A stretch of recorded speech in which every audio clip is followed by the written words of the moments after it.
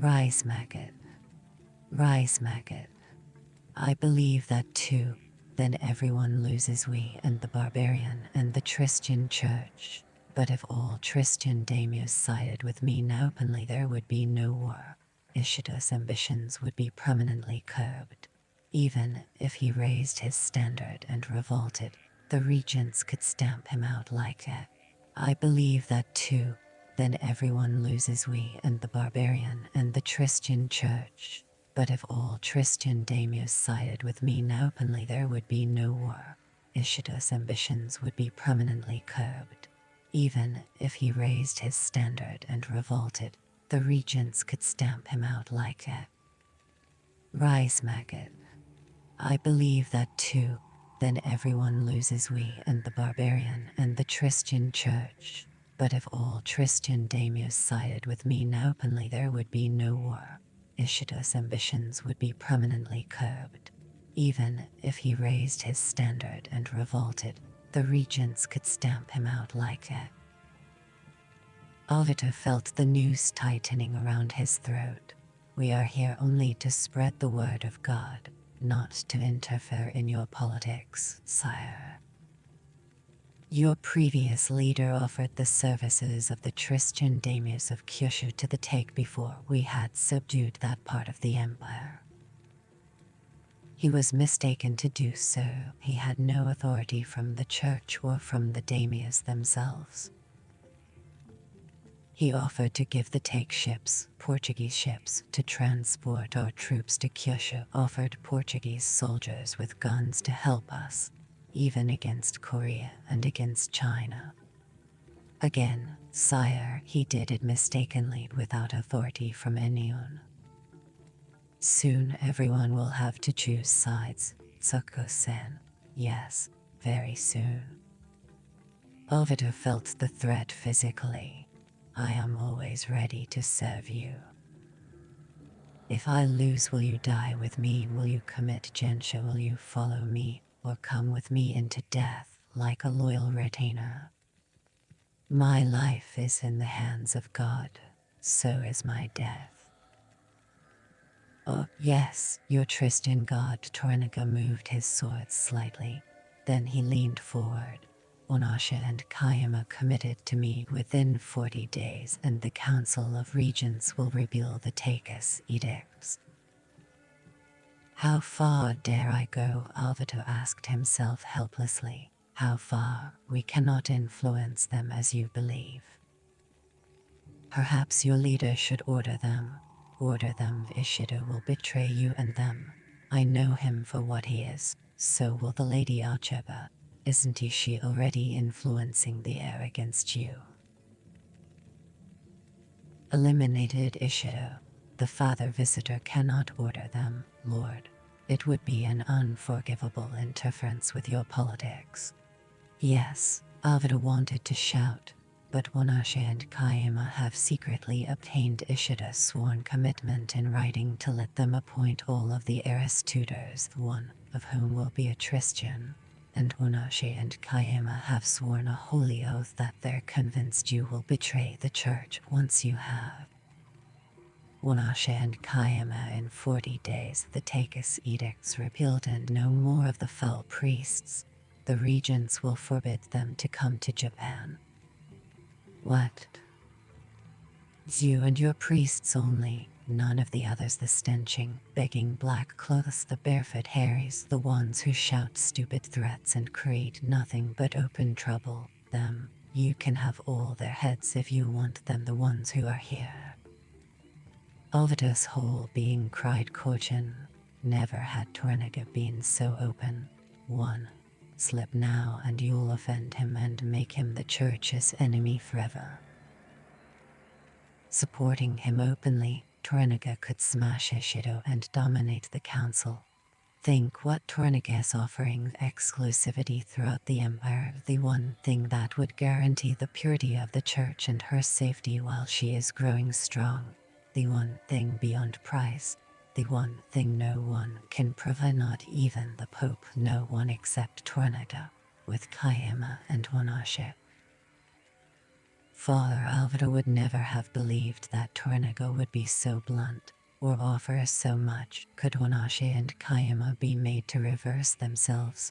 Those two hate each other, for reasons only they know. They have joined to oppose Tornaga. Why, what would make them betray Ishido? I am not qualified to answer you, sire, or to speak on such a matter. Nah, I only tell you our purpose is to save souls, he said. I hear my son Nagas interested in your Christian faith. Sire, is Tornaga threatening or is he offering? Alvaro asked himself. Is he offering to allow Naga to accept the faith? What a gigantic coup that would be. Or is he saying, unless you cooperate, I will order him to seize? The Lord your son is one of many nobles who have open minds about religion. The balance of power, whatever we want, what else could we have? Nothing at all, except. Alvaro suddenly realized the enormity of the dilemma that Tornaga faced. He is trapped. He has to make an arrangement with us, he thought exultantly. He has to try whatever we want. He has to give use if we want to make an arrangement with him. At long last he openly admits the Tristan dame is whole. Deliberately he dropped his eyes to the rudders that he had laid before Tornaga. He watched his hand reach out and put the rudders safely in the sleeve of his kimono. Oh, yes, Soko-san, Tornaga said, his voice eerie and exhausted. Then there's the new barbarian, the pirate, the enemy of your country. They will be coming here soon in numbers. Won't they can be discouraged or encouraged, like this one pirate. Nay. Felt himself floundering, rudderless in the reach for power. Father Alvaro knew that now they had everything. Should I ask for Blackthorny's head on a silver platter like the head of John the Baptist to seal this bargain? Should I ask for permission to build a cathedral at Yedo, or one within the walls of Osaka Castle? For the first time in his life We want no more than is offered. I wish I could settle the bargain now. If it were up to me alone, I would gamble. I know Tornaga and I would gamble on him. I would agree to try and I swear a holy oath. Yes, I would excommunicate Onashi or Kayama if they would not agree to gain those concessions. For Mother Church, 2 souls for tens of thousands, for hundreds of thousands, for millions. That is fair. I would say yes, yes, yes, for the glory of God. But I can settle nothing, as you well know. I am only a messenger, and part of my message. I need help, Soko-san. I need it now. All that I can do, I will do, Tornaga-sama. You have my promise. Then, Tornaga said with finality, I will wait 40 days. Yes, 40 days.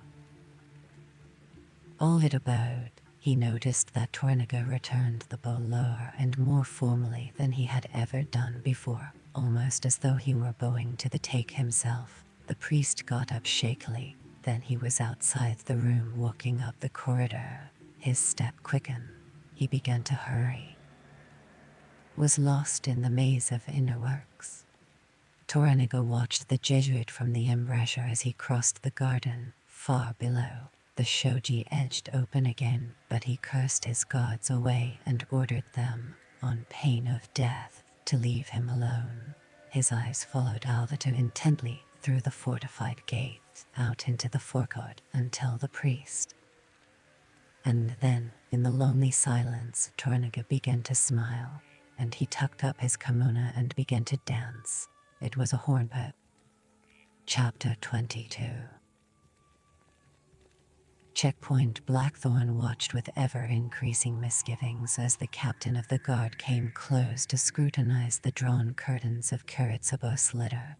Each time the man bowed politely to the half-seen figure, hearing the muffled sobs, and in the course of time, waved them on again. The little cortege surrounding the 2 litters went slowly through the maze of the castle and through the continual checkpoints.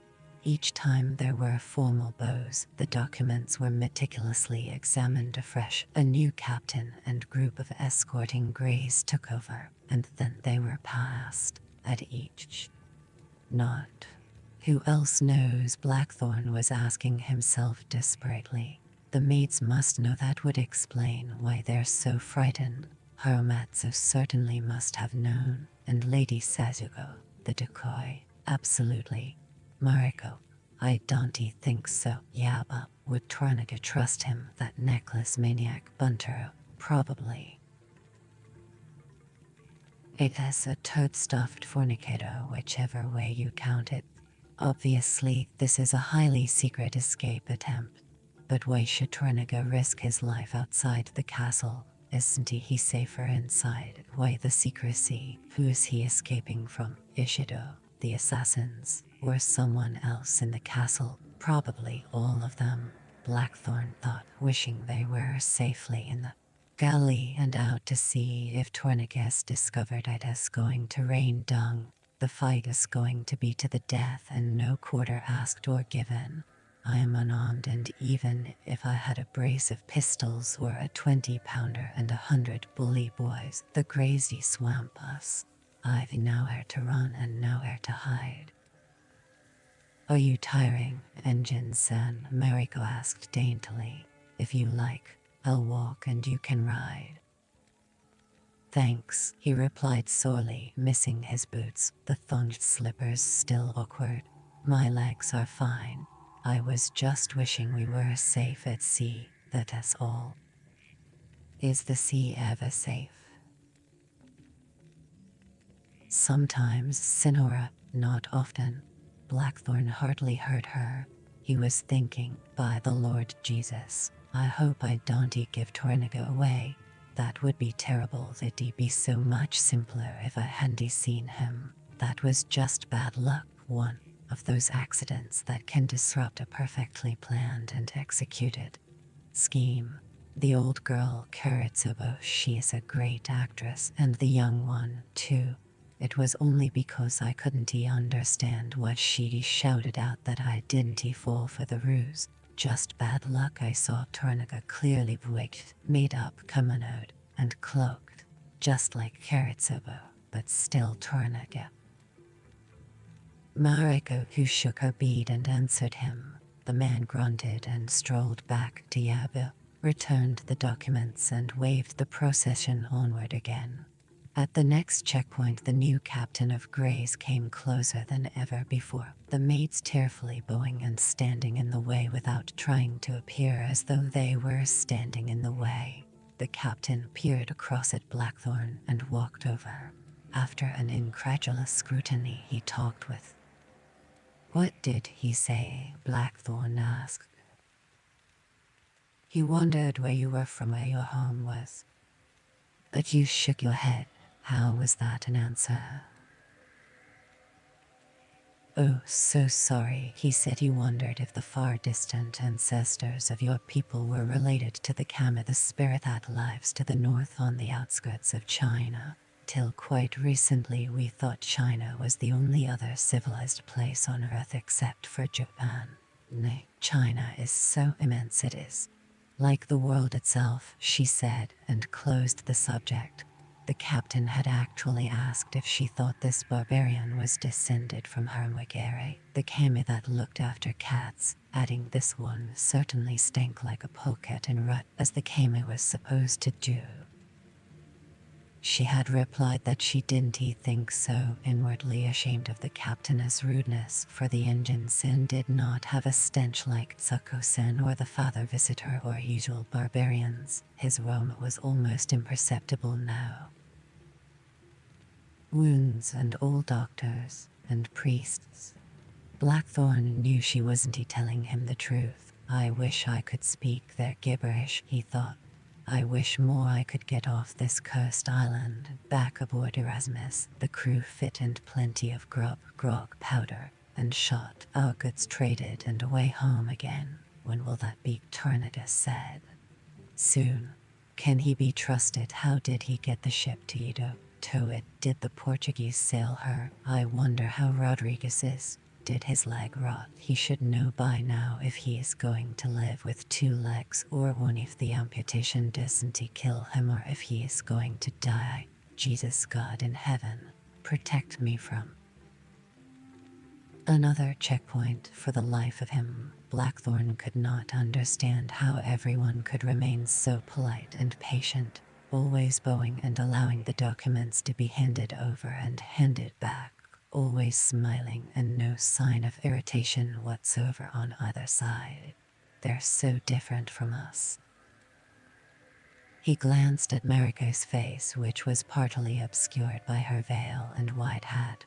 He thought she looked very pretty, and he was glad that he had had it out with her over her mistake. At least I won't have any more of that nonsense, he told himself. Bastard queers, they're all blood-mucked bastards. Maids had left to prepare for her departure, and he had been alone with the samurai guards. After he had accepted her apology this morning, he had begun to ask about Edo and Japanese customs and Ishido and about the castle. He had avoided the topic of sex.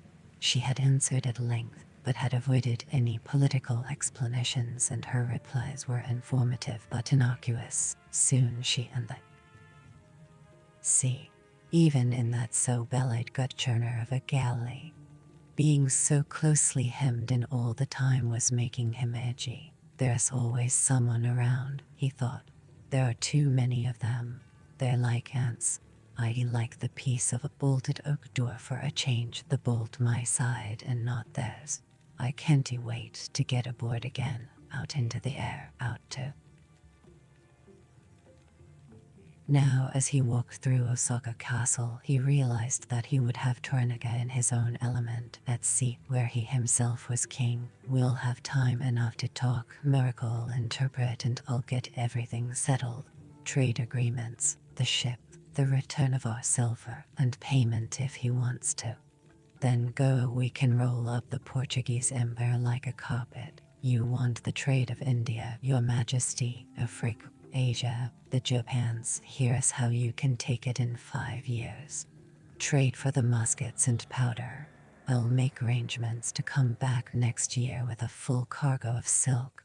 Terrible about Friar Domingo, but I'll put his information to good use. I am going to take Erasmus and sail her up the Pearl River to Canton, and I'll break the Portuguese and China blockade.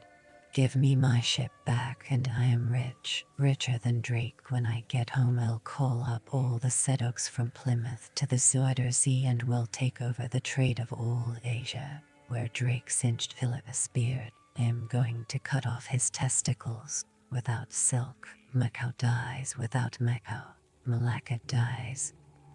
Rise, Sir John. Her favor was to bring her treasure, to help her pay for the war against stinking Spain, and that bastard the Pope. Yes, knighthood was within easy reach at long last, and perhaps more. Captains and navigators became admirals, knights, lords, even earls. The only way for an Englishman, a commoner, to safety, the true safety of position within the realm, was through the Queen's favor, bless her, and the way to have everything. 3 years'll give me 3 trips, Blackthorn gloated. Oh, I know about the monsoon winds and the great storms, but Erasmus'll be close-hauled and will ship in smaller amounts.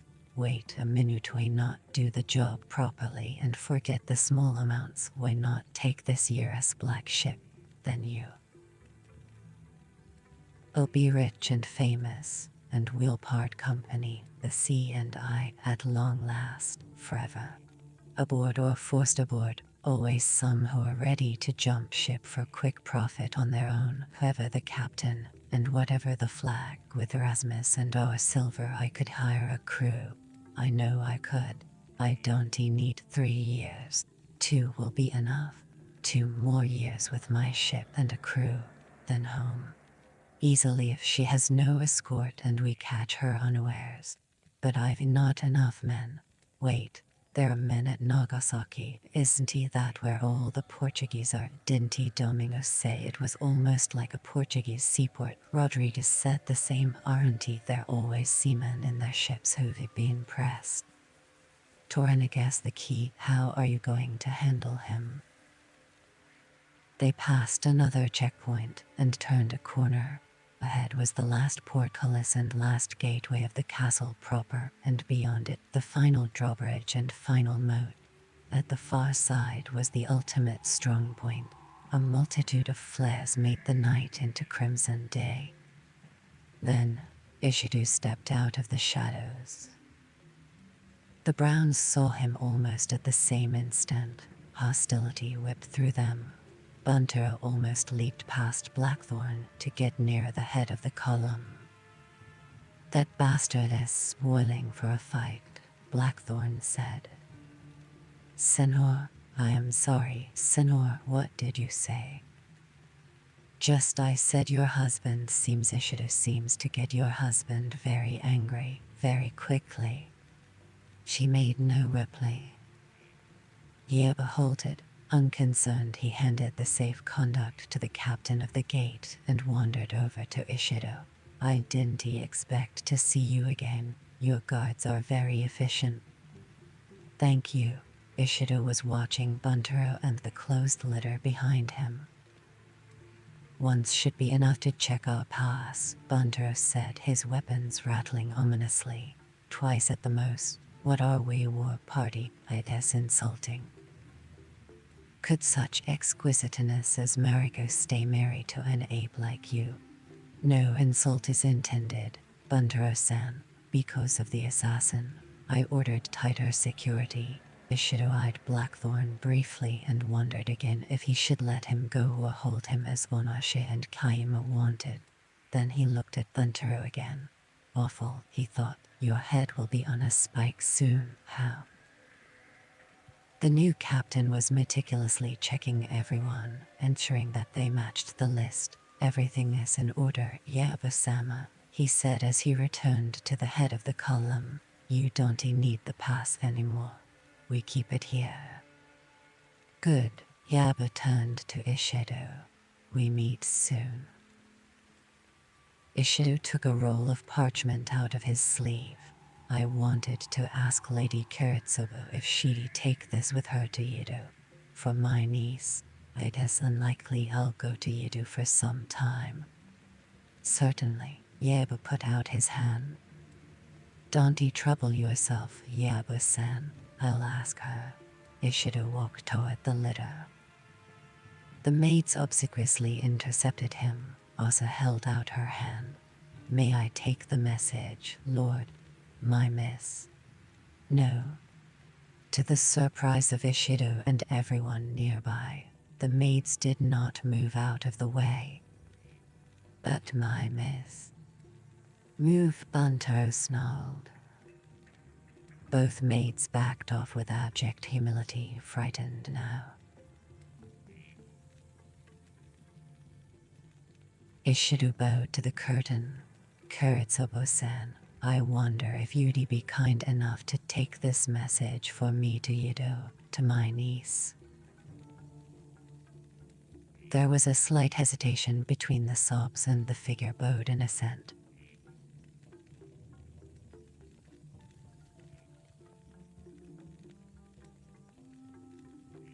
Thank you. Ishido offered up the slim roll of parchment an inch from the curtains.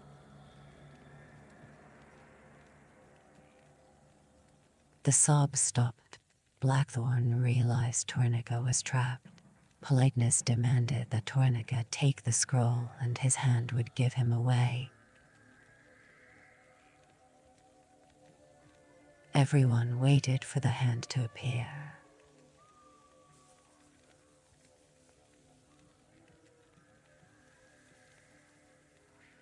Kiritsubo-san.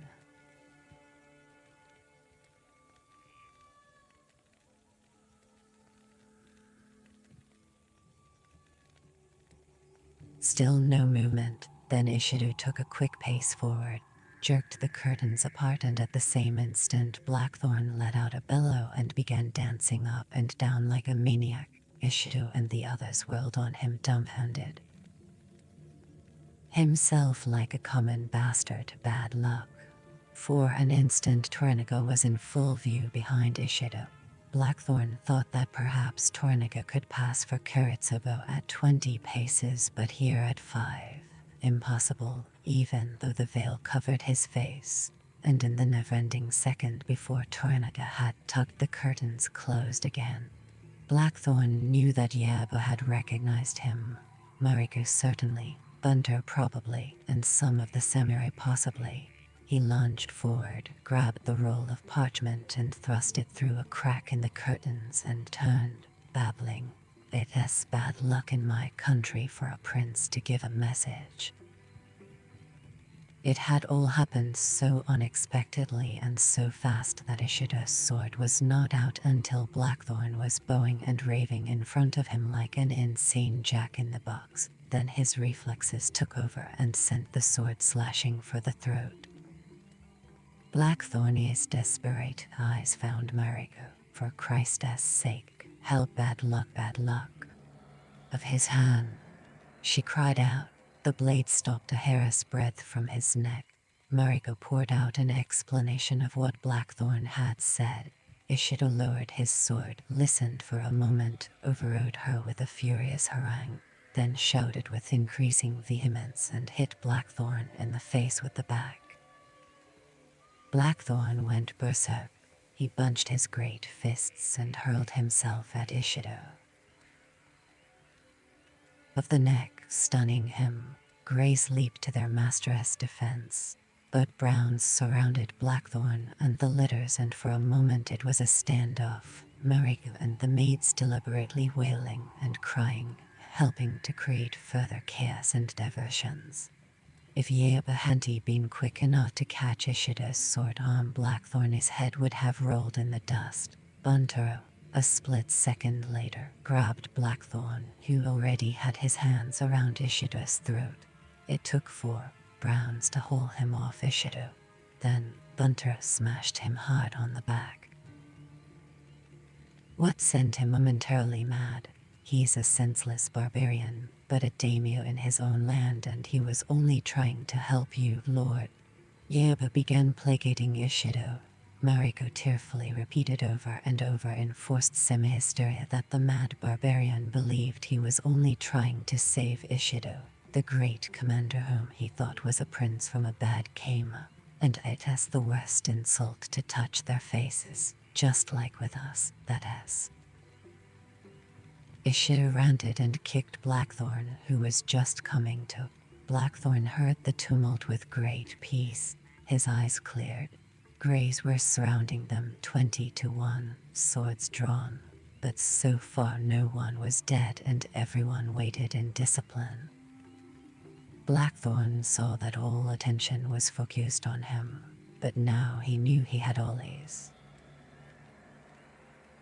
Ishido spun on him again and came closer, shouting. He felt the grip of the Browns tighten and knew the blow was coming, but this time, instead of trying to fight out of their grasp, which they expected, he started to collapse, then immediately straightened and broke away, laughing insanely, and, "I need help, for God's sake, can't he keep this up much longer?" Help, desperately acting the lunatic, knowing it was the only thing that might save them. Began a gibbering hornpipe. Friar Domino had told him that everyone in Japan believed madness was caused only by a kama, and thus madmen, like all young children and very old men, were not responsible and had special privileges sometimes. So he capered in a frenzy, singing in time to Mariko, "Help. He is mad, he is possessed." Mariko cried out, at once realizing Blackthorn's ploy. "Yes," Yabu said, still trying to recover from the shock of seeing Torniga, not knowing yet if the engine-sen was acting or if he had really gone mad.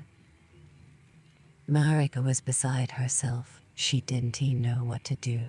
The engine-sen saved Lord Torniga, but how did he know? She kept repeating to herself senselessly. Blackthorny's face was bloodless except for the scarlet wheal from the blows. He danced on and on, frantically waiting for help, but none came. Then, silently damning Yebu and Buntaro as motherless cowards and Mariko for the stupid bitch she was, he stopped the dance suddenly, bowed to Ishido like a spastic puppet, and half walked, half danced for the gateway. Follow me, he shouted, his voice almost strangling him, trying to lead the way like a Pied Piper. The Greys barred his way. He roared with feigned rage and imperiously ordered them out of the way, immediately switching to hysterical laughter. Ishido grabbed a bow and arrow. The Greys scattered. Blackthorn was almost through the gateway. He turned at bay, knowing there was no point in running. Helplessly he began his rabid dance again. He is mad, a mad dog. Mad dogs have to be dealt with. Ishida's voice was raw. He armed the bow and aimed. Set maniacal smile, and she was frightened in spite of herself. I can help now, Engine-san, she said hurriedly. We have to try to walk out. I will follow you. Don't you worry, he won't shoot us. Please stop dancing now. At once Mariko leaped forward from her protective position near Tornaga's litter and began to walk toward Blackthorn. Don't you worry, Lord Ishido, she cried out. There's no need to worry, it is a momentary madness, may I be permitted. As she came closer she could see Blackthorn's exhaustion. The Blackthorn stopped instantly, turned and walked quietly onto the bridge. She followed a pace behind him as was custom, expecting the arrows hearing them. 1,000 eyes watched the giant madman and the tiny woman on the bridge walking away. Daimyo in his own land, and the blow it was as Mariko-san said. Nah, trust me, he is valuable to us alive. Yebu came to life. If you want him killed, let me do it, Ishida-sama. It is unseemly for you to take his life. A general doesn't he kill with his own hands. Others should do his killing for him. He came very close and he dropped his voice. Leave him alive. The madness came from your blow. He is a... What? He is more valuable alive. Trust me, you can have him dead any time. We need him alive. Ishido read desperation in Yaba's face and truth. He put the bow down. Very well. But one day I'll want him alive. I'll hang him by his heels over the pit. Yabu swallowed and half-bowed. He nervously waved the cortege onward, fearful that Ishido would remember the litter and Karatsubo. Buntaro, pretending difference, took the initiative and started the Browns on their way. He did not question the fact that Tornaga had magically appeared like a kame in their midst, only that his master was in danger and almost defenseless. He saw that Ishido had not taken his eyes off Mariko and the Engine-san, but even so he bowed politely to him and set himself behind Tornaga's litter to protect his master from any arrows if the fight began here. Forever. The column was approaching the gate now. Yabu fell into place as a lonely rear guard. Any moment he expected the cortege to be halted. Surely some of the Greys must have seen Tornaga, he thought. How soon before they tell Ishido? Won't he think I was part of the escape attempt? Won't this ruin me? Halfway over the bridge, Mariko looked back for an instant. They're following Engine-san. Both litters are through the gate, and they're on the bridge now. Litters. Blackthorn did not reply or turn back. It required all of his remaining will to stay erect. He had lost his sandals, his face burned from the blow, and his head pounded with pain. The last guards led him through the portcullis and beyond.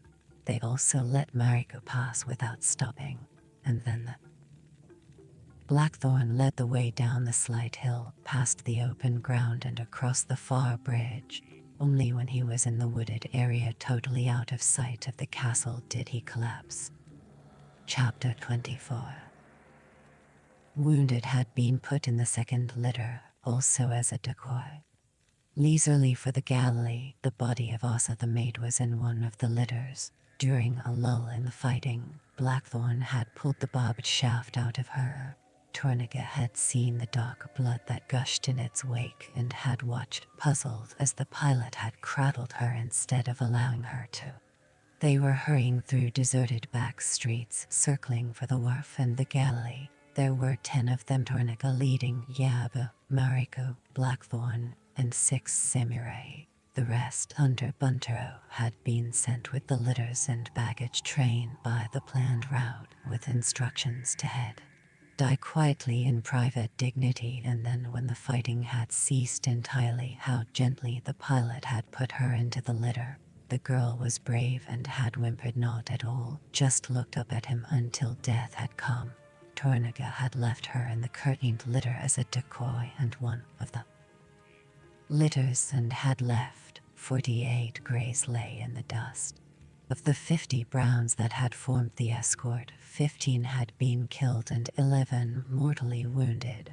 The 11 had been quickly and honorably committed to the Great Void, 3 by their own hands, 8 assisted by Buntero at their request.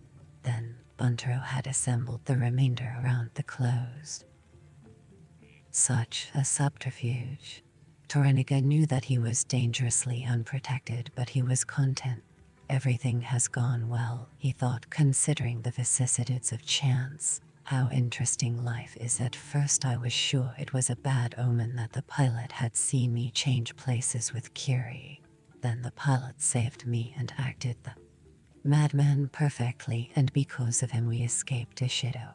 I hadn't planned for Ishido to be at the main gate, only at the forecourt.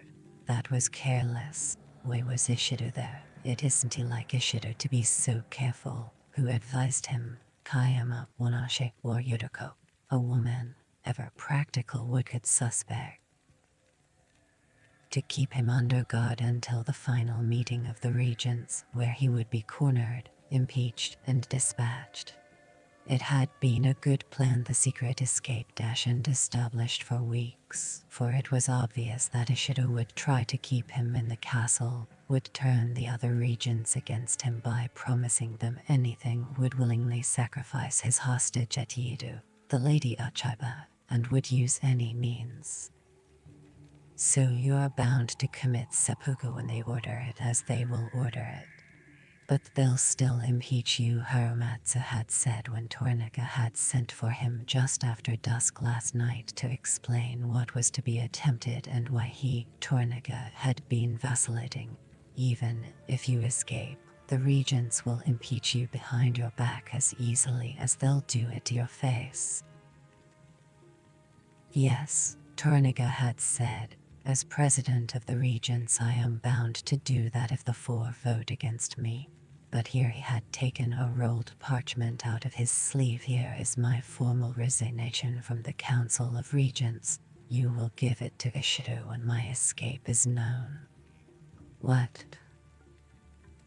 If I resign, I am no longer bound by my regentess oath. Nay, the take never forbade me to resign. Nay, give Ishido this, too. He had handed Haramatsu the chop, the official seal of his office as president. But now you're totally isolated. You're doomed. You're wrong. Listen, the Take's testament implanted a council of 5 regents on the realm. Now there are 4. To be legal, before they can exercise the Emperor's mandate, the 4 have to elect or appoint a new member. A 5th, Ishido, Kayama, Wanashi, and Sugiyama have to agree. Nay. Doesn't he, the new regent, have to be acceptable to all of them? Of course now. Old comrade, who in all the world will those enemies agree to share ultimate power with? And while they're arguing, no decisions and men in the land.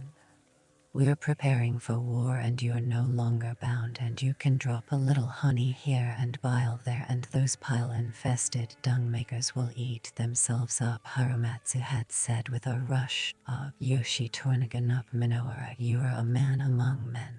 I'll eat my ass if you're not the wisest. Yes, it was a good plan, Toranaga thought, and they all played their parts well, Haramatsu, Kiri, and my lovely Sajuko. And now they're locked up tight, and they will stay that way or they will be allowed to leave. I think they will never be allowed to leave. I will be sorry to lose them.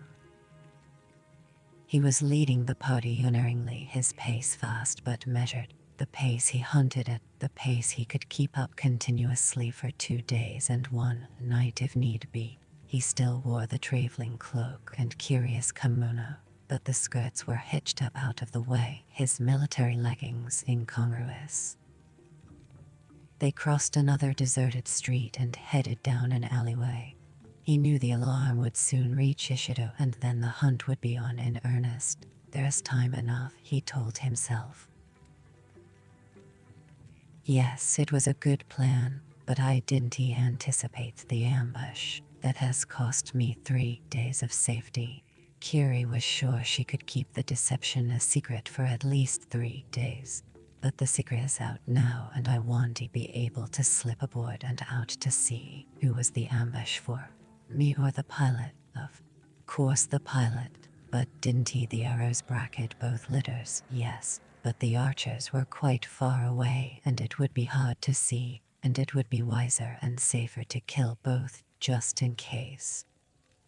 Who ordered the attack? Kayama or Onashe or the Portuguese, or the Christian fathers? On edge, Toranaga turned around to check the pilot. He saw that he was not flagging, nor was the woman who walked beside him. Though both were tired, on the skyline he could see the vast squat bulk of the castle and the fullness of the dungeon. Tonight was the second time I almost died there, he thought. Is that castle really going to be my nemesis? The take told me often enough. While Osaka Castle lives, my line will never die, and you, Toranaga Minoura, your epitaph will be written on its walls. Osaka will cause your death, my faithful vassal, and always the hissing, baiting laugh that set his soul. Does the take live within Yemen? Whether he does or not, Yemen is his legal heir.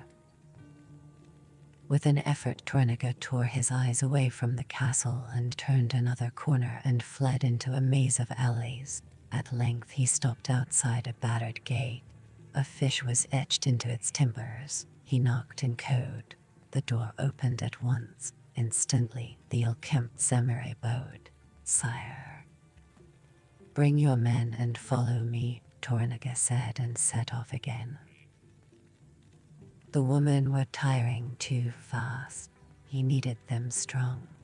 Place as advance and rear guard while another ran off to spread the alarm to other secret cadres. Soon Toranaga had 50 troops with him.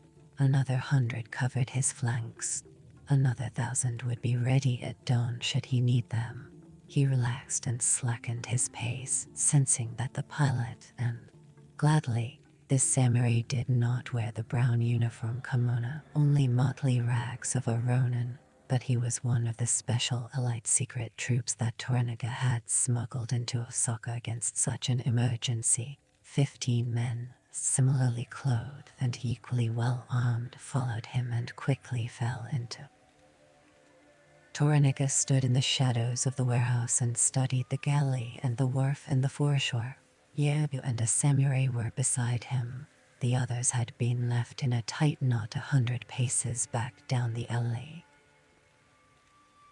The oars were shipped neatly, and he could see indistinctly many seamen and warriors on deck. A detachment of 100 greys waited near the gangway of the galley a few 100 paces away, across a wide expanse of beaten earth that precluded any surprise attack. The galley itself was alongside, moored to stanchions fixed into the stone wharf that extended 100 yards out into the sea. "Are they ours or theirs?" he asked quietly. "It is too far to be sure," Yabu replied. At Nagasaki, that Portuguese shipping moved in and out freely. The tide was high. Beyond the galley, night fishing boats were coming in and going out. lanterns serving as their riding and fishing lights. North along the shore were rows of beached fishing craft of many sizes, tended by a few fishermen. 500 paces south, alongside another stone wharf, was the Portuguese frigate, the Santa Teresa.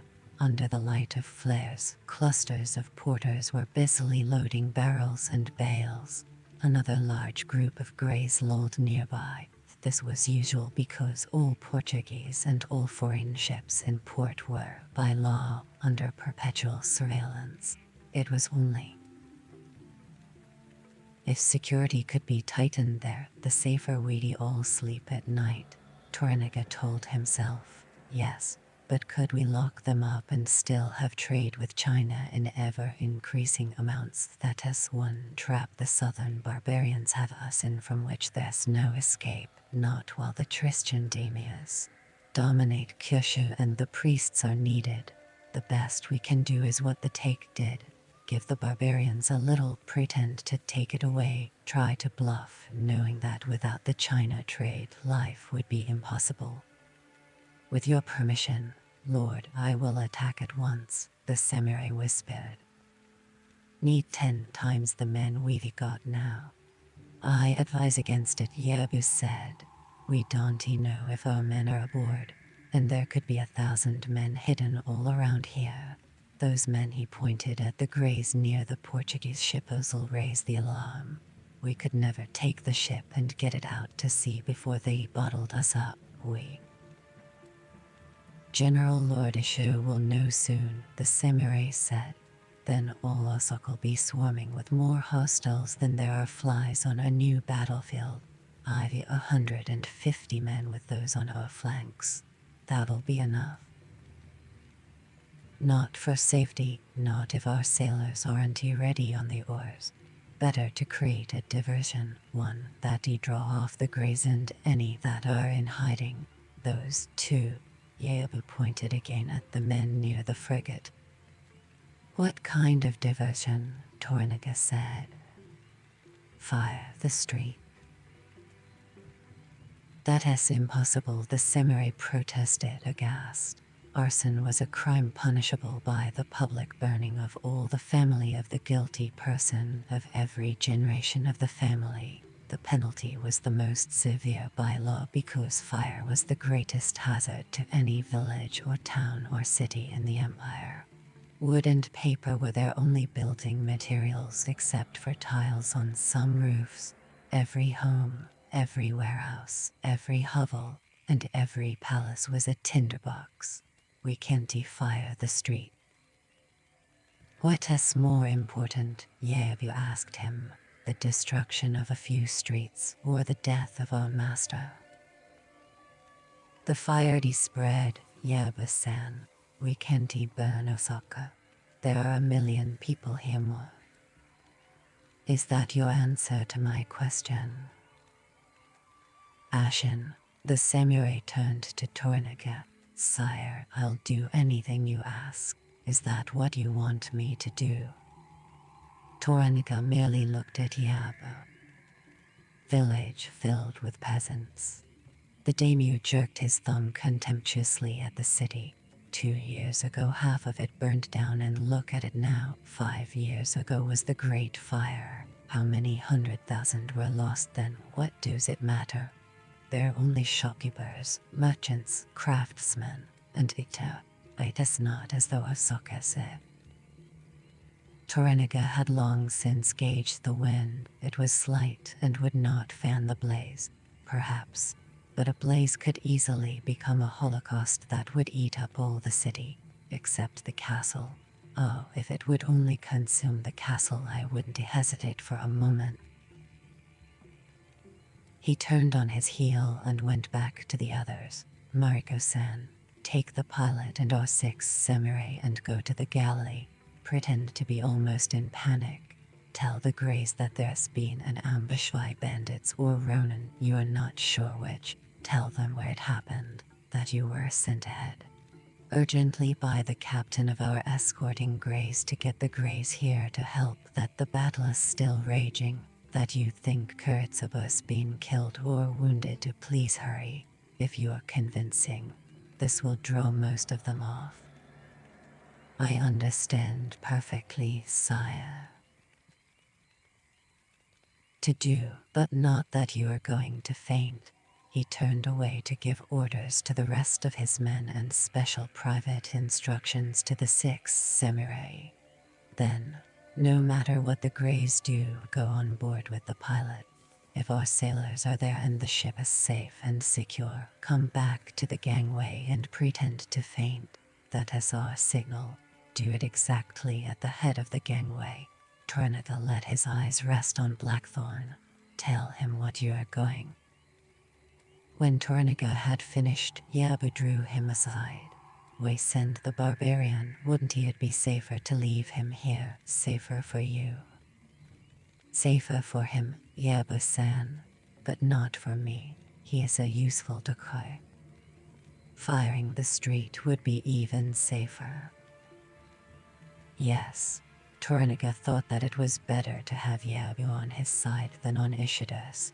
I am glad I did not make him jump off the tower yesterday. Sire. Yes, Mariko-san. I am sorry, but the engine-san asks what happens if the ship is held by the enemy. Tell him there is no need to go with you if he is not strong enough.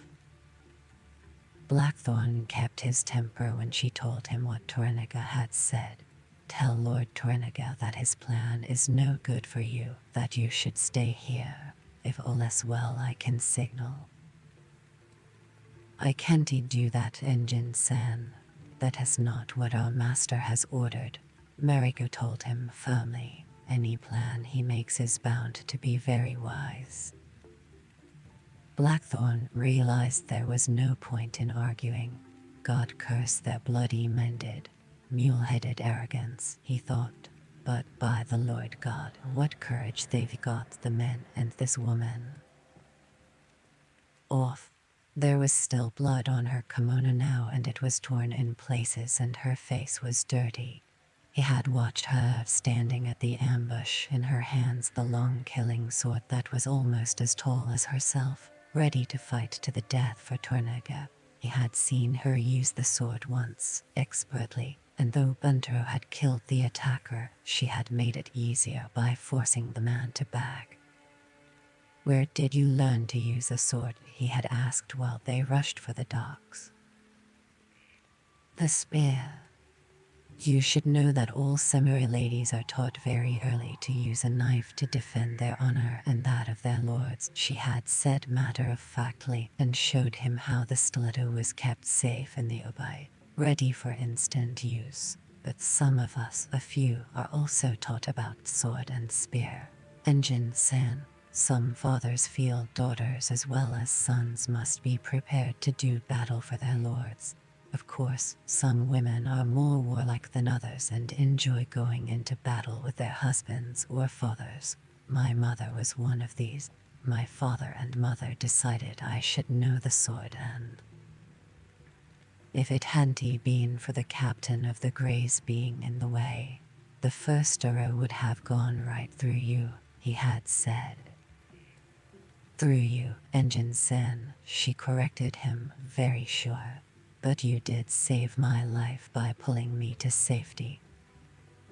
Now, looking at her, he knew that he would not like anything to happen to her.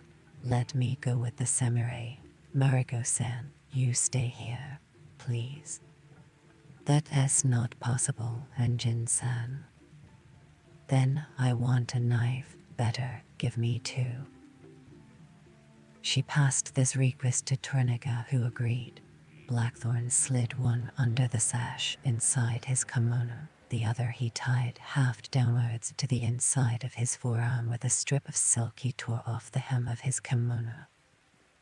My master asks, do all Englishmen carry knives secretly in their sleeves like that? No, but most seamen do.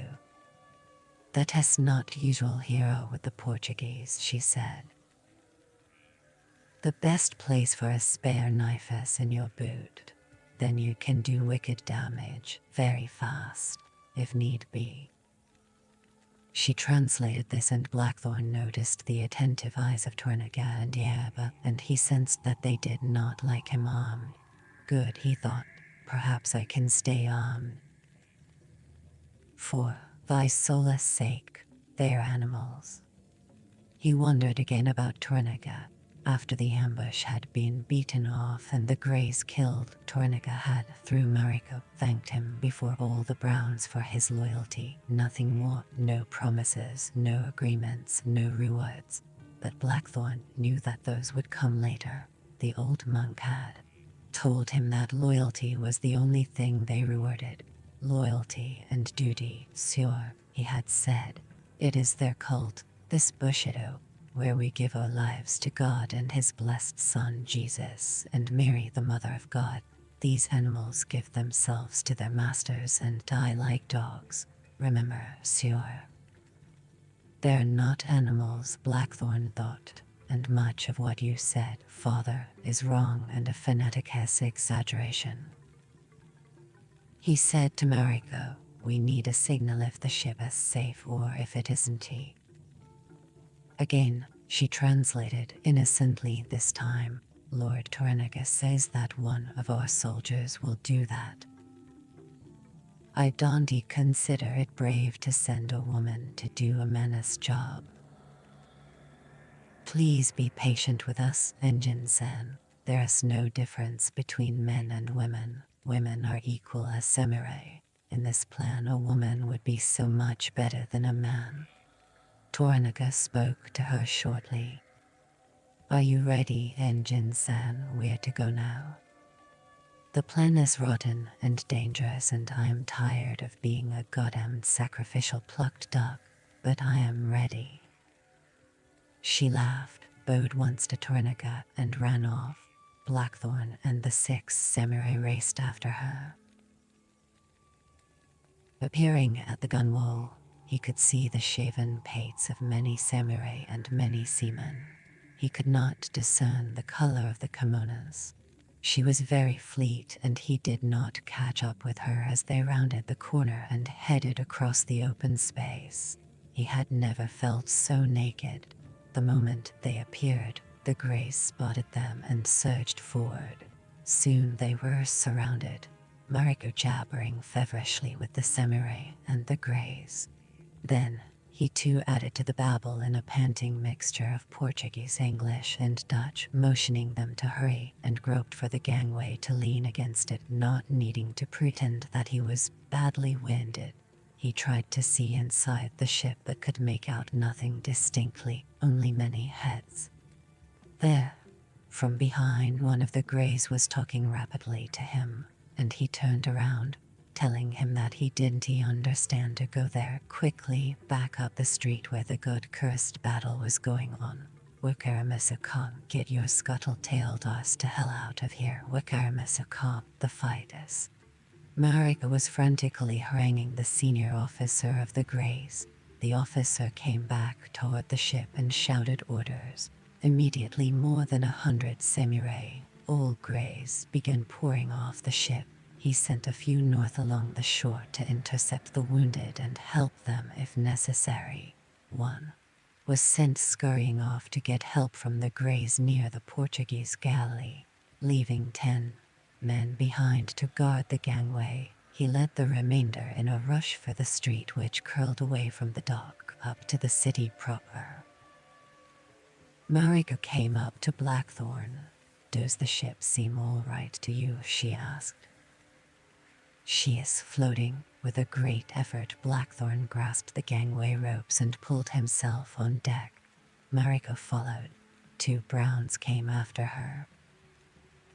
The seamen packing the port gunwale gave way. 4 Greys were guarding the quarterdeck, and 2 more were on the forepoop. All were armed with bows and arrows as well as swords. Mariko questioned one of the sailors. The man answered her obligingly. They're all sailors hired to take Karatsubo Santoido, she told Blackthorn. Ask him. Blackthorn stopped as he recognized the short, squat mate he had made captain of the galley after the storm. Konbanwa, Captain Sen, good evening. Konbanwa, Engine-san, Watashi Captain Senama, the mate replied with a grin, shaking his head.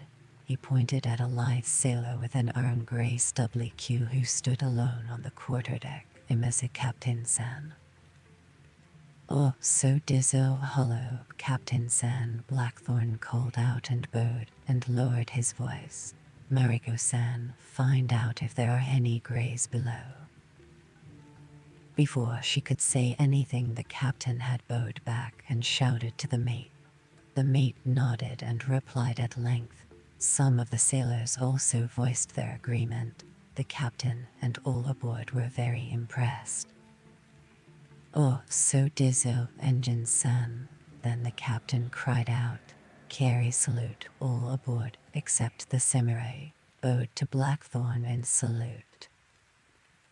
Mariko said, "This mate told the captain that you saved the ship during the storm, Engine-san. You did not tell us about the storm or your voyage."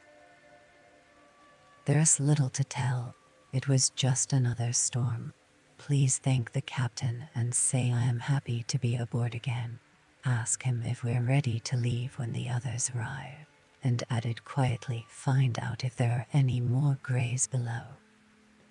She did as she was ordered. The captain came over and she asked for more information, and then, picking up the captain's cue concerning the importance of Blackthorn aboard, she bowed to Blackthorn. "Engine-san, he thanks you for the life of his ship and says they're ready," adding softly about the other, "He doesn't know." Blackthorn glanced ashore. There was no sign of Bunter or the column to the north. The samurai sent running southward toward the Santa Teresa was still 100 yards from his destination, unnoticed as yet. "What now?" he said when he could stand the waiting no longer. She was asking herself, is the ship safe? Decide. "That man will get there any moment," he said, looking at the frigate. "What?" He pointed. "That one, the samurai." "What samurai?" "I am sorry, I can't see that far, Engine-san. I can see everything on the ship, though the greys to the front of the ship are misted." "What man?" He told her, adding in Latin, "Now he is barely 50 paces away. Now he is seen. We need assistance gravely. Who giveth the sign with importance? It should be given quickly." "My husband, is there any sign of him?" she asked in Portuguese. He shook his head. 16 greys stand between my master and his safety," she told herself. "O Madonna, protect him." Then, committing her soul to God, frightened that she was making the wrong decision, she went weakly to the head of the gangway and pretended to faint.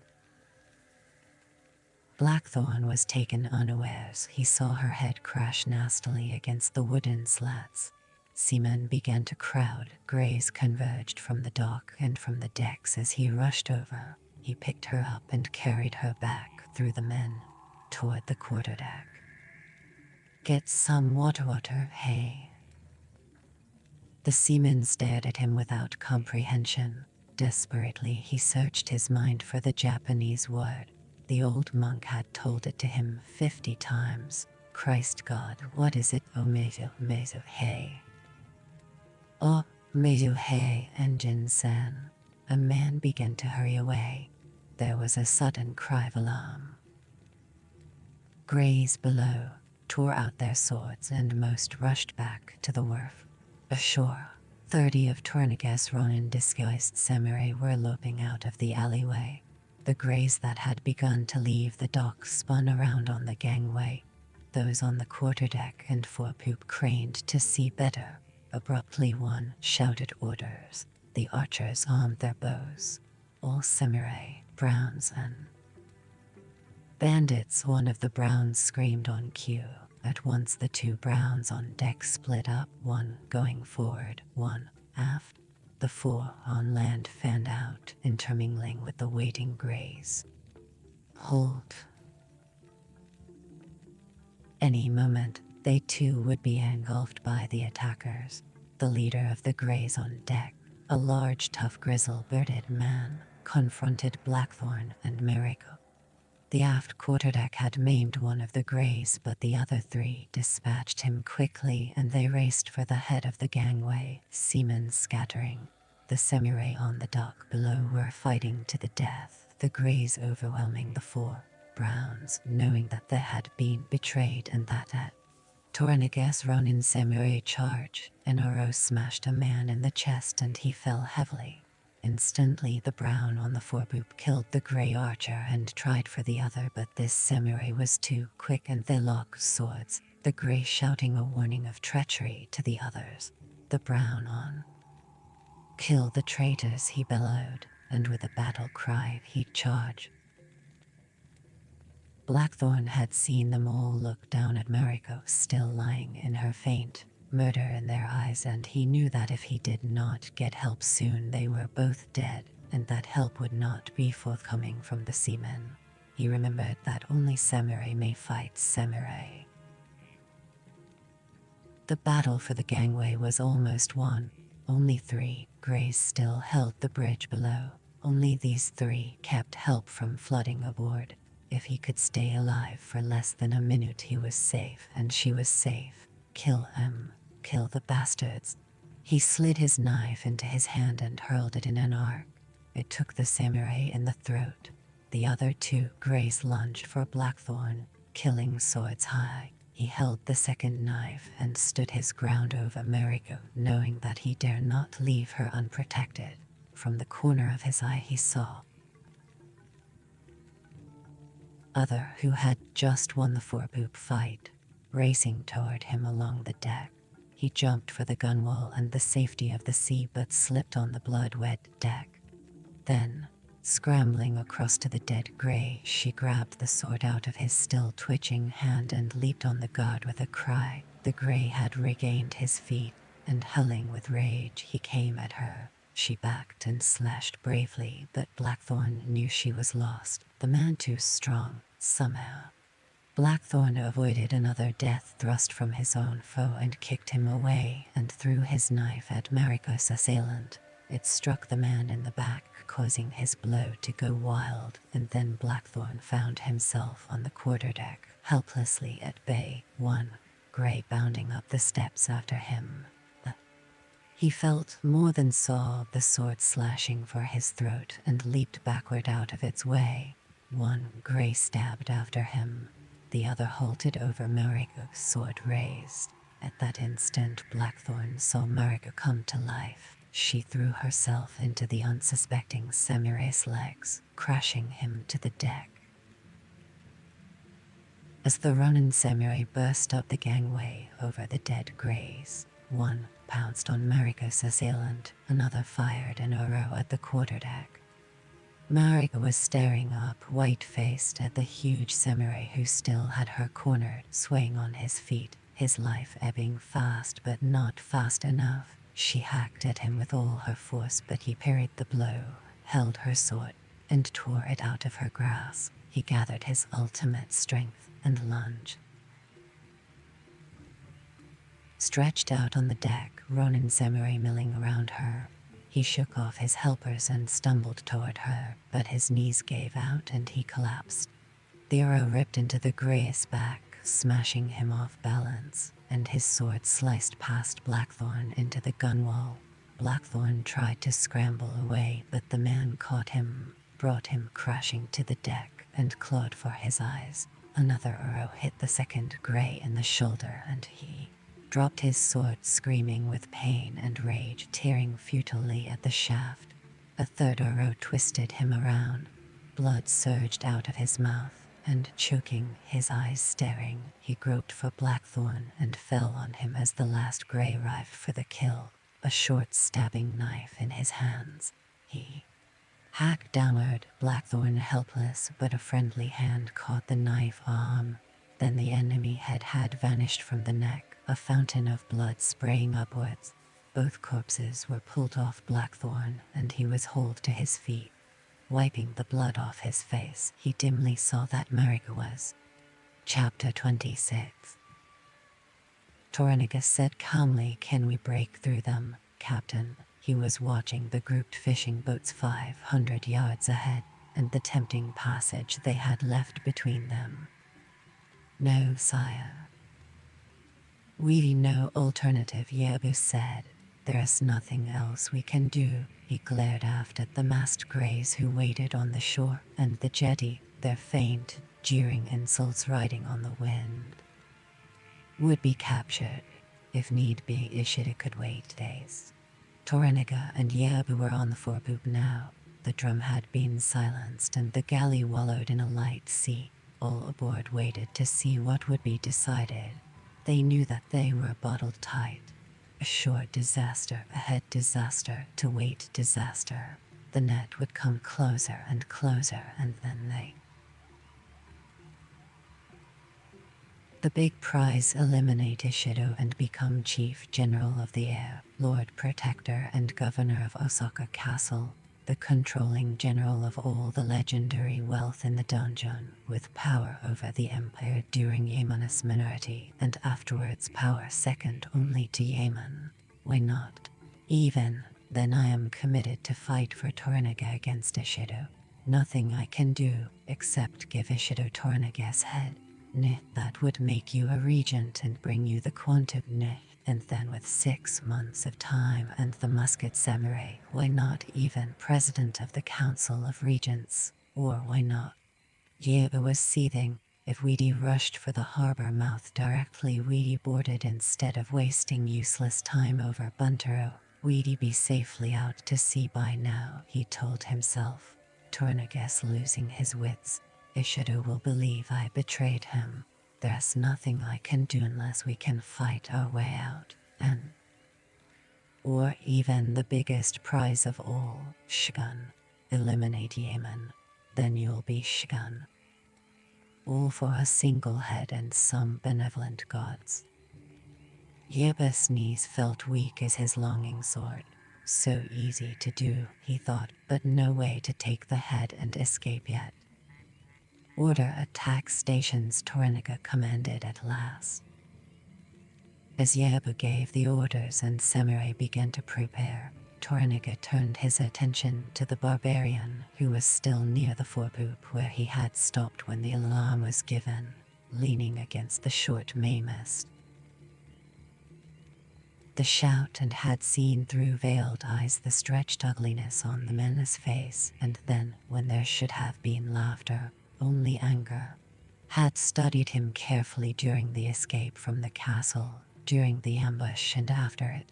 He had heard from Mariko and the captain and others what had happened during the fight aboard.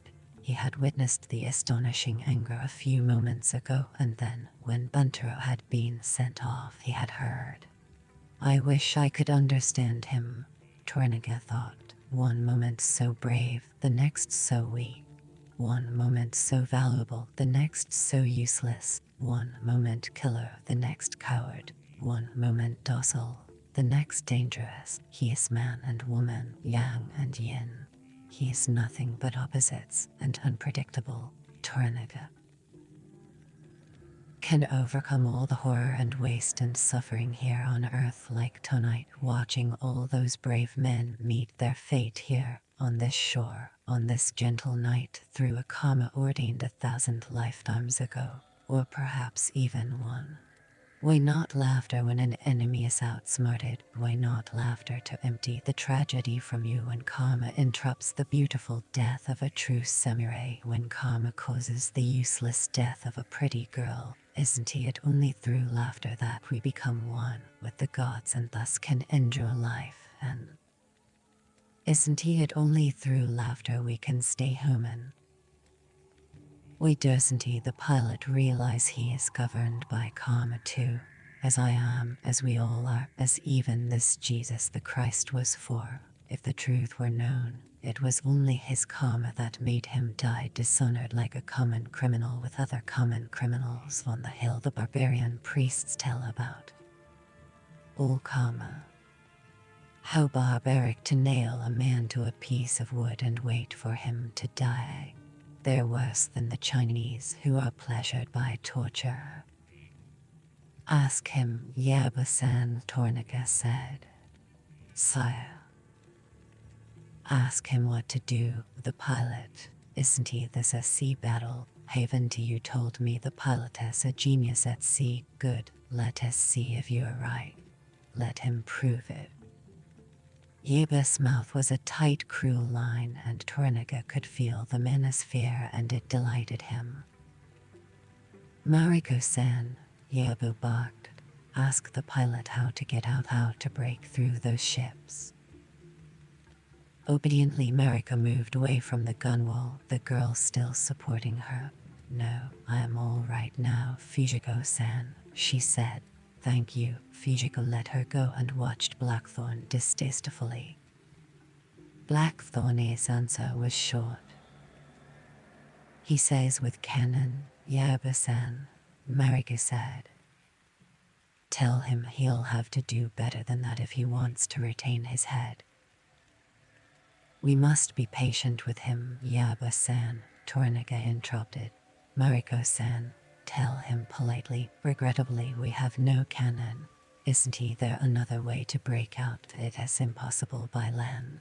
Translate exactly what he replies. Exactly. Mariko did so.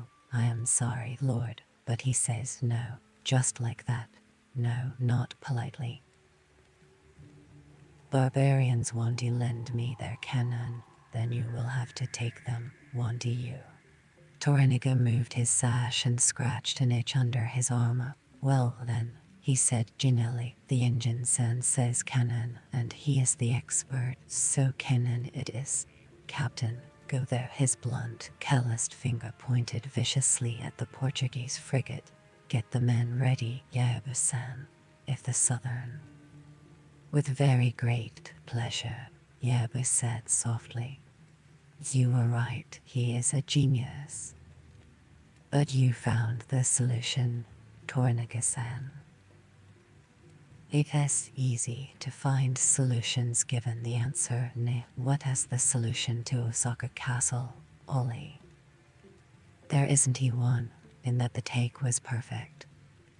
Yes, what is the solution to treachery? Of course, ignominious death, but I don't understand why you should ask me that.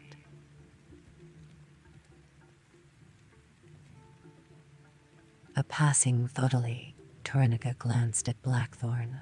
Yes, he is a clever man. I have great need of clever men. Mariko-san, will the barbarians give me their cannon? To have waited and to have so ordered. Of course, we shouldn't eat they. It had never occurred to her that they would not. She was still filled with anxiety over Buntero. It would have been so much better to allow him to die back there. Why risk his honor? She wondered why Tornica had ordered Buntero away by land at the very last moment. Tornica could just as easily have ordered him to swim to the boat. It would have been much safer, and there was plenty of time. He could even have ordered it when Buntero had first reached the end of the jetty. Wait, her most secret self answered that their lord must have had a very good reason. And if they don't eat, are you prepared to kill Christians? Mariko-san, Tornica asked. Isn't he that their most impossible law, thou shalt not kill? Yes, it is, but for you, Lord, we will go gladly into hell, my husband and my son and I. Yes, you are true samurai, and I won't forget that you took up a sword to defend me. Please do not thank me if I helped in any minor way. It was my duty. If anyone is to be remembered, please let it be my husband or my son. They are more valuable to you. At the moment you are more valuable to me, you could be even more valuable. Tell me how, sire, and it will be done. Put this foreign god away. Sire, her face froze. Put your god away, you have won too many loyalties. You mean become apostate, sire, give up Christianity? Yes, unless you can put this god where he belongs, in the back of your spirit, not in the front.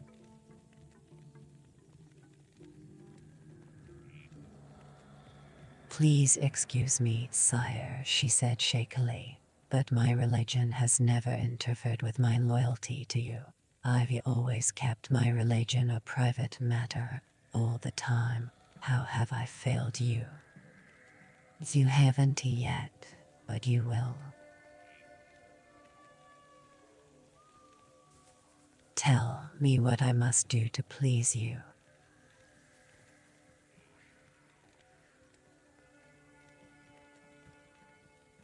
The Tristans may become my enemies now.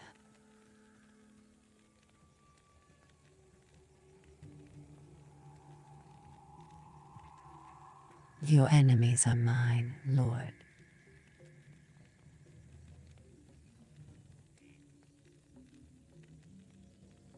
The priests oppose me now. They may order all Tristans to war on me.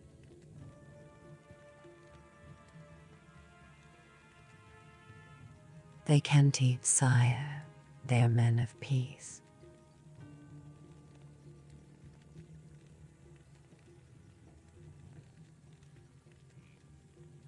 And if they continue to oppose me, if Tristans war on me,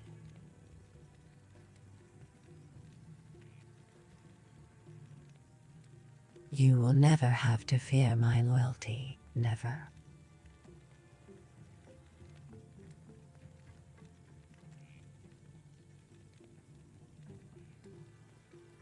This engine sen may speak the truth and your priests with false tongues.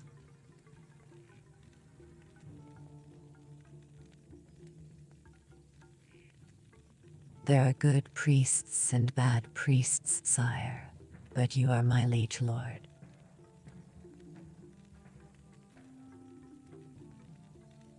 The priests ask you or say to you your god must fit in between, elsewhere not at all. Very well, Mariko-san, Torniga said. I'll accept that. You are ordered to become friends with this barbarian, to learn all he knows, to report everything he says, to learn to think like him, to confess nothing about what you are doing, to treat all priests with suspicion, to report everything. Mariko pushed a thread of hair out of her eyes. I can do all that, sire, and still remain Tristan. I swear it. Good.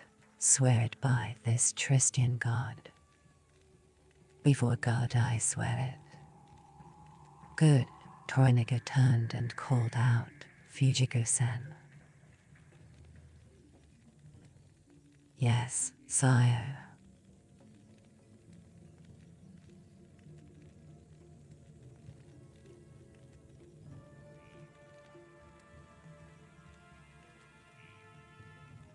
Did you bring maids with you?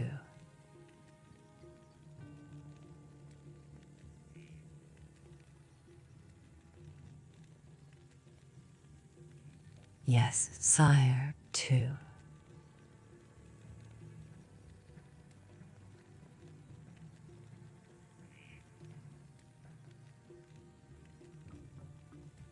Give one to Mariko-san. Send the other for Cha.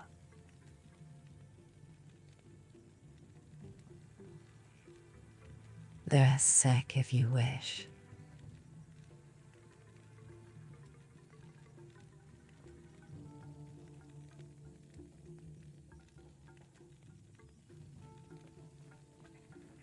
Cha, Gaba-san, would you like cha or sack?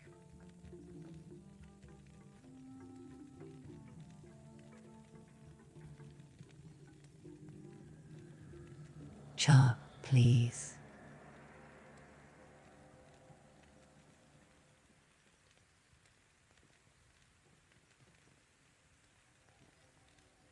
Bring sack for the engine, san.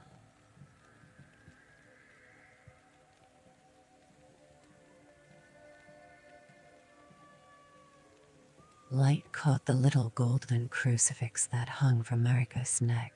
She saw Torniga stare at it. You wish me not to wear it, sire, to throw it away. No, he said, wear it as a reminder of your oath.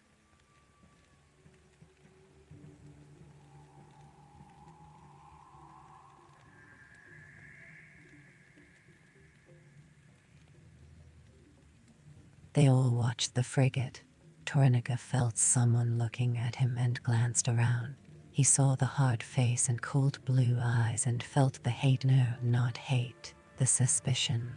How dare the barbarian be suspicious of me, he thought. Ask the engine sen, why didn't he just say there are plenty of cannon on the barbarian ship, get them to escort us out of the trap. Marika translated. Blackthorn answered. He says. Marika hesitated, then continued in a rush. Please excuse me, he said. It is good for him to use his own head. Torniga laughed. Thank him for his. It has been most useful. I hope it stays on his shoulders. Tell him that now we're equal. He says no, we're not equal, Torniga Sam. But give me my ship and a crew and I'll wipe the seas clean of any enemy. Mariko-san, do you think he meant me as well as the others, the Spanish and the southern barbarians? The question was put lightly. The breeze wafted strands of hair into her eyes. She pushed them away tiredly. I don't know, so sorry. Perhaps not. Do you want me to ask him? I am sorry, but he is very strange. I am afraid I don't understand him. Not at all. We plenty of time. Yes, in time he'll explain himself to us. Blackthorn had seen the frigate quietly slip her moorings the moment her escort of greys had hurried away, had watched her launch her longboat, which had quickly warped the ship away from her berth at the jetty, well out into the stream. Now she lay a few cables offshore in deep water, safe. Pointing directly at them, would be trained on them. Portuguese gunners were the best in the world after the English. Light bow anchor holding her gently broadside to the shore. This was the normal maneuver of all European ships in alien or hostile harbors when a short danger threatened. He knew, too, that though there had been no untoward movement on deck, by now all cannon would be primed, muskets issued, grape cannonball and chainshot ready in abundance, cutlasses waiting in their racks and armed men aloft in the shrouds. Eyes would be searching all points at the compass. The galley would have been marked the moment it had changed course. The two stern chasers, 30-pounders, which were. And they'll know about Torniga, he told himself with great bitterness, because they're clever and they have asked their porters or the greys what all the trouble was about. Or by now the god-cursed Jesuits who know everything would have sent word about Torniga's escape, and about me. He could feel his short hairs curling. Any one of those guns can blow us to hell. Yes, but we're safe because Torniga's aboard. Thank God for Torniga. Marika was saying, my master asks what is your custom when you want to approach a warship. If you had cannon you'd fire a salute, or you can signal with flags, asking permission to come alongside. My master says, and if you have no flags. Though they were still outside cannon range, it was almost to Blackthorn as if he were already climbing down one of the barrels. Though the gunports were still closed, the ship carried 8 cannon aside on her main deck, 2 at the stern and 2 at the bow. Rasmus could take her, he told himself, without a doubt, providing the crew was right. I like to take her. Wake up, stop daydreaming. We're not aboard Erasmus, but this so good at Galilee, and that Portuguese ship is the only hope we have. Under her guns we're safe. Bless your luck for Tornaga. Tell the captain to break out Tornaga's flag at the masthead. That'll be enough, Sonora. That'll make it formal and tell them who is aboard, but I'd bet they know already. This was done quickly. Everyone in the galley seemed to be more confident now. Blackthorn marked the change. Even he felt better under the flag. My master says, but how do we tell them we wish to go alongside? Tell him without signal flags he has two choices. He waits outside cannon range and sends a deputation aboard her in a small boat, or we go directly within hailing distance. My master says, which do you advise? Go straight alongside. There is no reason for caution.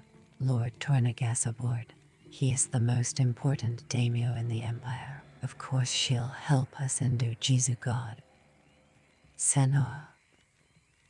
But he did not replace, so she quickly translated what had been said and listened to Tornagas' next question. My master asks, the frigate will what? Please explain your thought and the reason you stopped. I suddenly realized he is at war with Ishido now, isn't he? So the frigate may not be inclined to help him. Of course they'll help him. No, which side benefits the Portuguese more, Lord Tornaga or Ishido? If they believe Ishido will, they'll blow us to hell out of the water. It is unthinkable that the Portuguese would fire on any Japanese ship, Mariko said at once. Believe me, they will, Sonora, and I'll bet that frigate won't let us alongside. I wouldn't if I were her pilot. Christ Jesus, Blackthorn stared ashore. Storm. Maybe we could ride it out, where the fishing boats can't. Then we could slip past the net. The taunting greys had left the jetty now and were spreading out parallel to the shore. No chance there, he thought. The fishing boats still lay malevolently clocking the harbor's neck. No chance there either. Tell Tornaga there's only one other way to get out of the harbor. That is to hope for a. Tornaga questioned the captain, who answered at length.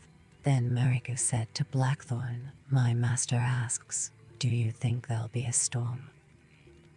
My nose says yes, but not for days. 2 or 3. Can we wait that long? Your nose tells you there is a smell to a storm. No, Sonora, it is just an expression. Tornaga pondered, then he gave an order. We are going to within hailing distance, and Jin-san. They want to risk that. Then, tell him to go directly astern of her. That way we're the smallest target. Tell him they're treacherous. I know how seriously treacherous they are when their interests are threatened.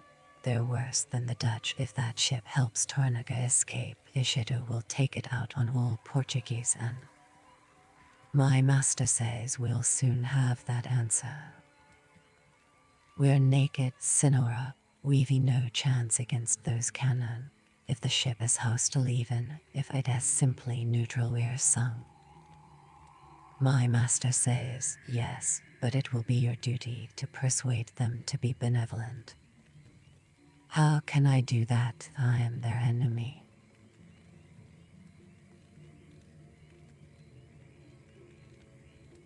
My master says in war and in peace, a good enemy can be more valuable than a good ally. He says you will know their minds, you will think of a way to persuade them. The only sure way is by force. Good, I agree, my master says. Please tell me how you would pirate that ship. What?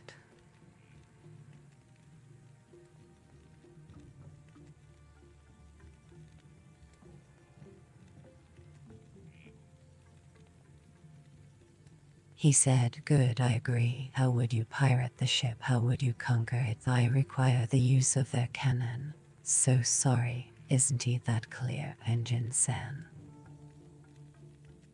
And again I say I am going to blow her out of the water, Frere, the Captain General declared.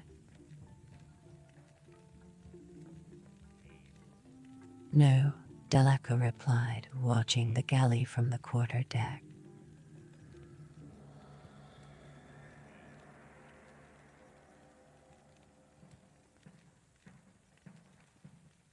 Gunner, is she in range yet?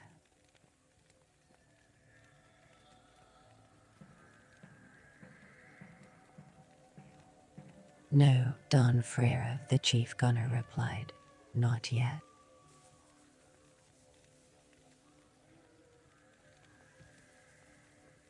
Why else is she coming at us if not for hostile reasons, Eminence? Why doesn't she just escape? The way's clear.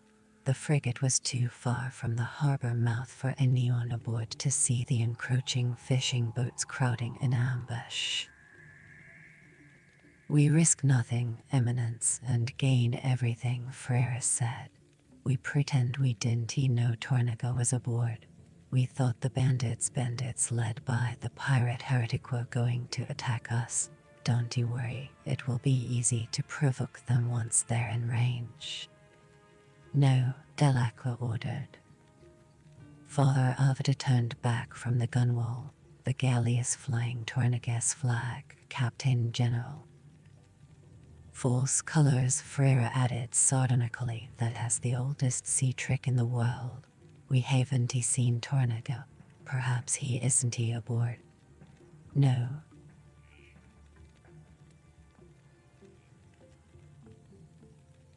Goddess, death war would be a catastrophe. It'll hurt, if not ruin, the Black Ship's voyage this year. I can't afford that. I won't have anything interfere with that. Stake. The answer is no. Our finances are in a worse position than yours, Captain General. Delacour rapped. If we don't trade this year, the church is bankrupt. Is that clear? We've had no funds from Go or Lisbon for 3 years, and the loss of last year's profit. God give me patience. I know better than you what I said. Rodriguez was sitting painfully in his sea chair, his leg in a splint resting on a padded stool that was lashed safe near the binnacle. The Captain General's right, Eminence. Why should she come at us if not to try something? Why not escape? Eminence, we've a piss-cutting opportunity here. Yes, and it is a military decision, Frere said. Avada turned on him sharply. No, His Eminence is arbiter in this, Captain General. We must not hurt Tornaga. We must help him. Morning Simp Squad worship your literal goddess today. Rodriguez said, You've told me a dozen times that once war starts it'll go on forever. War started, hasn't it? We've seen it start. That has got to hurt trade. With Tornaga dead, the war's over and all our interests are safe. I say blow the ship to hell. We even get rid of the heretic, Frere added, watching Rodriguez. You prevent a war for the glory of God, and another heretic goes to torment. It would be unwarranted interference in their politics, Delacour replied, avoiding the real reason. We interfere all the time. The Society of Jesus is famous for it. We're not simple, thick-headed peasants. I am not suggesting you are, but while I am aboard you will not sink that ship. Then, kindly go ashore. Grimly, though many said the other pilot was knifed in the back by a Ronin in a whorehouse brawl. By God, this is my great chance. Nothing is going to interfere with that. The sooner the arch-murderer is dead, the better, Eminence, Rodriguez suggested. Him or Ishido, what has the difference? They're both heathen, and you can't trust either of them. The Captain General is right. We'll never get an opportunity like this again. And what about our black ship, Rodriguez? Was pilot with a 15th part of all the profit. The real pilot of the black ship had died of the pox in Macau 3 months ago, and Rodriguez had been taken off his own ship, the Santa Teresa, and given the new post to his everlasting joy. Pox was the official reason, Rodriguez reminded himself. I will accept full responsibility, Freire was saying.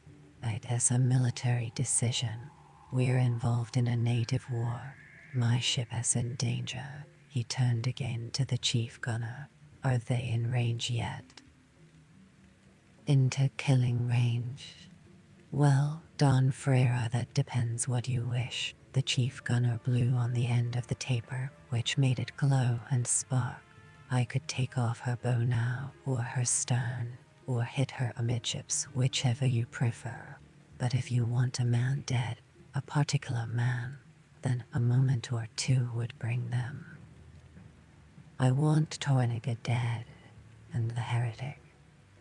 You mean the angels, the pilot? Yes. Someone will have to point the Japo out. The pilot I'll recognize, doubtless. Rodriguez said, if the pilot has got to die to kill Torniga and stop the war, then I am for it, Captain General. Otherwise he should be spared. He is a heretic, an enemy of our country, an abomination, and he has already caused us more trouble than a nest of vipers.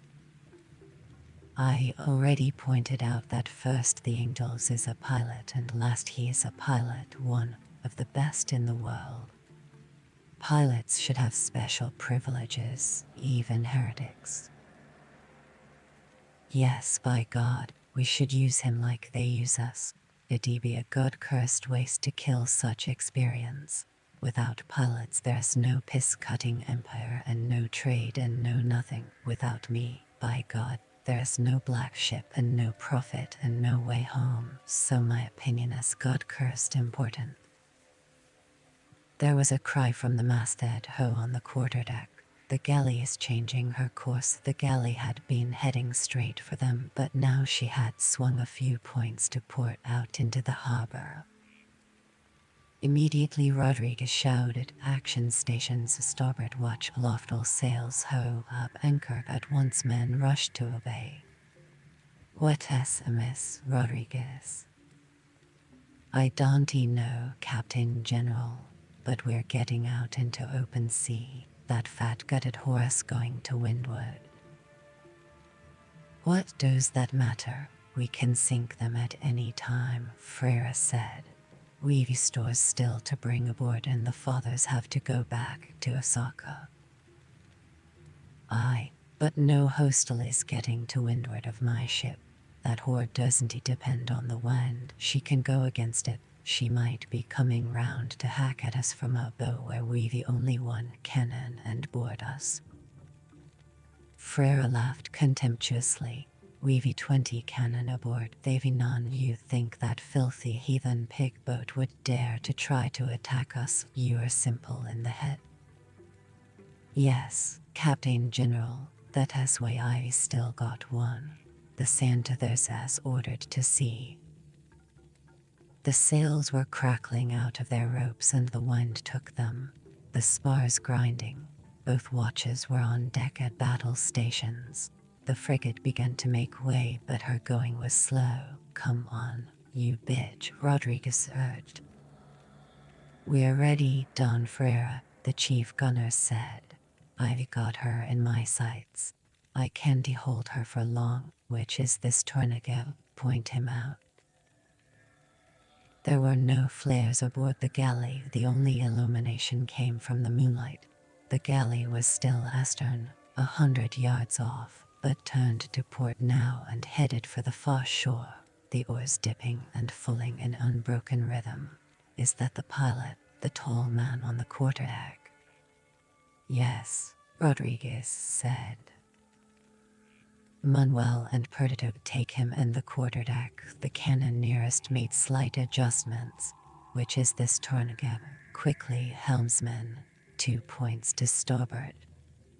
2 points to starboard it is, gunner. Ports, prepare for a broadside. The gun crews obeyed. their eyes going to the officers on the quarterdeck, and the priests, for the love of God, Don Ferreira, which is this Tornaga. Conscious of the sanding bottom and the shoals nearby, Rodriguez was watching the shrouds, ready at any second to override the chief gunner, who by custom had the con on a stern cannonade. "Oh, port maindeck cannon," the gunner shouted. "Once we've fired, we'll let her fall off the wind. Drop all gun." Which is he? Father Frere had never seen him before. Heathen son of a whore. Rodriguez had recognized Torniga clearly on the foredeck in a ring of samurai, but he did not want to be the one to put the mark on him. Let the priests do that, he thought. Go on, Father, play the Judas. Why should we always do all the pockful work? Not that I care a chip dablin for that. Both priests were silent. Quick, which would Torniga be? The gunner asked again. Impatiently, Rodriguez pointed him out. There on the poop. The short, thick-set bastard in the middle of those other heathen bastards. I see him, Senor Pilot. The gun crews made last slight adjustments. Frere took the taper out of the gunner's mate's hand. Are you trained on the heretic? Yes, Captain General. Are you ready? I'll drop my hand. That is the signal. Good. Thou shalt not kill. It was Delacroix. Frere whirled on him. They're heathens and heretics.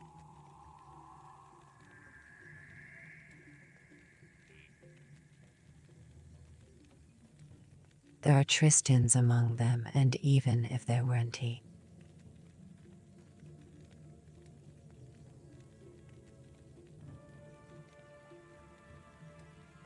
Pay no attention to him, Gunner, the Captain General snarled.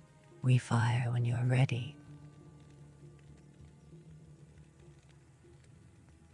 Delacroix went forward to the muzzle of the cannon and stood in the way. His bulk dominated the quarterdeck and the armed sailors that lay in ambush. His hand was on the crucifix. I say, thou shalt not kill. We kill all the time, Father Frere said. I know, and I am ashamed of it, and I beg Goddess forgiveness for it. Delacroix had never before been on the quarterdeck of a fighting ship with primed guns and muskets and fingers on triggers, readying for death. While I am here, there'll be no killing, and I'll not condone killing from ambush. And if they attack us, try to take the ship. I will beg God to assist us against them. What is the difference, now or later?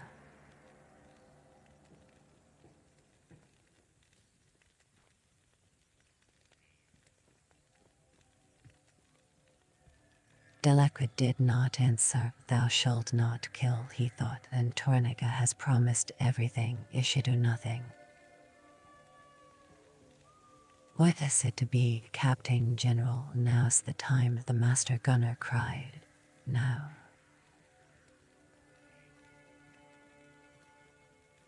Frere bitterly turned his back on the priests, threw down the taper, and went to the rail. Get ready to repel an attack, he shouted. If she comes within 50 yards uninvited, you are all ordered to blow her to hell, whatever the priests say. Cooled themselves, the smell of burning flesh in their wake. Oh, Lord Jesus Christ, protect us. Rodriguez was equally enraged, but he knew that he was as helpless as the Captain General against the priest. Thou shalt not kill, by the blessed Lord Jesus. What about you? He wanted to shout. What about the auto-diff? What about the Inquisition? What about you priests who pronounce the sentence? Guilty or witch or Satanist or heretic, remember the 2,000 witches burned in Portugal alone. The year I sailed for Asia. What about almost every village and town in Portugal and Spain, and the dominions visited and investigated by the scourges of God as the cult inquisitors proudly? Don't he have a single little cannon aboard, for then I'd blow you out of the water, and to hell with what the priests would say. He pushed his fear and loathing away and concentrated on the galley. He could just see Blackthorn, and he thought, oh angels, it is good to see you standing there holding the con, so tall and cocky. I was afraid you'd gone to the execution ground. I am glad you escaped, but even so, it's lucky you. Oh, Madonna, protect me from a bad priest. Hoi, Santa Thesau. Hoi, Angelus. Is that you, Rodriguez? I, thy leg, thy mother.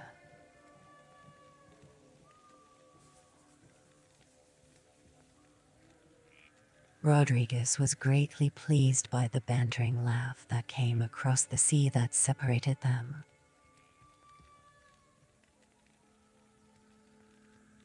During this chase that those aboard the frigate had seen the fishing boats crowding the mouth of the harbor for the first time and realized their significance. For half and how the two ships had maneuvered for position, chasing, tacking, and falling away, the galley trying to get windward and bottle the frigate on a lee shore, the frigate to gain sea room to sail out of harbor if she desired. But neither had been able to gain an advantage, and it was. That is why he is coming at us for protection. Even more reason for us to sink him now he is trapped.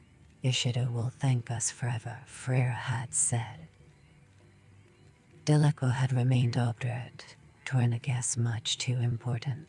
I insist first we must talk to Tornaga. You can always sink him. He doesn't have cannon. Even I know that only cannon can fight cannon. Cannon, and that bastard has none, Rodriguez thought again. The Angels is too smart. So Rodriguez had allowed a stalemate to develop to give them breathing time.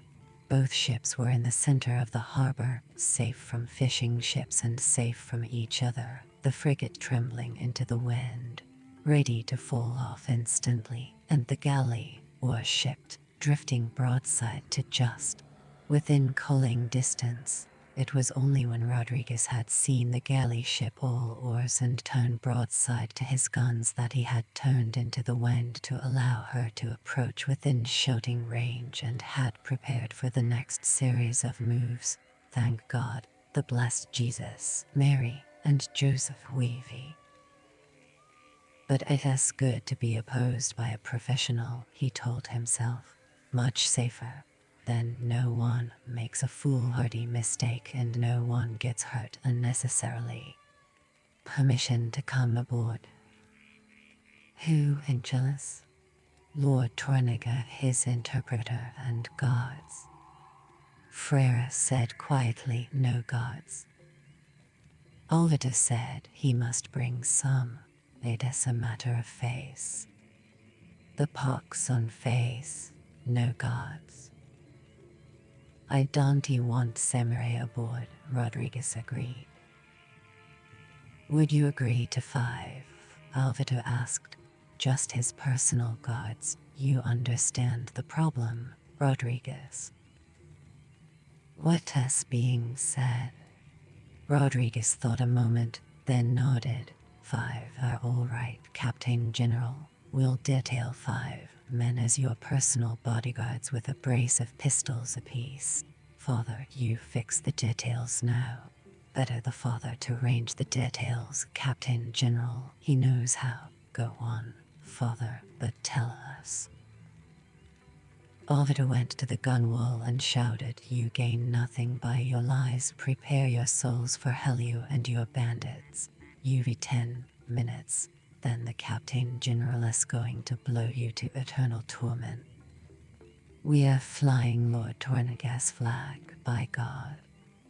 False colors, pirate. Frere took a step forward. What are you playing at, Father? The King of Spain.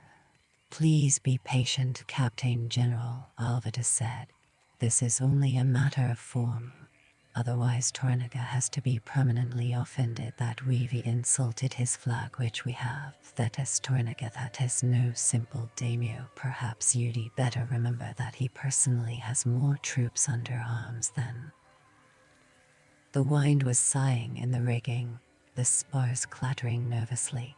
Then flares were lit on the quarterdeck and now they could see Tornaga clearly. His voice came across the waves. Suko-san, how dare you avoid my galley? There are no pirates here, only in those fishing ships at the harbor mouth. I wish to come alongside instantly.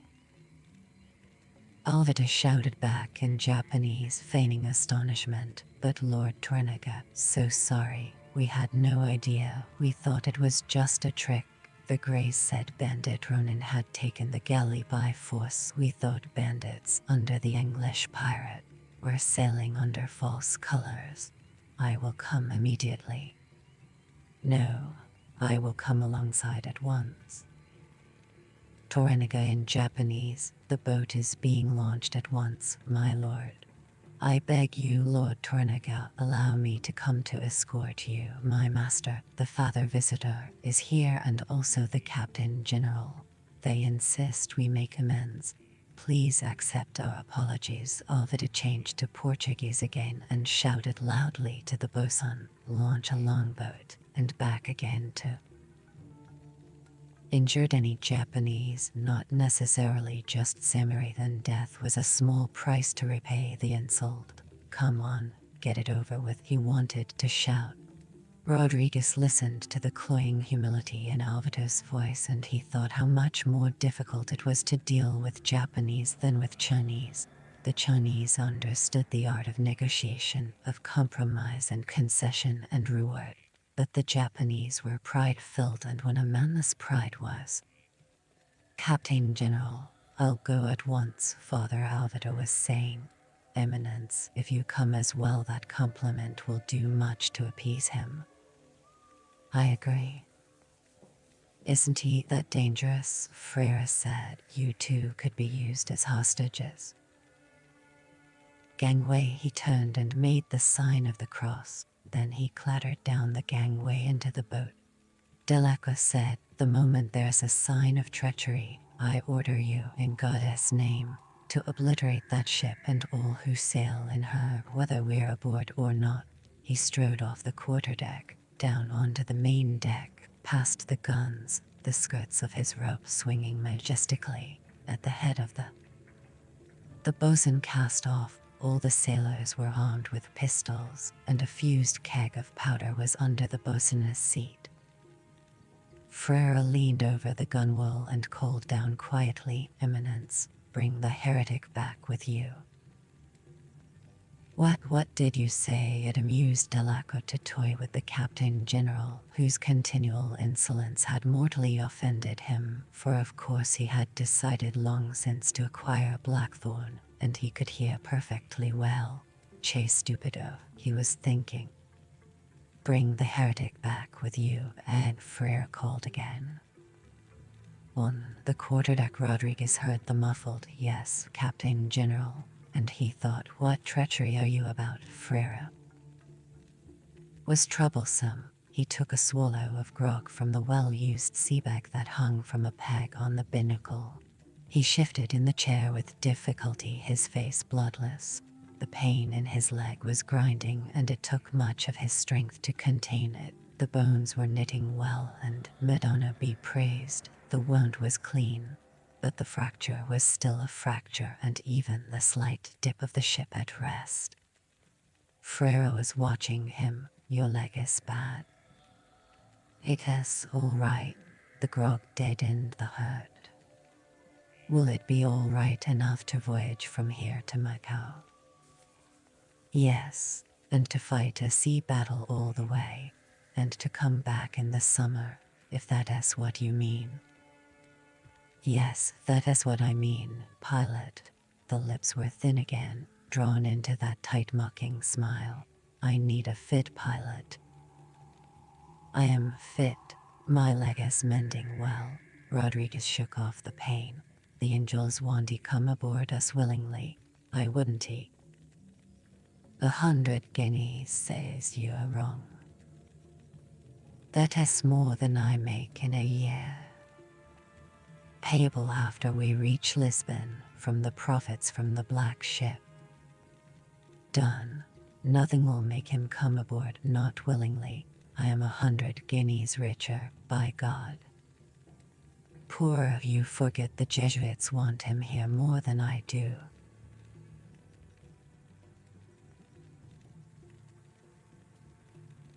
Why should they want that?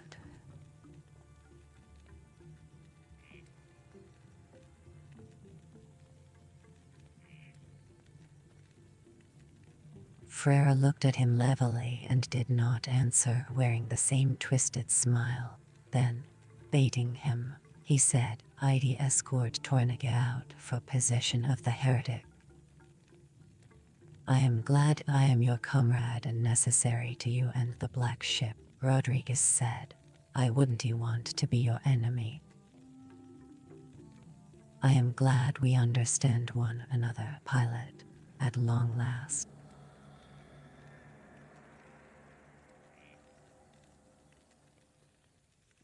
"Wish your worship can remove the fishing boats from out of my way. I require escort out of the harbor.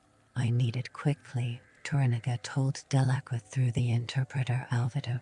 Marigo nearby, also listening with Yabu. He stood on the galleass poop deck, Delacqua below on the main deck, Alvaro beside him. But even so their eyes were almost level. "Or, if you forgive me, but that would be an unwarranted hostile act that you could not recommend to the frigate, Lord Torniga," Delacqua said, talking directly to him, finding Alvado's simultaneous translation eerie as always.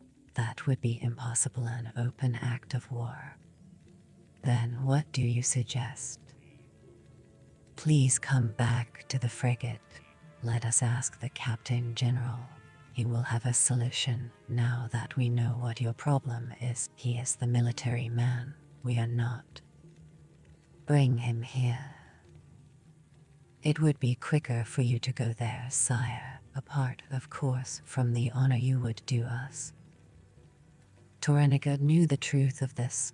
Only moments before they had seen more fishing boats loaded with archers launch from the southern shore, and though they were safe at the moment, it was clear that within the neck of the harbor would be choked with hostiles. And he knew he had no choice. "Sorry, sire," the ensign had explained earlier during the abortive chase. "I can't get near the frigate. Rodriguez is too clever. I can stop him escaping if the wind holds, but I can't trap him unless he makes a mistake. We'll have to parley." "Will he make a mistake and will the wind hold?" he had asked through Mariko. She had replied, "The engine says a wise man never bets on the wind unless it has a trade wind and you're out to sea. Here we're in a harbor where the mountains cause the wind to eddy and flow. The pilot, Rodriguez, won't make a mistake." Their own seas, the thought had shattered him. Torniga had watched the two pilots pit their wits against each other, and he knew, beyond doubt, that both were masters, and he had come to realize also that neither he nor his lands nor the Empire would ever be safe without possessing modern barbarian ships, and through these ships, control of. "But how can I negotiate with them? What possible excuse could they use for such open hostility against me? Now it is my duty to bury them for their insults to my honor." Then, the ensign had explained the ploy of false colors, how all ships used the device to get close to the enemy, or to attempt to avoid an enemy, and Torniga had been greatly relieved that there might be an acceptable face-saving solution to that problem. Now Alvaro was saying, "I think we should go at once, sire." "Very well," Torniga agreed. "Yabo-san, take command of the ship. Mariko-san, tell the ensign he is to stay on the quarterdeck and to keep the helm. Then you come with me." Yes, Lord. Solution. It had been clear to Tornica from the size of the longboat that he could take only 5 guards with him, but this, too, had been anticipated, and the final plan was simple. If he could not persuade the frigate to help, then he and his guards would kill the Captain General, their pilot, and the priests, and barricade themselves in one of the cabins. Simultaneously, the galley would be flung at the frigate from her bow as the ensign had suggested, and together they would try to take the frigate by storm. They would take her or they would not take her, but either way there would be a quick. It is a good plan, Yabusan, he had said. Please allow me to go in your place to negotiate. They would not agree. Very well, but once we are out of the trap, expel all barbarians from our realm. If you do, you'll gain more daimios than you lose. Hell, I'll consider it, Tornica had said, knowing it was nonsense, that he must have the Tristan daimios on Asha and Kayama on his side, and therefore the other Tristan daimios, or by default he would be eaten up. Why would Yabu wish to go to the frigate? What treachery did he plan if there was no? Sire, Alvaro was saying for Delacroix, may I invite the ensign to accompany us? Wait. It occurred to me that he might like to greet his colleague the ensign Rodriguez. The man has a broken leg and cannot come here. Rodriguez would like to see him again, thank him for saving his life, if you don't mind. Tornica could not think of any reason why the ensign should not go. The man was under his protection, therefore inviolate. If he wishes to do so, very well. Moriko-san accompanied Tsuko-san. Apprentice doctor had dressed her wound. The slice into her upper arm had not cut a tendon, and the wound itself was clean. A bath would have made her whole, but there were no facilities on the galley. Mariko bowed. She knew her job was to listen and to report, and to ensure that everything that was said was reported correctly, without omission. She felt better now, her coiffure and face once more perfect, a fresh kimono borrowed from Lady Fujiko, her left arm in a neat sling, one of the mates, and together she and Alvaro walked back to the quarterdeck. He saw the knife in Blackthorny's sash and the way the soiled kimono seemed to fit. How far has he leached his way into Tornica's confidence, he asked himself. Well met, Captain Pilot Blackthorn. Rot in hell, Father Blackthorn replied affably. Perhaps we'll meet there, ensign-san. Perhaps we will. Tornica said you can come aboard the frigate. His orders. If you wish, he said. I don't wish. Rodriguez would like to thank you again and to see you. Give him my respects and say I'll see him in hell, or here. His leg prevents that. How is his leg?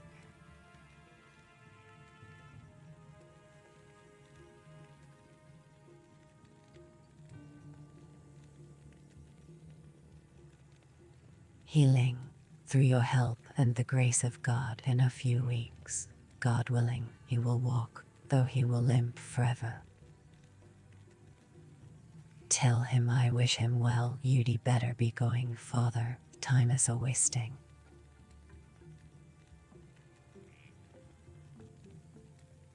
Rodriguez would like to see you. There's grog on the table and a fine roast capon with fresh greens and gravy and new fresh bread. Butter hot. It'd be sad, Pilot, to waste such food. What?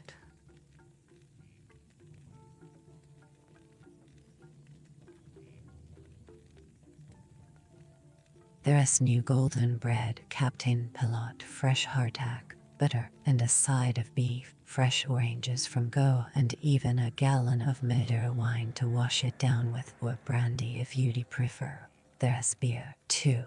Then there's Macau capon. hot and juicy, the Captain General as an epicure. God damn you to hell. He will when it pleases him. I only tell you what exists. What does epicure mean? Mariko asked.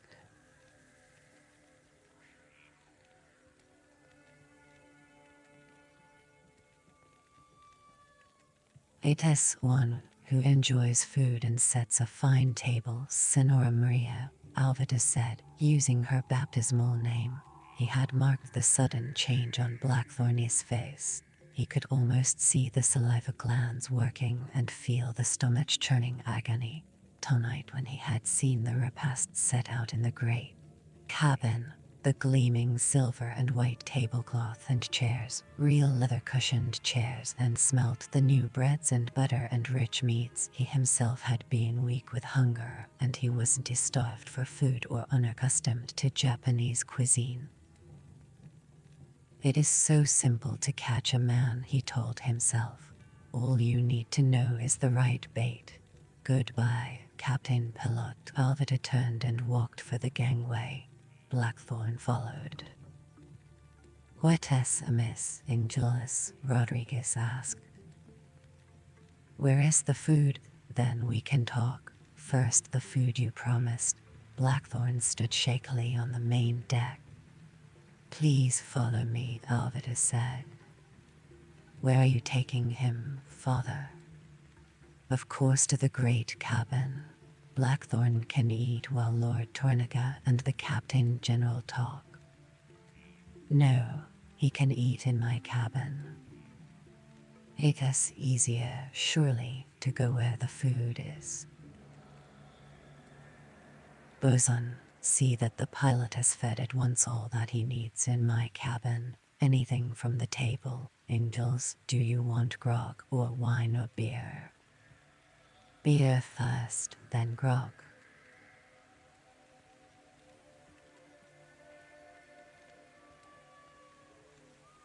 Bosun, see to it, take him below, and listen. Pizarro, give him some clothes out of my locker, and boots, everything, and stay with him till I call you. Wordlessly Blackthorn followed Pizarro the bosun, a large burly man, down the companionway. Alvida began to go back to Delacqua and Tornaga, who were talking through Mariko near the companionway, but Rodriguez stopped him. Father, just a moment, what did you say to him? Only that you would like to see him and that we had food aboard.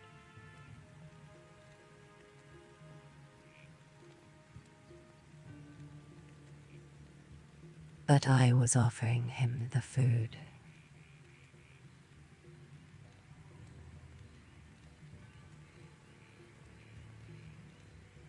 No, Rodriguez, I didn't say that, but wouldn't you want to offer food to a fellow pilot who was hungry? Father, not in front of a piss-cutting son of a bitch, particularly one as clean-minded as a pox-mucked horse cleft. That poor bastard is not hungry, he is starving. If he eats in that state he'll gorge like a ravenous wolf, then he'll vomit it up as fast as a drunk gluttoned whore. No, we wouldn't want one of us, even a heretic, to eat like an animal and vomit like an animal in front of Tornaga, would we? You must learn to control the filth of your tongue, my son, Alvida said. It will send you to hell. You'd better say 1,000 Ave Marias and go without food for 2 days. Bread and water only, a penance to God's grace to remind you of his mercy. Thank you, Father, I will, gladly, and if I could kneel I would, and I'd kiss your cross. Yes, Father. This poor sinner thanks you for your God-given patience. I must guard my tongue. Frere called out from the companionway. Rodriguez, are you coming below? I'll stay on deck while that bitch galley is there, Captain General.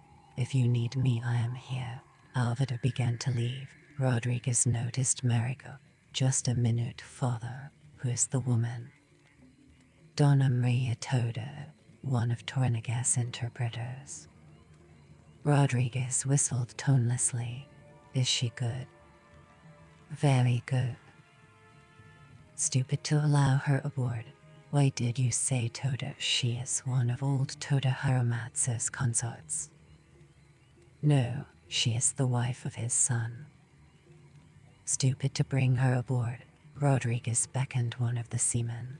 Spread the word, the woman speaks Portuguese. Yes, Senor. The man hurried away, and Rodriguez turned back to Father Alvaro. The priest was not in the least intimidated by the obvious anger. The Lady Maria speaks Latin too, and just as perfectly. Was there anything else, pilot? No, thank you. Perhaps I'd better get on with my Hail Marys. Yes, you should. The priest made the sign of the cross and left.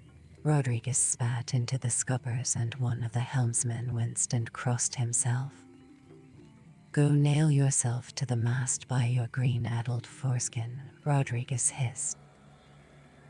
Yes, Captain Pilot, sorry, Senor, but I get nervous near the good father. I meant no harm. The youth saw the last grains of sand fall through the neck of the hourglass, and he turned it. Marys for your God-cursed soul. At the half, go below, and take a God-cursed pail and water and a scrubbing brush with you, and clean up the mess in my cabin. Tell the bosun to bring the angels aloft, and you make my cabin clean. And it'd better be very clean, or I'll have your guts for garters, and while you're doing it, say Ave. Yes, Senor Pilot, the youth said weakly. Rodriguez was a fanatic, a madman about cleanliness, and his own cabin was like the ship's holy grail. Everything had to be spotless, no matter what the weather. Chapter 28. Had better stay out of the way when the Santa. There's a needed sea room. Room here near the cliffs, barely a few yards between disaster and success. Because of the wind, the frigate had to tack to make the harbor mouth, while the galley could maneuver at its whim. But the frigate had the advantage of speed, and on the last tack Rodriguez had made it clear that the galley. Isuge Blackthorn shouted, urging the oarsmaster to increase the beat. He looked aft at the frigate that was bearing down on them. Close hold now under full sail, then forward again, estimating the next tack that she must use. He wondered if he had judged right, for there was very little sea. Barely 50 yards aft now, overtaking them rapidly on another collision path. Yeba was chattering at him again, but he paid no heed. Don't you understand what I'm saying? Yaba-san, listen. Tornaga-sama said, me, Engine-san, Ichiben Amat, I'm Chief Captain-san now, Wigaramasaka, Yaba-san. He pointed the course on the compass to the Japanese captain, who gesticulated at the frigate. Hold your course, by God, Blackthorn said, the breeze cooling his season clothes, which chilled him but helped to clear his head. He checked the sky. No clouds were near the bright moon, and the wind was fair. No danger there, he thought. God keep the moon bright till we're through. Hey, Captain, he called out in English, knowing it made no difference if he spoke English or Portuguese or Dutch or Latin because he was alone. Send someone for sack worker Misuka. Hey, Engine-san. The last second he swung out of her way, and then when her bowsprit was almost over their aft deck, he heard Rodriguez order, bear on the larboard tack, let go staysails, and steady as she goes, then a shout at him in Spanish, thy mouth in the devilish angels. A seaman was sent scurrying. As the man ran he looked over his shoulder, frightened by the size of the approaching frigate and her speed. Blackthorn held their course, trying to force the frigate to turn before she had gained all space to windward. But she never wavered and came directly at him. Thy mother was there first, Rodriguez. Then the frigate peeled off the wind to scud now for the far shore, where she would have to turn again to reach into the wind and tack for this side once more before she could turn a last time again and make for the harbor mouth. For an instant the ships were so close that he could almost touch her, Rodriguez, Torrenica, Marico, and the Captain General swaying on the quarterdeck. Then the frigate was away and they were twisting in her wash. Isoke, by God.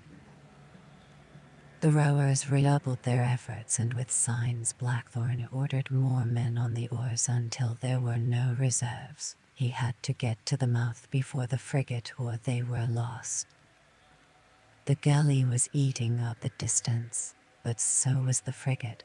At the far side of the harbor she spun like a dancer, and he saw that Rodriguez had added topsails and topgallants. He is as canny a bastard as any Portuguese born. Galley lurched in the chop, the girl reeled and dropped the cup. Her face did not change, but he saw the flush of shame. The sec arrived, but it was taken out of the seaman's hands by the young woman who had helped Mariko and offered precariously to him. She had stayed gamely on deck, even though clearly out of her element. Her hands were strong, her hair well groomed, and her kimono rich in good taste and neat. The poor nada, he said as she groped for it. It doesn't matter, Nemo ka. Usaji Fujiko and Jin-san. Bearing from the headland that gave them a clean, hazardless run to the mouth while he finished the warmed wine, wondering in passing how it had been warmed and why they always served it warm and in small quantities. Fujiko-san, here, give it to me, dozo. He held out his hand and took the flask and drank directly from it, gulping the wine, eager to have its heat inside his body. He concentrated on the new course skirting the shoals that Santiago, on Rodriguez's orders, had told him about. He rechecked them. His head was clear now, and he felt strong enough if he was careful, but he knew he had no reserves to draw upon, just as the ship had no reserves.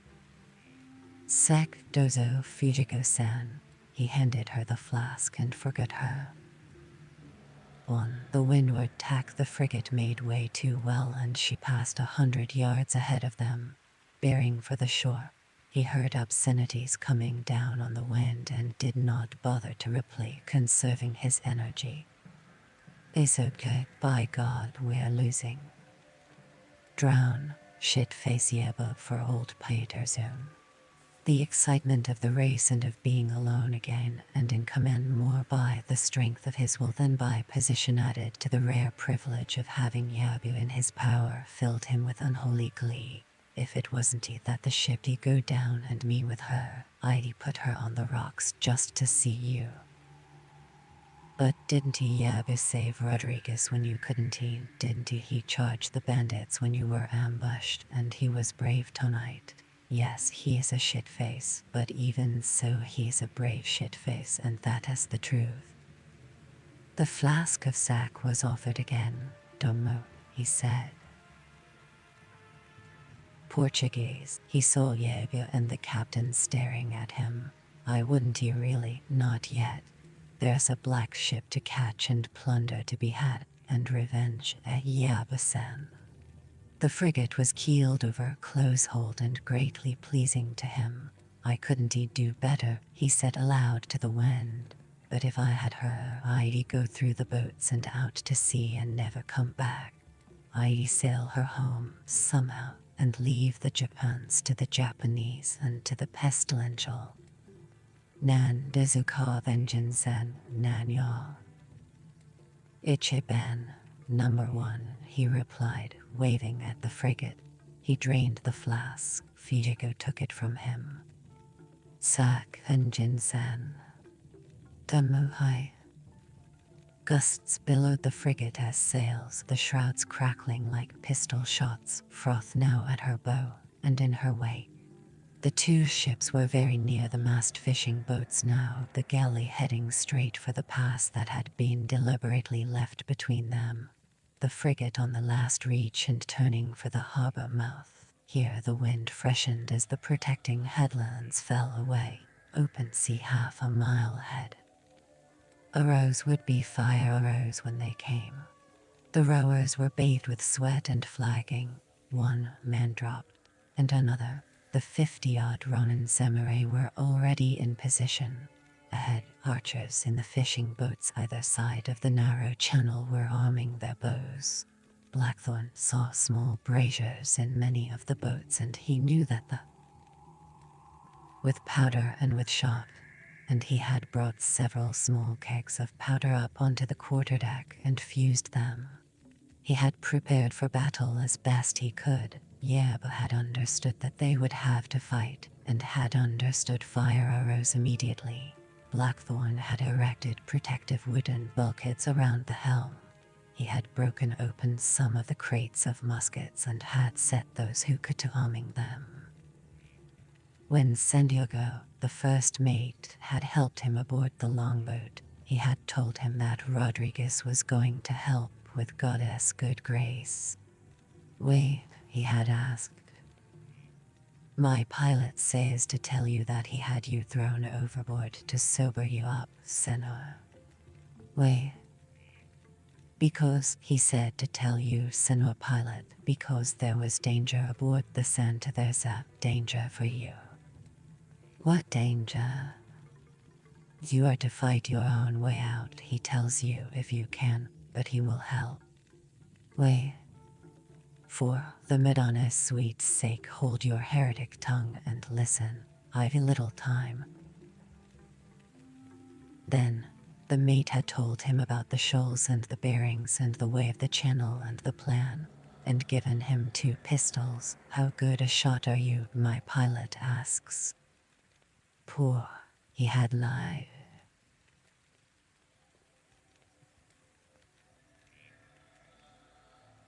Go with God, my pilot said to tell you finally.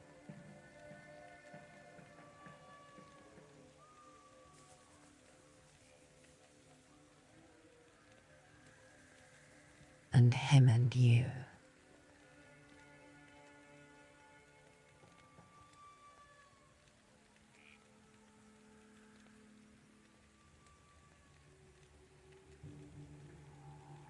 For me I assign thee to hell.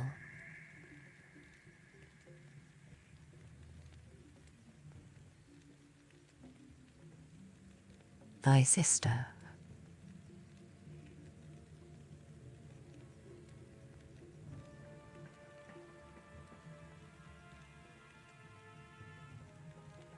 How small the keg, he thought, providing it guts her. Blackthorn had fused the kegs in case the cannon began and there was no plan, or if the plan proved false, and also against encroaching hostiles.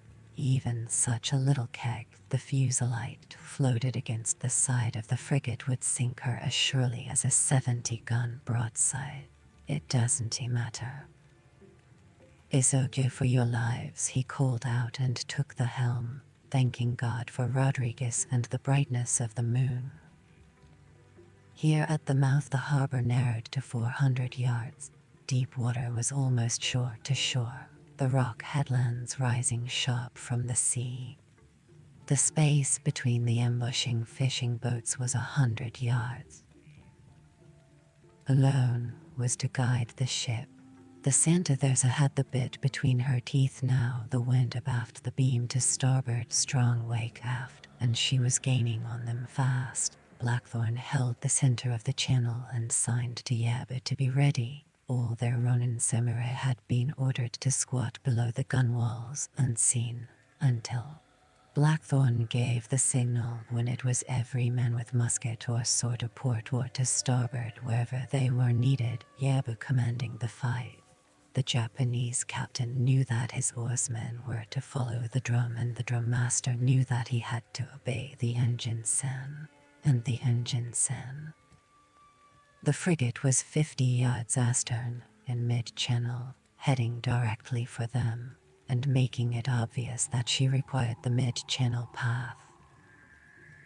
Aboard the frigate, Frere breathed softly to Rodriguez. Ram him. His eyes were on Mariko, who stood 10 paces off near the railings with Tornica.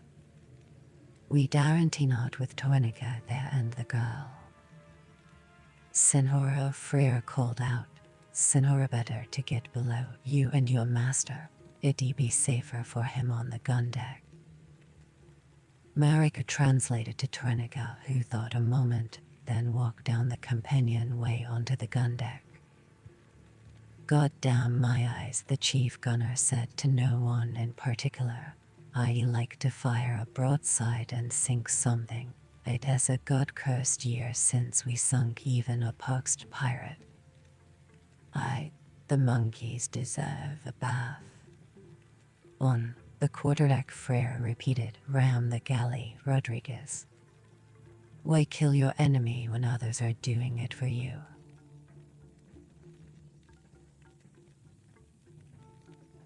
Madonna, you're as bad as the priest, thou hast no blood in thee.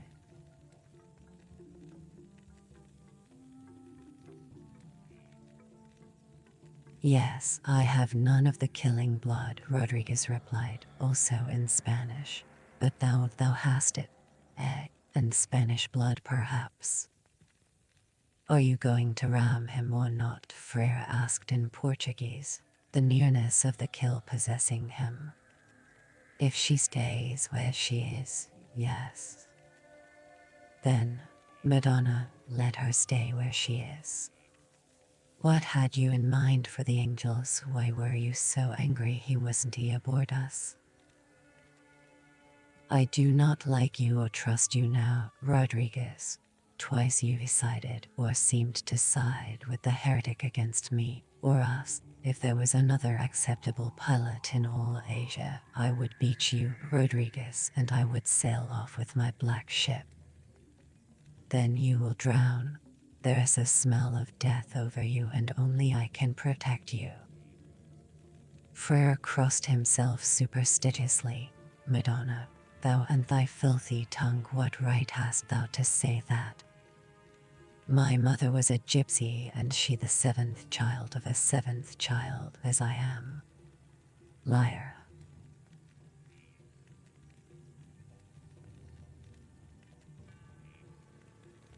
Rodriguez smiled. Ah, my lord Captain General, perhaps I am. He cupped his hands and shouted action stations and then to the helmsman, steady as she goes, and if that belly gutter whore doesn't move, sink her. Blackthorn held the wheel firmly, arms aching, legs aching. The oarsmaster was pounding the drum, the oarsmen making a final effort. They were ready to run the gauntlet between the hostiles. Now the frigate was 20 yards astern, now 15, now 10. Then Blackthorn swung hard to port. The frigate almost brushed them, heeled over toward them, and then she was alongside. Blackthorn swung hard as starboard to come parallel to the frigate, 10 yards from her. Then, together side by. Lower sails and fire broke out. Pull, you bastards, Blackthorn shouted, wanting to stay exactly alongside, because only here were they guarded by the frigate's bulk and by her sails. Some musket shots, then a salvo of burning arrows slashed at them, doing no real damage, but several by mistake struck the frigate's. Hey sugar, want to raid my chat? Welcome to the craziness. Barbarians protected by imperial decrees wouldn't burning one of their ships infuriate them so much that they would, rightly, never come back again. All the commanding samurai in the boats stopped their archers in horror. No one had ever attacked a southern barbarian ship before. Dante, they alone bring the silks which make every summer's humid heat bearable, and every winter's cold bearable, and every spring and fall a joy, aren't the southern? Flames, did they breathe easier? So the commanders held their men in check while Tournegas' galley was under the frigate's wing, not daring to risk the merest chance that one of them would be the cause of the cessation of the black ships without General Ishida's direct approval, and only when seamen on the frigate had doused the... When the arrows stopped, Blackthorn also began to relax, and Rodriguez. The plan was working. Rodriguez had surmised that under his lee the galley had a chance, its only chance. But my pilot says you must prepare for the unexpected, Angels Santiago had reported. Shove that bastard aside, Frere said. God damn it, I ordered you to shove him into the monkeys. 5 points to port, Rodriguez ordered obligingly. 5 points apported as the helmsman echoed. Not, he must stay alongside. Blackthorn heard the command. Instantly he steered port 5 degrees and prayed. If Rodriguez held the course too long they would smash into the fishing boats and be lost. If he slackened the beat and fell behind, he knew the enemy boats would swamp him whether they believed Tornaga was aboard or... 5 points starboard, Rodriguez ordered, just in time. He wanted no more fire arrows either. There was too much powder on deck. Come on, you pimp, he muttered to the wind. Put your codons in my sails and get us to hell out of here. They put their final strength into the oars. Yerba shouted a command and the Ronin Samurai put down their bows and rushed to help, and Yerba pitched in also. Again Blackthorn had swung 5 points starboard to maintain station with the frigate, and the two ships raced side by side, the galley's starboard oars almost touching the frigate, the port oars almost swamping the fishing boats. Now the captain understood, and so did the oarsmaster and the rowers. Neck and neck, only a few hundred yards to go. Volto. Then, graze on some of the fishing boats, more intrepid than the others, sculled forward into their path and threw grappling hooks. The prow of the galley swamped the boats.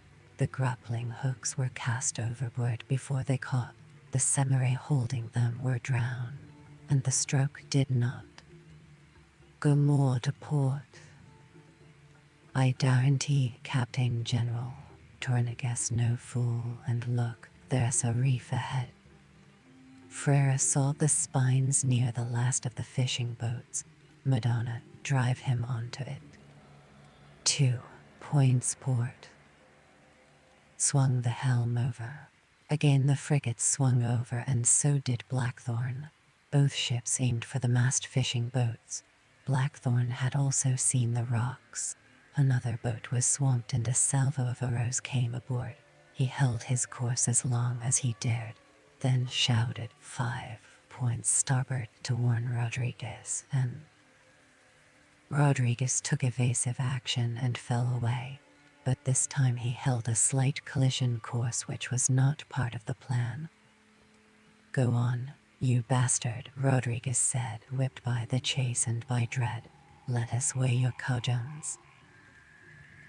Blackthorn had to choose instantly between the spines and the frigate. He blessed the rowers who still stayed at their oars, and the crew and all aboard who, through their discipline, gave him the privilege of choice, and he chose. He swung further to starboard, pulled out his pistol, and aimed it. Make way. By God, he shouted and pulled the trigger. The ball whined over the frigate's quarterdeck, just between the Captain General and Rodriguez.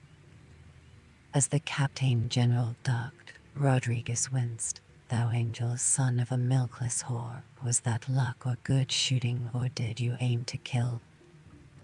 He saw the second pistol in Blackthorn's hand, and Tornaga staring at him. He dismissed Tornaga as unimportant. Blessed Mother of God, what should I do? Stick with the plan or change it? Isn't it better to kill this angels for the good of all? Tell me, yes or no. Answer thyself, Rodriguez, on thy eternal soul, art thou not a man?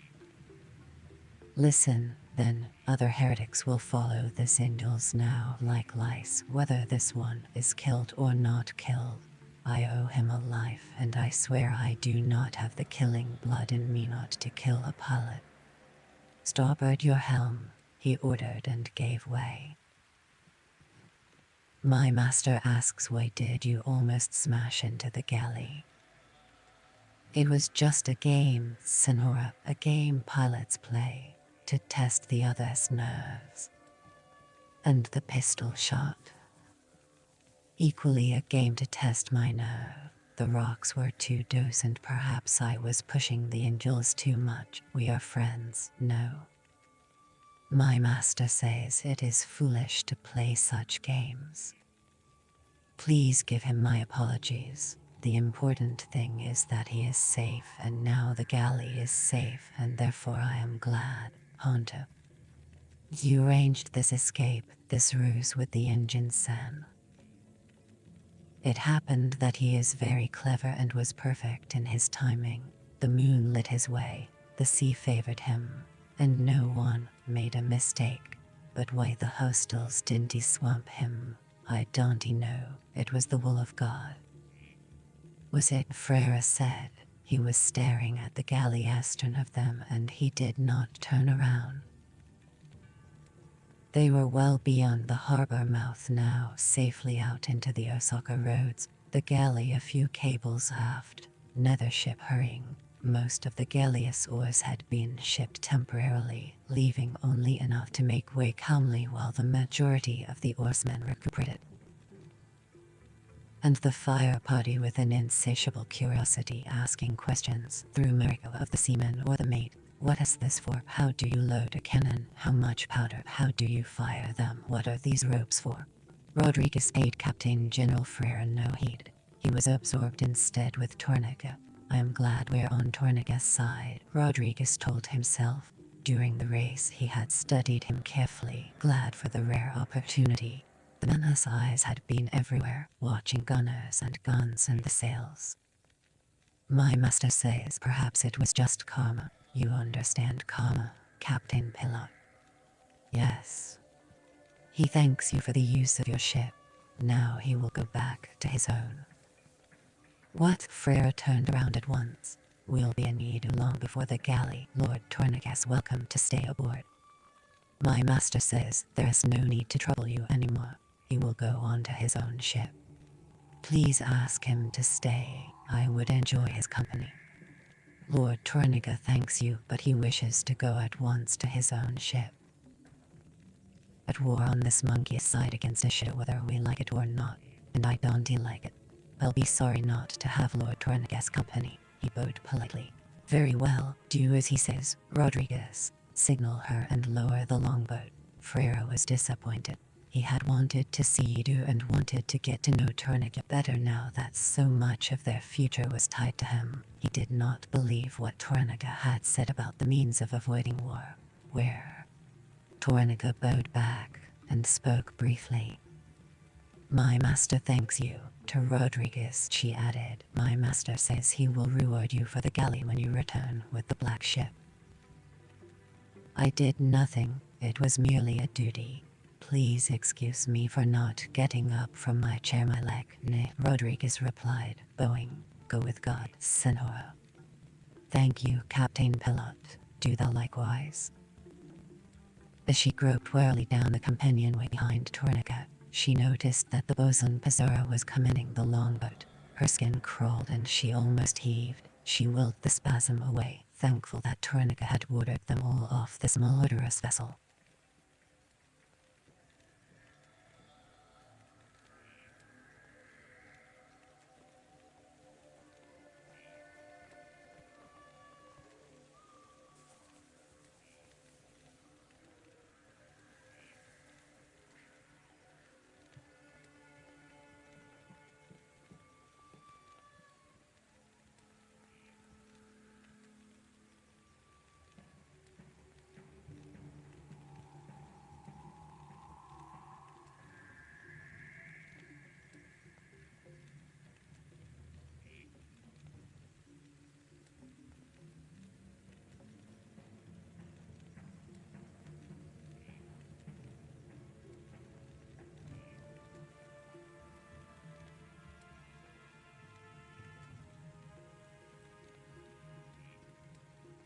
A fair wind and safe voyage, Frere called down to them. He waved once and the salutation was returned, and then the longboat cast off. Stand down when the longboat is back and that bitch galley is out of sight, he ordered the chief gunner.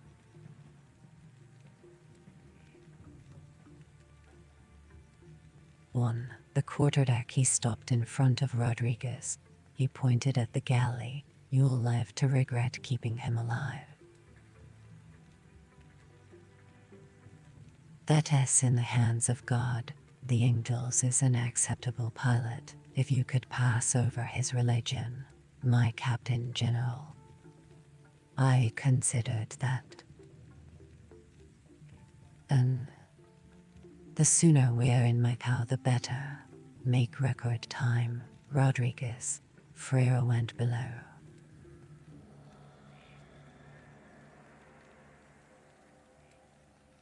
Rodriguez's leg was throbbing badly. He took a swig from the grog sack. May Frere go to hell, he told himself. But, please God, not until we reach Lisbon. The wind veered slightly and a cloud reached for the nimbus of the moon. Rain not far off and dawn streaking the sky. He put his full attention on his ship and her sails and the lie of her. When he was completely satisfied, he watched the longboat, and finally the galley.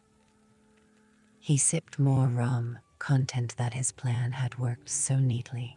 Even the pistol shot that had closed the issue, and content with his decision. It was mine to make, and I made it. Even so, angels, he said with a great sadness, the Captain General is right. With the heresy has come to Eden. Book 3.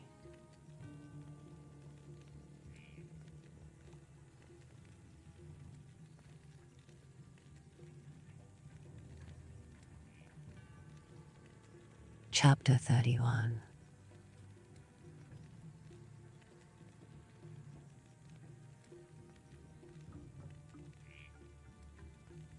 The day was dying now, the shadows long, the sea red, and a kind wind blowing.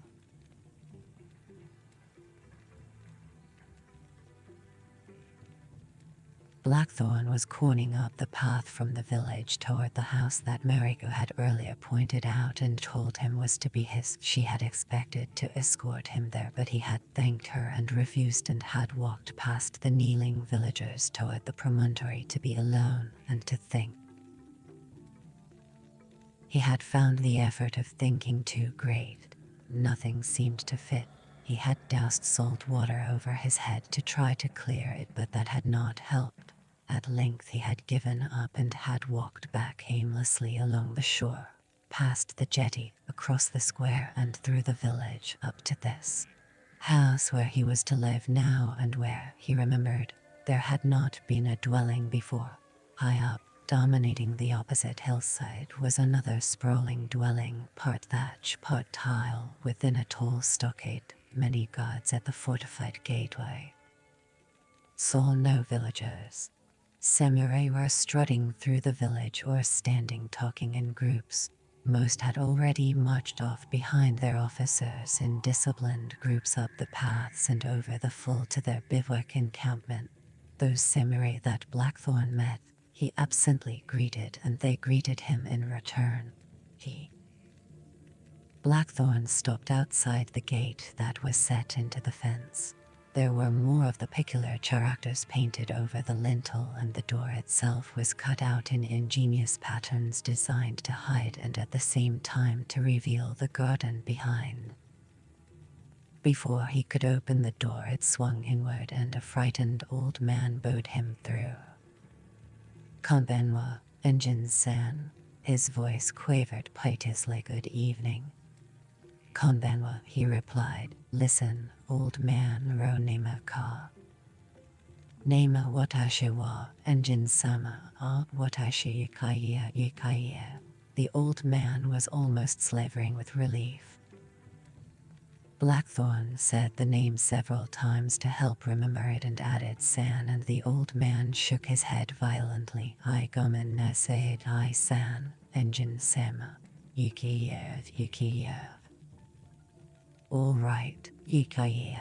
But Blackthorn thought, why not San like everyone else? Blackthorn waved his hand in dismissal. The old man hobbled away quickly. I'll have to be more careful. I have to help them, he said aloud. A maid came apprehensively onto the veranda through an open shoji and bowed low. Convenwa.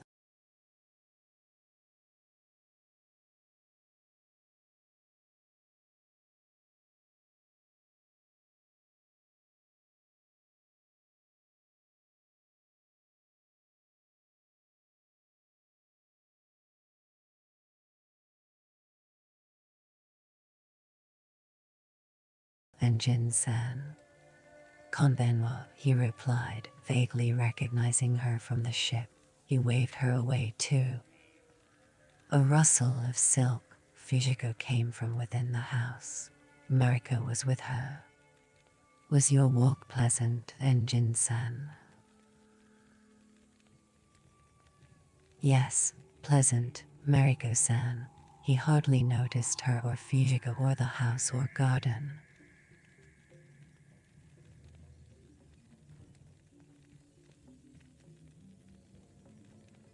Would you like cha or perhaps sack?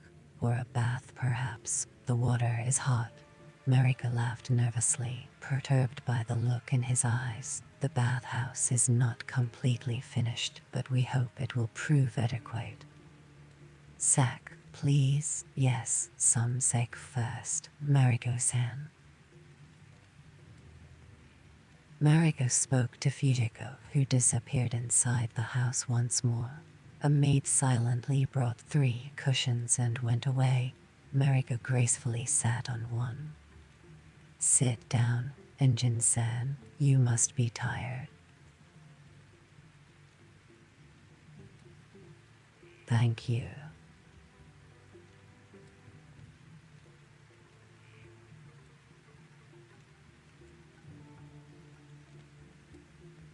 He sat on the steps of the veranda and did not take off his thongs. Fujiko brought 2 flasks of sake and a teacup, as Mariko had told her, not the tiny porcelain cup that should have been used. Better to give him a lot of sake quickly, Mariko had said. It would be better to make him quite drunk, but Lord Yabu needs him tonight. A bath and sake will perhaps ease him. Blackthorn drank the proffered cup of warmed wine without tasting it, and then a second, and a third. They had watched him coming up the hill through the slit of barely opened shutters.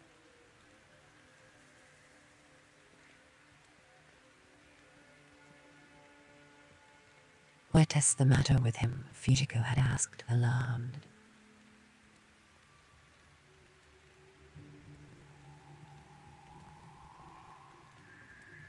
He is distressed by what Lord Yabu said, the promise to the village.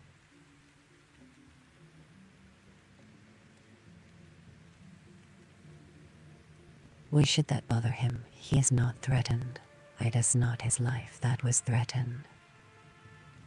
Barbarians are very different from us, Fujiko-san. For instance, the engines and beliefs villagers are people like any other people, like samurai, some perhaps even better than samurai.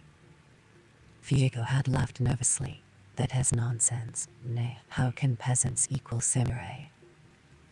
Mariko had not answered. She had just continued watching the engine-sen. Poor man, she said. Being able to talk even passable Japanese.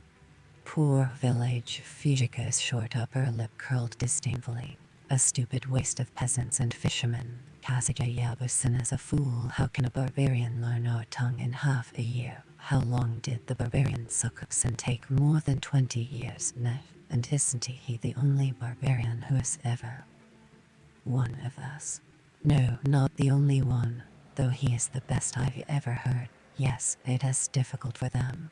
But the engine's sin is an intelligent man, and Lord Tornigus said that in half a year, isolated from barbarians, eating our food, living as we do, drinking cha, bathing every day, the engine's sin will soon be like.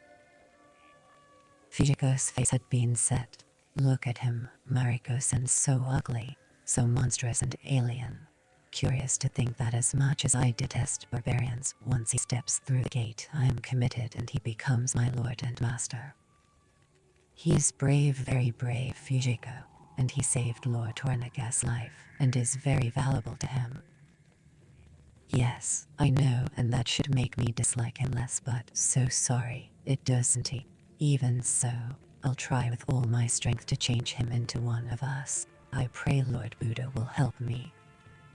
Tornigas say to change you, Fujiko. Mariko had wanted to ask her niece, why the sudden change? Why are you now prepared to serve the engine-san and obey Lord Tornigas so absolutely when only this morning you refused to obey? You swore to kill yourself without permission or to kill the barbarian the moment he slept. What did Lord? But Mariko had known better than to ask. Torniga had not taken her into this confidence. Fujiko would not tell her. The girl had been too well trained by her mother, Buntaro's sister, who had been trained by her father Haramatsu. I wonder if Lord Haramatsu will escape from Osaka Castle, she asked herself, very fond of the old general, her father-in-law. And what about Kairi-san and the Lady Satuko? Where is Buntaro, my husband? Where was he captured? Or did he have time to die? Mariko watched Fujiko pour the last of the sack. This cup too was consumed like the others, without expression. Dozo, sack, Blackthorn said. More sack was brought, and finished, Dozo sack. Mariko-san, Fujiko said, the master shouldn't he have any more? Nah, he'll get drunk. Please ask him if he like his bath now. I will send for Suru. Mariko asked him, sorry, he says he'll bathe later. Patiently, Fujiko ordered more sack and Mariko added quietly to the maid, bring some charcoaled fish. The new flask was emptied with the same silent determination. The food did not tempt him, but he took a piece at Mariko's gracious persuasion. He did not eat it. More wine was brought, and 2 more flasks were consumed. Please give the engine-san my apologies, Fujiko said.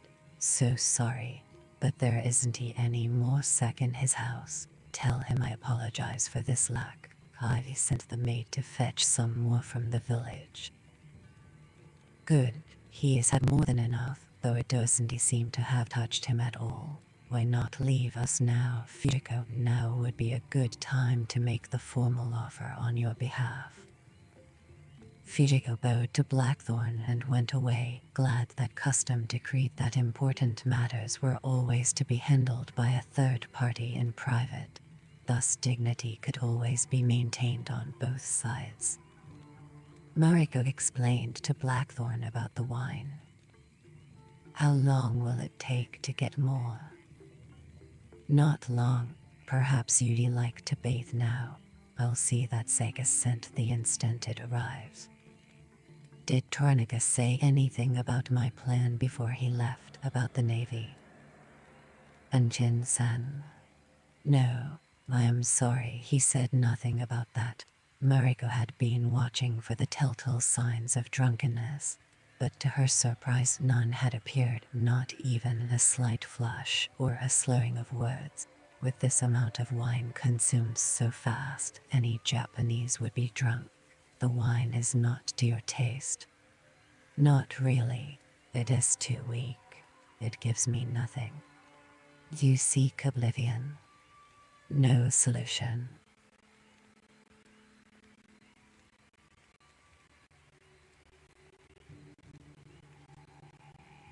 Anything that can be done to help will be done.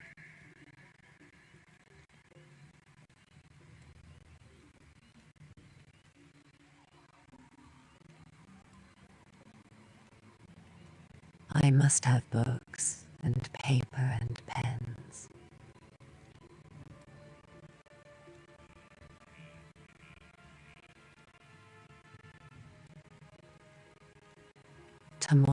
I will begin to collect them for you.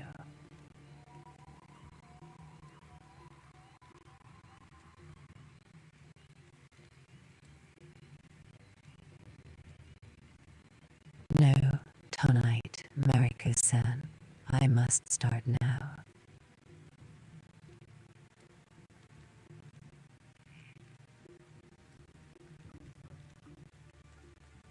Lord Trenica said he will send you a book. What did you call it? The grammar books and word books of the Holy Fathers.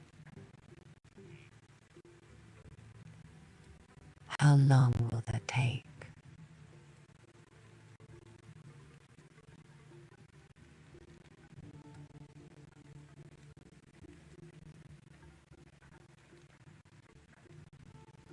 I don't know, but I am here for 3 days. Perhaps this may be a help to you, and Fujiko-san is here to help also. She smiled happy for him. I am honored to tell you she is given to you as consort, and she... What? Lord Trenica asked her if she would be your consort, and she said she would be honored and agreed. She will...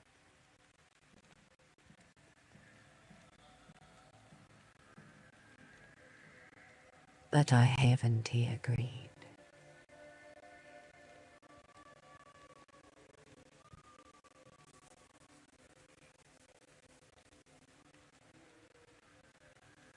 Please, I am sorry. I don't understand.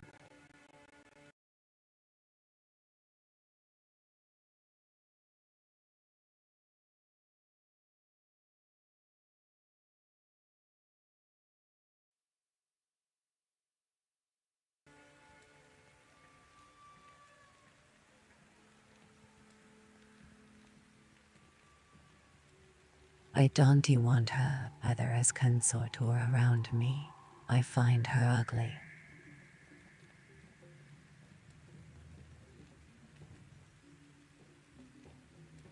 Marika gaped at him.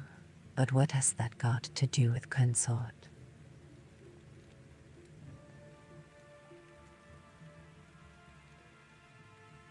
Tell her to leave.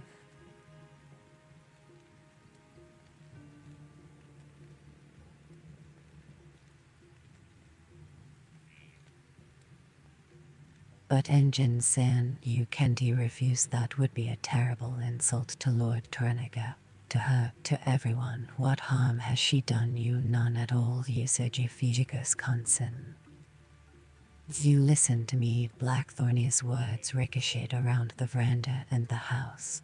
Tell her to leave. Mariko said at once, so sorry, Engine-san. Yes, you are right to be angry, but...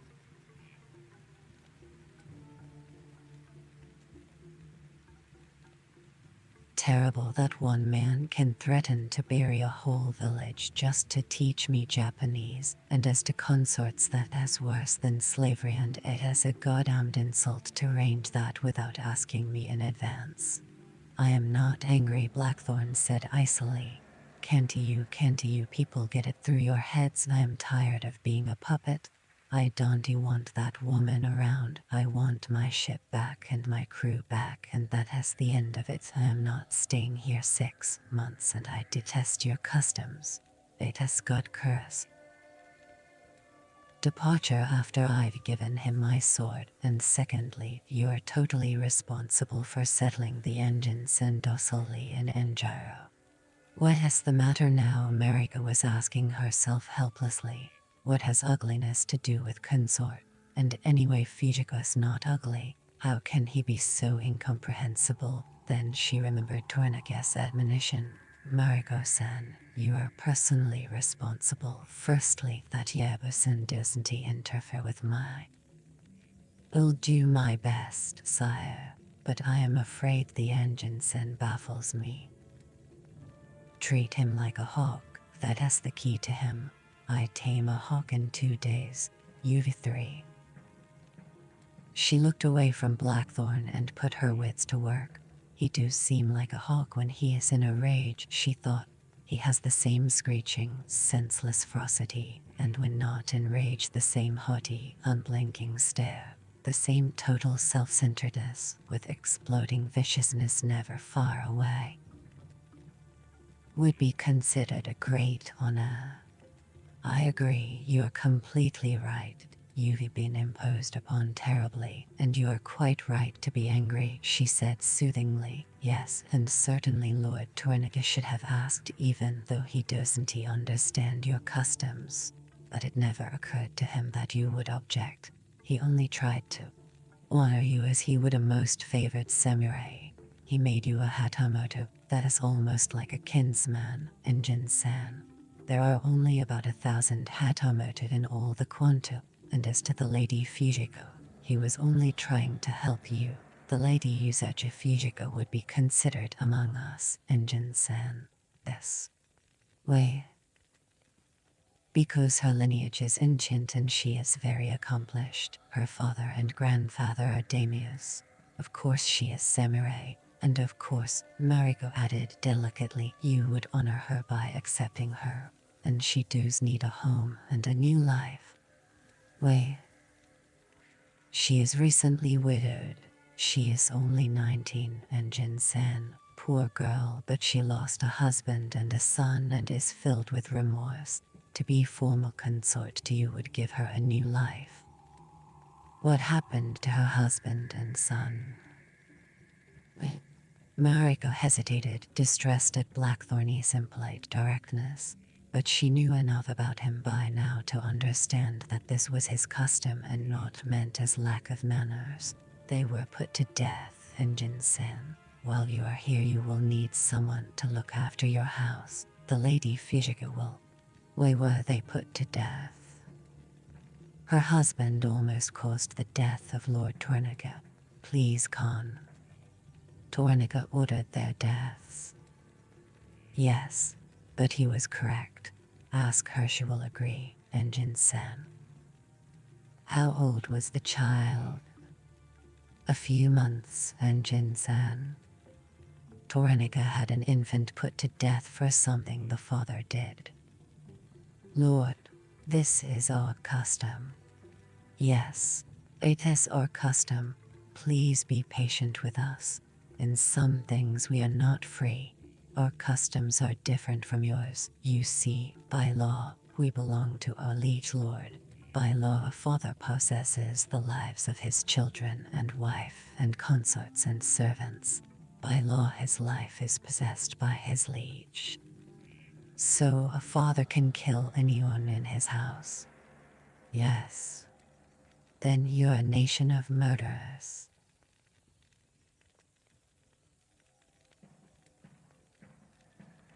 No.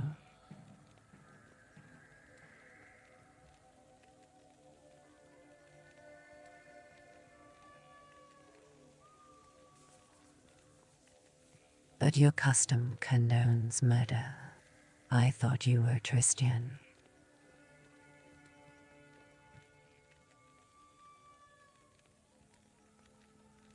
I am Anjin-san.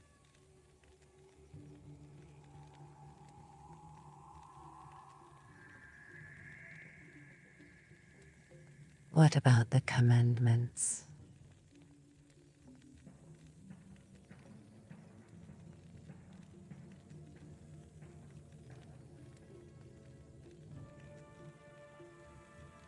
I cannot explain truly, but I am Christian and samurai and Japanese, and these are not hostile to one another.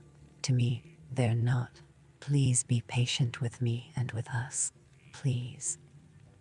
Zudi put your own children to death if Tornaga ordered it. Yes, I only have one son, but yes, I believe I would. Certainly it would be my duty to do so. That is the law if my husband agreed. I hope God can forgive you, all of you. Her, if that concerns you. If you do not find her pleasing, you do not even need to be polite to her. Though she merits politeness, she will serve you as you wish in any way you wish. God understands, Engine-san. Oh, he will understand. Perhaps he will open your mind so you can understand. I am sorry, I cannot explain very well. Nay, I apologize for my lack. She watched him in the silence, unsettled by him. I don't understand you either, Engine-san. You baffle me. Your customs baffle me. Perhaps if we're both patient we can both learn. The Lady Fujiko, for instance. As consort she will look after your house and your servants, and your needs. Any of your needs. You must have someone to do that. She will see to the running of your house. Everything. You do not need to pillow. I can treat her any way I want. Yes. I can pillow her or not pillow her. Of course, she will find someone that pleases you to satisfy your body needs if you wish, or she will not interfere. I can treat her like a servant, a slave. Yes, but she merits better. Can I throw her out, order her out?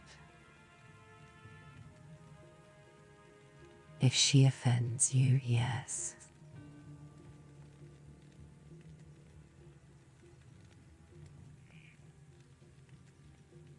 What would happen to her?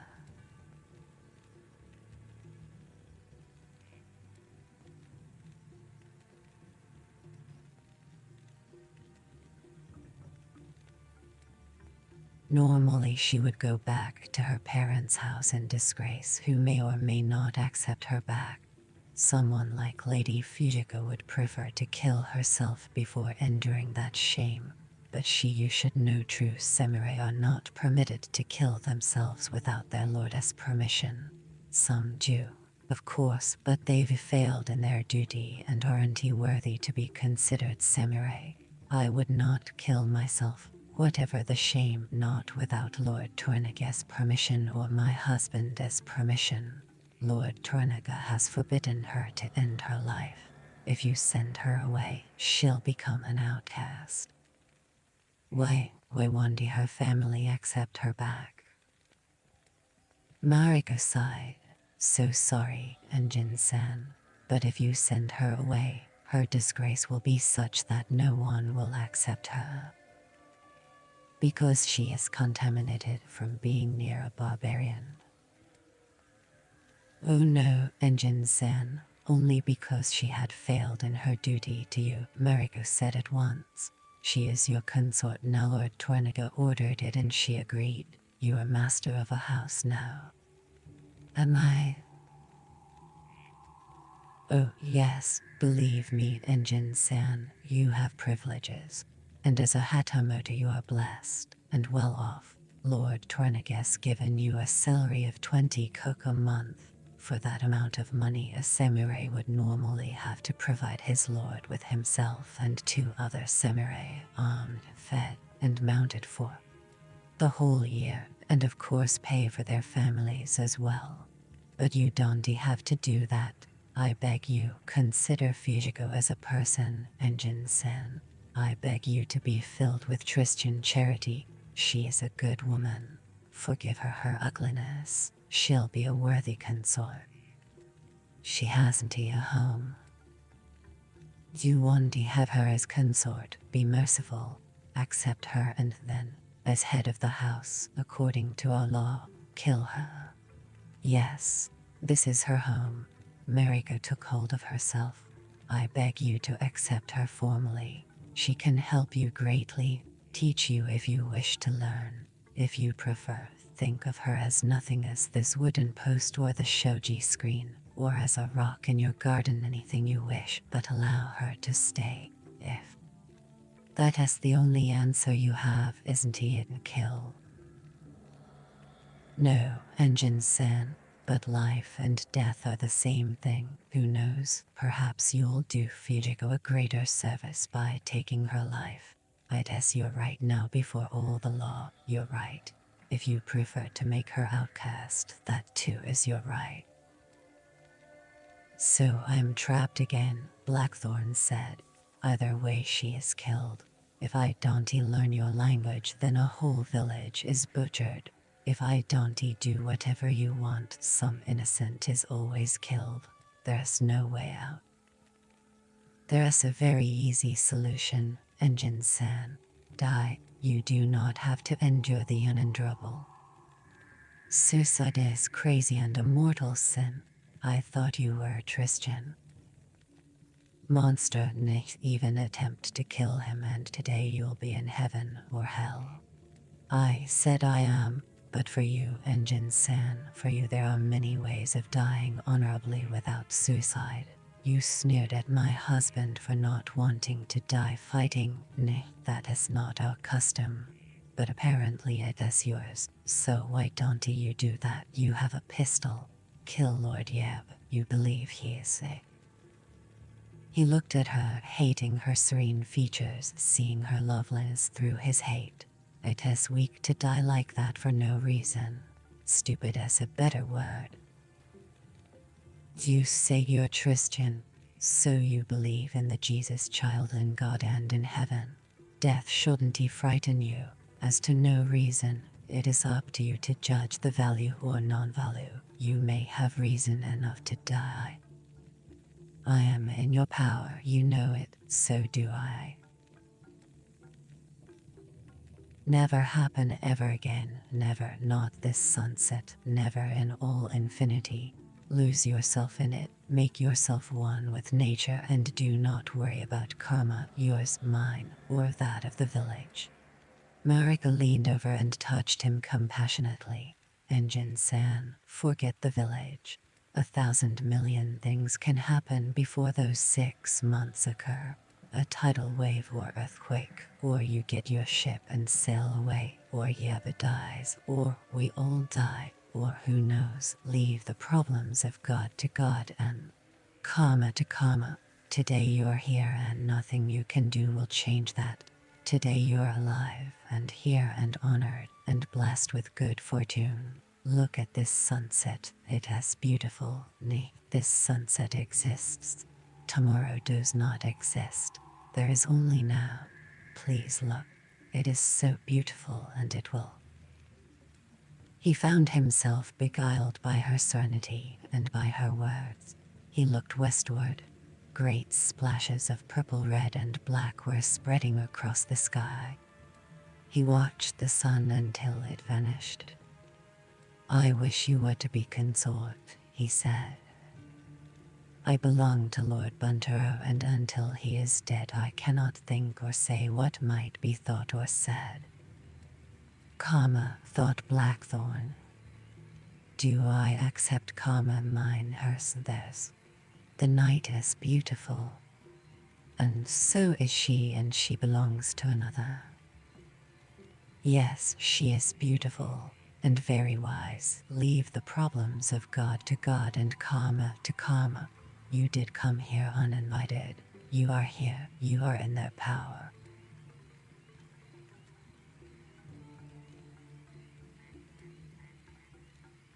But what is the answer?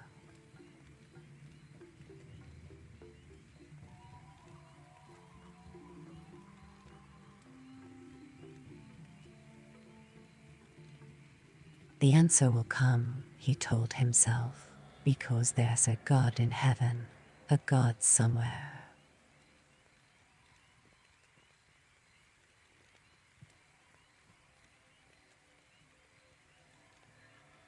He heard the tread of feet.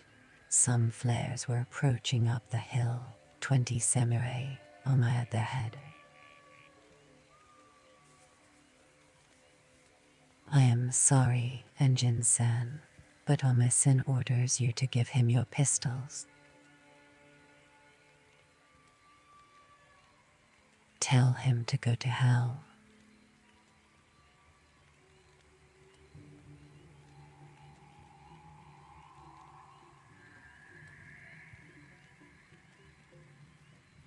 I can't eat, Engine-san. I dare not.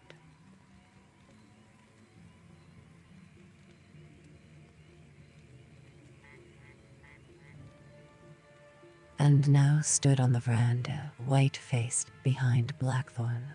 Lord Tornaga never objected, and for days I've been armed around him and Yabusen. Blackthorn kept one hand loosely on the pistol hilt, his eyes on Oma. He had deliberately remained seated on the veranda steps. 10 samurai were within the garden behind Oma, the rest near the waiting palanquin. As soon as Oma had entered uninvited, Fujiko had come from the interior of the house. Mariko said nervously, "Yes, Engine-san, but please understand, what Oma-sen says is true. It is our custom that you cannot go into a daimyo's presence with arms. There's nothing to be of, nothing to concern you. Yabusen is your friend. You are his guest here. Tell Oma-sen I want to give him my guns." Then, when she remained silent, Blackthorn's temper snapped and he shook his head. Oma-san Wicker miss a cop, Oma's face tightened. He snarled an order. 2 samurai moved forward. Blackthorn whipped out the guns. The samurai stopped. Both guns were pointed directly into Oma's face. Blackthorn said, and then, to Mariko, "Tell him to call them off or I'll pull the triggers." She did so. No one moved. Blackthorn got slowly to his feet, the pistols never wavering from their target. Oma was absolutely still, fearless, his eyes following Blackthorn's cat-like movements. "Please, Engine-san, this is very dangerous. You must see Lord Yab. You may not go with pistols. You are Hatamoto, you are protected, and you are also Lord Yaba's guest.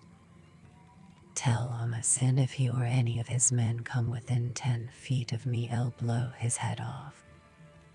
Oma-sen says politely, "For the last time, you are ordered to give me the guns. Now, why not leave them here, Engine-sen? There's nothing to fear. No one will touch. You think I am a fool? Then give them to Fujiko-san."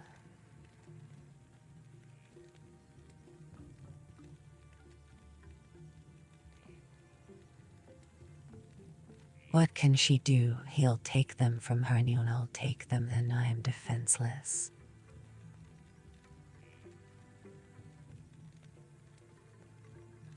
Mariko's voice sharpened. "Why don't you listen, Engine-san? Fujiko-san is your consort. If you order it, she'll protect the guns with her life. That is her duty. I'll never tell you again, but Tadano Yuseiji Fujiko is samurai." Blackthorn was concentrating on Oma, hardly listening to her. "Tell Oma-san I don't like orders. I am Lord Tornaga's guest. I am Lord Yaba's guest. You ask guests to do things, you don't order them, and you don't march into a man's house uninvited." Mariko translated this. Oma listened expressionlessly, then replied shortly, watching the unwavering barrels.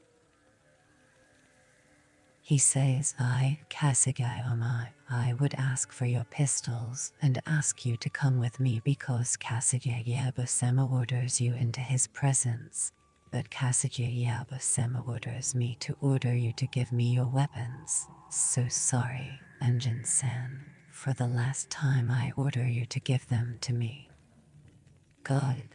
Blackthorn's chest was constricted. He knew he was going to be attacked and he was furious at his own stupidity. But there comes a time when you can't take any more and you pull a gun or a knife and then blood is spilled through stupid pride. Most times stupid. If I am to die, I will die first by. No one, except me, is to touch them. He felt very strong, though somewhat lightheaded. Then what Mariko said began to ring in his ears. Fujiko Samurai, she is your consort, and his brain began to function. Just a moment, Mariko-san. Please say this to Fujiko-san. Exactly. I am going to give you my pistols. You are to guard them. Mariko did as he asked, and behind him, he heard Fujiko say, Hey, Wikaramasa Fujiko-san, he asked her. Wikaramasa Engine-san, she replied in a thin, nervous voice. Mariko-san, please tell Oma-san I'll go with him now. I'm sorry there's been a misunderstanding. Yes, I'm sorry there was a misunderstanding. Blackthorn backed away, then turned. Fujiko accepted the guns, perspiration beading her forehead. He faced Oma and prayed he was right. Shall we go now? Never moved, Yugokanam, she said. Dozo. Oma spoke to Fujiko and held out his hand. She shook her head. He gave a short order. The two samurai started toward her. Immediately she shoved one pistol into the sash of her obi, held the other with both hands at arm's length and leveled it at Oma. The trigger came back slightly and the striking. The samurai obeyed. They stopped. Oma spoke rapidly and angrily, and she listened, and when she replied her voice was soft and polite, but the pistol never moved from his face. The lever half-cocked now, and she ended. I, gomenese, Oma-san. No, I am sorry, Oma-san. Blackthorn waited. The samurai moved a fraction. The lever came back dangerously, almost to the top of its arc, but her arm remained steady. Yugokanam, she ordered. No one doubted that she would pull the trigger, not even Blackthorn. Oma said something curtly to her and to his men. They came back. She lowered the pistol, but it was still ready. What did he say? Blackthorn asked. Only that he would report this incident to Yaba-san. Good. Tell him I will do the same. Blackthorn turned to her. Domo, Fujiko-san. Then, remembering the way Toranaga and Yabu talked to women, he grunted imperiously at Mariko. Come on, Mariko-san, Ikamasho. He started for the gate. Engine-san, Fujiko called out. Hey, Blackthorn stopped. Fujiko was bowing to him and spoke quickly to Mariko. Mariko's eyes widened, then she nodded and replied, and spoke to Oma, who also nodded, clearly enraged but restraining himself. What is going on? Please be patient, Engine-san. Fujiko called out, and there was an answer from within the house. A maid came onto the veranda. In her hands were two swords, samurai swords. Fujiko took them reverently, offered them to Blackthorn with a bow, speaking softly.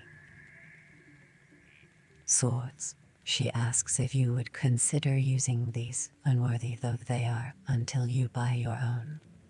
Mariko said your consort rightly points out that a Hatamoto is of course obliged to wear the two swords of the samurai.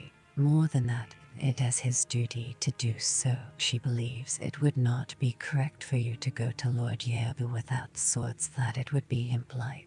By our law it is duty to carry. Blackthorn stared at her, then at Fujiko and back to her again. Does that mean I am samurai, that Lord Toranaga made me samurai? Lord Toranaga, it is his duty because he is a completely trustworthy bodyguard. Also, only a Hatamoto has the right of immediate audience with a lord. I don't know, Engine-san, but there has never been a Hatamoto who wasn't a samurai. Never. Mariko turned and questioned Oma. Impatiently he shook his head and answered, Oma-san doesn't he know either. Certainly it has the special privilege of a Hatamoto to wear swords at all times, even in the presence of. Blackthorn took the short sword and stuck it in his belt, then the other, the long one, the killing one, exactly as Oma was wearing his. Armed, he did feel better. Arigato gozaimasu, Fujiko-san, he said quietly. She lowered her eyes and replied softly. Mariko translated. Fujiko-sen says with permission, Lord, because you must learn our language correctly and quickly. She humbly wishes to point out that domo is more than sufficient for a man to say. Arigato, with or without gozimashita, is an unnecessary politeness, an expression that only women use. Gozimashita, an unnecessary politeness to her. Hey, domo, wagarimasu, Fujiko-san. Blackthorn looked at her clearly for the first time with his newfound knowledge. He saw the sweat on her forehead and the sheen on her hands, the narrow eyes and square face and ferret teeth. Please tell my consort, in this one case I do not consider arigato. Yeba glanced at the swords again. Blackthorn was sitting cross-legged on a cushion in front of him in the place of honor, Mariko to one side, Igarashi beside him. They were in the main room of the fortress. I finished talking. Yeba shrugged. You handled it badly, nephew. Of course it has the consort's duty to protect the engine-san and his property. Of course he has the right to wear swords now. Yes, you handled it badly. I made it clear the engine-san as my honored guest here. Apologize to him. Idea, the killing of Yaba. Immediately Omi got up and knelt in front of Blackthorn and bowed. I apologize for my error, engine-san. He heard Mariko say that the barbarian accepted the apology. He bowed again and calmly went back to his place and sat down again. But he was not calm inside. He was now totally consumed by one. He had decided to do the unthinkable, kill his liege lord and the head of his clan. To be stolen later or broken later. But not because he had been made to apologize publicly to the barbarian. In this Yaba had been right. I knew he had been unnecessarily inept, for although Yaba had stupidly ordered him to take the pistols away at once tonight, he knew they should have been manipulated away and left in the house.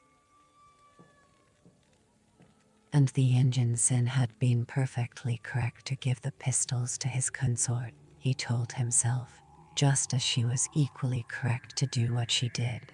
And she would certainly have pulled the trigger, her aim true. It was no secret that Usagi Fujiko sought death, or why. I knew, too, that if it. Songs and poems and even a new play, all so inspiring and tragic and brave about the three of them, the faithful consort and faithful samurai who both died dutifully because of the incredible barbarian who came from the Eastern Sea. Handy been for his earlier decision this morning to kill Yeba, he would have stepped forward into death and then his men would have taken the pistols away from her. He would have died nobly as she would be ordered into death nobly, and men and women would have told the tragic tale for generations. Then, dismissed them without acknowledgement like peasants. No, Omi's decision had nothing to do with this public apology. All of the unfairness added to the hatred that now obsessed him. The main reason was that today Yeba had publicly insulted Omi's mother and wife in front of peasants by keeping them waiting for hours in the sun like peasants, and had. It doesn't matter, my son, his mother had said. It is his privilege. He is our liege lord, Midori, his wife, had said, the tears of shame running down her cheeks. Please excuse him. And he didn't invite either of you to greet him and his officers at the fortress, Oma had continued. At the meal you arranged the food and sake alone cost 1 koku. It is our duty, my son. It is our duty to do whatever Lord Yaba wants. And the order about father. It is not an order yet. It is a rumor. The message from father said he'd heard that Yeba is going to order him to shave his head and become a priest or slit his belly open. Yeba's wife privately boasts it. That was whispered to your father by a spy. You cannot always trust spies. So sorry. But your father, my son, Isn't he always wise?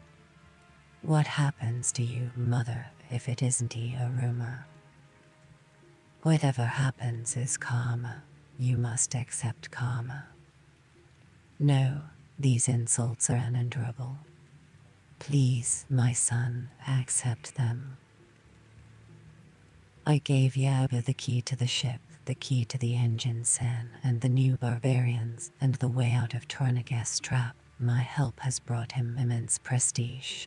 With the symbolic gift of the sword, he is now second to Tornaga in the armies of the East. And what have we got in return? Filthy insults. Accept your karma. You must, husband, I beg you, listen to the lady, your mother. I can't live with this shame. I will have vengeance, and then I will kill myself, and these shames will pass from me. For the last time, my son, accept your karma, I beg you. My karma is to destroy you. The old lady had sighed. Very well, you are a man. You have the right to decide. What is to be. But the killing of Yabu by itself is nothing. We must plan. His son must also be removed, and also Igarashi, particularly Igarashi. Then your father will lead the clan as is his right. How do we do that, mother? We will plan, you and I, and be patient, nay. Then we must consult with your father, Midori. Even you may give counsel, but try not to make it valueless, nay. What about Lord Tornaga? He gave Yaba his sword. Killing. I think Lord Tornaga only wants you strong and a vassal state, not as an Ollie. He doesn't want Ollies any more than the Take did. Yaba thinks he is an Ollie. I think Tornaga detests Ollies. Our clan will prosper as Tornaga vassals, or as Ishida vassals, who to choose, and how to do that. Umai remembered the surge of joy that had possessed him once the decision had been made final. He felt it now, but none of it showed on his face as cha and wine were offered by carefully selected maids imported from Mishima for Yabu. He watched Yabu and the engine sen and Mariko and Igarashi. They were all waiting for Yabu to begin. Easily defendable. That the cost had come out of Ome's increased fief bothered him not at all. This had been his duty. The room was large and airy, big enough for 30 officers to dine and wine and talk. There were many other rooms and kitchens for bodyguards and servants, and a skirting garden, and though all were makeshift and temporary, they had been excellently constructed in the time at his disposal, and with oiled paper as was usual, good planks for the flooring were set on pilings raised off beaten earth below, and these were covered with tatamis. He looked through the open shoji. Many sentries in the forecourt.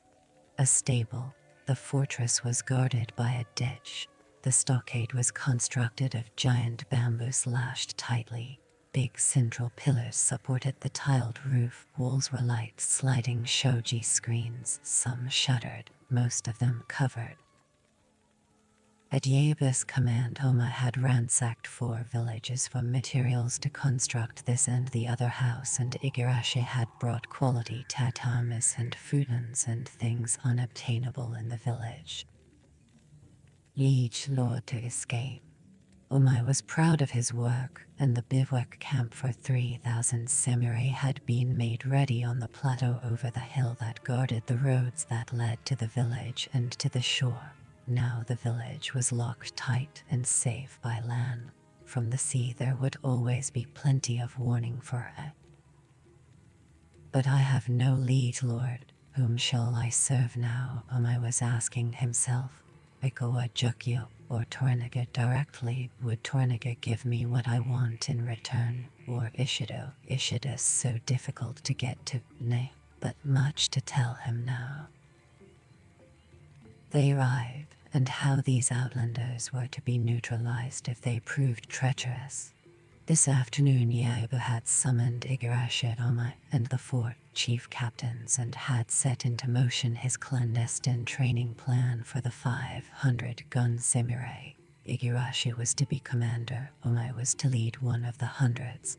They had arranged how to induct Tornagas men into the units when Omai had suggested that another highly secret cadre of 3 more units of 100 samurai each should be trained surreptitiously on the other side of the peninsula as replacements, as a reserve, and as a precaution against a treacherous move by Tornaga. Who'll command Tornaga's men? Who'll he send as second in command? Igarashi had asked. Each personally, and none of them is to know yet my overall strategy of the musket regiment. It makes no difference, Yaoba had said. I'll appoint his 5 assistant officers who'll be given the responsibility of slitting his throat should it be necessary. The code for killing him and all the outlanders will be Plumtree. Tomorrow, Igarashi-san, you will choose the men. I will approve. Now, as Omai was watching Yaoba, he savored the newfound ecstasy of vengeance. To kill Yaoba would be easy, but the killing must be coordinated. Only then would his father or his elder brother be able to assume control of the clan, and Yaoba came to the point. Mariko-san, please tell the engine-san. Tomorrow I want him to start training my men to shoot like barbarians, and I want to learn everything there is to know about the way that barbarians war. But, so sorry, the guns won't arrive for 6 days, Yaoba-san. Mariko reminded him. Enough among my men to begin with, Yaoba replied. I want him to start tomorrow. Mariko spoke to Blackthorn. What does he want to know about war? He asked. He said everything. What particularly? Mariko asked Yaoba. Yaoba-san says, have you been part of any battles on land? Yes, in the Netherlands, one in France.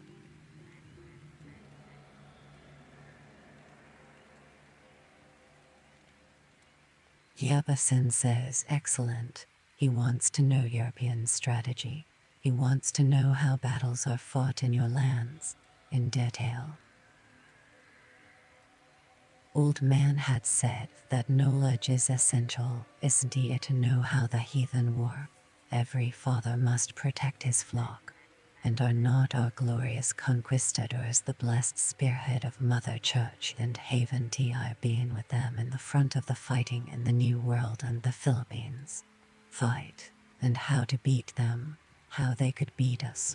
Remember, Sieur, I tell thee a secret on thy soul, never join Japanese ferocity with modern weapons and modern methods, or on land they will destroy us. And studied them for more than 20 years. I know war, Sieur. I know war. It has been my duty, Goddess will, to know war. Perhaps God has sent you to me to teach you in case I die. Listen, my flock here in this jail have been my teachers about Japan warfare, Sieur. So now I know how their armies. Blackthorn thought a moment, then he said, tell Yaoba-san I can train any number of men for him, and I know exactly what he wants to know. He had learned a great deal about the way the Japanese warred from Friar Domingo. The friar had been an expert and vitally concerned. After all, Sieur, the Blackthorn committed himself to God and began.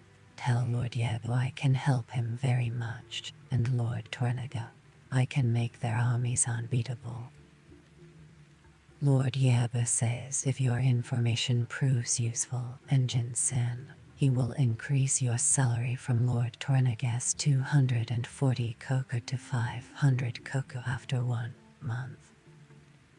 Thank him, but say if I do all that for him, I request a favor in return. I want him to rescind his decree about the village, and I want my ship and crew back in 5 months. Mariko said, Engine-san, you cannot bargain with him like a trader. Please ask him, as a humble favor from an honored guest and grateful vassal to be. Yabu frowned and replied at length. Moment I arrive in Yedo, I'll do this, Engine-san. Yabu-san says that the village is unimportant. The villagers need a fire under their rumps to make them do anything. You are not to concern yourself with them. As to the ship, it is in Lord Tornaga's care. He's sure you'll get it back soon.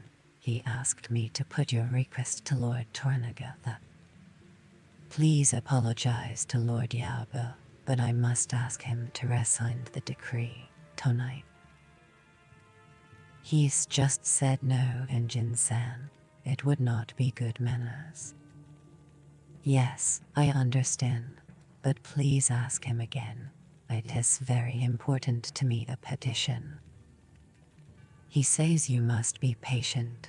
Don't concern yourself with villagers. Blackthorn nodded, then he decided. Thank you. I understand. Yes. Please thank Yabu-san, but tell him I cannot live with this shame. Mariko Blanche, what? I cannot live with the shame of having the village on my conscience. I am dishonored. I cannot endure this. It is against my Christian belief. I will have to commit suicide at once. Suicide? Yes, that is what I decided to do. Yabu interrupted. Nanya, Mariko-san. Haltingly she translated what Blackthorn had said. Yabu questioned her and she answered. Then Yabu said, if it wasn't you for your reaction, this would be a joke. Mariko-san, why are you so concerned? Why do you think he means it? I don't know, sire. He seems I don't know. Her voice trailed off. Ome-san. Suicide is against all Christian beliefs, sire. They never suicide as we do, as a samurai would. Mariko-san, you're Christian. Is that true? Yes, sire. Suicide is a mortal sin against the word of God. Igarashi-san, what do you think? It is a bluff. He is no Christian. Remember the first day, sire. Remember what he did to the priest and what he allowed Ome-san to do to him to save the boy. Yabu smiled, recollecting that day and the night that had followed. Yes, I agree. He is no Christian, Mariko-san. So sorry, but I don't understand, sire. What about the priest? Yabu told her what had happened the first day between Blackthorn and the priest. He desecrated a cross, she said, openly shocked.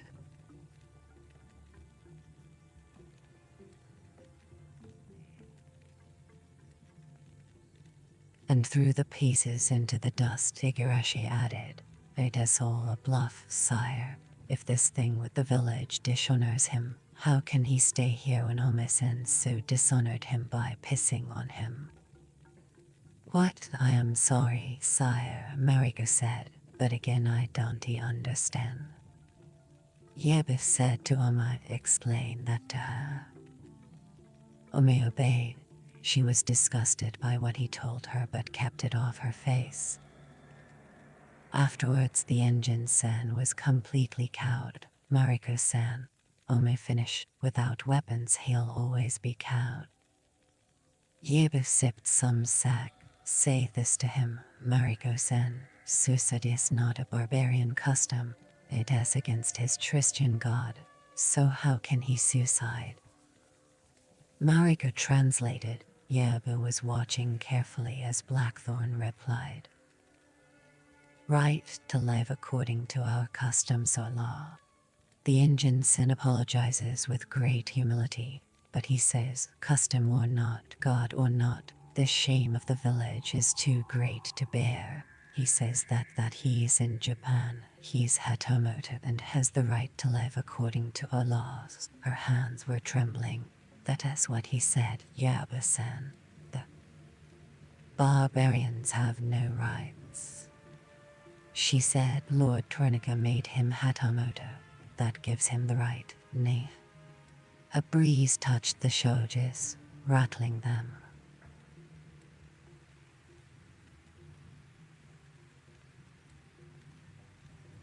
How could he commit suicide? I'd ask him. Blackthorn took out the short, needle-sharp sword and placed it gently on the tatami, point facing him.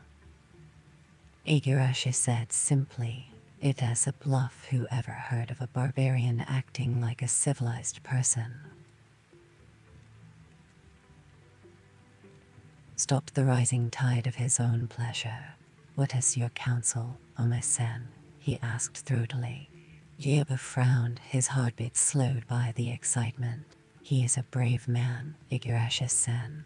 No doubt about that, and strange. But this Yabu wanted to see the act, to witness the barbarian's measure, to see how he went into death, to experience with him the ecstasy of the going. With an effort You said to the village, sire, if the engine sen did not learn satisfactorily, I counsel you to make a slight concession. Say to him that whatever he learns within the 5 months will be satisfactory, but he must, in return, swear by his God never to reveal this to the village.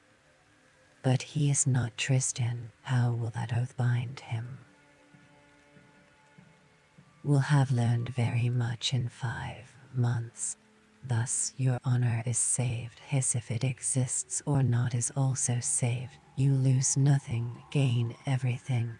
Very important, you gain his allegiance of his own free will. I believe he is a type of Tristan, sire. He is against the black robes and that is what is important. I believe swearing by his own God will be binding. And he should also swear, in this goddess' name, that he'll apply his mind totally to learning and totally to your service, because he is clever. You believe he'll kill himself? Yes. Mariko-san. I don't know, Yabu-san. I am sorry, I cannot advise you. A few hours ago I would have said, no, he will not commit suicide. Now I don't know. He is since Ome-san came for him tonight. He is being different. Igarashi-san. If you give in to him now and it as bluff, he'll use the same trick all the time. He is cunning as a fox. We've all seen how cunning. You'll have to say no one day, sire. I counsel you to say it now. It as a bluff. Oma leaned forward and shook his head. Sire, please excuse me, but I must repeat, if you say no you risk a great loss. If it is a bluff, and it may well be, then as a proud man he will become hate-filled at his further humiliation, and he won't help you to the limit of his being, which you need. He has asked for something as a Hatomoto which he is entitled to. He says he wants to live according to our customs of his own free will. Isn't that an enormous step forward, sire? That is marvelous for you and for him. I counsel Kojin. Use him to your advantage. I intend to, Yabu said thickly. And never will be. Igarashi said, yes, he is valuable and yes, I want his knowledge, but he has got to be controlled. You've said that many times, Ome-san. He is barbarian. That is all he is. Oh, I know he's Hatomoto today, and yes, he can wear the 2 swords from today. But that doesn't make him samurai. He is not samurai. Mariko knew that of all of them she should be able to read the engine sen the most clearly, but she could not. One moment she understood him, the next he was incomprehensible again. One moment she liked him, the next she hated him. Why? Blackthorn's haunted eyes looked into the distance, but now there were beads of sweat on his forehead. Is that from fear? Thought Yab. Fear that the bluff will be called. Is he bluffing? Mariko-san. Yes, Lord. Tell him. Yaba's mouth was suddenly dried, his chest aching. Tell the engine-sen the sentence stays.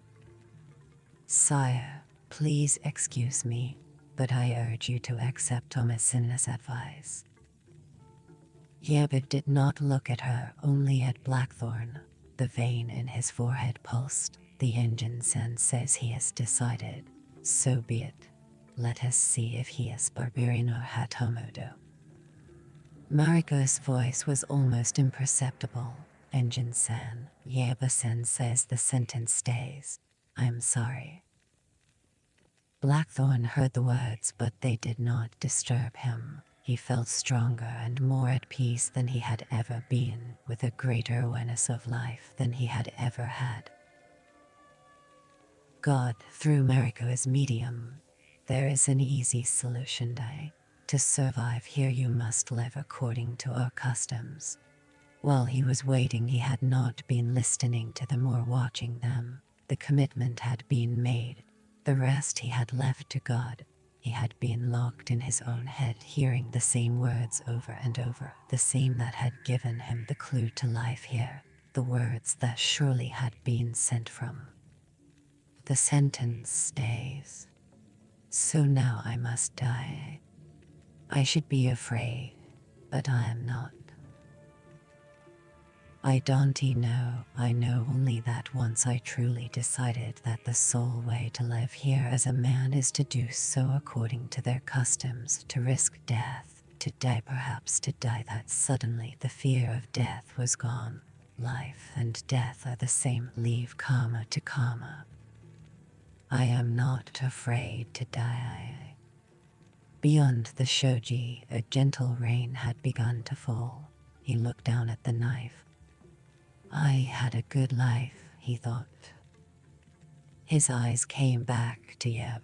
Wikarmasa, he said clearly, and though he knew his lips had formed the word, it was as though someone else had spoken. No one moved. He watched his right hand pick up the knife, then his left also grasped the hilt, the blade steady and pointing at his heart. Now there was only the sound of his life, building and building, soaring louder and louder until he could listen no more. His soul cried out for eternal silence. The cry triggered his reflexes. His hands drove the knife unerringly toward its target.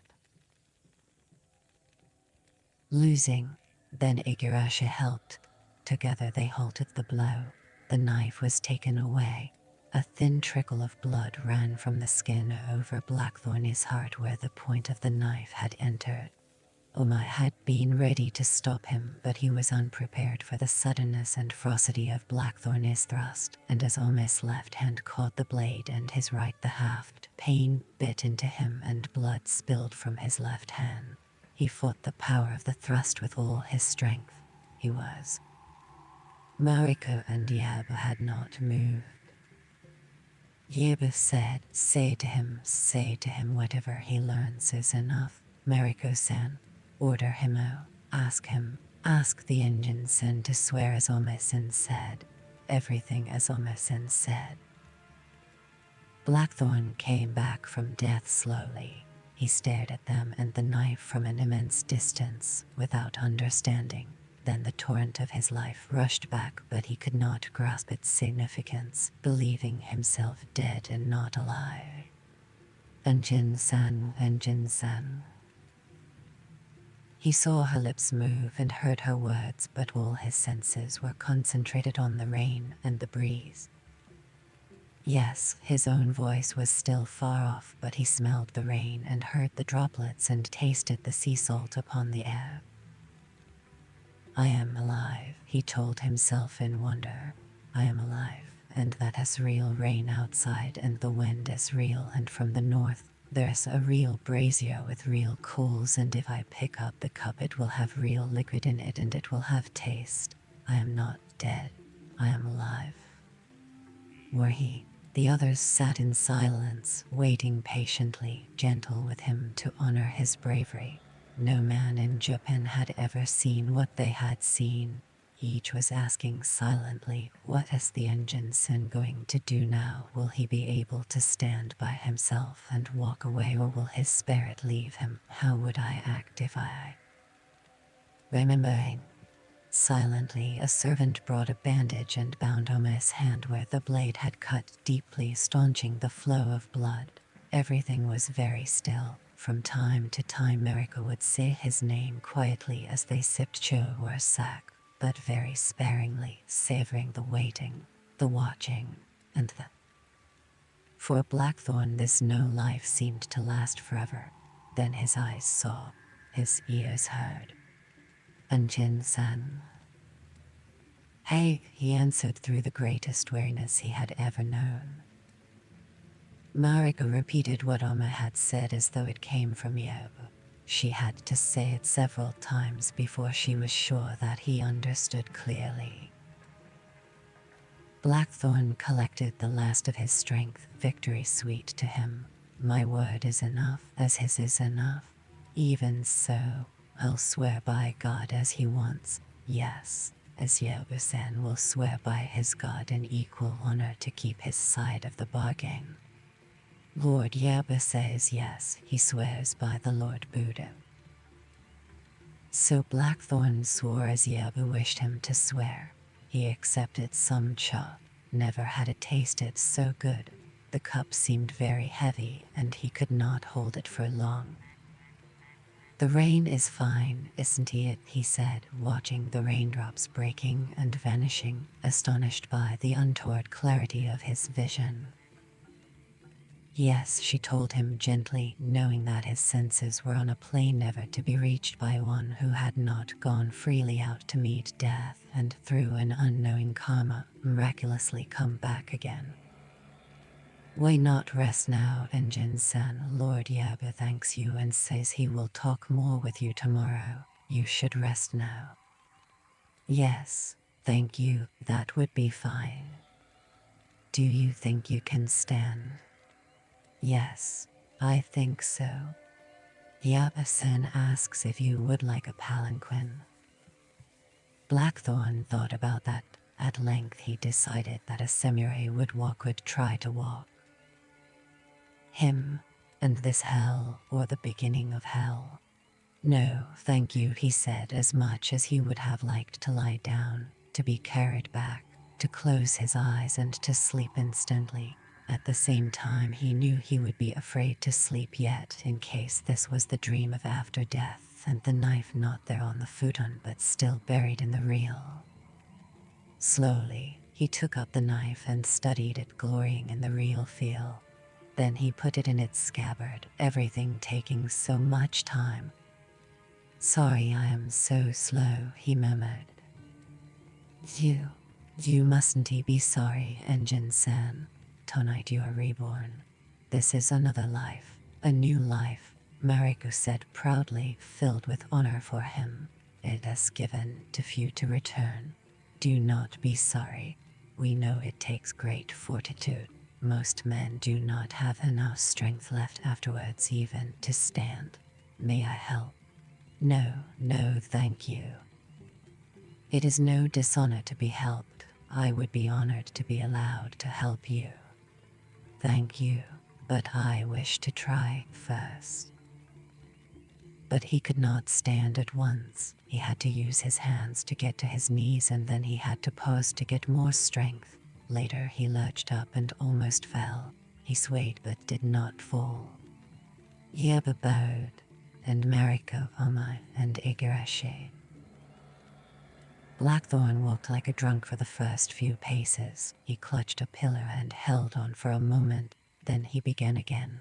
He faltered, but he was walking away, alone. As a man, he kept one hand on the long sword in his belt and his head was high. Yobu exhaled and drank deeply of the sack. When he could speak, he said to Mariko, "Please follow him. See that he gets home safely." "Yes, sire."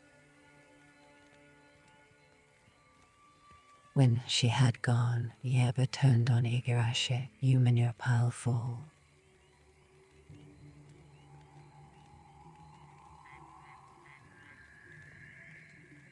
Instantly Igarashi bowed his bead to the mat in penitence. Bluff, you said. Nah, your stupidity almost cost me a priceless treasure. Yes, sire, you're right, sire. I beg leave to end my life at once.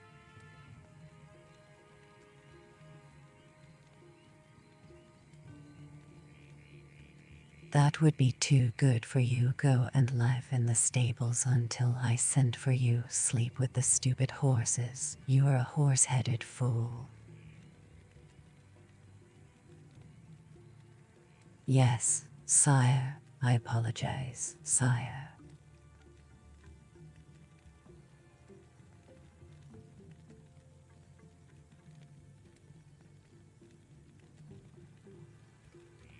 Get out. Omisan will command the guns now. Get out.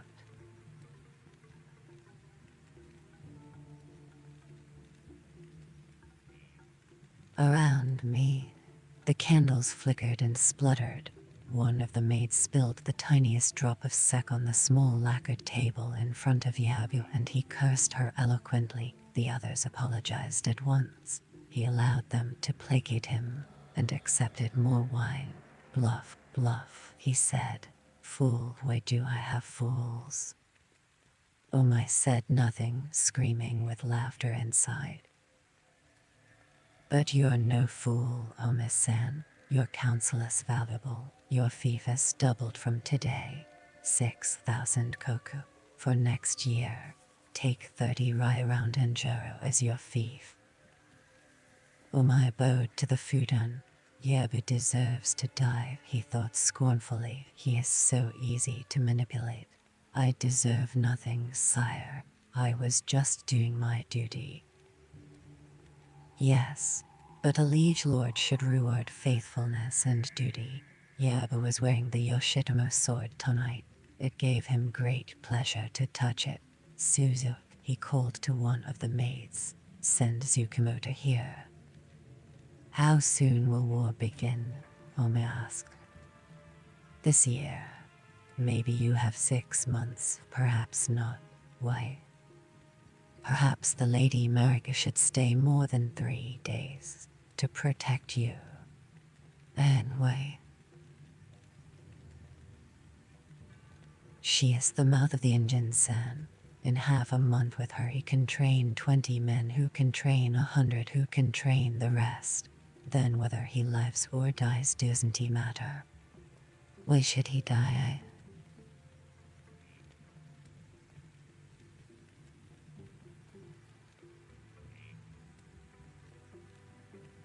Keeping any promise, you may want to put pressure on him once you have the information. What good is the carcass?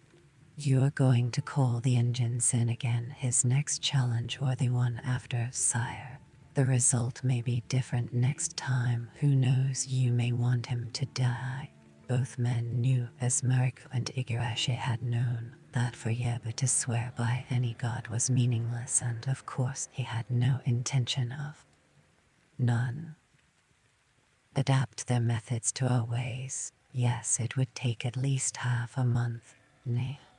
You need to learn barbarian war strategy, but you must do it very quickly. Lord Tornaga may send for him, so you must have the woman as long as you can. Half a month should be enough to squeeze his head dry of what he knows now that you have his complete attention. You'll have to experiment, too. And Tornaga-san.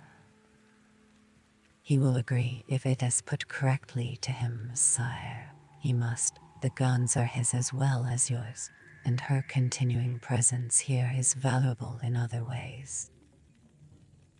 Yes, Yabu said with satisfaction, for the thought of holding her as hostage had also entered his mind on the ship when he had planned to offer Tornaga as a sacrifice to Ishido.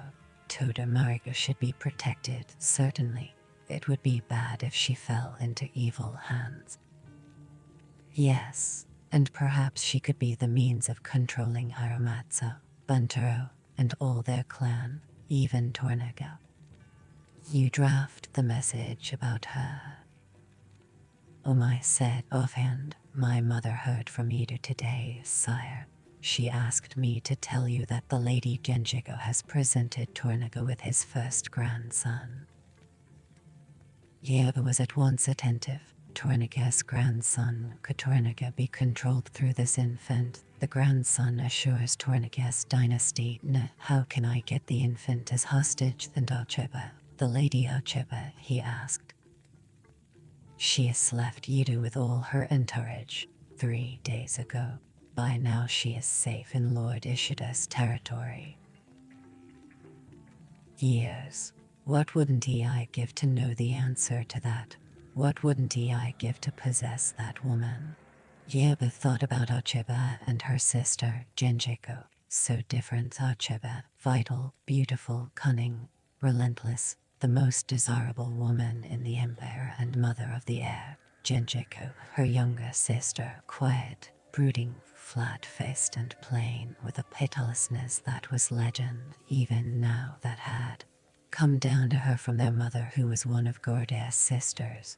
The two sisters loved each other, but Ocheba hated Tornaga and his brood as Genjigo detested the Take and Yaman, his son. Did the Take really father Ocheba's son? Yabu asked himself again, as old Damius had done secretly for.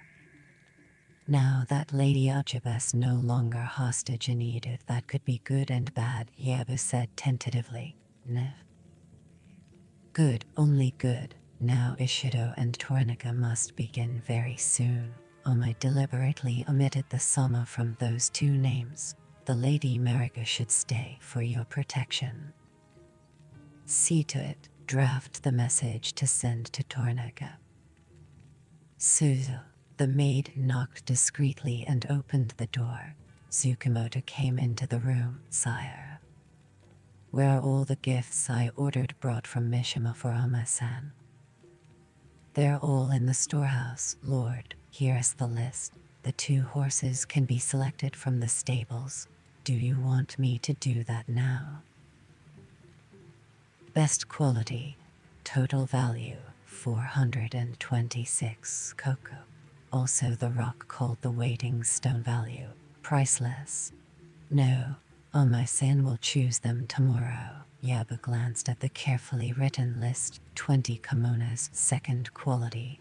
2 swords, 1 suit of armor repaired but in good condition. 2 horses, arms for 100 samurai sword, helmet, breastplate, bow. 20 arrows and spear for each man. Oh yes, he said in better humor, remembering that night. The rock I found in Kyushu. You were going to rename it the Waiting Barbarian, weren't you? Yes, sire, if it still pleases you, Oma said. But would you honor me tomorrow by deciding where it should go in the garden? I don't think there's a place good enough. Then girls up. Then he noticed Tsukamoto. What are you waiting for? Get out. Slender and very delicate like the other 2. The 3 had been brought by palanquin from his household in Mishima. Tonight they were all barefoot, their kimonos the very best silk, their skins very white. Curious that boys can be so graceful, he pondered, in many ways more feminine, more sensuous. Tomorrow I'll decide. Yes, Yaba let his mind rest on the rock, and on those far-off days with his revered master, the Take, and last on the night of the screams. Melancholy seeped into him. Life is so short and sad and cruel, he thought. He eyed Suzu. The maid smiled back hesitantly, oval-faced. Yes, sire, you asked me to remind you about taxes, sire. Tsukamoto heaved up his sweating bulk and gratefully hurried away. Oma-san, you will double all taxes at once, Yabu said. Yes, sire. Filthy peasants, they don't work hard enough. They're lazy, all of them. I keep the roads safe from bandits, the seas safe, give them good government, and what do? They spend the days drinking cha and second eating rice. It's time my peasants lived up to their responsibility. Yes, sire, Oma said. Next, Yabu turned to the subject that possessed his mind. The engine-sen astonished me tonight, but not you. Oh yes, he did, sire. more than you, but you were wise to make him commit himself. You say Higurashi was right. I merely admired your wisdom, sire. You would have had to say no to him some time. I think you were very wise to say it now tonight. I thought he'd killed himself. Yes, I am glad you were ready.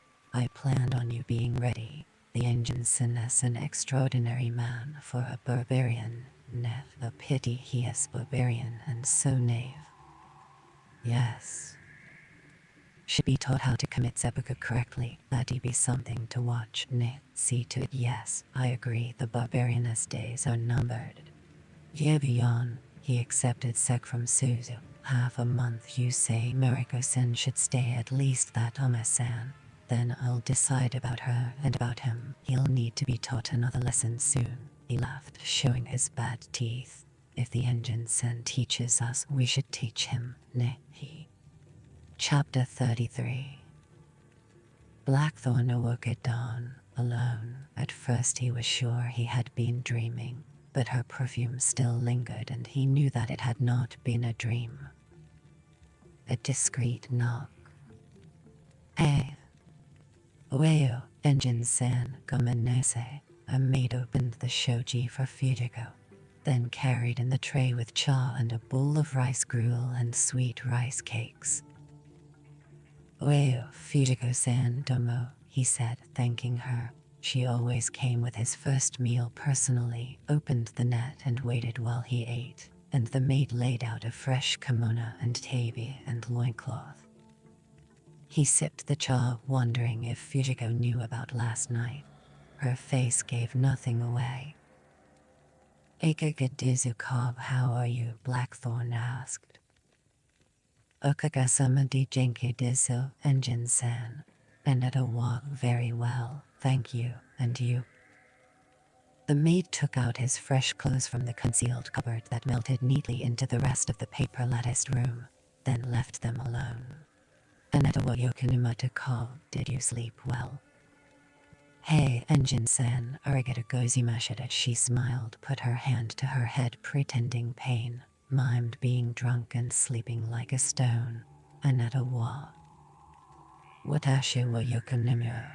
I slept very well. She corrected him, watashi wa yokunumata. Dum, watashi wa yokunumata. Yui te and yui, good, very good. Then, from the corridor he heard Mariko call out, Fujiko-san. Hey, Mariko-san. Fujiko went to the shoji and opened it a crack. He could not see Mariko, and he did not understand what they were saying. I hope no one knows, he thought. I pray it is secret, just between us. Perhaps it would be better if it had been a dream. He began to dress. Fujiko came back and knelt to do up the catches on the tabi. Mariko-san, nanya. Nan mo ensign-san, she replied. It was nothing important. She went to the tekonoma, the alcove with its hanging scroll and flower arrangement, where his swords were always put. She gave them to him. He stuck them in his belt. The swords no longer felt ridiculous to him, though he wished that he could wear them less self-consciously. Vast majority of daimyos who detested the Korean campaign. The Chinese hordes had abruptly poured across the border to join battle with the Japanese armies and, through the weight of their incredible numbers, had routed them. Fujiko's father had been part of the rearguard that had covered the retreat back to the mountains north of Seoul, where they had turned and fought the battle to a stalemate. This and the second campaign had been the costliest military expedition ever undertaken. When the Take had died last year, Toranaga, on behalf of the Council of Regents, had at once ordered the remnants of their armies home, to the great relief of the She had told him that her father had been granted the swords for bravery after a particularly bloody battle in the far north of Korea 7 years ago during the first invasion. The Japanese armies had ripped through the kingdom, victorious, slashing north. Then, when they were near the Yellow River, Blackthorn walked out to the veranda. He stepped into his thongs and nodded to his servants, who had been assembled in a neat line to bow him off, as was custom. It was a drab day. The sky was overcast and a warm, wet wind came off the sea. The stepping stones that were set into the gravel of the path were wet with the rain that had fallen in the night. Beyond the gate were the horses and his 10 samurai outriders, and Mariko. She was already mounted and wore a pale yellow mantle over pale green silk trousers, a wide-brimmed hat and veil held with yellow ribbons, and gloves. A rain parasol was ready in its saddle sheath. "Oeo," he said formally. "Oeo, Mariko-san. Oeo and Jin-san, ikaga desu ka? Oke jasamandi jenke desu, anata wa." She smiled. "Yoi, arigato gozaimasu."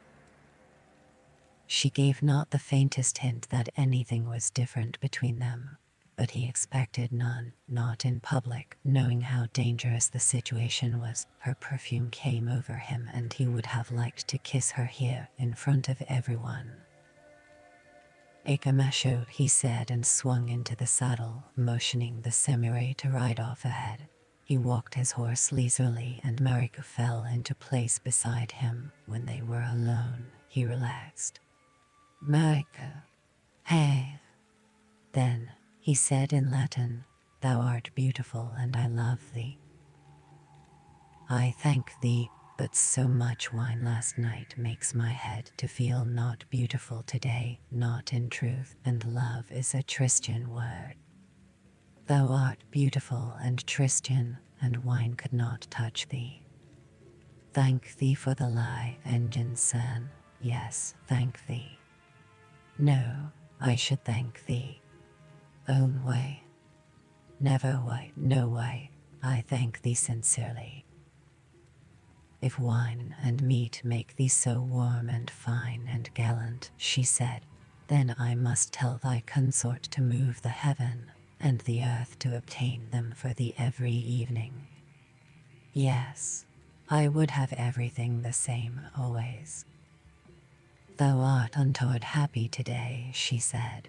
"Good, very good. But why truly?" "Because of thee, thou knowest why." "I know nothing, Engine-san." "Nothing," he teased.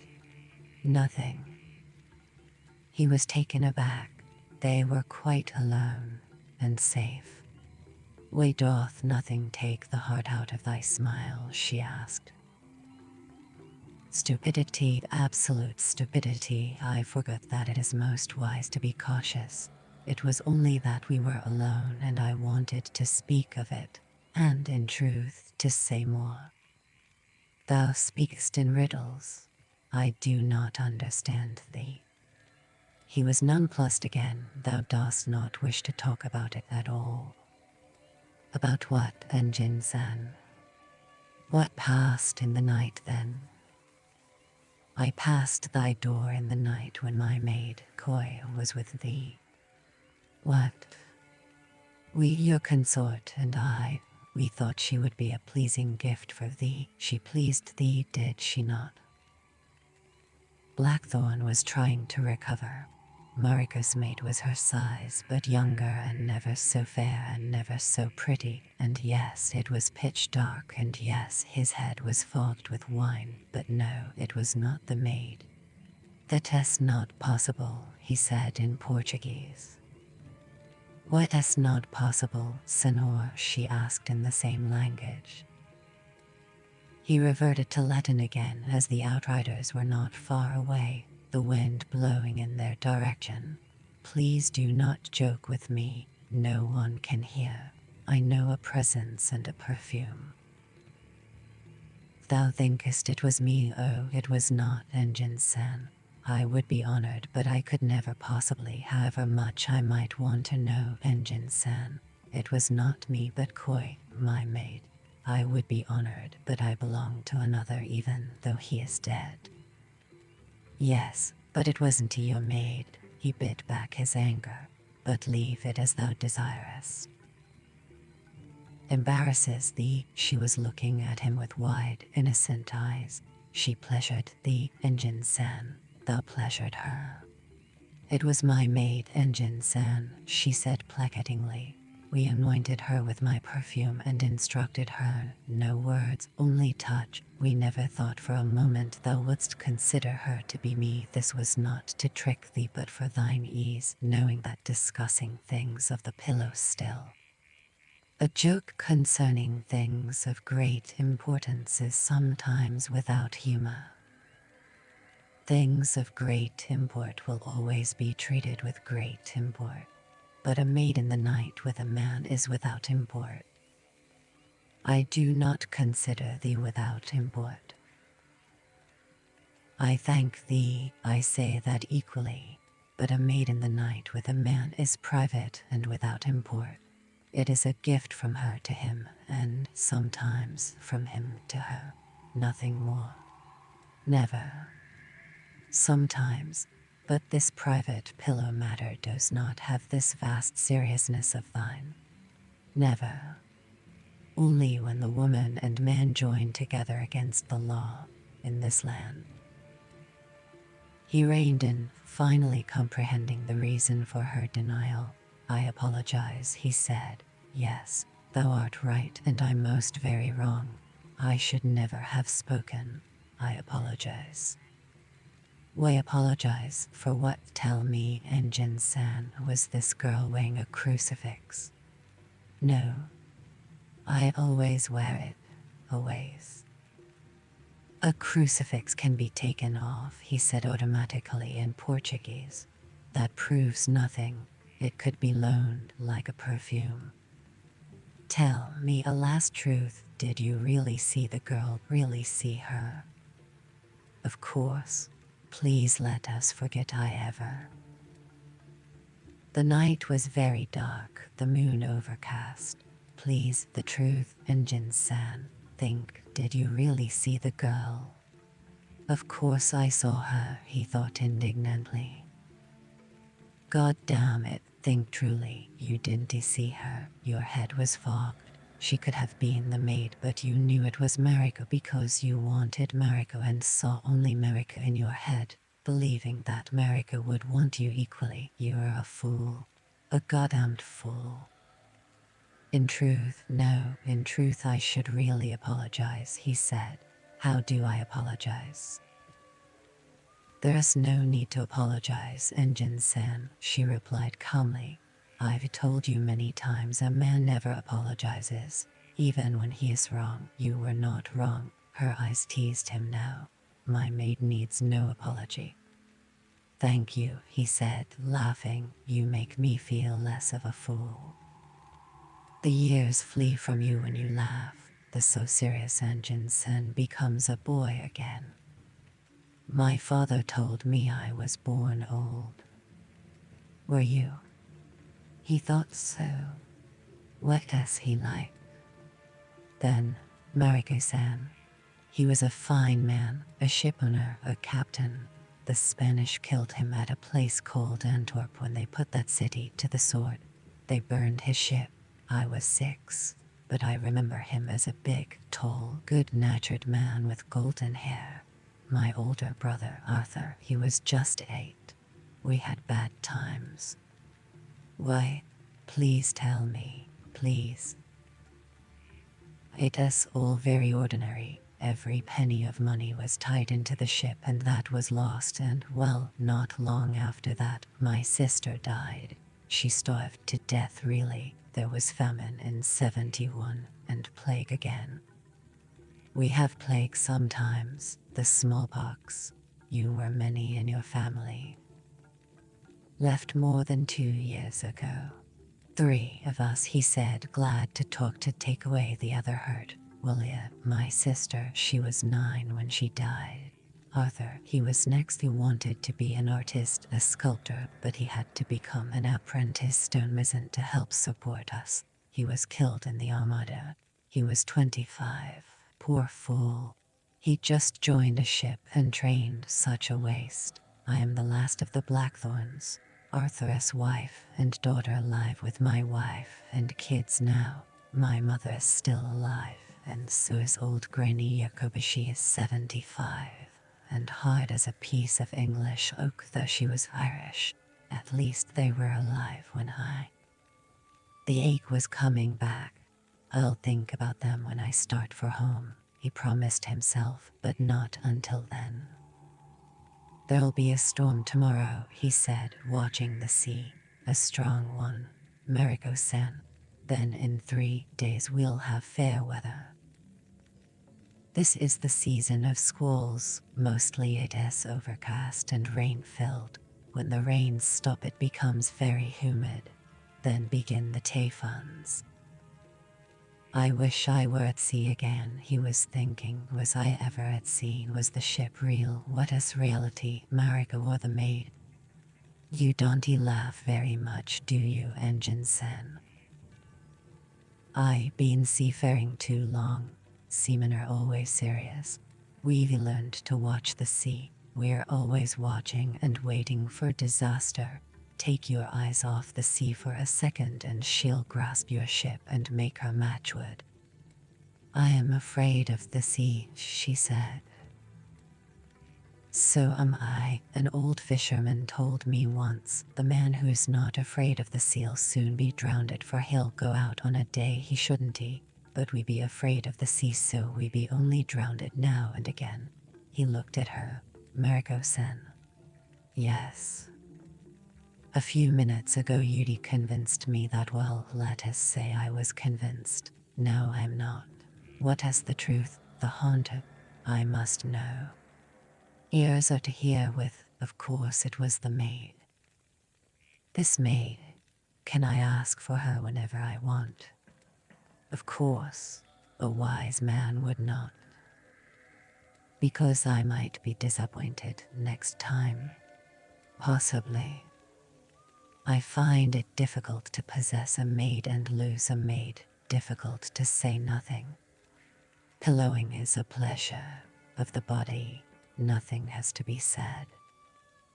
But how do I tell a maid that she is beautiful, that I love her, that she filled me with ecstasy? It isn't seemly to love a maid this way, not here, Engine-san.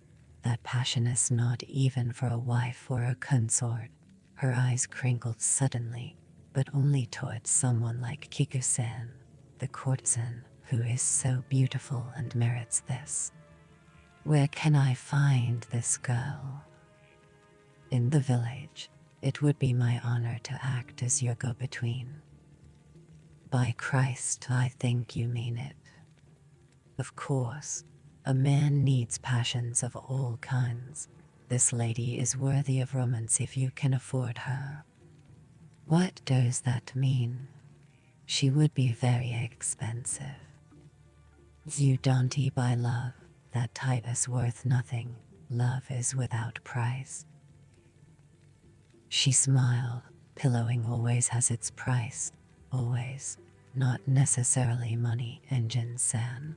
But a man pays, always, for pillowing in one way or in another. True love, we call it duty, is of soul to soul and needs no such expression of physical expression, except perhaps the gift of death. You're wrong. I wish I could show you the world as it is. I know the world as it is and as it will be forever. You want this contemptible maid again? Yes, you know I want. Mariko laughed gaily. Then she will be sent to you. At sunset, we will escort her, Fujiko and I. Goddamn it, I think you would too, he laughed with her. Oh, Engine-san, it is good to see you laugh. Since you came back to Enjo, you have gone through a great change, a very great change. No, not so much, but last night I dreamed a dream. That dream was perfection. God is perfection, and sometimes so is a sunset or moonrise or the first crocus of the year. I don't understand you at all. She turned back the veil on her hat and looked directly at him. Once another man said to me, I don't understand you at all, and my husband said, your pardon, Lord, but no man can understand her. Her father doesn't understand her, neither do the gods, nor her barbarian god, not even her mother understands her. That was Torniga, Lord Torniga. Oh no, Engine-san, that was the take. Lord Torniga understands me. He understands everything. Even me. Very much you. You are sure of that, aren't you? Yes, oh very yes. Will he win the war? Yes. I am his favored vassal. Yes. Will he take my navy? Yes. When will I get my ship back? You want he? Wait. Her gravity vanished because you'll have your maiden Anjaro and you'll be pillowing so much you'll have no energy to leave, even on your hands and knees when she begs you to go aboard your ship, and when Lord Torniga asks you to go aboard and to leave us all. There you go again, one moment so serious, the next not. That is only to answer you, Engine-san, and to put certain things in a correct place. Ah, but before you leave us you should see the Lady Kiku. She is worthy of a great passion. She is so beautiful and talented. For her you would have to be extraordinary. I am tempted to accept the challenge. I challenge no one. But if you are prepared to be samurai and not foreigner, if you are prepared to treat pillowing for what it is, then I would be honored to act as go-between. What does that mean? When you are in good humor, when you are ready for very special amusement, ask your consort to ask me. Wei Fujika-san. Respect, duty, even this love of yours. Fujika loves you, because it is your consort's duty to see that you are pleasured. It is our custom to make life simple. We admire simplicity, so men and women can take pillowing for what it is, an important part of life, certainly. But between a man and a woman there are more vital things, humility for one. No, she doesn't. She will give you her life. What more is there to give? At length he took his eyes off her and looked at the sea. The waves were cresting the shore as the wind freshened. He turned back to her. Then nothing is to be said, he asked, between us. Nothing. That is wise. And if I don't agree? You must agree. You are here. This is your home. The attacking 500 galloped over the lip of the hill in a haphazard pack, down onto the rock-strewn valley floor where the 2,000 defenders were drawn up in a battle array. Each rider wore a musket slung on his back and a belt with pouches for bullets, flints, and a powder horn. Like most samurai, their clothes were a motley collection of kimonos and rags, but their weapons always the best that each could afford. Only Torniga and Ishido, copying him, insisted that their troops be uniformed and punctilious in their dress. All other daimyos considered such outward extravagance a foolish squandering of money, an unnecessary innovation. Even Blackthorn had agreed. The armies of Europe were never uniformed. What king could afford that, except for a personal guard? He was standing on a rise with Yabu and his aides, Josen and all his men, and Mariko. This was the first full-scale rehearsal of an attack. He waited uneasily. Yabu was uncommonly tense, and Oma and Naga both had been touchy almost to the point of belligerence, particularly Naga. What is the matter with everyone? He had asked Mariko. Perhaps they wish to do well in front of their lord and his guest. Is he a daimyo too? No, but important, one of Lord Ishida's generals. It would be good if everything were perfect today.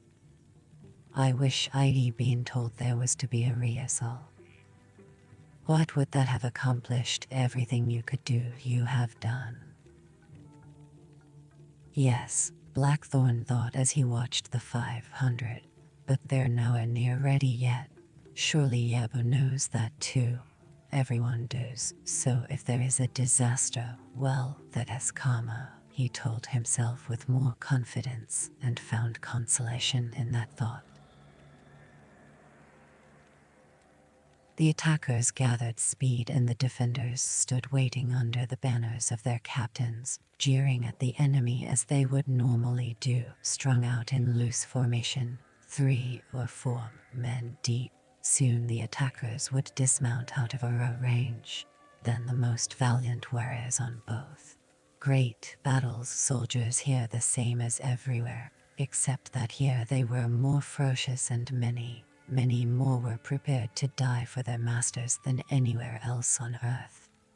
Himself, usually the greater number defeated the smaller, then the reserves would be brought up and committed, and again the melee until the morale of one side broke, and the few cowards that retreated would soon be joined by the many and a rout would ensue. Treachery was not unusual. Sometimes sides would truculently strut to the fore to throw down the gauntlet, proclaiming their own lineage and superiority with the most obvious of insults. Single-armed conflicts would begin, gradually increasing in numbers until one commander would order a general attack, and then it was every man for. Whole regiments, following their master's orders, would switch sides, to be welcomed as always welcomed but never trusted. Sometimes the defeated commanders would flee to regroup to fight again. Sometimes they would stay and fight to the death. Sometimes they would commit seppuku with ceremony. Rarely were they captured. Some offered their services to the victors. Sometimes this was accepted, but most times refused. Death was the lot of the vanquished, quick for the brave and shame-filled for the cowardly. And this was the historic pattern of all skirmishes in this land, even at. The thunder of the hoofs echoed in the valley. Where is the attack commander? Where is Omisan? Josen asked. Among the men. Be patient, Yabu replied. But where is his standard? And why isn't he wearing battle armor and plumes? Where is the commander's standard? They're just like a bunch of filthy no-good bandits. Be patient, all officers are ordered to remain nondescript. I told you, and please don't forget we're pretending a battle is raging, that this is part of a big battle with reserves and arm. Josen burst out, where are their swords? None of them are wearing swords. Samurai without swords, they'd be massacred. Be patient. Knelt and began to reload, and the second ranks fired over them, with the third and fourth ranks following the same pattern. At each salvo more defenders fell, and the valley was filled with shouts and screams and confusion. Now the attackers were dismounting. The first warriors strode out from the defending ranks to show their valor. An equal number began to measure up against them. Then, suddenly, the ungainly mass of attackers rushed into 5 tight, disciplined phalanxes, each with 4 ranks of 25 men. 3 phalanxes ahead and 2 in reserve, 40 paces back. As one, they charged the enemy. In range they shuddered to a stop on command, and the front ranks fired an ear-shattering salvo in unison. Screams and men dying. Josen and his men ducked reflexively, then watched appalled as the front ranks. You are killing your own men, Josen shouted above the uproar. It's blank ammunition, not real. They're all acting, but imagine it's a real attack with real bullets. Watch. Observers, many dead, littered the ground. Now the defenders recovered from the initial shock. They regrouped and whirled back to a frontal attack. But by this time the front ranks had reloaded and, on command, fired another salvo from a kneeling position. Then the second rank fired standing, immediately kneeling to reload. Then the third, and the fourth as before, and though many musketeers were slow and the ranks ragged, it was easy to imagine the awful decimation trained men would cause. The counterattack faltered, then broke apart, and the defenders retreated in pretended confusion, back up the rise to stop just below the. Juzin and his men were shaken. Those guns would break any line. Wait, the battle is not over. Again the defenders reformed, and now their commanders exhorted them to victory, committed the reserves, and ordered the final general attack. The samurai rushed down the hill, emitting their terrible battle cries to fall on the enemy. Now they'll be stamped into the ground, Juzin said, caught up like all of them in the realism of this mock battle. Actual conditions, the 2,000 would have been slaughtered. And he was right, the phalanxes did not hold their ground. They broke and fled before the battle cries of the true samurai with their swords and spears, and Juzin and his men added their shouts of scorn as the regiments hurtled to the kill. The musketeers were fleeing like the garlic eaters at 100 paces, 200 paces, 300. Then suddenly, on command, the phalanxes regrouped, this time in a V formation. Again the shattering salvos began. The attack faltered, then stopped, but the guns continued. Then they, too, stopped. The game ceased, but all on the rise knew that under. Now, in the silence, defenders and attackers began to sort themselves out. The bodies got up, weapons were collected. There was laughter and groaning. Many men limped and a few were badly hurt.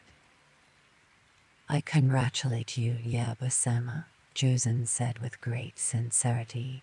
Now I understand what all of you meant. The firing was ragged, Yabu said, inwardly delighted. It will take months to train them. That Hidi had the sense to see one attack. It was terrible to watch. For a moment I thought the battle was real. Juzin shook his head. I wouldn't like to attack them now. Not if they had real ammunition. No army could withstand that poncho line. The ranks could never stay closed. And then you'd pour ordinary troops and cavalry through the gap and roll up the sides like an old scroll. He thanked all Kama. They were ordered to make it look real. And now you may review my musketeers if you wish. Thank you, that would be an honor. The defenders were streaming off to their camps that sat on the far hillside. The 500 musketeers waited below, near the path that went over the rise and slid down to the village. They were forming into their companies, Oma and Nega in front of them, both wearing swords again. Yabusama. Yes, and Jinsan. Good, no. Yes, good. Thank you, Yabusama. I please. Marika corrected him automatically. I am pleased. Oh, so sorry. I am pleased. Juzin took Yabu aside. This is all out of the engine Senna's head. No, Yabu lied, but it is the way barbarians fight. He is just training the men to load and to fire. Why not do as Nega-sen advised Yuvi the barbarian's knowledge now? Why risk it spreading? He is a plague, very dangerous. Yabusama, Nega-sen was right. It is true peasants could fight this way, easily. Get rid of the barbarian now. If Lord Ishido wants his head, he has only to ask. I ask it, now again the truculence. I speak with his voice. I'll consider it, Juzin-san. And also, in his name, I ask that all guns be withdrawn from those troops at once. Yeba frowned, then turned his attention to the companies. They were approaching up the hill, their straight, disciplined ranks faintly ludicrous as always, only because such order was unusual. 50 paces away they halted. Oma and Naga came on alone and saluted. It was all right for a first exercise, Yeba said. Thank you, sire, Oma replied. He was limping slightly and his face was dirty, bruised and powder-marked. Juzan said your troops would have to carry swords in a real battle. Yeba sama, ne, a samurai must carry swords eventually. They run out of ammunition, ne. Swords will be in their way in charge and retreat. Oh, they'll wear them as usual to maintain surprise, but just before the first charge they'll get rid of them. Samurai will always need swords in a real battle. Even so, I am glad you'll never have to use this attack force, or Juzan was going to add, or this filthy, treacherous method of war. Instead he said, or we'll all have to give our swords away. Perhaps we will, Juzan-san, when we go to war. You'd give up your Murasama blade or even Tornaga's gift. To win a battle, yes, otherwise no. Then you might have to run very fast to save your fruit when your musket jammed or your powder got wet. Juzan laughed at his own sally. Yeba did not. Oma-san, show him, he ordered. At once Oma gave an order. His men slipped out the short-sheathed bayonet sword that hung almost unnoticed from the back of their belts and snapped it into a socket on the muzzle of their muskets. Charge! Instantly, the samurai charged with their battle cry, Kasige. To the death. The forest of naked steel stopped a pace away from them. Juzan and his men were laughing nervously from the sudden, unexpected ferocity. Good, very good, Juzan said. He reached out and touched one of the bayonets. It was extremely sharp. Perhaps you're right, Yeba-sama. Let us hope it is never put. Oma-san, Yeba called, form them up. Juzan-san is going to review them, then go back to camp. Mariko-san, Engine-san, you follow me. He strode down the rise through the ranks, his aides, Blackthorn, and Mariko following. Form up at the path. Replace bayonets. Half the men obeyed at once, turned about, and walked down the slope again. Naga and his 250 samurai remained where they were, bayonets still threatening. Juzan bristled. What is going on? I consider your insults intolerable, Naga said venomously. That is nonsense. I haven't insulted you or anyone. Your bayonets insult my position, Yeba-sama. Yeba turned back. Now he was on the other side of the Tornaga contingent. Naga-san, he called out coldly. What is the meaning of this? I cannot forgive this menace insults to my father or to me. He's protected. You cannot touch him now. He is under the cipher of the regents. Your pardon, Yeba-sama, but this is between Juzan-san and myself. No, you are under my orders. I order you to tell your men to return to camp. Not a man moved. The rain began. Your pardon, Yeba-san. Please forgive me, but this is between him and me, and whatever happens, I absolve you of responsibility for my action and those of my men. Behind Naga, one of Juzan's men drew his sword and lunged for Naga's unprotected back. A volley of 20 muskets blew off his head at once. These 20 men knelt and began to reload. The second rank readied. Who ordered live ammunition? Yeba demanded. I did. I, Yoshinega, not Tornaga. Naga-san, I order you to let Nibber Josen and his men go free. You are ordered to your quarters until I can consult Lord Tornaga about your insubordination. Of course you will inform Lord Tornaga and karma is karma, but I regret, Lord Yaba, that first this man must die. All of them must die, today. Josen shrieked, I am protected by the regents, you'll gain nothing by killing me. I regain my honor, Naga said. I repay your sneers at my father and your insults to me, but you would have had to die anyway. I could not have been more clear last night. Now you've seen an attack. I cannot risk Ishido learning all this is hand-waved at the battlefield this horror. He already knows, Josen blurted out, blessing his foresight of the previous evening. He knows already I sent a message by Pigeon secretly at dawn. You gain nothing by killing me, Naga-san. Hate-filled grimace. The head began to roll. It tumbled through the ranks until it came to rest against a rock. Naga motioned to one of his men, an old samurai who came forward and threw the strangled Pigeon at Josen's feet. Then a man's severed head was also cast upon the ground, the head of the samurai, Masamoto, sent yesterday by Josen with the scroll. The eyes were still open, the lips drawn back in a moan broke from Josen's lips. Naga and all his men laughed. Even Yabu smiled.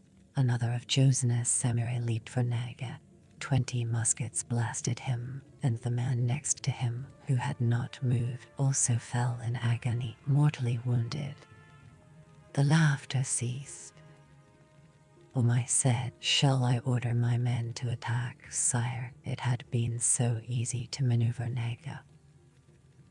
Yabu wiped the rain off his face. No, that would achieve nothing. Josen-san and his men are already dead. Whatever I do, that is his karma, as Naga-san has his. Naga-san, he called out, for the last time, I order you to let them all go. Please excuse me, but I must refuse. Very well. When it is finished, report to me. Yes, there should be an official witness, Yaba-sama, for Lord Tornaga and for Lord Ishido.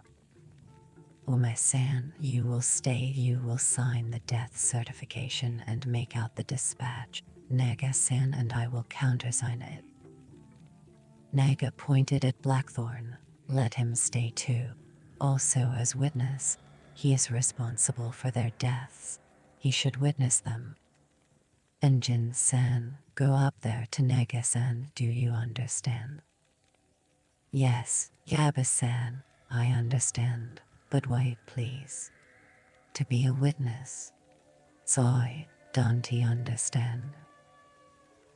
Mariko-san, explain witness to him, that he is to witness what is going to happen, then you follow me. Hiding his vast satisfaction, Yabu turned and left.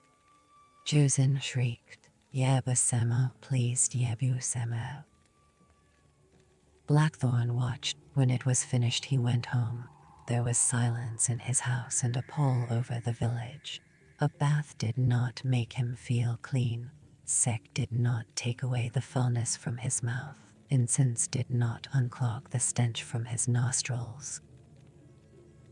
Later Yabu sent for him. The attack was dissected moment by moment. Omai and Naga were there with Marikonaga as always, cold, listening, rarely commenting, still second in command. None of them seemed touched by what had happened. They worked till after sunset. Yabu ordered the tempo of training stepped up. A second 500 was to be formed at once. In 1 week another. Blackthorn walked home alone and ate alone, beset by his ghastly discovery that they had no sense of sin. They were all conscienceless, even Mariko. Silent wraiths fought them, closed and barred them. The tide came in heavily. All the fishing boats had been hauled to safety much farther up the beach than usual. Everything was battened down. That night he couldn't sleep. He left the house, the wind tugging at him. Gusts were frothing the waves. A stronger squall sent debris clattering against a village hovel. Dogs howled at the sky and foraged. The rice-thatched roofs moved like living things. Shutters were banging, and men and women. He walked the shore, then returned to his house, leaning against the press of the wind. He had met no one. Rain squalled and he was soon drenched. Fujiko waited for him on the veranda, the wind ripping at her, guttering the shielded oil lamp. Everyone was awake. Servants carried valuables to the squat adobe and stone storage building in the back of the garden. The gale was not menacing yet. Trees to bamboo stakes. A roof tile twisted loose as the wind squeezed under an eave and the whole roof shuddered. The tile fell and shattered loudly. Servants hurried about, some readying buckets of water, others trying to repair the roof. The old gardener, Ikeya, helped by children, was lashing the tender bushes, and another gust rocked the house. "It's going to blow down," Mariko-san. Opposite wall crumbled and the roof collapsed. She said nothing, the wind clawing at her and Fujiko, wind tears in the corners of their eyes. He looked at the village. Now debris was blowing everywhere. Then the wind poured through a rip in the paper shoji of one dwelling, and the whole wall vanished, leaving only a latticed skeleton. Chasing them. Blackthorn turned helplessly as the shoji of his room blew out. That wall vanished and so did the opposite one. Soon all the walls were in shreds. He could see throughout the house, but the roof supports held and the tiled roof did not shift. Bedding and lanterns and mats skittered away. Servants. The storm demolished the walls of all the houses in the village, and some dwellings were obliterated completely. No one was badly hurt. At dawn the wind subsided and men and women began to rebuild their homes. Difficult, but he saw that people helped each other, smiling and quick and very practiced. Mora hurried through the village, advising, guiding, chivying, and supervising. He came up the hill to inspect progress. By noon the walls of Blackthorny's house were remade and half the village was back to normal. The light lattice walls required little work to put up once more, only wooden pegs and lashings for joints that were always mortised and carpentered with great skill. Tiled and thatched roofs were more. "More, you made Blackthorn," sought the words. "You make it look easy." "Oh, thank you, Engine-san." "Yes, thank you, but we were fortunate there were no fires." "You fires often." "So sorry, do you have fires often?" "Do you have fires often?" Blackthorn repeated. "Yes, but I ordered the village prepared. Prepared, you understand?" "Yes." When these storms come, Morris stiffened and glanced over Blackthorn's shoulder. His bow was low. Omai was approaching in his bouncing easy stride, his friendly eyes only on Blackthorn, as though Mora did not exist. "Morning, Engine-san," he said. "Morning, Ome-san, your house is good." "All right, thank you." Ome looked at Mora and said brusquely, "The men should be fishing or working the fields. The women too. Yabusama wants his taxes. Are you trying to shame me in front of him with laziness?" "No, Ome-sama. Please excuse me. I will see to it at once." "It shouldn't be necessary to tell you. I won't tell you next time." "I apologize for my stupidity." Mora hurried away. "You're all right today," Ome said to Blackthorn. "No troubles in the night." "Good today, thank you, and you." Ome spoke at length. Blackthorn did not catch all of it, as he had not understood all of what Oma had said to Mora, only a few words here, a few there. So sorry, I don't understand. Enjoy. How did you like yesterday, the attack, the pretend battle? Oh, I understand. Yes, I think good. And the witnessing. Please. Witnessing the Ronin Nibber Josen and his men, Oma imitated the bayonet lunge with a laugh. You witnessed their deaths. Deaths, you understand. Oh, yes, the truth, Oma-san, not like killings. Kama and Jin-san. Kama, today trainings. Yes, but Yabu-sama wants to talk only later. Understand, and Jin-san, talk only later, Oma repeatedly patiently. Talk only, understand. You're beginning to speak our language very well. Yes, very well. Thank you, difficult, small time. Very clearly, do you understand? Yes, but you're a good man and you try very hard, that is important. We'll get you time, Engine-san. Don't you worry, I'll help you. Oma could see that most of what he was saying was lost, but he didn't mind so long as the Engine-san got the gist. I want to be your friend, he said, then repeated it. Friend, I understand, friend.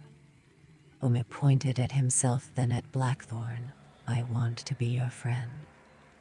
Oh, thank you, honored. Oma smiled again and bowed, equal to equal, and walked away. Friends with him, Blackthorn muttered. Has he forgotten? I haven't he? Oh, Engine-san, Fujiko said, hurrying up to him. Would you like to eat? Yabu-sama is going to send for you soon. Yes, thank you. Many breakings, he asked, pointing at the house.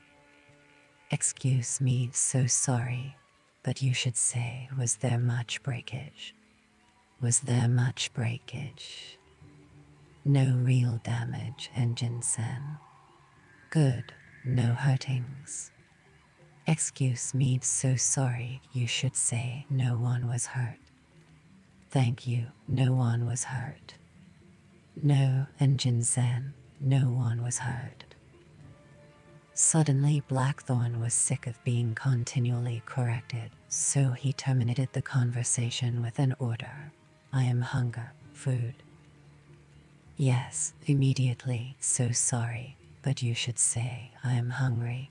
A person has hunger, but is hungry. She waited until he had said it correctly, then went away. To pay, he asked himself, I hate to be a peasant here. Not only here, anywhere. He sat on the veranda and watched Ukaya, the old gardener, tidying up the damage and the scattered leaves. He could see women and children repairing the village and boats going to sea through the chop. Other villagers trudged off to the fields, the wind abating now. I wonder what taxes they have. At first light he had been distressed by the apparent devastation of the village. That storm did hardly touch an English house, he had said to Mariko. Oh, it was a gale all right, but not a bad one. We don't you built out of stone or bricks. Because of the earthquakes, Engine-san, any stone building would of course split and collapse and probably hurt or kill the inhabitants. With our style of building, there's little damage. You'll see how quickly everything is put back together. Yes, but UV fire hazards. And what happens when the great winds come, the typhoons? It is very bad then. She had explained about the typhoons and their seasons from June until September, sometimes earlier, sometimes later, and about the other natural catastrophes. That no one in the village had paid much attention. They had merely laughed and gone on with their lives. A few days ago there had been another tremor. It was slight. A kettle had fallen off the brazier and overturned it. Fortunately, the coals had been smothered. One house in the village had caught fire, but the fire did not spread. Blackthorn had never seen such efficient fire fighting, apart from, why do people laugh? We consider it very shameful and impolite to show strong feelings, particularly fear, so we hide them with a laugh or a smile. Of course we're all afraid, though we must never show it. Some of you show it, Blackthorn thought, his blood dribbling with the phlegm, then left to die. Never Josen had shown it. He had died badly, weeping with fear, begging for mercy, the killing slow and cruel. He had been allowed to run, then bayoneted carefully amidst laughter, then forced to run again, and hamstrung. Then he had been allowed to crawl away, then gutted slowly while he screamed. Next, Naga had turned his attention to the other samurai. At once 3 of Josen's men knelt and bared their bellies and put their short knives in front of them to commit ritual seppuku. 3 of their comrades stood behind them as their seconds, long swords out and raised, two-handed, all of them. Now unmolested by Naga and his men. As the samurai who knelt reached out for their knives, they stretched their necks and the 3 swords flashed down and decapitated them with a single blow. Teeth chattered in the fallen heads, then were still, flies swarmed.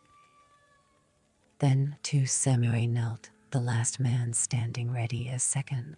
The first of those kneeling was decapitated in the manner of his comrades as he reached for the knife. The other said, "No, I, Harasaki Kenko, I know how to die, how a samurai should die." Kenko was a lithe young man, perfumed and almost pretty, pale-skinned, his hair well-oiled and very neat. He picked up his knife reverently and partly wrapped the blade with his sash to improve his grip. It out and plunged it deep again, just above his groin, and jerked it up in silence. His lacerated bowels spilled into his lap, and as his hideously contorted, agonized face pitched forward, his second brought the sword down in a single slashing arc. "I protest never Josen Sinna's death and those of his men," he said firmly, bowing to Naga. He took a last look at the sky and gave his second a last reassuring smile. "Sayonara, Tado." Then he slid the knife deep into the left side of his stomach. He ripped it full across with both hands and took. Naga personally picked up this head by the hair knot and wiped off the dirt and closed the eyes. Then he told his men to see that the head was washed, wrapped, and sent to Ishido with full honors with a complete report on Harasaki Kenko's bravery. Die as a samurai should die, self-immolated in pride-filled silence. Then again cut cleanly with perfect skill. He had never killed before. The last samurai knelt. There was no one left to second him. He too was young. His fingers trembled and fear consumed him. Twice he had done his duty to his comrades, twice cut cleanly, honorably, saving them the trial of pain and the shame of fear. And once he had waited for his dearest friend to. His eyes focused on his own knife. He bared his stomach and prayed for his lover's courage. Tears were gathering, but he willed his face into a frozen, smiling mask. He unwound his sash and partly wrapped the blade. Then, because the youth had done his duty well, Naga signaled to his lieutenant. This samurai came forward and bowed, introducing himself formally. "Ozara Jinampo, Captain of Lord Toranagas 9th Legion. I would be honored to act as your second." "Ikamo Tado, First Officer, Vassal of Lord Ishido," the youth replied. "Thank you. I would be honored to accept you as my second." His death was quick, painless, and honorable. The heads were collected. Later Josen shrieked into life again. His frantic hands tried helplessly to remake his belly. They left him to the dogs that had come up from the village. Chapter 35. because the samurai was an important general and had homoto, and was the first guest in the house. So he had bathed and changed quickly and had gone to the place that had been prepared. Blackthorn waited in the garden. Now he wore the brown uniform kimono that Toranaga had given him, with swords in his sash and a loaded pistol hidden under the sash. From Fujiko's hurried explanations and subsequently from the servants, he had gathered that he had to receive Buntaro formally. He had seen Buntaro briefly yesterday when he arrived. Buntaro had been busy with Toranaga and Yabo the rest of the day, together with Mariko, and Blackthorn had been left alone to organize the hurried attack demonstration with Oma and Naga. The attack was satisfactory. Very strong and very brave. Mariko had returned to the house very late. She had told him briefly about Buntaro's escape, the days of being hunted by Ishida's men, eluding them, and at last breaking through the hostile provinces to reach the Quantum. It was very difficult, but perhaps not too difficult. Engine-san, my husband is. What is going to happen now? Are you leaving? Lord Toranaga orders that everything is to remain as it was. Nothing is to be changed. Your change, Mariko, a spark has gone out of you. No, that is your imagination, Engine-san.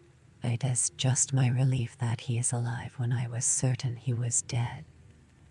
Yes, but it has made a difference, hasn't it? Of course. I thank God my master wasn't captured, that he lived to obey Lord Toranaga. Will you excuse me, Engine-san? I am tired now. I am sorry. I am very, very tired. Is there anything I can do? What should you do, Engine-san, except to be happy for me and for him? Nothing has changed, really. Nothing is finished because nothing began. Everything is as it was. My husband is alive. Don't you wish he were dead? Blackthorn asked himself in the garden. No. Then, why the hidden pistol? Are you filled with guilt?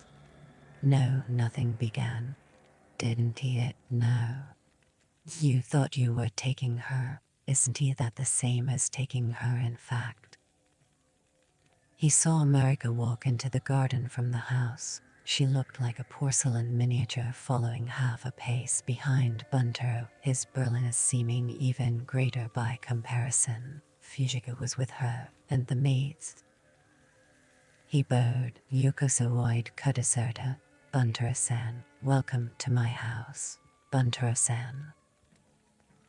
They all bowed. Buntaro and Mariko sat on the cushions opposite him. Fujiko seated herself behind him. Naigetsu and the maid, Koi, began to serve tea and sake. Buntaro took sake, so did Blackthorn. Domo Engine-san, ikaga desu ka? Ikaga desu ka? Kawajozu no shibaru yoninata no.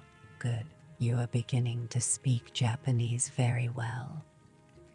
Soon Blackthorn became lost in the conversation, for Buntaro was slurring his words, speaking carelessly and rapidly. Sorry, Mariko-san, I didn't understand that. My husband wishes to thank you for trying to save him with the orb. You remember when we were escaping from Osaka? Oh, so deserved, Domo. Please tell him I still think we should have put back to shore. There was time enough. The maid drowned unnecessarily. He says that was karma. That was a wasted death, Blackthorn replied, and regretted the rudeness. He noticed that she did not translate it. My husband says that the assault strategy is very good indeed. Domo, tell him I am glad he escaped unharmed, and that he is to command the regiment, and of course that he is welcome to stay here. Domo, Engine-san, Buntaro-sama says, yes, the assault plan is very good, but for himself he will always carry his bow and swords. He can kill at a much greater range with great accuracy and faster than a musket. Tomorrow I will shoot against him and we will see if he likes. You will lose, Injin-san. So sorry. May I caution you not to attempt that, she said. Blackthorn saw Buntaro's eyes flick from Mariko to him and back again. Thank you, Mariko-san. Say to him that I would like to see him shoot. He asks, can you use a bow? Yes, but not as a proper bowman. Bows are pretty much out of date with us. Except the crossbow. I was trained for the sea. There we use only cannon, musket, or cutlass. Sometimes we use fire arrows, but only for enemy sails in close quarters. He asks, how are they used? How do you make them? These fire arrows, are they different from ours, like the ones used against the galley at Osaka? Blackthorn began to explain, and there were the usual tiring interruptions and probing re-questionings. By now he was used to their incredibly inquisitive minds about any aspect of war, but found it exhausting to talk through an interpreter. Even though Mariko was excellent, what she actually said was rarely exact. A long reply would always be shortened. Some of what was spoken would, of course, be changed slightly, and misunderstandings occurred, so explanations had to be repeated unnecessarily. Home, safe, but without Mariko he knew that he could never have become so valuable. It is only knowledge that keeps me from the pit, he reminded himself, but that is no problem, because there's much to tell yet and a battle to win. A real battle to win. You are safe till then.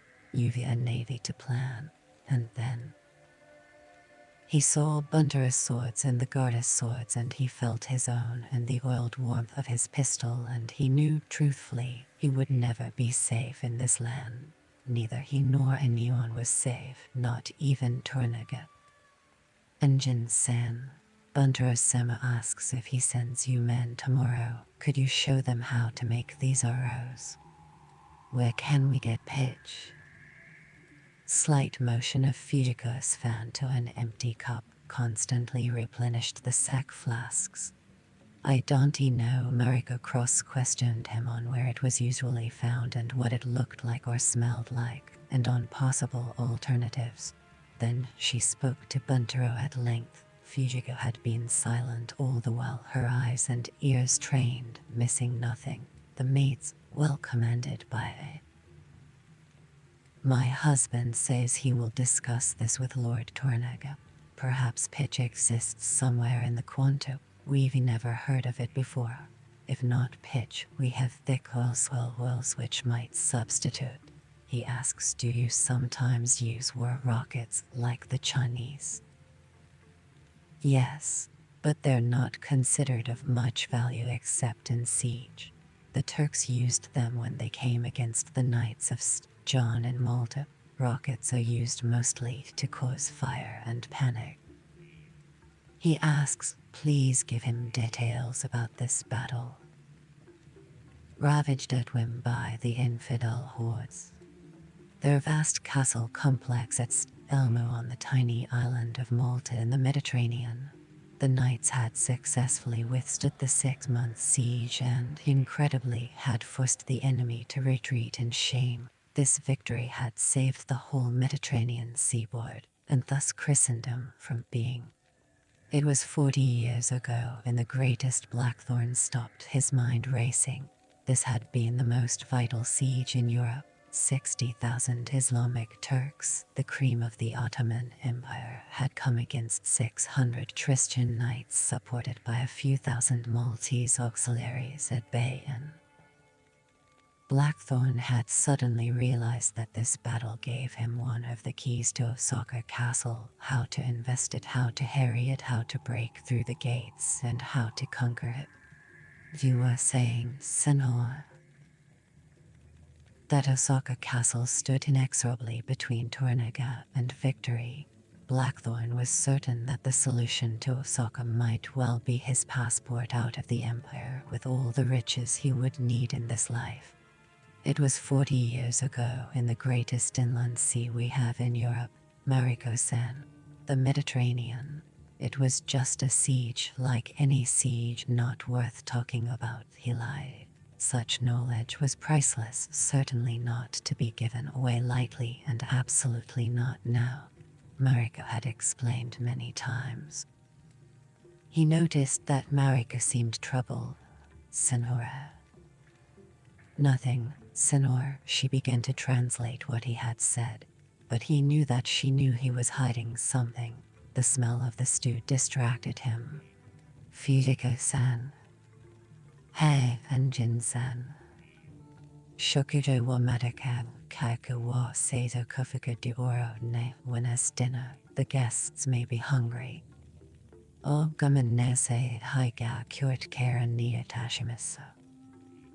Blackthorn saw her point at the sun and realized that she had said after sunset. He nodded and grunted, which passed in Japan for a polite thank you. I understand. Mariko turned again to Blackthorn. My husband would like you to tell him about a battle you've been in. They're all in the war manual, Mariko-san. He says he has read it with great interest, but it contains only brief details. Over the next days he wishes to learn everything about all your battles. One, now, if it pleases you. They're all in the war manual. Perhaps tomorrow, Mariko-san. He wanted time to examine his blinding new thought about Osaka Castle and that battle, and he was tired of talking, tired of being cross-questioned, but most of all he wanted to eat. Please, Engine-san, would you tell it again, just once, for my husband? He heard the careful pleading under her voice, so he relented. Of course. Which do you think he'd like? The one in the Netherlands. Near Zealand, is that how you pronounce it? Yes, he said.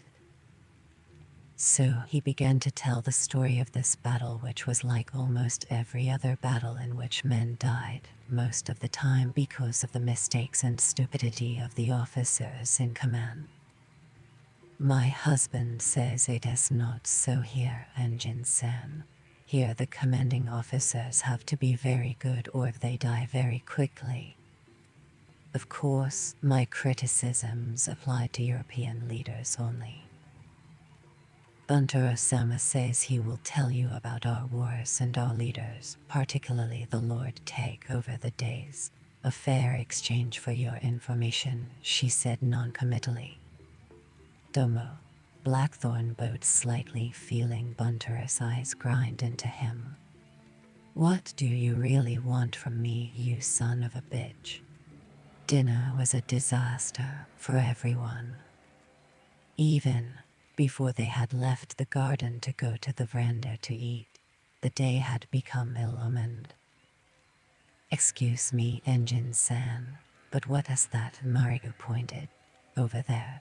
My husband asks, what is that? Where? Oh, there's a pheasant, Blackthorn said. Lord Tornigus sent it to me along with a hare. We're having that for dinner. English style, at least I am, though there'd be enough for everyone. Thank you, but my husband and I, we don't eat meat. But why is the pheasant hanging there in this heat? Shouldn't it be put away and prepared? That is the way you prepare pheasant. You hang it to mature the meat. What? Just like that? Excuse me, Engine-san, she said, flustered. So sorry. But it'll go rotten quickly. It still has its feathers and it has not been cleaned. Pheasant meat is dry, Mariko-san, so you hang it for a few days, perhaps a couple of weeks, depending on the weather. Then you pluck it, clean it, and cook it. You leave it in the air to rot, just like. Nan ya? Buntaro asked impatiently. She spoke to him apologetically and he sucked in his breath, then got up and peered at it and prodded it. A few flies buzzed, then settled back again. Hesitantly, Fujiko spoke to Buntaro and he flushed. Your consort said you ordered that no one was to touch it but you, Mariko asked. Yes, don't you hang game here, not everyone is Buddhist. No, Engine-san, I don't think so. Game me. He stopped for she had gone a slight shade of green. Some people believe you should hang a pheasant by the tail feathers until it drops off, but that is an old wives' tale, Blackthorn said. By the neck is the right way, then the juices stay where they belong. Some people let it hang until it drops off the neck, but personally, I don't like meat that. Nan desuka, Mariko-san, Fujiko asked quickly. Mariko explained. They all laughed nervously and Mariko got up, weakly patting the sheen off her forehead. I'm sorry, Engine-san, would you excuse me a moment? Torfa fermented bean curds that looked like a bowl of dog puke, oh yes, served beautifully in a fragile, attractive bowl, but still looking like puke, yes, by God, enough to make any man sick. Your food is just as strange, he wanted to say. What about yesterday? The raw squid, white, slimy, almost tasteless chewy meat with nothing but soy sauce to wash it down, or the chopped octopus tentacles again raw with cold rice and seaweed. How about fresh jellyfish with yellow-brown soup? Eventually, they went to the veranda room and, after the usual interminable bowings and small talk and cha and sack, the food began to arrive. Small trays of clear fish soup and rice and raw fish as always, and then his stew. He lifted the lid of the pot.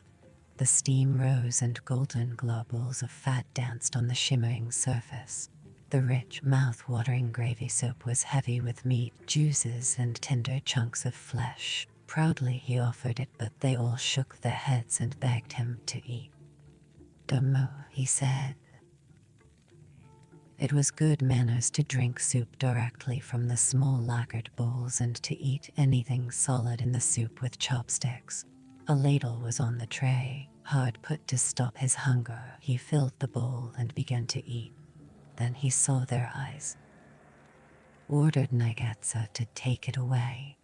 They were watching with nauseated fascination which they unsuccessfully tried to hide. His appetite began to slip away. He tried to dismiss them but could not, his stomach growling. Hiding his irritation, he put down the bowl and replaced the lid and told them gruffly it was not to his taste. Should it be thrown away then? Fujiko asks. Mariko said hopefully. Yes. Fujiko and Buntaro relaxed. Would you like more rice? Fujiko asked. No, thank you. Mariko waved her fan, smiled encouragingly, and refilled his sec cup, but Blackthorn was not sued and he resolved in the future to cook in the hills in private, to eat in private, and to hunt openly. To hell with them, he thought. If Torniga can hunt, so can I. When am I going to see him? How long do I have to wait? The pox on waiting, and the pox on Torniga, he said aloud in English and felt better. What, Engine-san? Mariko asked in Portuguese. Nothing, he replied. I was just wondering when I see Lord Torniga. Didn't he tell me very soon, I imagine. Himself had to put up with this unwanted guest. Buntaro was slurping his sack and soup loudly as was custom. This began to annoy Blackthorn. Mariko talked cheerfully with her husband, who grunted, hardly acknowledging her. She was not eating, and it further irked him that both she and Fujiko were almost fawning on Buntaro, and also that he tell Buntaro-sama that in my country a host toasts the honored guest. He lifted his cup with a grim smile. Long life and happiness, he drank. Buntaro listened to Mariko's explanation. He nodded in agreement, lifted his cup in return, smiled through his teeth and drained it. Health, Blackthorn toasted again, and again, and again. Health, to Blackthorn. This time Bunter did not drink. He put down the full cup and looked at Blackthorn out of his small eyes. Then Bunter called to someone outside. The shoji slid open at once. His guard, ever present, bowed and handed him the immense bow and quiver. Bunter took it and spoke vehemently and rapidly. My husband says you wanted to see him shoot Engine-san. He thinks tomorrow is too far away. Now is a good time. The gateway of your house, Engine-san. He asks, which post do you choose? I don't understand, Blackthorn said. The main gate would be 40 paces away, somewhere across the garden, but now completely masked by the closed shoji wall to his right. The left or the right post, please choose. Her manner was urgent. Worn, he looked at Buntero. The man seemed detached, oblivious of them, a squat, ugly troll who sat gazing into the distance.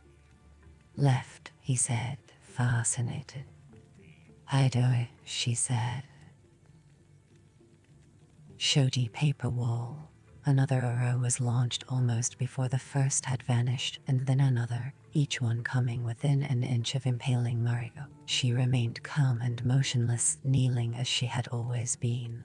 At once Bunter slid an arrow from the quiver and, still sitting, set up the bow, raised it, drew back the bowstring to a level, and released the shaft with savage, almost poetic liquidity. The arrow slashed toward Mariko's face, touched a strand of her hair in passing, and disappeared through the...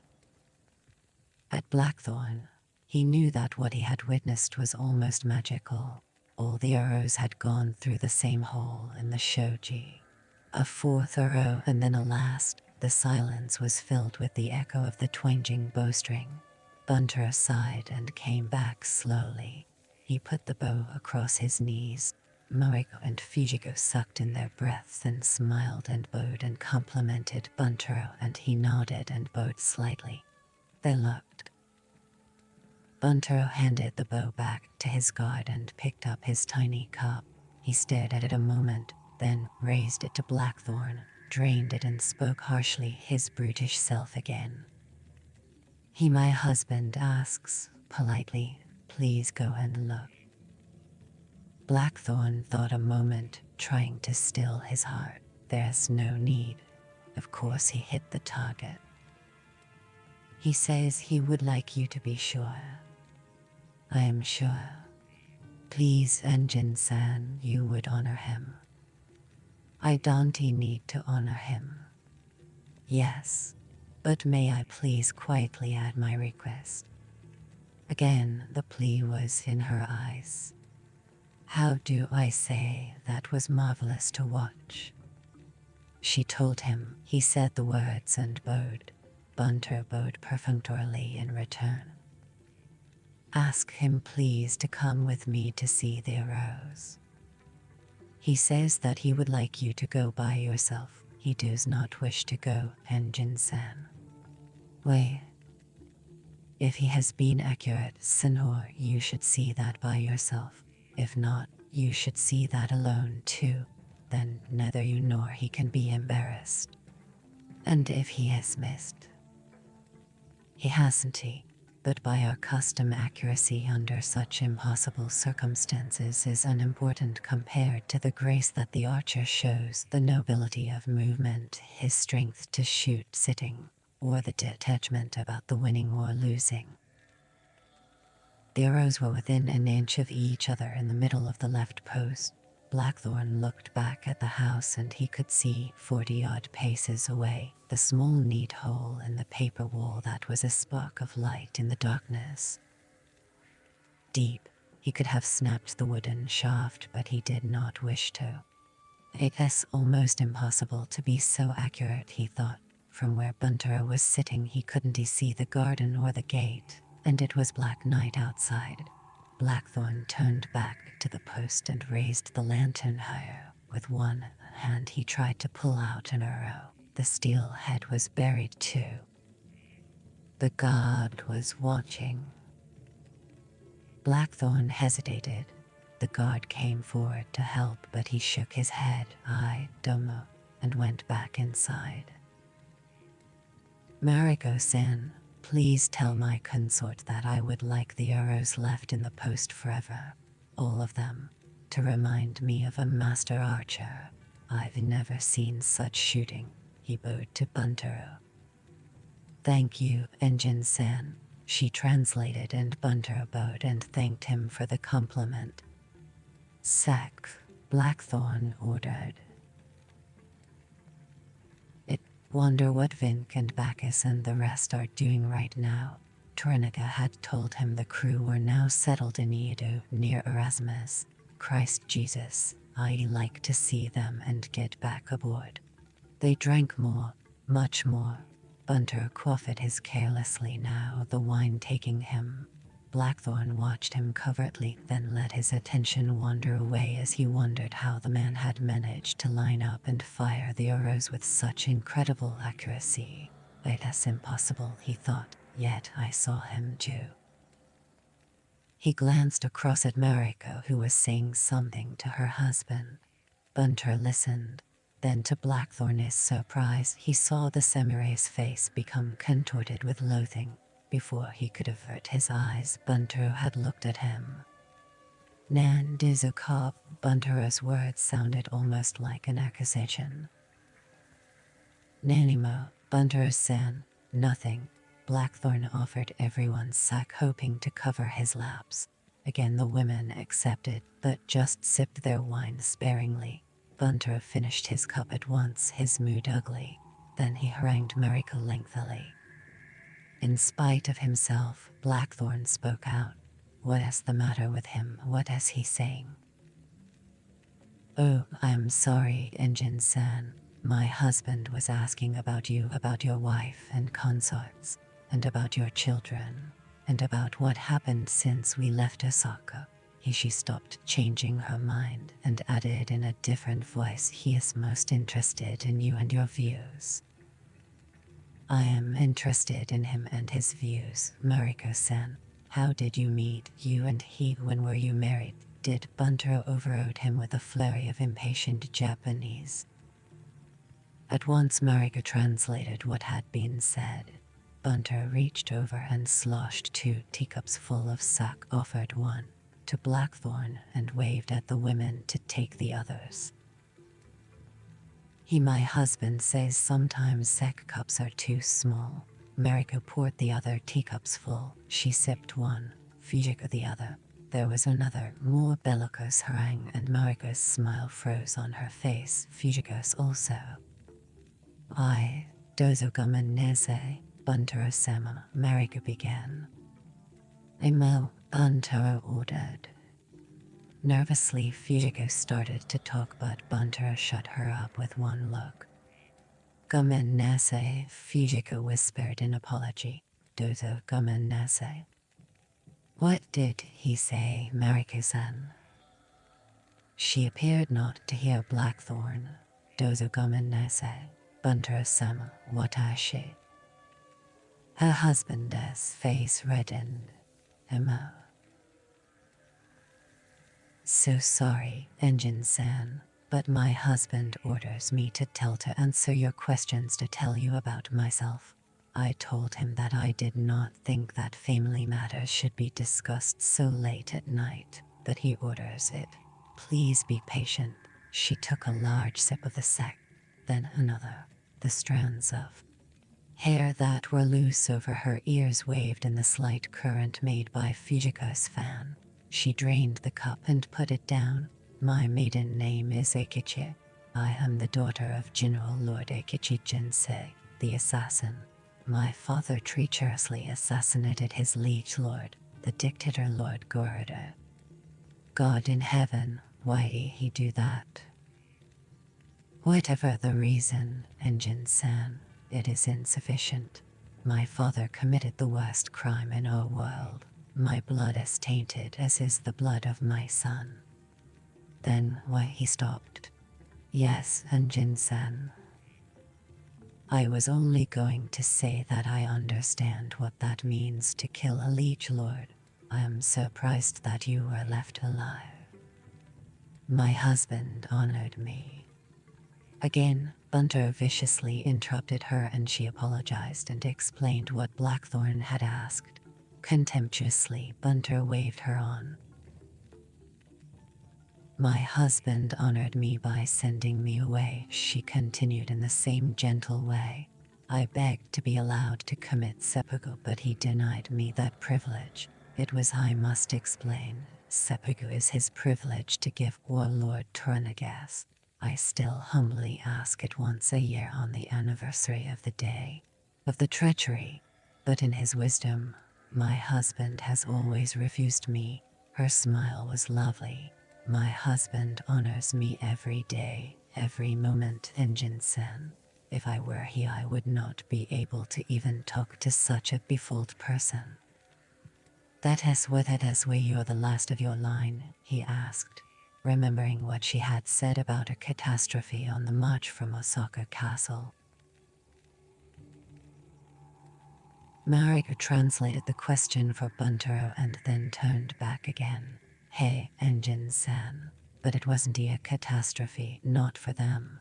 They were caught in the hills, my father and his family, by Nakamura, the general who became the Take. It was Nakamura who led the armies of vengeance and slaughtered. Belonged to my husband's family. We lived at Kyoto then. I was at Kyoto when my father died. His treachery and rebellion lasted only 13 days, Enjin-san. But as long as men live in these islands, the name Eikichi will be foul. Knelt bravely before him, one by one, and he slew them one by one. They died honorably, and he died honorably. My father's 2 brothers and 1 uncle had sided with him in his treachery against their liege lord. They were also trapped, and they died with equal honor. Not one Eikichi was left alive too. All my father's forces, 20,000 men, every one. My father and his family were trapped, but my father had time to help them all. My 4 brothers and 3 sisters, my mother and his 2 consorts. Then he committed seppuku, in that he was samurai and they were samurai, she said. They face the hate and derision of the enemy except Mio. Please forgive me, Enjin-san. I am wrong. My father and his brothers and uncle, they were the real enemy of the enemy. Only I am left alive, a living witness to filthy treachery. I, Eikichi Mariko, was left alive because I was married, and so. How long had you been married when that happened? 2 months and 3 days, Enjin-san. And you were 15 then? Yes. My husband honored me by not divorcing me or casting me out as he should have done. I was sent away to a village in the north. It was cold there, Enjin-san, in Shone province. So cold. How long were you there? 8 years. The Lord Gordo was 49 when he committed seppuku to prevent capture. That was almost 16 years ago, Enjin-san. And most of his dissent. Buntaro interrupted again, his tongue a whip. Please excuse me, Enjin-san, Mariko said.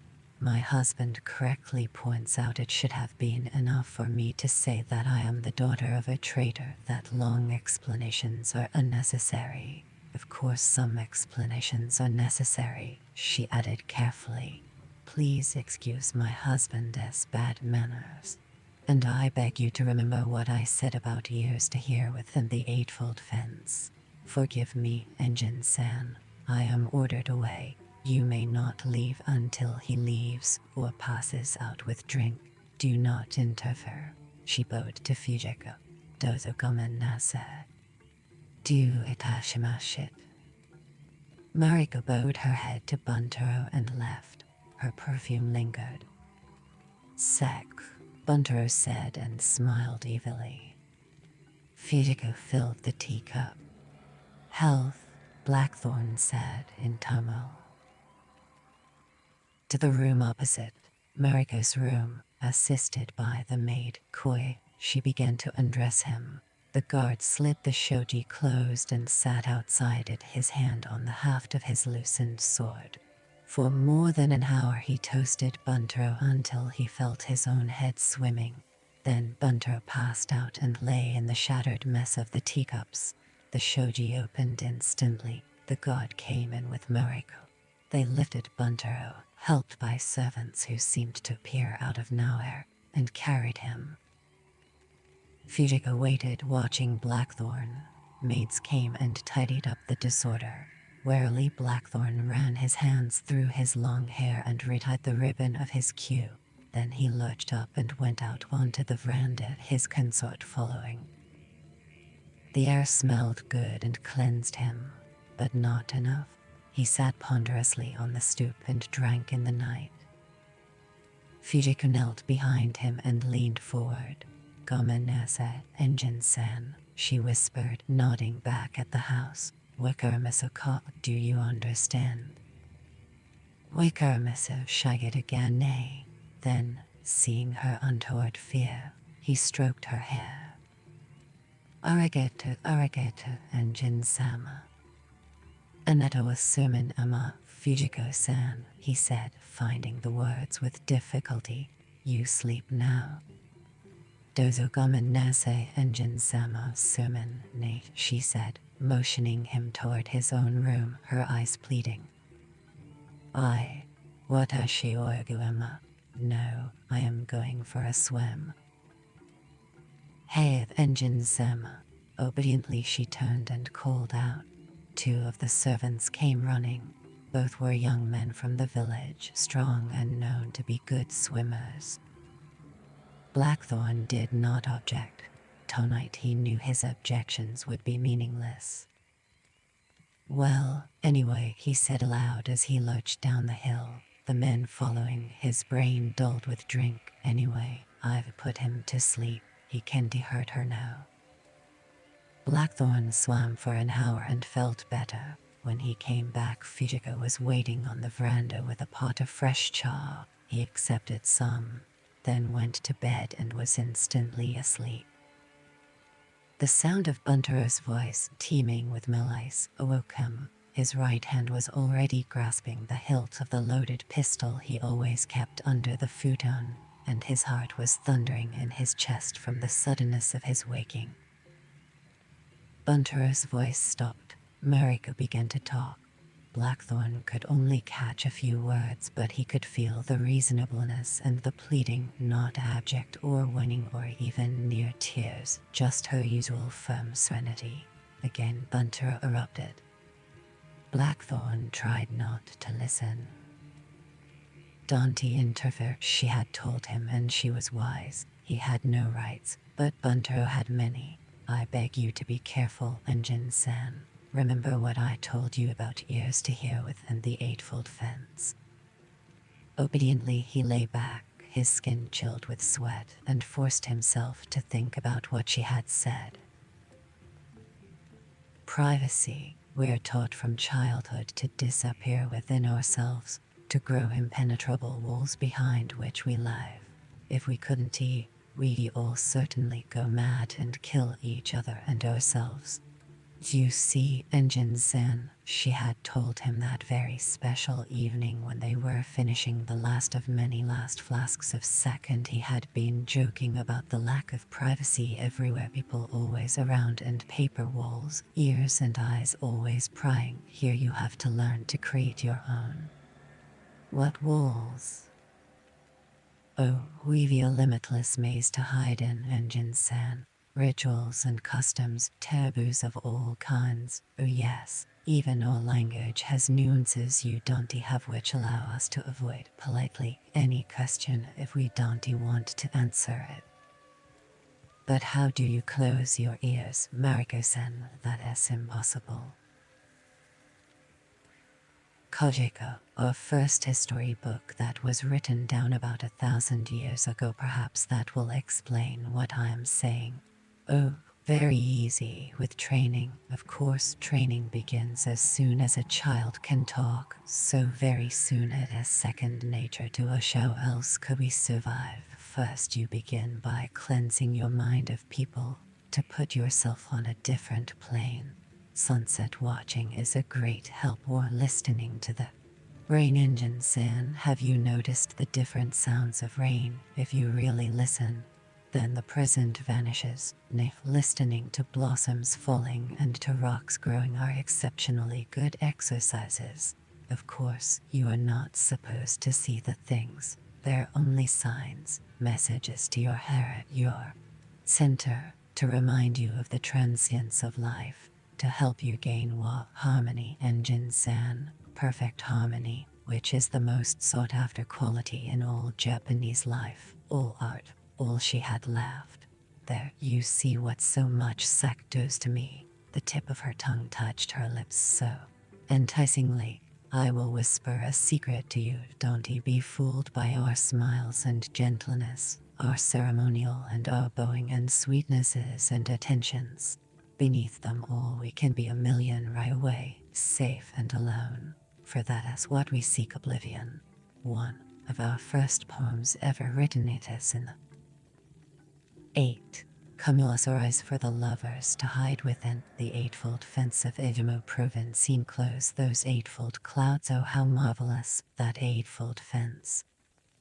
We would certainly go mad if we didn't have an eightfold fence. Oh very yes. Be my friend, and he has been good and kind since the pistols, and remember the eightfold fence, he told himself as the hissing fury of Bunter continued. I don't know anything about her, or him.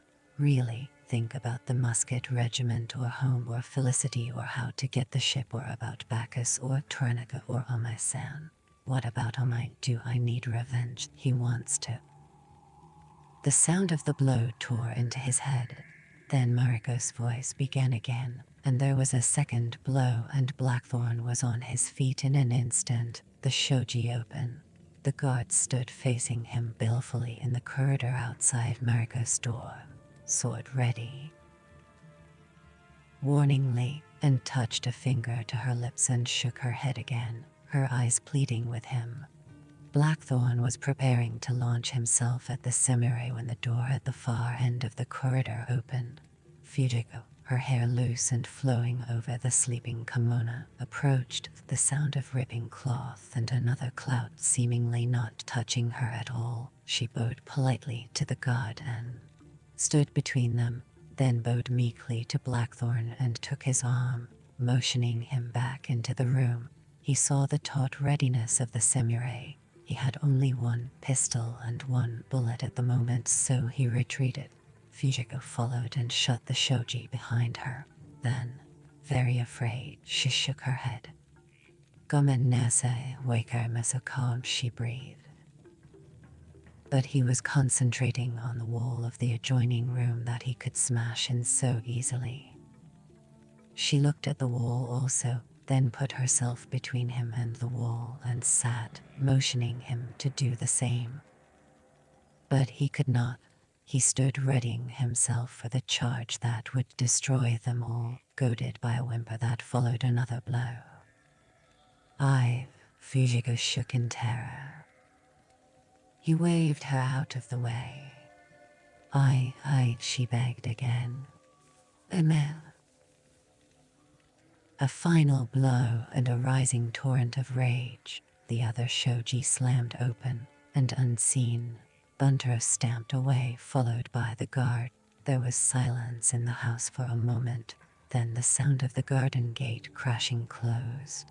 At once Fujiko got up and motioned him to wait as she rushed noiselessly for the swords that lay in front of the tekonema, the little alcove of honor. She picked up the long sword, her hands shaking, drew it out of the scabbard, and prepared to follow him through the wall.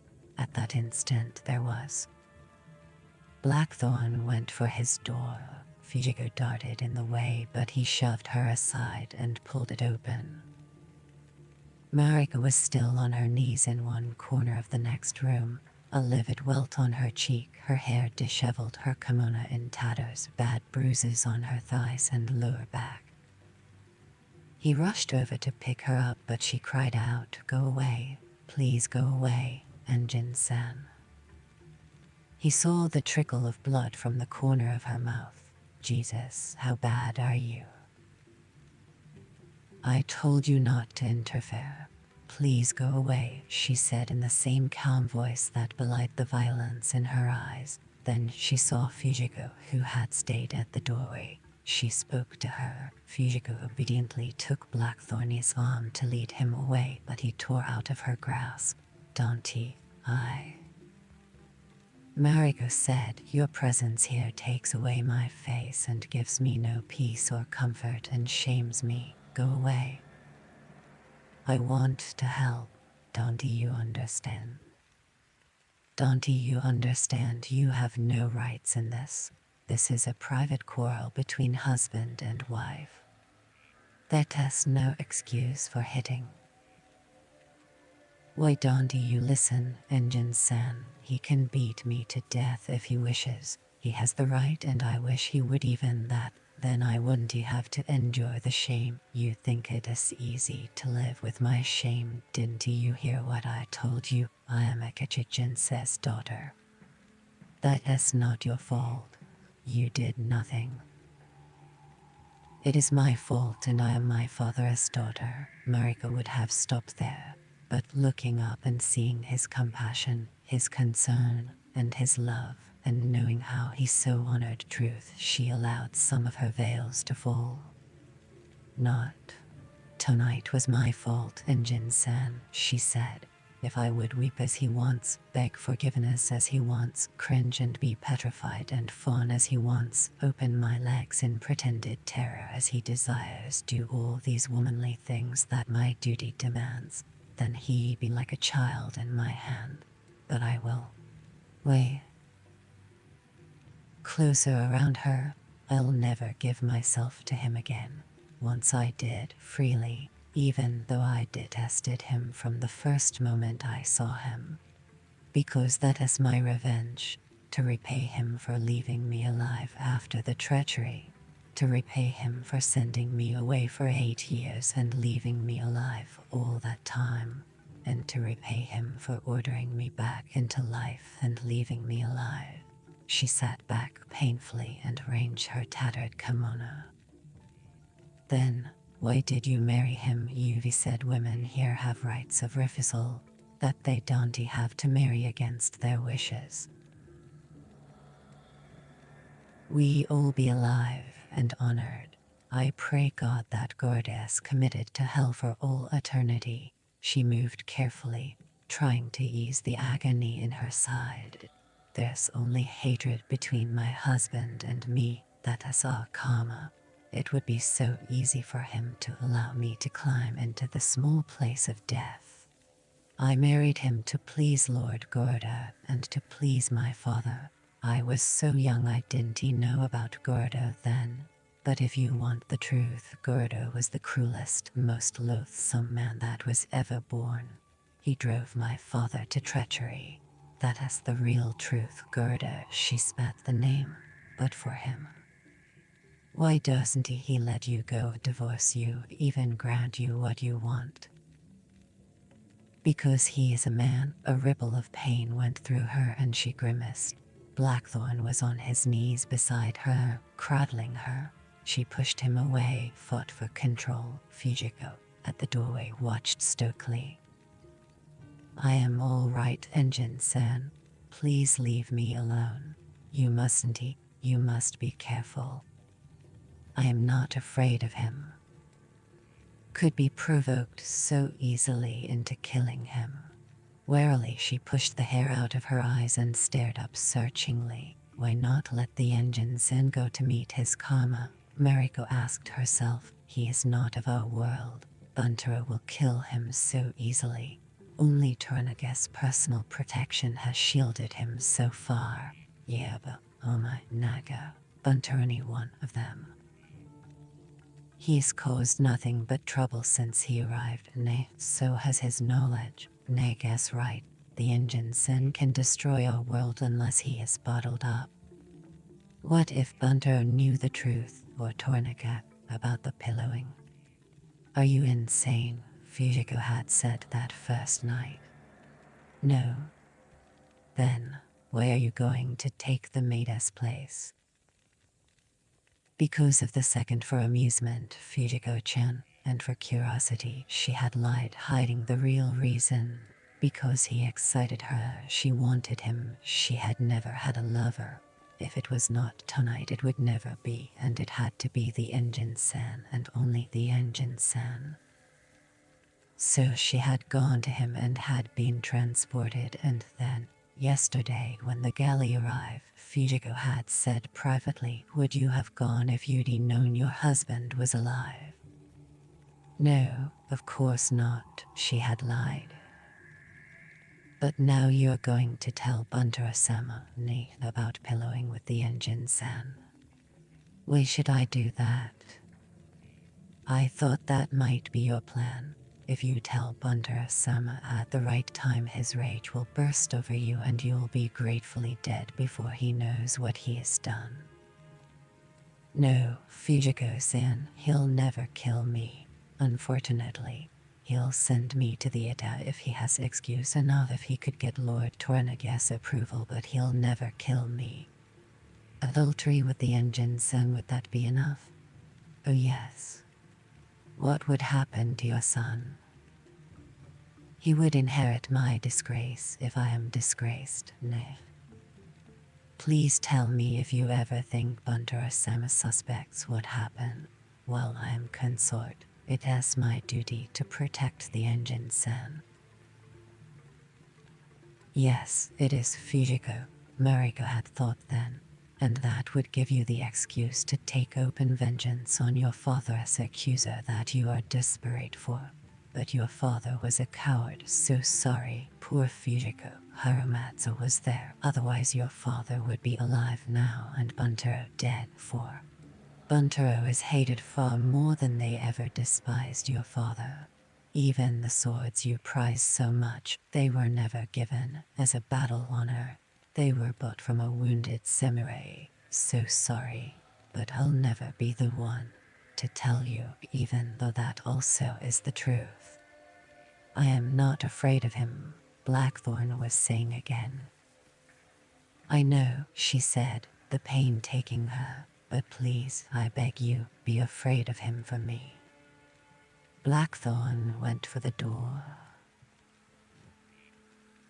Buntero was waiting for him 100 paces away in the center of the path that led down to the village. A squat, immense, and deadly.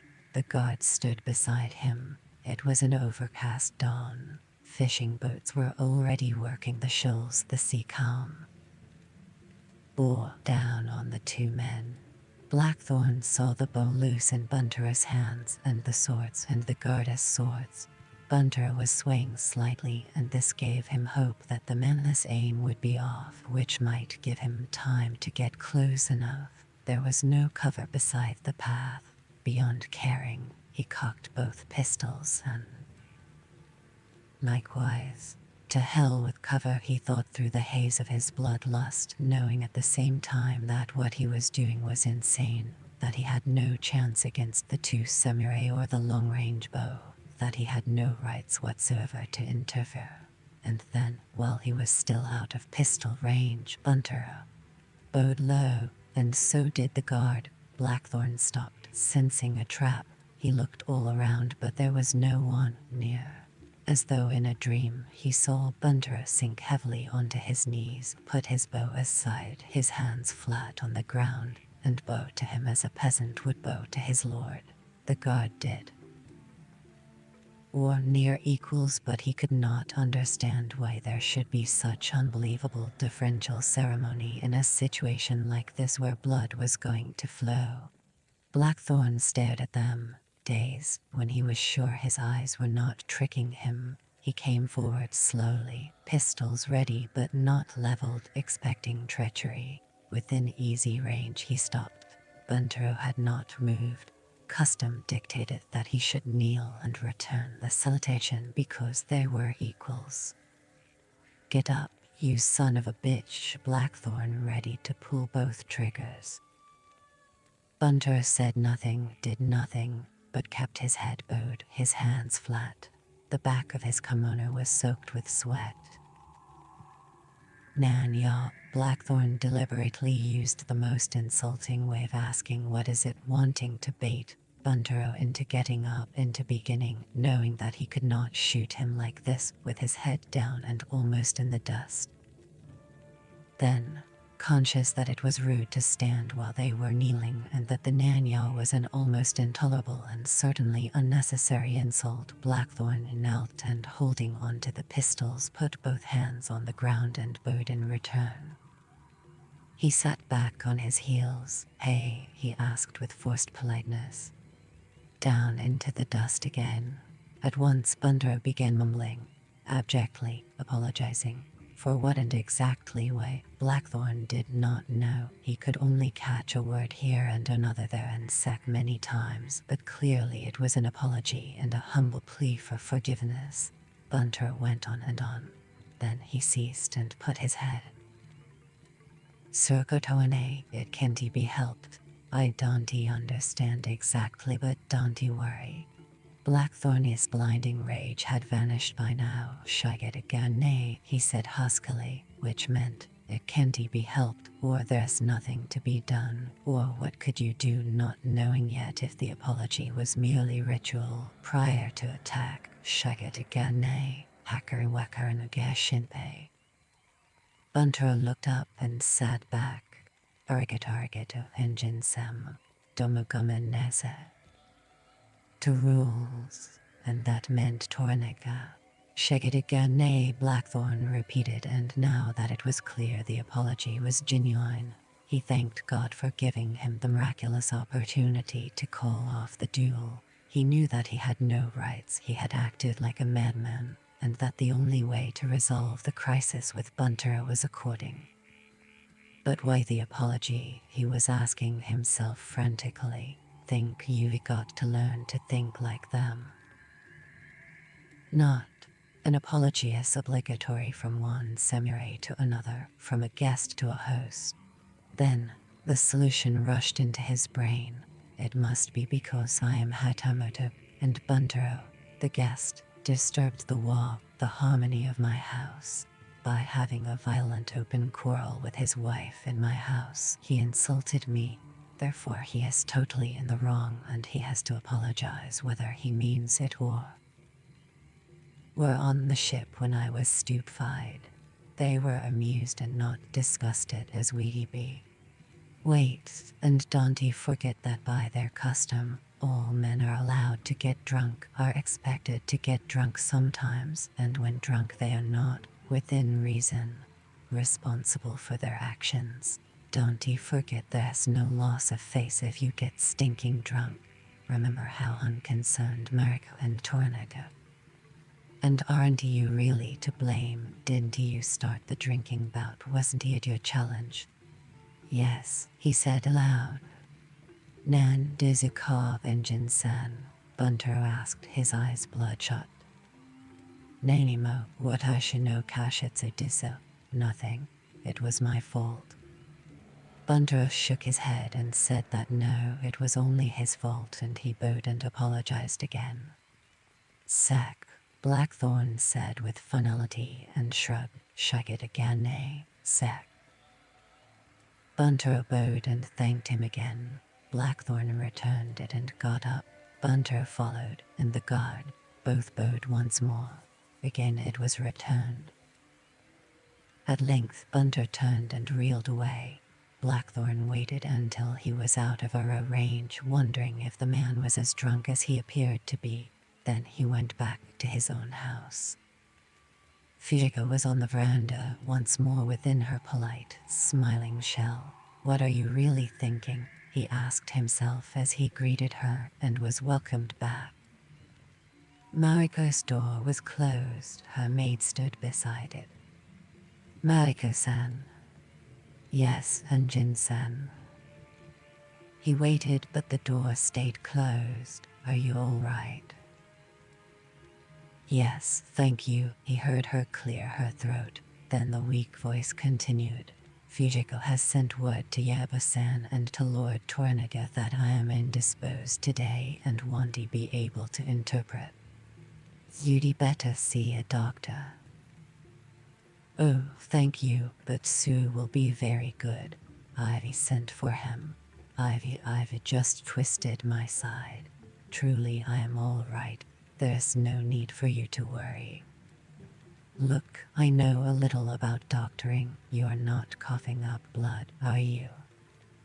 Oh, no, when I slipped I just knocked my cheek. Really, I'm quite all right.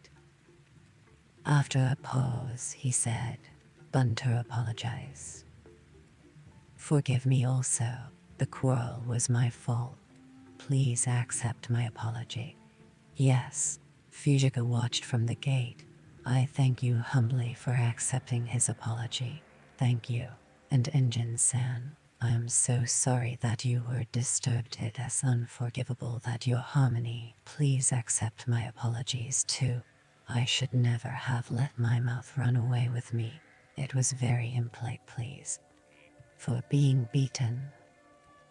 For failing to obey my husband, for failing to help him to sleep contentedly, for failing him, and my host, also for what I said. You're sure there's nothing I can do? No, thank you, Engine-san. It is just for today. But Blackthorn did not see her for 8 days. Chapter 37. The handler at the pigeon coop held the bird gently but firmly as Tornaga stripped off his sodden clothes. He had galloped back through the downpour. Naga and other samurai anxiously crowded the small doorway, careless of the warm rain which still fell in torrents, drumming on the tiled roof. Window opening to examine the minute seals. He recognized a curious secret cipher. Naga and the others were watching tensely. His face revealed nothing. Carefully, Tornaga dried his hands. The man offered the pigeon. 2 tiny, beaten silver cylinders were attached to each of her legs. One would have been usual. Tornaga had to work hard to keep the nervous tremble out of his fingers. He untied the cylinders and took them over to the light of the Tornaga did not break the seals at once, much as he wanted to. Patiently, he waited until a dry kimono was brought. A servant held a large oiled paper umbrella for him and he walked to his own quarters in the fortress. Soup and cha were waiting. He sipped them and listened to the rain. When he felt calm, he posted guards and went into an inner room. In privacy, he broke the seals. The paper of the Force scrolls was very thin, the characters tiny, the message long and in code. Decoding was laborious. When it was completed, he read the message and then reread it twice. Then he let his mind range. Night came. The rain stopped. Oh, Buddha, let the harvest be good, he prayed.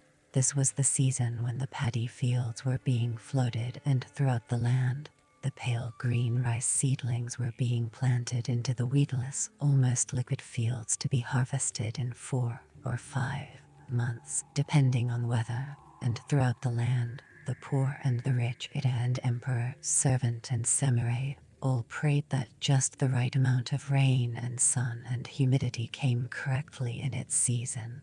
And every man, woman, and child counted the days to harvest. We'll need a great harvest this year, thought Tornaga. Naga-san. His son came running. Yes, father. Paces. At the first hour after dawn, fetch Yabu-san and his chief advisors to the plateau.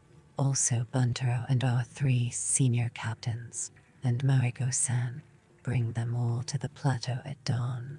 Mariko-san can serve cha. Yes. And I want the engine-sen standing by at the camp. Guards to ring us at 200. Yes, father. Naga turned to obey. Unable to contain himself, he blurted out, Is it war? Is it? Because Tornica needed a harbinger of optimism throughout the fortress, he did not berate his son for the ill-disciplined impertinence. Yes, he said, yes, but on my terms. If the fires were fed properly. Naga closed the shoji and rushed off. Tornica knew that, although Naga's face and manner would now be outwardly composed, nothing would disguise the excitement in his walk or the fire behind his eyes. So rumor and counter-rumor would rush through Anjaro to spread quickly throughout Iyu and beyond. I am committed now, he said aloud to the flowers that stood serenely in the Takanuma, shadows flickering in the pleasant candlelight. Kiri had written, Sire, I pray Buddha you are well and safe. This is our last carrier pigeons, so I also pray Buddha guides her to you. Traitors killed all the others last night by firing the coop, and this one escaped only because she has been sick and I was nursing her privately. Very bad. Yesterday morning Lord Sugiyama suddenly resigned, exactly as planned. But before he could make good his escape, he was trapped on the outskirts of Osaka by Ishida's Ronin. Unhappily, some of Sugiyama's family were also caught with him. I heard he was betrayed by one of his people. Rumor has it that Ishida offered him a compromise that if Lord Sugiyama delayed his resignation until after the Council of Regents convened tomorrow, so that you could be legally impeached. In return, Ishida guaranteed that the council would formally give Sugiyama the whole of the quantum, and as a measure of good faith, Ishida would release him and his family at once. Sugiyama refused to betray you. Immediately Ishida ordered Eda to convince him. They tortured Sugiyama's children, then his consort, in front of him. But he still would not abandon you. They were all given bad deaths. The final one was necessary. So from yesterday, exactly as you planned with Sugiyama, the council is legally no more in this. You've succeeded completely. Of course, there were no witnesses to this treachery, and I guess all hearsay, but I believe it.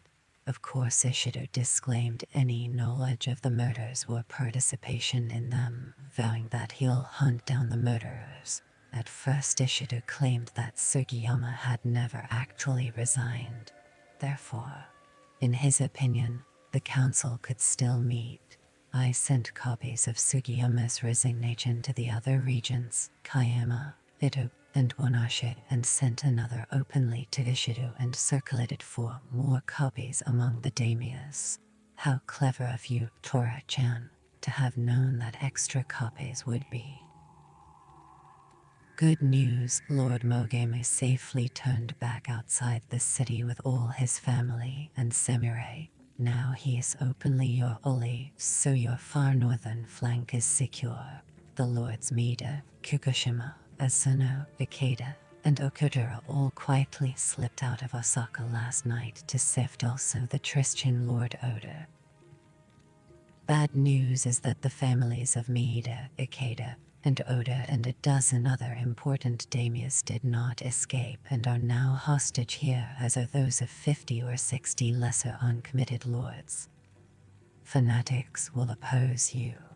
Bad news is that yesterday your half-brother, Satake, Lord of Shinano, publicly declared for the heir, Yaman, against you, accusing you of plotting with Sugiyama to overthrow the Council of Regents by creating chaos. So now your northeastern border is breached and Satake and his 50,000.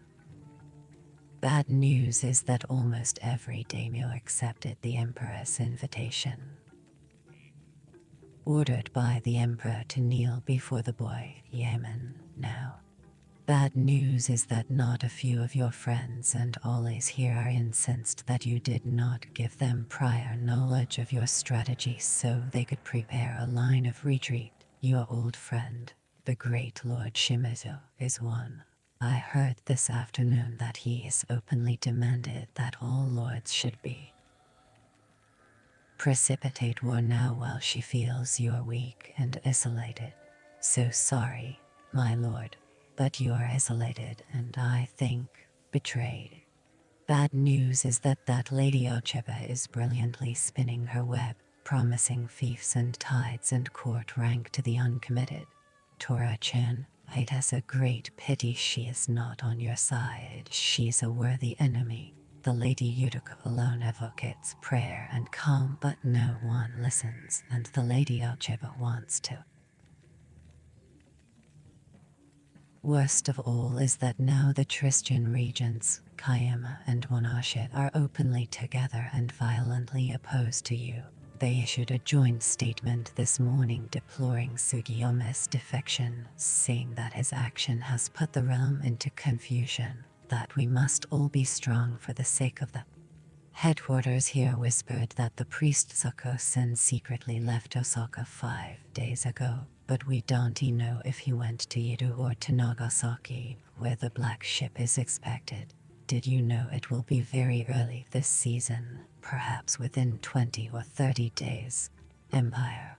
The regents have supreme responsibility. We must be ready to stamp out, together, any lord or group of lords who wish to overthrow the Takus will, or the legal succession. Does this mean they plan to meet as a council of 4 regents, one of our Tristian spies in the black robes? Sire, I've always hesitated about giving quick opinions based on hearsay, rumors, spies, or a woman as intuition. There, you see, Tora-chan, I have learned from you, but time is short and I may not be able to speak to you again. First, too many families are trapped here. Ishido will never let them. All 264 daimyos in our land, only 24 who are certain to follow you, another 50 possibly. That is not nearly enough.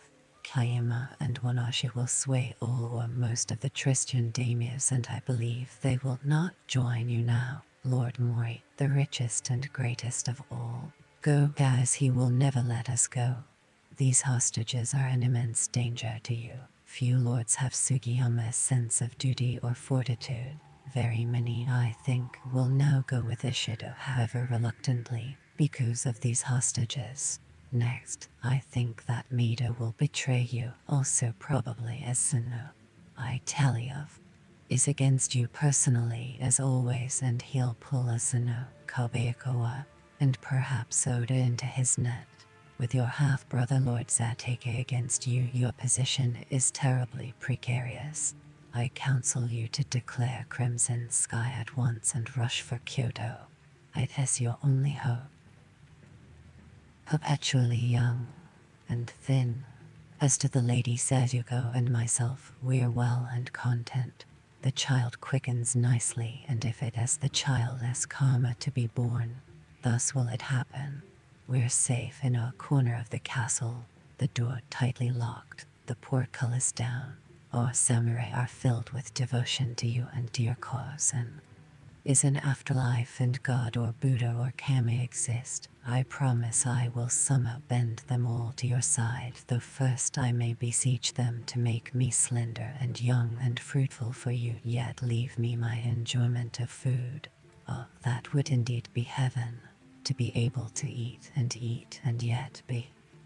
If it is our karma to depart this life, then we will depart certainly. Your lady misses you greatly, very greatly. For myself, Tora-chan, I long to see you, to laugh with you, and to see your smile. My only regret in death would be that I could no longer do these things and watch over you, if there. I send you my laughter. May Buddha bless thee and thine.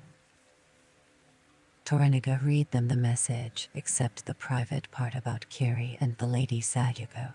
When he had finished, they looked at him and each other incredulously, not only because of what the message said, but also because he was so openly taking them all into his confidence. They were seated on mats set in a semicircle around him in the center of the plateau, without guards, safe from eavesdroppers. Buntaro, Yaba, Igarashi, Oma, Naga, the captains, and Mariko. Guards were posted 200 paces away. I want some advice, Tornigus said. My counselors are in Edo. This matter is urgent and I want all of you to act in their place. What is going to happen and what I should do, Yebu said.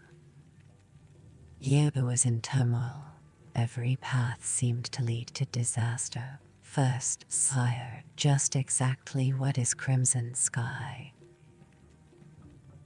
Important castles and provinces over the years and who were to explode simultaneously into revolt to create the chaos essential to the plan. Issue. Once the Son of Heaven is safely released from their clutches, then to petition him to revoke the mandate granted the prisoned council, who are clearly traitors or dominated by traitors, and grant me his mandate to form a new council which would put the interests of the realm and the air. It is the code name for my final battle plan, a single violent rush at Kyoto with all my legions, relying on mobility and surprise to take possession of the capital from the evil forces that now surround it, to wrest the person of the emperor from the filthy grasp of those who've duped him. Led by, before personal ambition, I would lead 80 to 100,000 men, leaving my lands unprotected, my flanks unguarded, and a retreat unsecured. Tornigus saw them staring at him flabbergasted. He did not mention the cadres of elite samurai who had been so furtively planted in many of them. Yebu burst out, but you'd have to fight every pace of the way. Iko Jikyu strangles the Tokate for 100 rai. Then more Ishidu strongholds straddle the rest. Yes, but I plan to rush northwest along the Koshukate, then stab down on Kyoto and stay away from the coastlands. And very hard, and his men are fanatically loyal. You will be carved to pieces in those mountains. At once many shook their heads and began to speak, but Yebu overrode them. But sire, the message said your kinsman Zetake-sen has already gone over to the enemy. Now your road north is blocked too. His province is athwart the Koshukade. You will have to fight through all Shinanoth at this mountainous. That is the only way I have a chance. I agree, there are too many hostiles on the coastal road. Yebu glanced at Amai, wishing he could consult with him, loathing the message and the whole Osaka mess, hating being first to speak, and utterly detesting the vassal status he had accepted at Omiya's pleading. It is your only chance, Yebu-sama, Omai had urged. The only way you'll avoid Tornigas' trap and leave yourself room to maneuver. Igarashi had interrupted furiously. Better to fall on Torniga today while he has got few men here. Better to kill him and take his head to Ishido while there is time. Better to wait, better to be patient. What happens if Torniga orders our master to give up Azo? Igarashi had shouted. As liege lord to vassal, Torniga has that right. He'll never do it. He needs our master more than ever now. Azo guards his southern door. He can't have Azo hostile, he must have our master on his.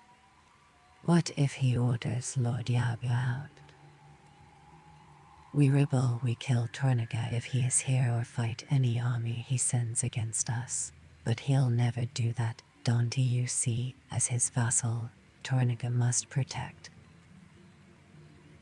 Course, I am more valuable to Torniga now than ever before. Omiya's right, Igarashi. I've no choice. I am committed to Torniga from now on. A vassal. Yebu had let them argue, and then at length he had seen Omiya's wisdom. Very well. I agree, and offering him my Mirazama sword to fix the bargainous genius, Omiya-san. He had gloated, taken wholeheartedly by the cunning of the plan. Yes, genius, his Yoshitama blade more than takes its place, and of. Until war comes, Oma had said deliberately. Of course, Of course, only until war comes, then I can change sides or do a dozen things. You're right, Ome-san, again. Umi is the best counselor I've ever had, he told himself. But the most dangerous. Umi is clever enough to take Izu if I die. But what does that matter? We're all dead. You're blocked completely, he told Tornaga. You're isolated. Is there any alternative? Tornaga asked. Excuse me, sire, Ome said, but how long would it take to ready this attack? It is ready now. Izu's ready too, sire, Yebu said. Your 100 and my 16,000 and the musket regiment, is that enough? No, Crimson Sky's a desperation plan, everything risked on one attack. Away through the mountains, let it be Crimson Sky, all men thrown into one great attack. It is the way of the warrior, it is worthy of Samurai, Tornaga-sama. The guns, our guns, will blow Sateki out of our way, and if you succeed or fail, what does it matter? The try will live forever. You have to risk it as soon as the rains cease and we can war, Yebu insisted. What choice have you got? Ishido will form a new council at once. They still have the mandate. So you'll be impeached today or tomorrow or the next day. Why wait to be eaten up? Listen, maybe the regiment could blast. Naga said, yes, but we'll win, we will. A few of the captains nodded their agreement, relieved that war had come. Ome said nothing. Toranaga was looking at Buntaro. Well, Lord, I beg you to excuse me from giving an opinion. I and my men do whatever you decide. That is my only duty. My opinion is no value to you because I do what you alone decide. Normally I'd accept that, but not today. War, then. What Yaba-sen says is right. Let us go to Kyoto. Today, tomorrow, or when the rains stop. Crimson Sky, I am tired of waiting. Ome-san, Tornaga asked. Yaba-sama is correct, sire. Ishido will bend the Takus will to appoint a new council very soon. The new council will have the Emperor's mandate. Your enemies will applaud and most of your friends will hesitate and so betray you. The new council will impeach you at once.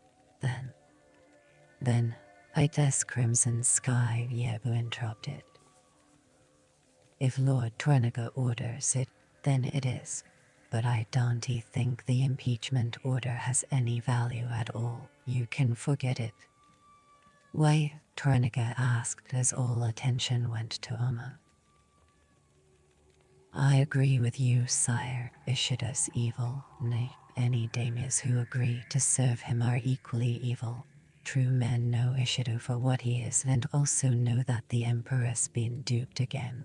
Oma was prudently treading through the quicksands that he knew could swallow him.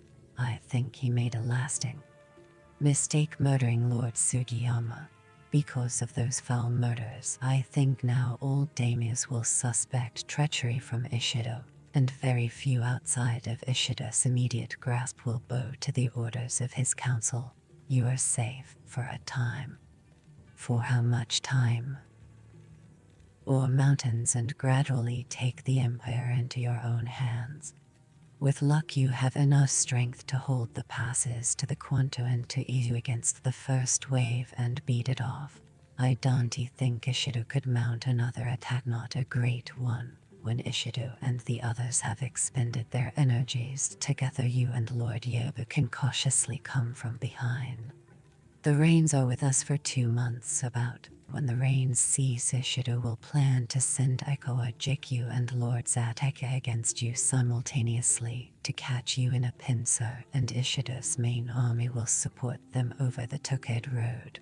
Meanwhile, until the rains stop, every daimyo who bears a grudge against any other daimyo will only pay Ishido lip service until he makes the first move. then I think they'll forget him and they'll all take revenge or grab territory at their whim. The empire will be torn as it was before the take. But you, sire, between Sama and yourself jointly, when will that be? In the time of your children, sire. You say fight a defensive battle, Yabu asked scornfully. Length, sire. Mustn't he use our regiment? We must tighten security and keep them as a secret weapon, poised and ever ready, until you come from behind your mountains, but now I don't think I will ever see them used. I was conscious of the eyes watching him. He bowed to Toranaga. Please excuse me for talking it. I think jointly you're both safe behind the mountains. You wait, Toranaga-sama. You wait until you have more oles. You hold the passes. This can be done. General Ishida's evil, but not stupid enough to commit all his force to one battle. He'll stay skulking inside Asaka. So for the time being, wait. Toranaga studied him, then glanced at his son. He saw the youth's pent-up excitement and knew it was time to cast him at his prey, Naga-san. What Oma-sen said is true, Naga told him at once, exultantly, most of it. But I say use the 2 months to gather oles, to isolate Ishido even more, and when the rains cease, attack without warning Crimson Sky. Toranaga asked, you disagree with Oma-sen's opinion about a lengthy war? No, but isn't he this? Naga stopped. Go on, Naga-san, speak openly. Naga held his tongue, his face white. You are ordered to continue. Another opportunity, his words trailed off. He squared his back, frightened because he had said it, glad that he had said publicly what he had been thinking forever. Well, sire, it occurred to me that again. He stopped, then said in a gush, isn't this your great opportunity to become Shogun? If you succeed in taking Kyoto and get the mandate, why form a council? Why not petition the emperor to make you Shogun? It would be best for you and best for the realm. About a long war, but I say Lord Toranaga must take power. To give power, a long war will ruin the empire, split it into 1,000 fragments again. Who wants that? Lord Toranaga must be Shogun. To gift the empire onto Yemen, to Lord Yemen. The realm must be secured first, they'll never be. Naga tried to keep the fear out of his voice, for he was speaking treason against Yemen and most samurai Hiriba, Oma, Igarashi, and Bunter particularly were open loyalists. I say you should be Shogun. He turned defensively on the others. If this opportunity is let go, Oma-san, you're right. You, unfortunately, many much older and wiser than you think, that is my ambition. It isn't he. There's only one way to settle that nonsense, and that is put Lord Yemen into power. And that I intend to do. Toranaga sighed. I have never sought to become Shogun. How many times do I have to say it? I support my nephew Yemen, and the Tagus will. He looked at them all, one by one. Lastly at Naga. The youth winced, but Toranaga said kindly, calling him back to the lure. Your zeal and youth alone excuse. Yes, father. Thank you, Naga replied in despair. Toranaga shifted his eyes to Igarashi. What is your counsel? To happen like Ome-sen said, that soon the enemy'll be feeding on each other. If not, keep Crimson Sky ready. A man can die for his lord only once in this life. Using the guns, you could hold out forever if it happens like Ome-sen says. We could hold the passes. You've enough rice, doesn't he? The Qantas supply half the empire, well, a third at least, and we could send you all the fish you need. You'd be safe. Let Lord Ishido and Devil Jikyu come at us if it is. The one-eyed samurai scratched. Me, I am only a soldier, not a counselor, but I wouldn't advise Crimson Sky, not if we can war on our terms like Ome-sen says. I fought in Shinano years ago. That is bad country, and then Lord Zateki was with us. I wouldn't want to war in Shinano again, and never if. Zateki was hostile, and if Lord Mead is suspect, well, how can you plan a battle if your biggest ally may betray you? Lord Ishidal put 300,000 men against you and still keep 100 holding Osaka. Even with the guns we've not enough men to attack, but behind the mountains. Has anyone anything to add? Tornaga asked. No one answered him. Mariko-san. It is not my place to speak here, sire, she replied. I am sure everything has been said that should have been said. But may I be allowed to ask for all your counselors here, what do you think will happen? Quanta will be gobbled up, then Azu. Only after I am dead will the daimias fight among themselves. Toranaga chose his words deliberately. I believe that what Omasin forecast will happen. With one exception, the council won't be impotent. The council will wield enough influence to gather an invincible allied force. When the rains cease, it will be thrown against the Quanta by Asingizu. But why, sire? Ventured. Clearly, all of you, I am the only real threat to Yemen, even though I am no threat at all. That is the irony of it. They all believe I want to be shun. I don't. This is another war that is not necessary at all. Because I've too many enemies. I own the Quanta. I've worked for more than 40 years and never lost a battle. They're all afraid of me. I know that first the vultures will pack together to destroy me. Later they'll destroy themselves. But first they'll join to destroy me if they can. No very. Naga broke the silence. Then what are you going to do, sire? What are you going to do? Obviously, Crimson Sky, Tornaga said. But you said they'd eat us up. They would if I gave them any time, but I am not going to give them any time. We go to war at once. But the rains, what about the rains? We will arrive in Kyoto wet, hot and stinking and wet. Surprise mobility, audacity, and timing when wars. Nishiyabu-san was right. The guns will blast a way through the mountains. Worthwhile, he thought. I wonder if he's worked out yet what I am really going to do. Announced Naga and Bunter particularly. Only Amma had been reserved and thoughtful and unconvinced. Tornaga discounted Igarashi, for he knew that, rightly, the soldier would do only what Yabu ordered, and he dismissed Yabu as a pawn. Treacherous certainly, but still a pawn. Ome is the only one. For and how they discussed plans and the feasibility of large-scale war in the rainy season, an unheard-of strategy. Then Tornaga sent them away, except Mariko, telling Naga to order the engines in here. He watched them walk off. They had all been outwardly enthusiastic once the decision had been.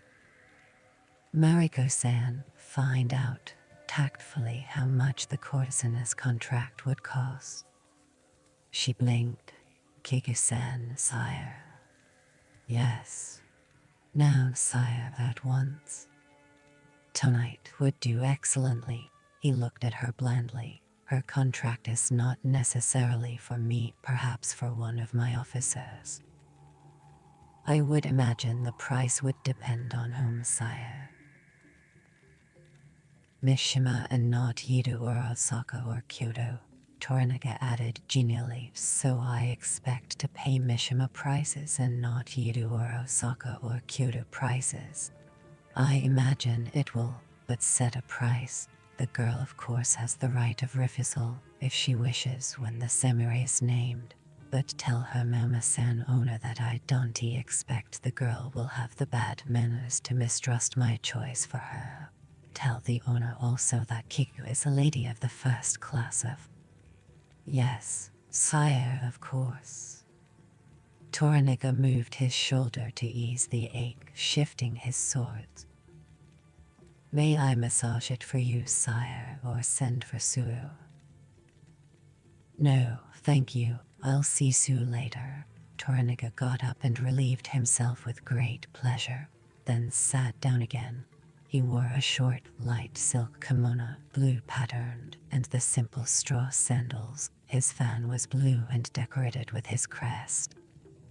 The sun was low, rain clouds building heavily. It is vast to be alive, he said happily. I can almost hear the rain waiting to be born. Yes, she said. Toranaga thought a moment, then he said as a poem. The sky scorched by the sun weeps fecund tears. Mariko obediently put her mind to work to play the poem game with him, so popular with most samurai, spontaneously twisting the words of the poem that he had made up, adapting them, making another from his. After a moment she replied, but the forest rounded by the wind weeps dead leaves.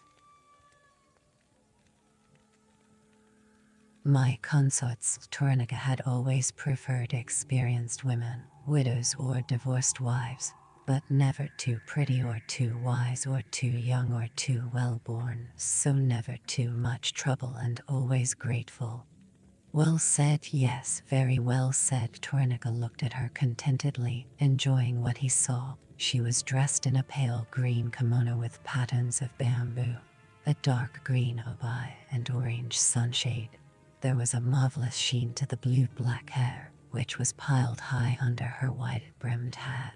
He remembered nostalgically how they had all, even the dictator Gorda himself, wanted her when she was 13, and her father, Eikichi Jinsei, had first presented this his eldest daughter at Gorda's court, and how Nakamura, the take-to-be, had begged the dictator to give her to him, and then how him and why also Nakamura had delighted in watching Buntaro squirm for years. Buntaro, who had been given the girl to cement an alliance between Gorda and Toda Hiramatsu.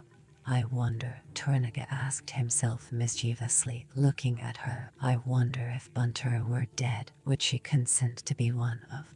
Goroda had laughed and publicly called him his randy little monkey general, and told him to stick to fighting battles, peasant. Don't fight to stick patrician holes. Eikichi Jinsei had openly scorned Nakamura, his rival, for Goroda's favor, the main reason why Nakamura had delighted in smashing.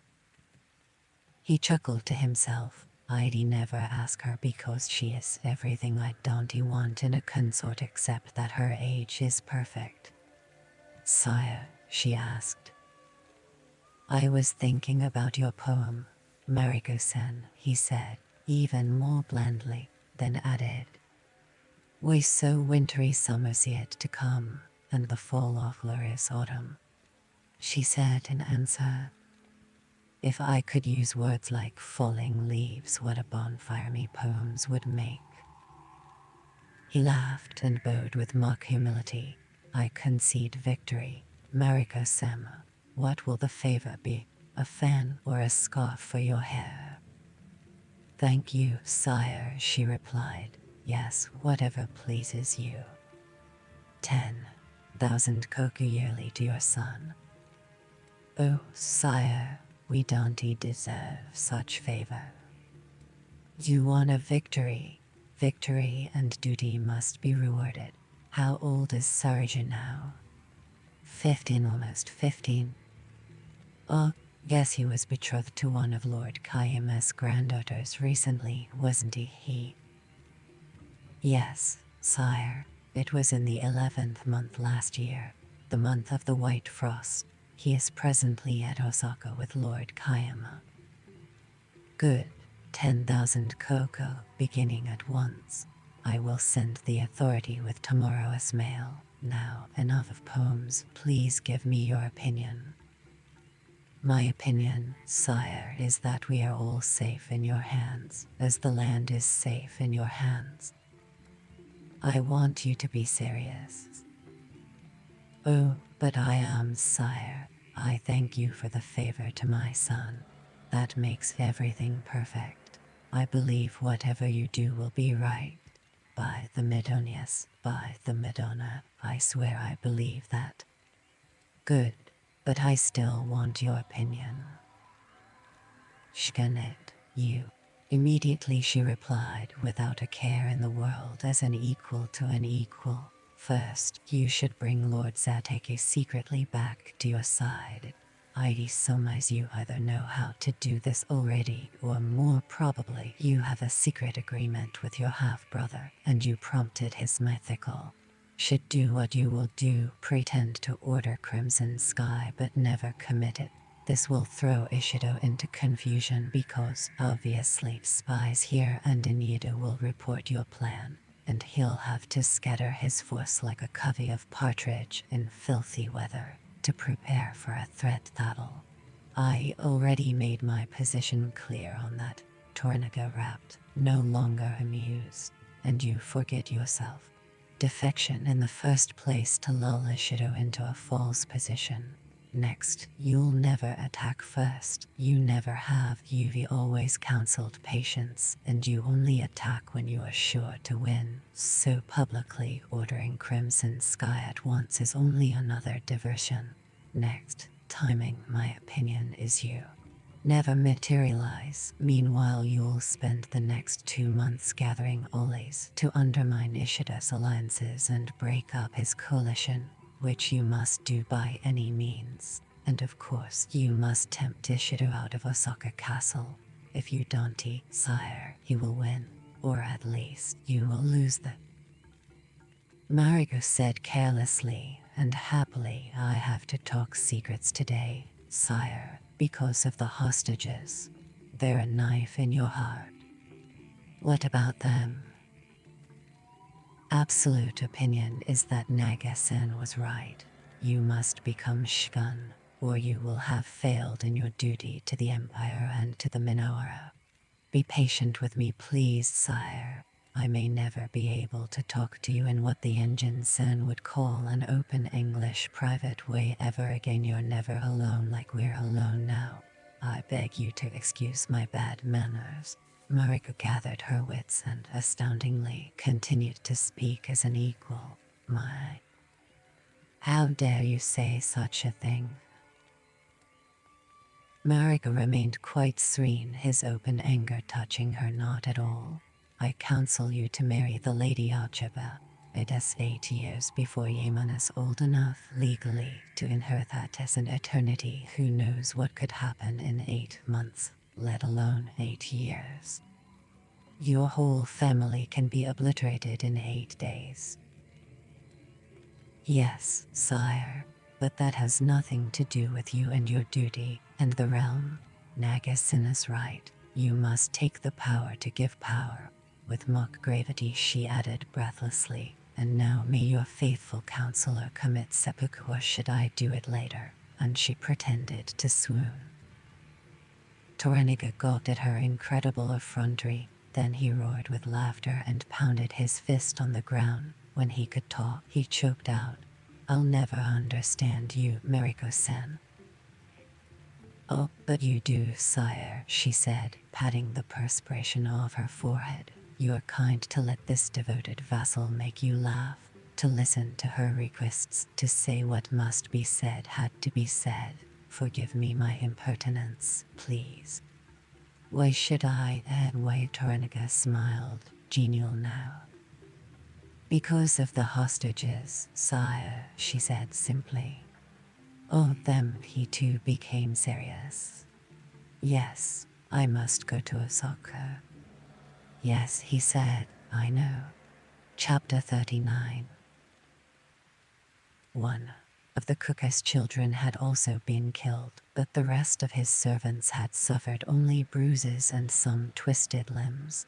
They all were overjoyed to find that Blackthorn was alive and unhurt. Fujiko had been injured. Naigatsu, her maid, was dead. The first shock had collapsed the central pillars of the house, scattering the coals of the kitchen fire. Fujiko and Naigatsu had been trapped by one of the fallen beams, and the flames had turned Naigatsu into a torch. Fujiko had been pulled free.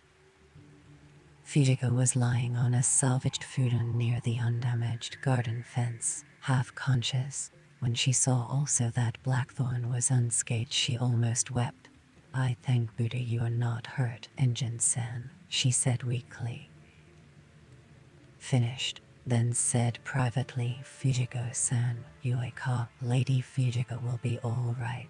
Still partly in shock, she tried to get up, but he bade her not to move. Her legs and lower back were badly burned. A doctor was already tending her, wrapping bandages soaked in chaw and other herbs around her limbs to soothe them. Blackthorn hid his concern and waited until the doctor had. The doctor shrugged. "Hey." His lips came back from his protruding teeth again. "Nay." "Hey." Blackthorn had seen enough burned seamen die to know that any bad burn was dangerous. The open wound almost always rotting within a few days and nothing to stop the infection spreading. "I don't want her to die." "Dozo." He said it in Japanese, and the doctor shook his head and told him that the lady would surely be all right. She was young and strong. "Shake it again." "Nay," the doctor said, and ordered maids to keep her bandages moist, gave Blackthorn herbs for his own abrasions, told him he would return soon, then scuttled up the hill toward Omi's wrecked house above. Blackthorn stood at his main gate, which was unharmed. Bunter's arrows were still embedded in the left post. Absently he touched one. That she was burned, he thought sadly. A temporary shelter. He went back to Fujiko and ordered a maid to bring chaw. He helped her to drink and held her hand until she slept, or appeared to sleep. His servants were salvaging whatever they could, working quickly, helped by a few villagers. They knew the rains would be coming soon. 4 men were trying to erect. "Dozo, Engine-san." The cook was offering him fresh tea, trying to keep the misery off his face. The little girl had been his favorite daughter. "Domo," Blackthorn replied. "Sumimisen, I'm sorry." "Arigato, Engine-san." Ni. Gently into one of them and sent her with maids. He dismissed his own palanquin, telling her he'd follow soon. Blackthorn nodded, accepted the tea, and pretended not to notice the cook's grief, lest he shame him. Later a samurai came up the hill bringing word from Tornaga that Blackthorn and Fujiko were to sleep in the fortress until the house was rebuilt. 2 palanquins arrived. Blackthorn lifted her. The rain began, but he paid it no heed. He sat on a stone in the garden that had given him so much pleasure. Now it was a shambles. The little bridge was broken, the pond shattered, and the streamlet had vanished. "Never mind," he said to no one. "The rocks aren't dead." Ikaya had told him that a garden must be settled around its rocks, that without them a garden is empty, merely a place of growing. Horizon, night gathering there. One of the rocks was jagged and ordinary, but Ikaya had planted it so that if you looked at it long and hard near sunset, the reddish glow glinting off the veins and crystal buried within, you could see a whole range of mountains with lingering valleys and deep lakes, and far off, a greening. They died, they became a kama. Blackthorn touched the rock. "I name you Ikaya-sama," he said. This pleased him, and he knew that if Ikaya were alive, the old man would have been very pleased also. Even though he is dead, perhaps he'll know, Blackthorn told himself. Perhaps his kama is here now. Shintoists believed that when. "What is a kama, Mariko-san?" "Exist between heaven and earth and visit this land of the gods, or leave it, all at the same time. Kama is inexplicable, Engine-san. It is like a spirit but not, like a soul but not." Perhaps it is the insubstantial essence of a thing or person. You should know a human becomes a kama after death, but a tree or rock or plant or painting is equally a kama. Kama are venerated, never worshipped. They. And Shinto, what is Shinto? Oh, that is inexplicable too. So sorry. It is like a religion. But isn't he? At first it even had no name. We only called it Shinto, the way of the Kama 1,000 years ago, to distinguish it from Butsudo, the way of Buddha.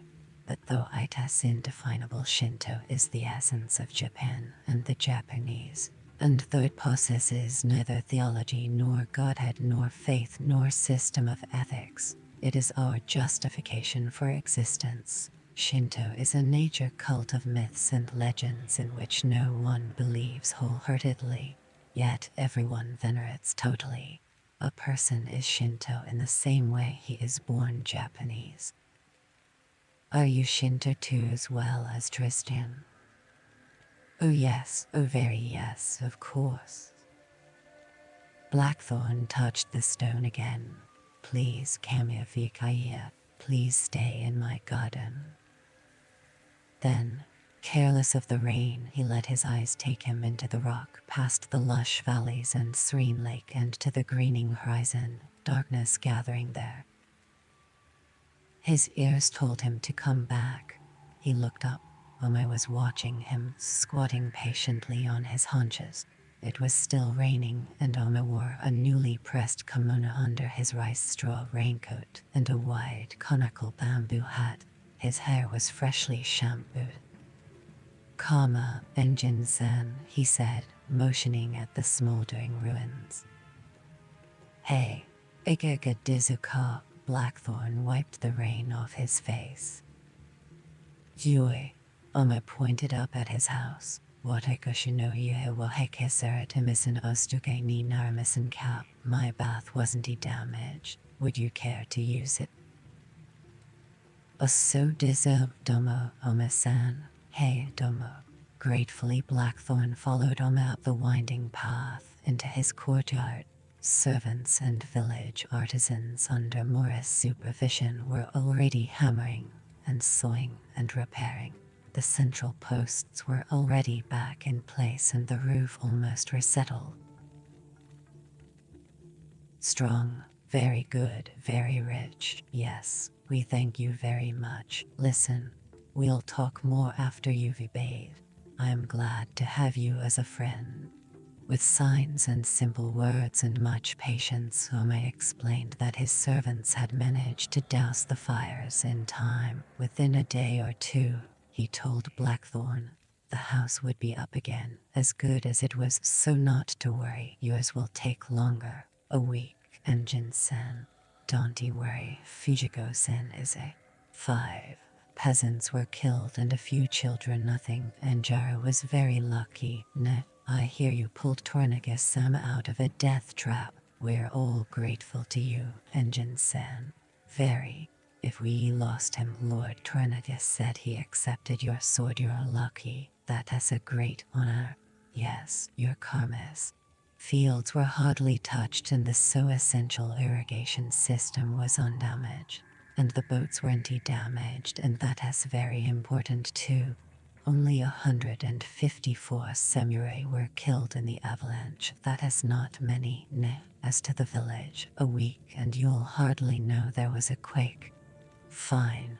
Manager, she'll have all costs ranged with more in no time and your house'll be better than ever. I hear she was burned. Well, this happens sometimes, but not to worry. Our doctors are very expert with burns. They have to be. Yes, Enjin-san. It was a bad quake, but not that bad.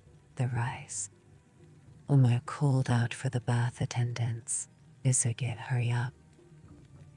Although a few tiles were missing and rain leaked in here and there, but that did not matter.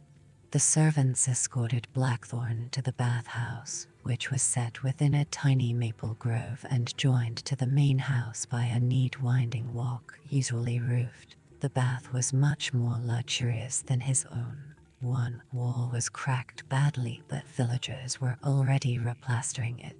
The roof was sound. Blackthorn stripped and sat on the tiny seat. The servants lathered him and shampooed him in the rain. When he was cleansed, he went inside and immersed himself in the steaming bath. All his troubles melted away. Fujiko's going to be all right. I am a lucky man. Lucky I was there to pull Tornaga out. Lucky to save Mariko. And lucky he was there to pull us out. Sua's magic renewed him as usual. Later he let Sue dress his bruises and cuts and put on the clean loincloth and kimono and tabi that had been left for him, and went out. The rain had stopped. A temporary lean had been erected in one corner of the garden. It had a neat raised floor and was furnished with clean futons and a little vase with a flower arrangement. Oma was waiting for him, and in attendance was a toothless, hard-faced old woman. "Please sit down, Enjin-san," Oma said.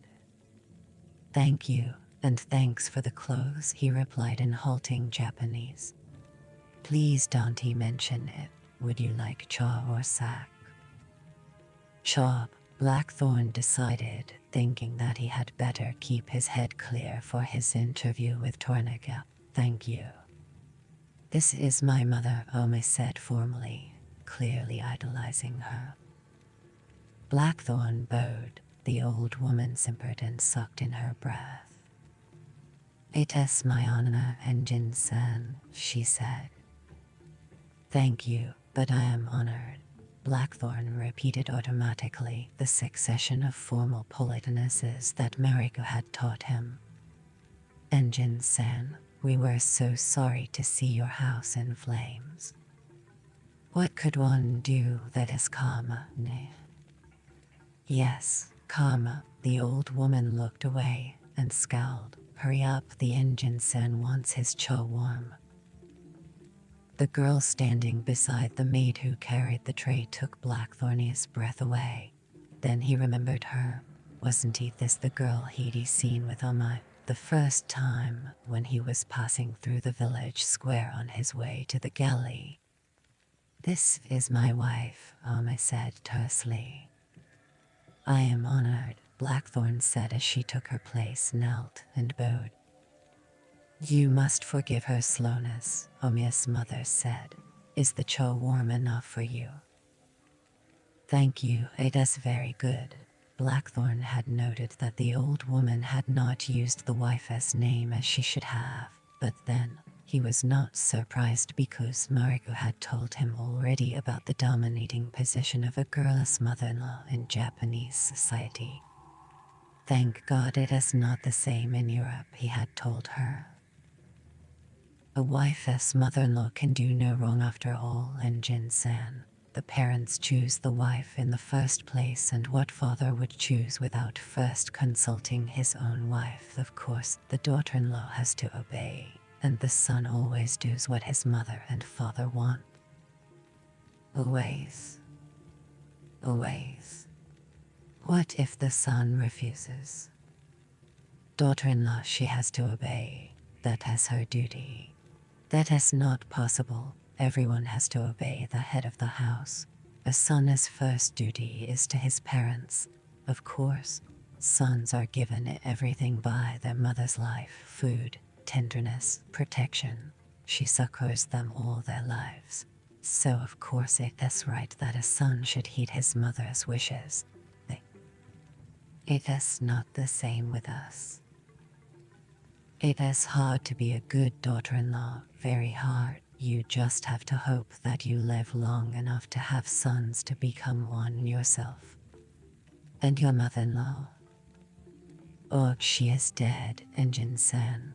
She died many years ago.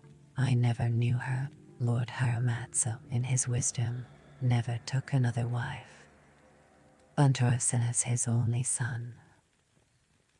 Yes, my husband has 5 living sisters but no brothers. She had joked, "In a way we're related now, Enjin-san.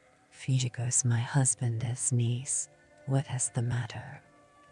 I am surprised you never told me that, that's all. When an infant at the Take's orders because the Take wanted closer ties between the descendants of Haramatsu and Goroda. Well, it is complicated, Engine-san.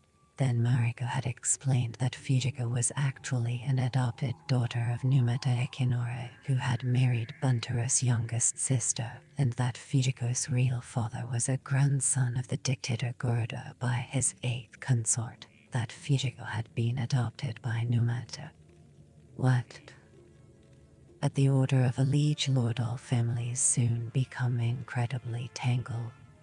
Mariko had laughed, telling him that, yes, Japanese family relationships were very complicated because adoption was normal, that families exchanged sons and daughters often, and divorced and remarried and intermarried all the time, with so many legal consorts and the ease of divorce, particularly if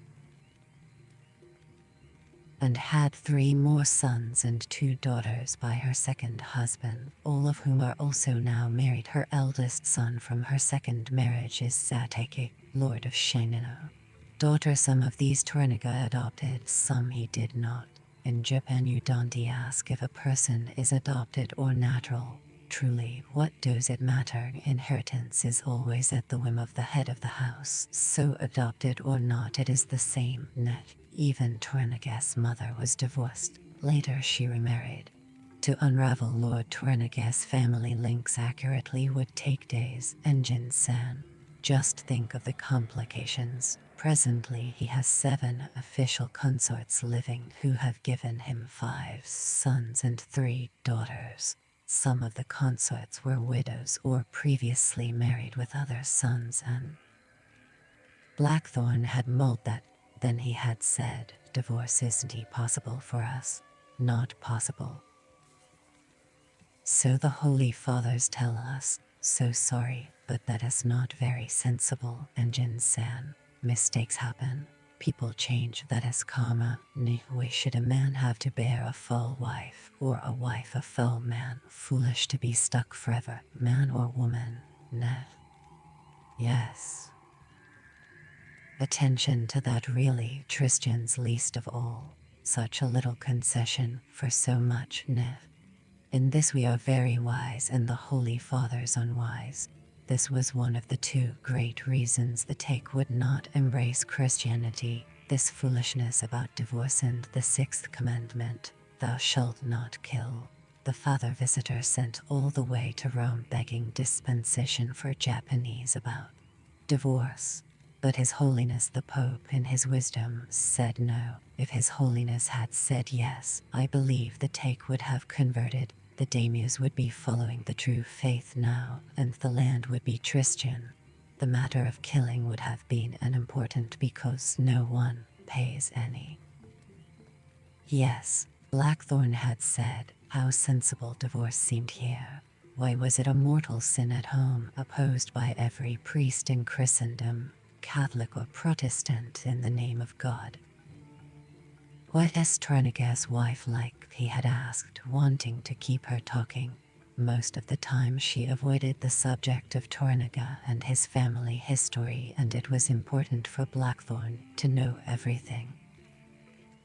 A shadow had crossed Mariko's face. She is dead. She was his second wife, and she died 10 or 11 years ago. She was the Take's stepsister. Lord Toranaga was never successful with his wives, Engine-san. Wei could unwind the knot in her golden pavilion. Oh, the second was old and tired and grasping, worshipping gold, though pretending not to, like her brother, the Take himself, barren and bad-tempered. It was a political marriage, of course. I had to be one of her ladies in waiting for a time. Nothing would please her, and none of the youths were men. What? Her jade gate, Engine-san, with their turtle heads, their steaming shafts. Don't you understand her thing? Oh, I understand. Yes. No one could unwind her knot, could satisfy her. Not even Toranaga. had dissolved the marriages. A most unpleasant woman. Everyone was most relieved when she went into the great void. Even the take and all her stepdaughters-in-law and all of Torniga's consorts secretly burnt incense with great joy. He never pillowed her, Engine-san, she had said, quite shocked. Of course, after the marriage he had nothing to do with her other than give her a castle and retainers and the keys to his treasure house. Why should he? She was quite old. She'd been married twice before, but her brother, the Take, and Torniga's first wife, still embroiled him in her plot. He was only 19 when Torniga ordered him to commit seppuku. Oh, the Lady Tachibana, that was another political marriage. Lord Torniga was 18, she 15. She grew up to be a terrible woman.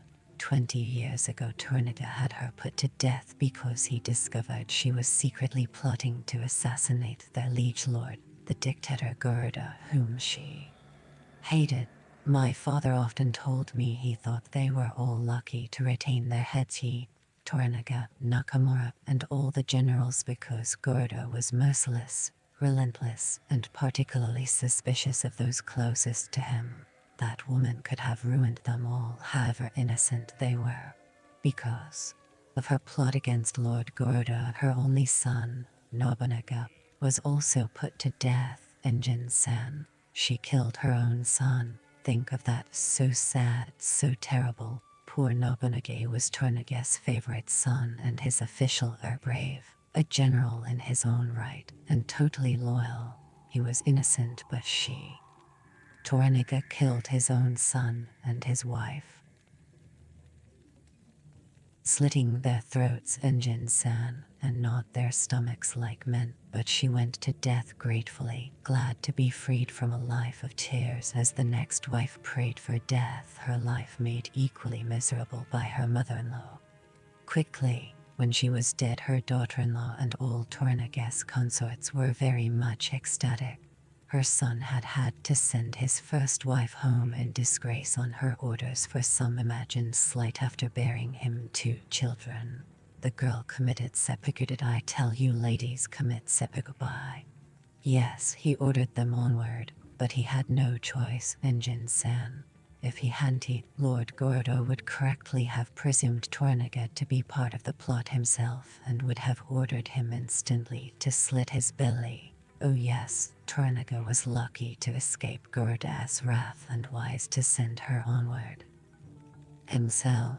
Now, looking at Midori's mother-in-law, the tea dribbling down her chin, Blackthorn knew that this old hag had power of life or death, divorce or degradation over Midori, provided her husband, the head of their house, agreed. And whatever they decided, Oma would obey. How terrible, he told. Midori was as graceful and youthful as the old woman was not, her face oval, her hair rich. She was more beautiful than Mariko, but without her fire and strength, pliant as a fern and fragile as gossamer. Where are the small foods? Of course the Engine-san must be hungry, the old woman said. Oh, so sorry, Midori replied at once. Fetch some instantly, she said to the maid.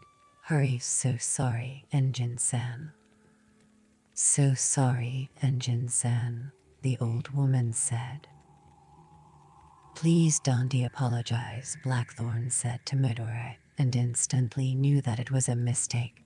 Good manners decreed that he should acknowledge only the mother-in-law, particularly if she had an evil reputation. So sorry, he said. I'm not hungry. Tonight I eat must with Lord Tornado. Also, Dizzo, we heard you saved his life. You should know how grateful we are all his vassals, the old woman said. It was duty. I did nothing. You did everything, Engine-san. Ome-san and Lord Yabu appreciate your action as much as all of us. Blackthorn saw the old woman looking at her son. I wish I could fathom you, you old bitch, he thought. Are you as evil as that other one, Tachibana? Ome said, Mother, I am fortunate to have the engine sen as a friend. We are all fortunate, she said. Wouldn't you have done what I did? That was long ago in a previous life. Nay, that's meaningless now. No, I am fortunate, Blackthorn replied. I fortunate have friends as family of Cassidy on my san. We are all lying, Blackthorn thought, but I don't know where you are. I am lying for self-protection and because it is custom. But I've never forgotten. Wait a moment. In all honesty, wasn't he that karma? A group of horsemen clattered up the rise, Naga at their head. He dismounted and strode into the garden. All the villagers stopped working and went onto their knees. He motioned them to continue. So sorry to disturb you, Ome-san, but Lord Tornaga sent me. Please, you're not disturbing me. Please join us, Ome said. Midori at once gave up her cushion, bowing very low. Would you like cha or sek, Naga-sama? Naga sat. Neither, thank you.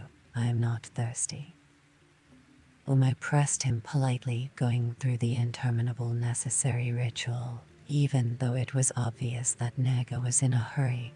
How is the Lord Tornaga? Very good, Engine-san. You did us a great service. Yes, I thank you personally. It was duty, Naga-san, but I did little. Lord Tornaga pulled me from Earth also. Yes, but that was afterward. I thank you very much.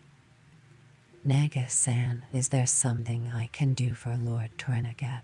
Ome asked, etiquette finally allowing him to come to the point. He would like to see you after the evening meal. There is to be a full conference of all officers. I would be honored. Engine-san, you are to come with me now if it pleases you. Of course, it is my honor. More bows and salutations, and then Blackthorn was on a horse and they were cantering down the hill. When the phalanx of samurai came to the square, Naga reined in. Engine-san. Hey. I thank you with all my heart for saving Lord Tornaga. Allow me to be your friend, and some words Blackthorn did not catch. So sorry, I don't understand. Karituro. Oh, so sorry. Karituro man, Karituro another man, things like that. You understand that? Oh, jumped into Blackthorn's head. Oh, so diso wakarmaso. Good, I only said that I owed you a debt. It was my duty, Yes, even so I owe you a life. Toranaga-sama says all cannon powder and shot were put back on your ship, Engine-san, here at Enjiro before it left for Edo. He asks you how long would it take you to get ready for sea. That depends on her state, if the men be greened her and cared for her, the mast replaced and so on. Does Lord Tornaga know how she is? The ship seems in order, he says, but he is not a seaman, so he couldn't be sure. He has not been on it since it was first towed into Edo Harbor when he gave instructions for it to be cared for. Presuming the ship is seaworthy, he asks how long would it take you to ready for war. Blackthorn's heart missed a beat. On whom do I war, Mariko-san? He asks, on whom would you wish to war? Would help him over the rough spots. This year's black ship, Blackthorn replied at once, making a sudden decision, desperately hoping that this was the correct moment to place before Tornaga the plan he secretly developed over the days. He was gambling that saving Tornaga's life this morning gave him a special privilege that Marika was taken by surprise. What? The black ship. Tell Lord Tornaga that all he has to do is give me his letters of marque. I'll do the rest. With my ship and just a little help we split the cargo, all silks and bullion. She laughed. Tornica did not. My master says that would be an unforgivable act of war against a friendly nation. The Portuguese are essential to Japan. Yes, they are at the moment, but I believe they're his enemy as well as mine, and whatever service they provide, we can do better, at less cost. He says perhaps, but he does not believe China will trade with you. Neither the English nor the Netherlanders are in strength in Asia yet, and we need the silks now and a continuing supply. Sail her to any port and sell her and her cargo. With my ship and a crew it'll be easy. In a few weeks or months I could deliver the black ship and all she contains to Yedo. I could sell her in Yedo. Half the valve will be his port tax. He's right, of course, but in a year or two that will change and he'll have his proof then. So here's another suggestion. I am already at war with the Portuguese. Outside the 3-mile limit are international waters. Legally, with my present letters of marque, I can take her as a prize and I can. He says what happens at sea between you and your enemies is of little concern to him. The sea belongs to all. But this land is ours and here our laws govern and our laws may not be broken. Believe Lord Tornica's interests are mine. Yes, Blackthorn knew his course was dangerous, but his intuition told him the timing was perfect and that Tornica would take the bait. And Mariko, it was only a suggestion. He asked me on whom I like to war. Please excuse me, but sometimes it is good to plan against any eventuality. In this eye. Mariko translated this. Tornica grunted and spoke shortly. Lord Tornica values sensible suggestions, Engine-san, like your point about a navy. But this is ludicrous. Even if both your interests were the same, which they're not, how could you and 9 men attack such a huge vessel with nearly 1,000 persons aboard? Lucky, some Germans or Hollanders, they'll be renegades mostly, or pressed aboard. I need a safe conduct to Nagasaki, some protection, and a little silver or gold. There are always seamen in enemy fleets who'll sign on for ready cash and a share of prize money. I wouldn't. I have to get a new crew, Mariko-san. 80 or 90 men, trained seamen and gunners. I'll find them at Nagasaki on Portuguese ships. Blackthorn pretended not to notice her intake of breath or the way her fan stopped. There've got to be a few Frenchies, an Englishman or 2 if I am. My master says anyone in command who'd trust such carrion in an attack would be mad. Blackthorn said, I agree, but I have to have a crew to put to sea. He asks if it would be possible to train samurai and our seamen to be gunners and sailors. Easily, in time, but that could take months.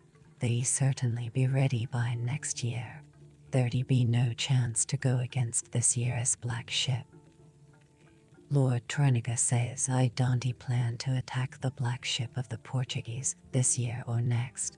They're not my enemies and I am not at war with them. I know, but I am at war with them. Please excuse me. Of course, this is only a discussion, but I'll have to get some men to put to sea to be of service to Lord Tornica if he wishes. They were sitting in Tornica's private quarters that overlooked the garden. The fortress had hardly been touched by the quake.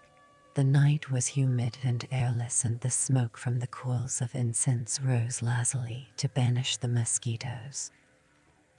My master wants to know, Mariko was saying, if you had your ship now, and the few crew members that arrived with you, would you sail it to Nagasaki to get these further men you require?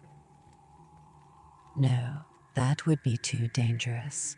I'd be so hopelessly undermanned that the Portuguese would capture me. It would be much better to get the men first, bring them back to home waters to Yidu. Nay, once I am full crewed and armed, the enemy has got nothing in these seas to touch me.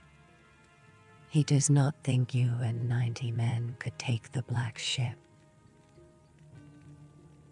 and bring her back to Yidu. She'll have upwards of almost 400 tons of gold bullion aboard her.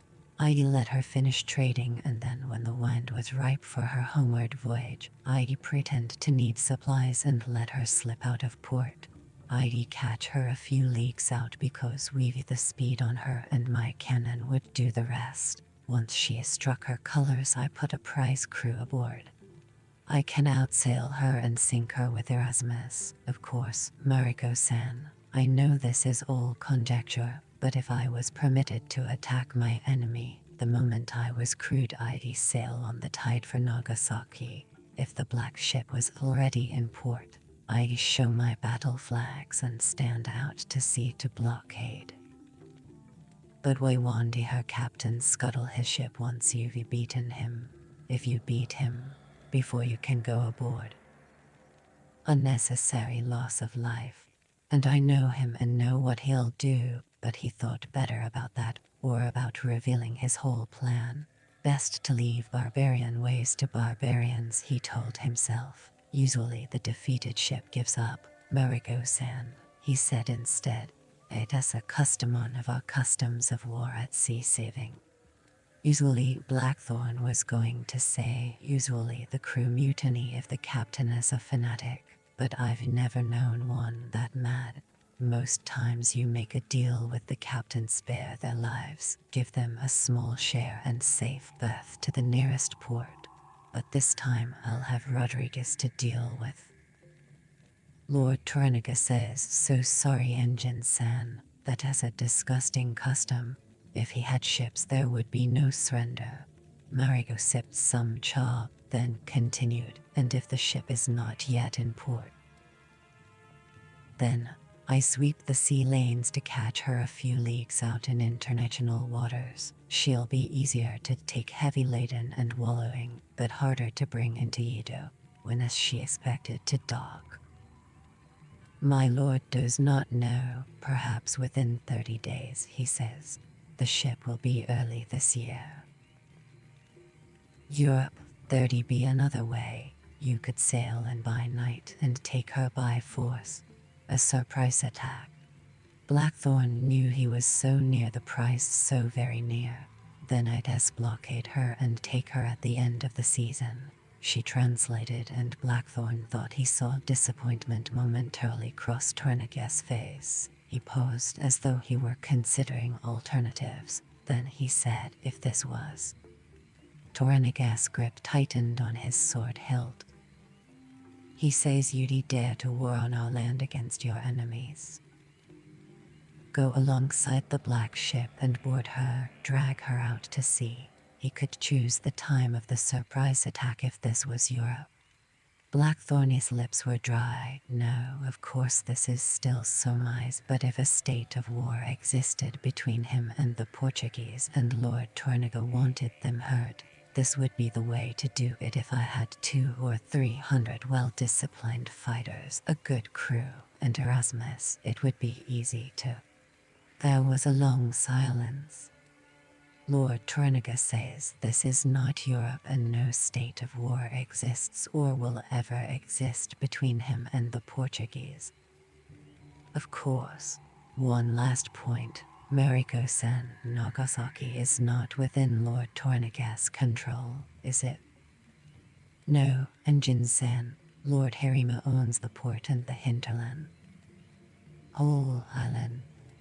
But Dante the Jesuits in practice control the port and all trade. Blackthorn marked her reluctance to translate, but kept up the pressure. Isn't he that the haunted Mariko-san? And isn't he Lord Harima Catholic? Isn't he most of Kyushu Catholic? And therefore Dante the Jesuits in some measure control the. Christianity is a religion. The daimyos control their own lands. Engine-san, Mariko said for herself. But I was told Nagasaki is really Portuguese soil. I am told they act as though it is. Didn't he, Lord Herima's father, sell the land to the Jesuits? Mariko's voice sharpened. Yes, but the take took the land back. No foreigners allowed to own land here now. But didn't he the take allow his edicts to lapse, so today nothing happens there without Jesuit approval? Don't Jesuits control all shipping in Nagasaki and all trade? Don't Jesuits negotiate all trade for you and act as intermediaries? You are very well informed about Nagasaki, Engine-san, she said pointedly. Perhaps Lord Torniga should take control of the port from the enemy. Perhaps. They're your enemy, Engine-san, not ours, she said, taking the bait at last. The Jesuits are. Nanya. She turned apologetically to Torniga and explained what had been said between them. When she had finished, he spoke severely, a clear reprimand. Hey, she said several times and bowed, chastened. Marika said, Lord Torniga reminds me my opinions are valueless and that an interpreter should interpret only. Nay, please excuse me. Once Blackthorn would have apologized for trapping her. Now it did not occur to him. But since he had made his point, he laughed and said, Hey, Koei Tsukukusema, yes, pretty lady interpreter. Mariko smiled wryly, furious at herself for being trapped, her mind in conflict over her divided loyalties. Yue, Engine-san, Torniga said, once more genial. Mariko sen koe dizuyore tsukosen anamsu kanore mason, ne, and Mariko's much prettier than old Mr. Soko, isn't she, and so much more fragrant. Torniga laughed. Hey. Mariko blushed and poured tea, a little mollified. Then Torniga spoke, seriously. Or Master says, why were you asking so many questions or making statements about Lord Harima and Nagasaki? Only to show that the port of Nagasaki is in fact controlled by foreigners, by the Portuguese, and by my law. I have the legal right to attack the enemy anywhere. But this is not anywhere, he says. This is the land of the gods and such an attack is unthinkable. I agree wholeheartedly, but if ever Lord Harima became hostile, or the Jesuits who lead the Portuguese become hostile, this is the way to hunt them. Number if he spoke Japanese, there are many wako in Kyushu. Lord Torniga says neither he nor any daimyo would ever permit an attack by one foreign nation on another on Japanese soil, or the killing by them of any of our people. Against enemies of the Emperor, that is a different matter.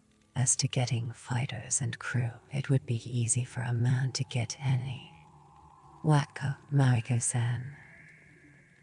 Should be patient as he told you before. Oh, so sorry. We call corsairs Wako, Engine-san. They used to have many lairs around Kyushu, but they were mostly stamped out by the take. Survivors can still be found. Unfortunately, Wako terrorized the coasts of China for centuries. It was because of them that China closed her ports to us. She explained to Torniga what had been said. He spoke again, more emphatically. He says he will never allow or plan or permit you to make a land attack, though it would be correct for you to harry your queen as enemy on the high seas. He repeats, this is not anywhere. This is the land of the gods, you. Yes, I intend to try to be patient in his fashion. I only want to hit the enemy because they are the enemy. I believe with all my heart they're his enemy too. Lord Torniga says the Portuguese tell him you are his enemy, and Tsuko-san and the Visitor General are absolutely sure of it. If I were able to capture the black ship at sea and bring her as a legal prize into Edo, under the flag of England, would I be permitted to sell her and all she contains in Edo, according to our custom? Lord Tornaga says that depends. If war comes, may I be allowed to attack the enemy, Lord Tornaga's enemy, in the best way that I can. He says that is the duty of a Hatamoto. A Hatamoto is, of course, under his personal orders at all times. My master wants me to make clear that things in Japan will never be solved by any method other than by Japanese method. Yes, I understand completely. With due humility, I like to point out the more I know about his problems, the more I might be able to help. He says a Hatamoto's duty is always to help his lord, Enjin-sen. He says I am to answer any reasonable questions you have later. Thank you. May I ask him, would he like to have a navy of his own, as I suggested on the galley? He has already said he would like a navy, a modern navy, Enjin-sen, manned by his own men. What daimyo wouldn't he? Sail home. Within a year I'd turn around and bring back 4 warships as a gift from the Queen of England to Lord Tornaga. Then, say this, if I were lucky enough to take the enemy ship, I'd bring her to Yedo to refit and count the prize. Then I'd transship my half of the bullion to Erasmus and sell the black ship back to the Portuguese, or offer her to Tornaga-sama as a gift, or burn her, whatever he wishes. Then He asks where would be your profit in this. The Honda is, there would be plenty left over for me, Mariko-san, after the ships were paid for by Her Majesty. Further, I like to take one of his most trusted counselors with me as an ambassador to my queen. A treaty of friendship between our countries might be of interest to him. Lord Tornaga says that would be much too generous of your queen. He adds, but if such a thing miraculously happened and you came back with the new ships, who would train his sailors and samurai and captains to man them? I will, initially, if that pleases him. I'd be honored. Then others could follow. He says what is initially? 2 years. Tornaga smiled fleetingly. Outside our waters you are foreigner, he says, but here you are samurai. Or master says 2 years would not be enough initially. However, he adds, it is all an illusion. He is not at war with the Portuguese or Lord Harima of Nagasaki. He repeats, what you do outside Japanese waters in your own ship with your own crew is your own karma. Mariko seemed disturbed. Yes, I know the honor he has done to me. May I ask how a samurai borrows money, Mariko-san? From a moneylender, Enjin-san. Where else? From a filthy merchant moneylender. She translated for Tornaga. Why should you need money? Are there moneylenders in Yedo? Oh yes, moneylenders are everywhere. Nay, isn't it the same in your country? Ask your consort, Enjin-san. Perhaps she would be able to help you. That is part of her duty. You said we're leaving for Yedo tomorrow. Yes, tomorrow. Unfortunately, Fujigo-san won't be able to travel then. Mariko talked with Tornaga. Lord Tornaga says he will send her by galley when it leaves. He says, what do you need to borrow money for?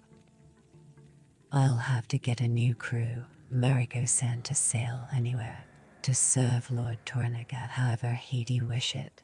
Is that permitted? A crew from Nagasaki. Yes. He will give you an answer when you reach Yedo. Domo, Tornaga-sama, Mariko-san, when I get to Yedo, where do I go? Will there be someone to guide me? Oh, you must never worry about things like that, Enjin-san. You are one of Lord Tornaga's Hatamoto. There was a knock on the inner door. Come in. Naga opened the shoji and bowed. Excuse me, father, but you wanted to be told when all your officers were present. Thank you, I'll be there shortly. Tornica thought a moment, then motioned to Blackthorn, his manner friendly. Engine-san, go with Negus-san. He will show you to your place. Thank you for your views. Yes, sire. Thank you for listen. Thank you for your words. Yes.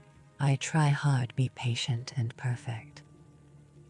Thank you, Engine-san. Tornica watched him bow and go away. When they were alone, he turned to Mariko. Well, what do you think?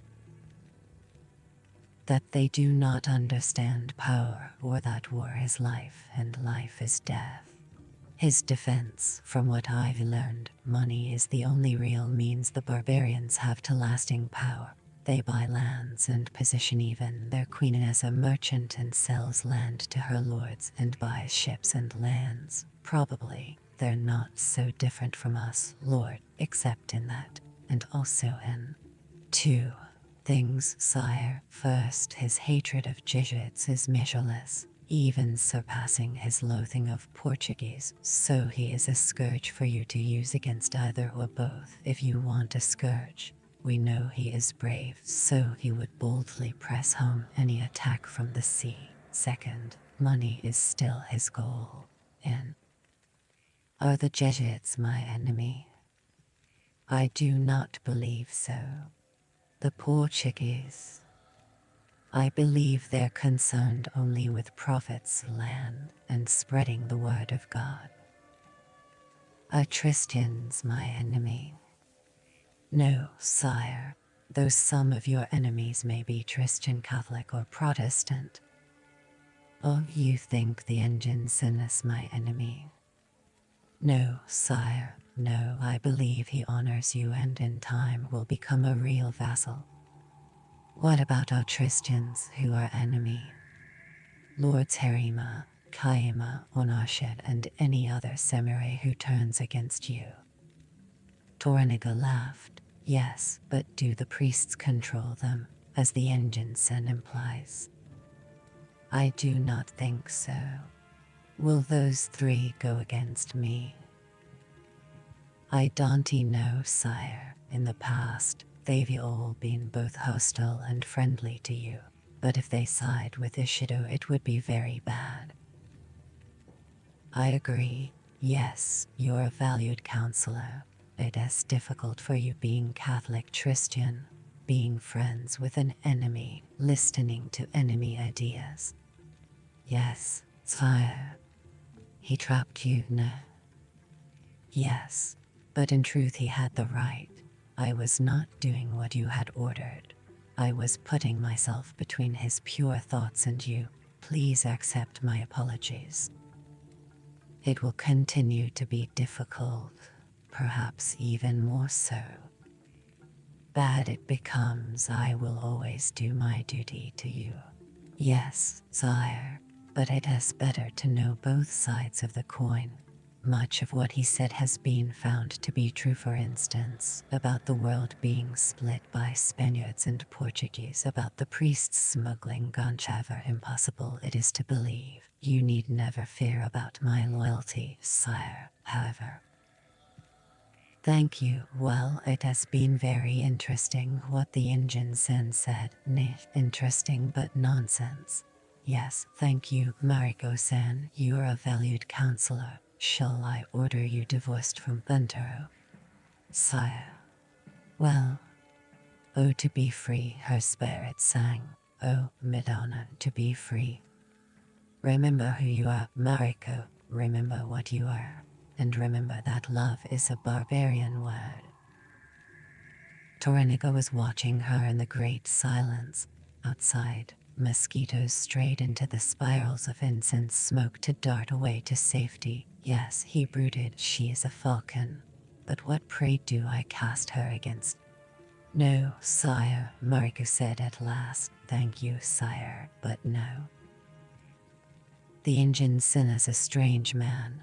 His head is filled with dreams. Ridiculous to consider attacking our friends the Portuguese or their black ship. Nonsense to believe what he says about 4 ships or 20. Mariko hesitated. If he says a navy is possible, sire, then I believe it as possible.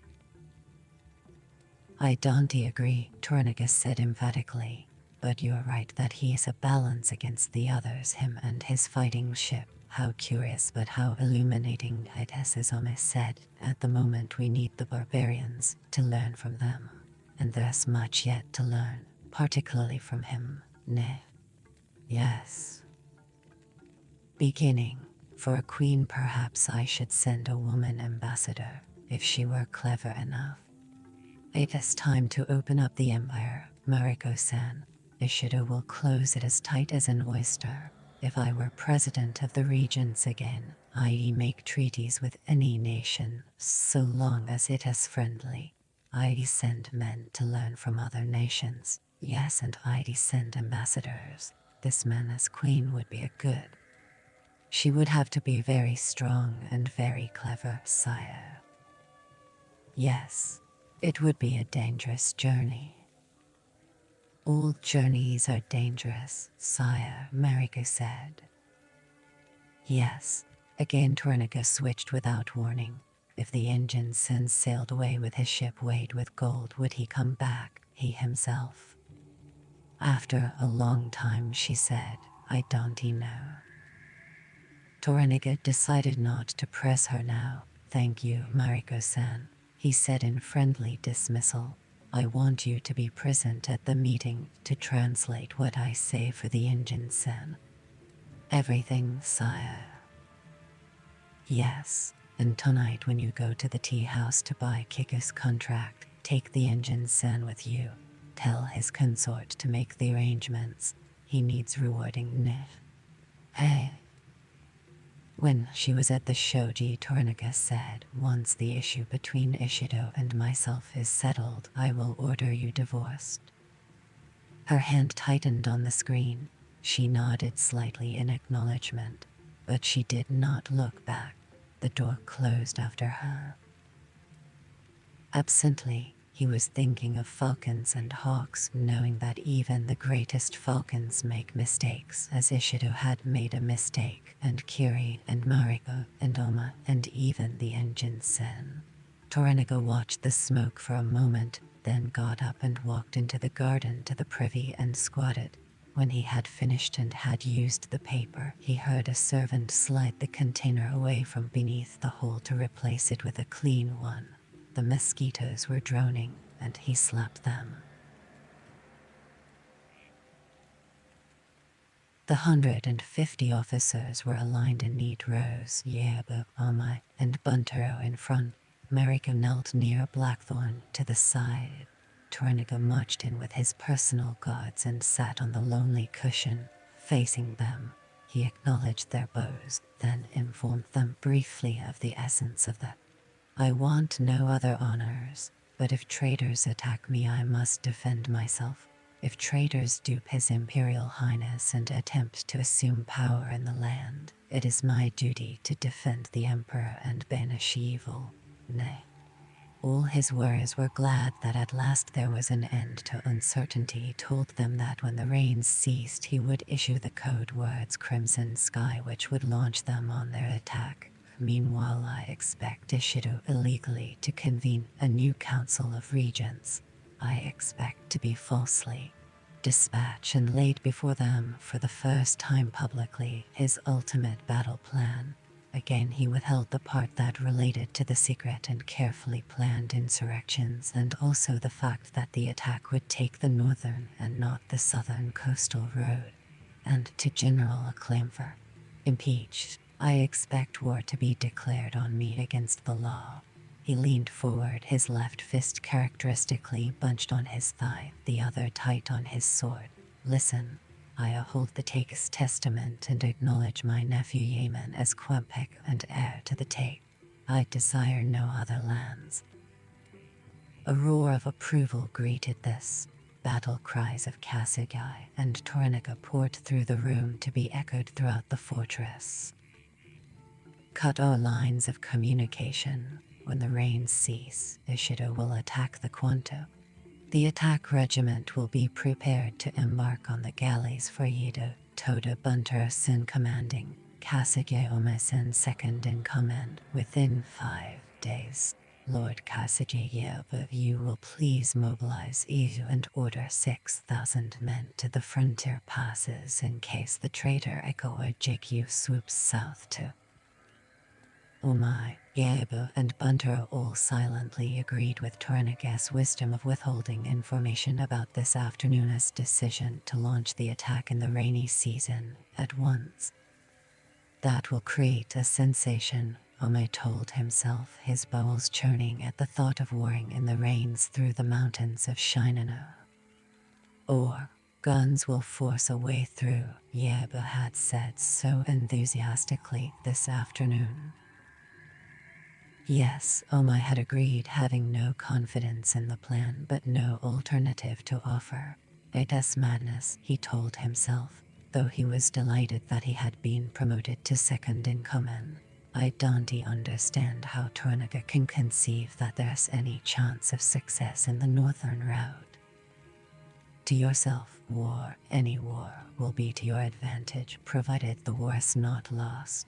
There isn't any, he told himself again, and half closed his ears to Tornaga's stirring exhortation in order to allow himself to concentrate once more on the problem of his revenge. Certainly, the attack on Shinano will give you a dozen opportunities to manipulate Yabe into the front line at no risk. But though it is Bushido that vassals should never expect a reward for any service, it is the duty of a liege lord to grant favors from time to time. Then, he heard Tornaga say, "Today I was almost killed. Today the engine sin pulled me out of the earth.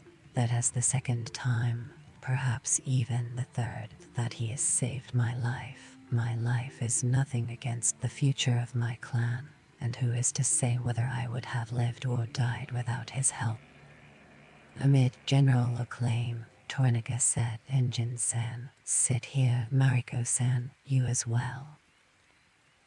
Jealously, Ome watched the towering man rise and kneel at the spot to which Tornaga had motioned, beside him, and there was not a man in the room who did not wish that he himself had had the good fortune to have done what the barbarian had done.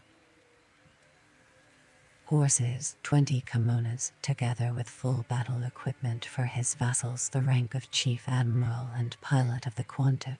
Tornaga waited until Mariko had translated, then he called out, "Naga-san."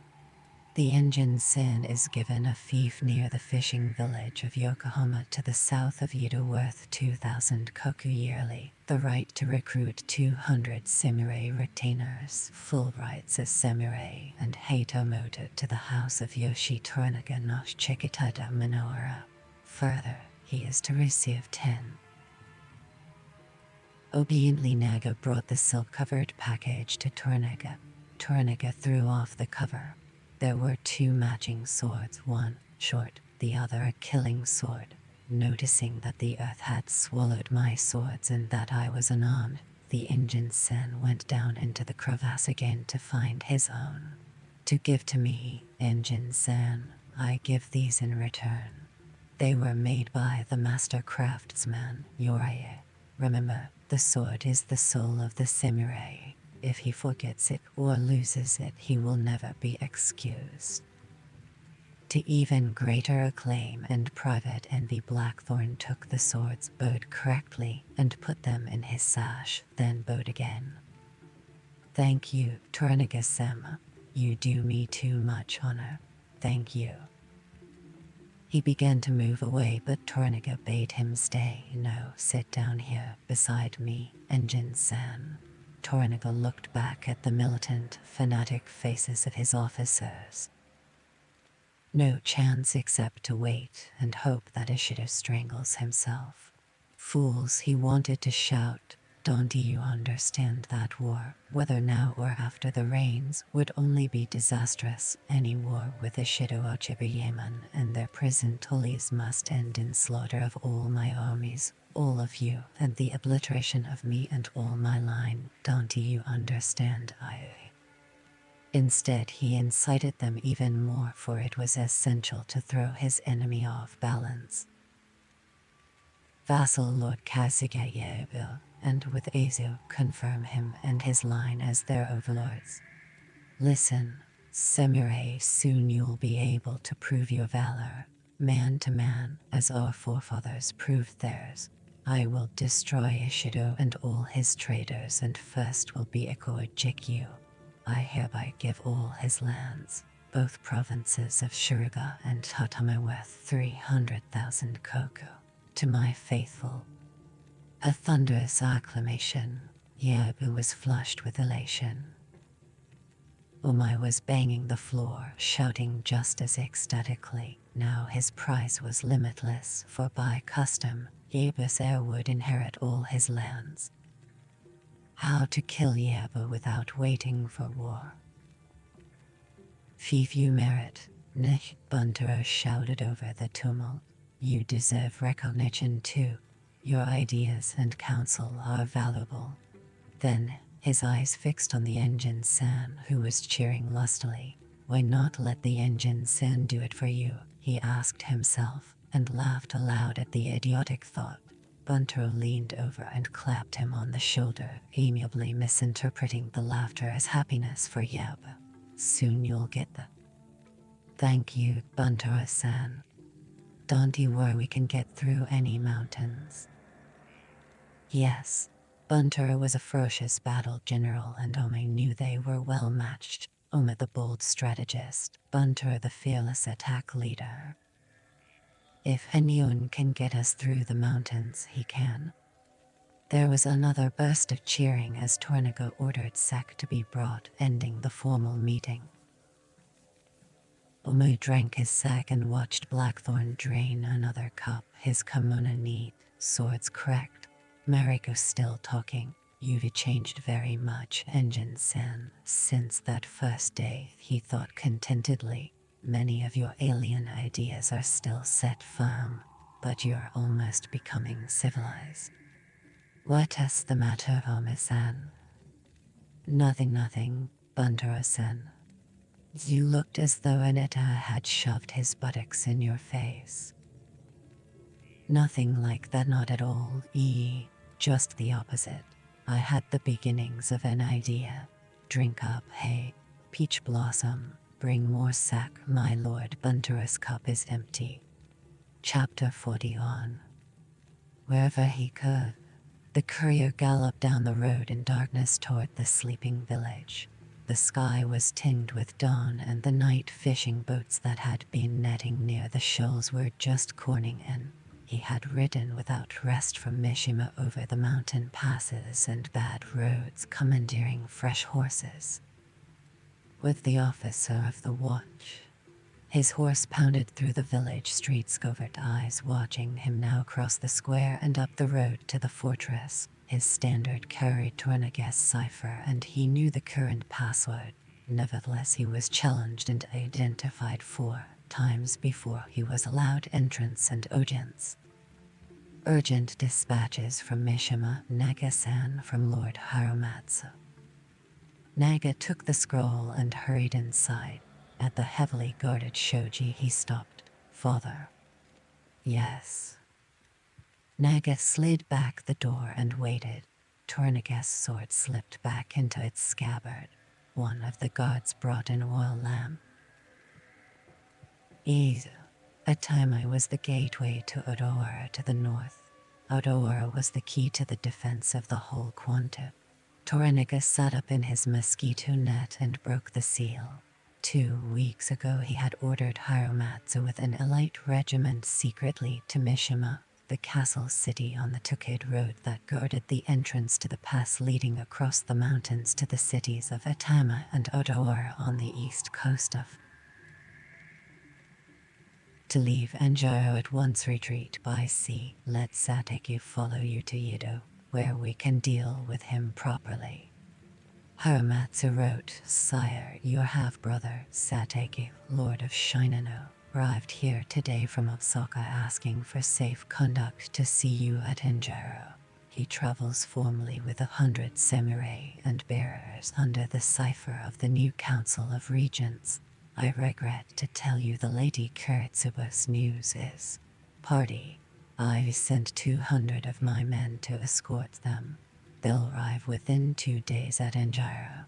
When do you return to Edo? Spies say Jikyu's mobilizing secretly, and news comes from Edo that the northern clans are ready to throw in with the Shu now that Zetake Shinano is against you. I beg you. Correct. Zetake turned traitor and is openly flaunting his allegiance to Ishido. What she did not know is that Zetake is now a regent in place of Lord Sugiyama.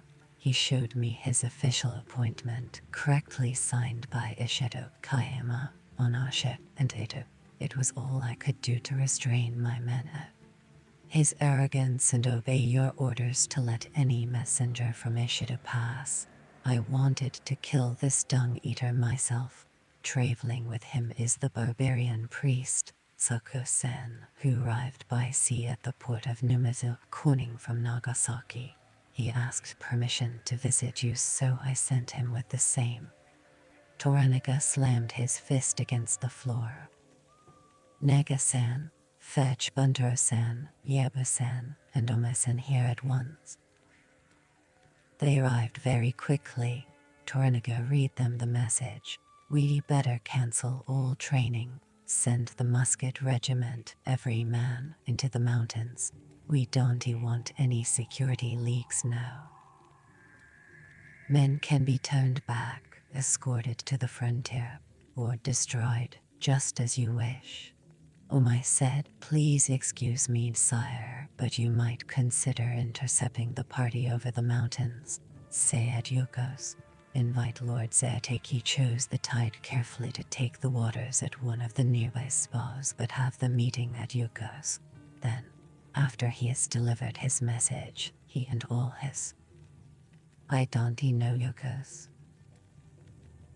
A good place to meet, sire. Shuzenji spas nearby, very hot, very good, one of our best. You should visit it, sire. I think Ome-san has made a good suggestion. Yebu said importantly, it is beautiful, almost in the center of Edo, sire, over the mountains in a valley cleft. It is beside the river Kano. The Kano flows north eventually through Mishima and Numazu to the sea. Yukos is at a crossroads. The roads go north-south and east-west. Yes, Yukos DB. Could we defend it easily? Omai said quickly, yes, sire. There is a bridge. The land falls steeply from the mountains. Any attackers would have to fight up a snaking road. Both passes can be held with few men. You could never be ambushed. We have more than enough men to defend you and butcher 10 times their number if need. We butcher them whatever happens, Buntaro said with contempt. But better there than here, sire. Please let me make the place safe. 500 archers, no musketeers, all horsemen. Added to the men my father sent, we'll have more than enough. Toranaga checked the date on the dispatch. They'll reach the crossroads when. Yaba looked at Ome for confirmation. Tonight at the earliest. Yes, perhaps not until dawn tomorrow. Across the Heikoa Road on the skyline, so we can fall back through you if necessary. Buntaro-san, leave at once, Toranaga said. Contain them at Yukos but keep them the other side of the river. I'll leave at dawn tomorrow with another 100 men. We should be there by noon, Yeba-san. You take charge of our musket regiment for the moment and guard our retreat. Put it in ambush.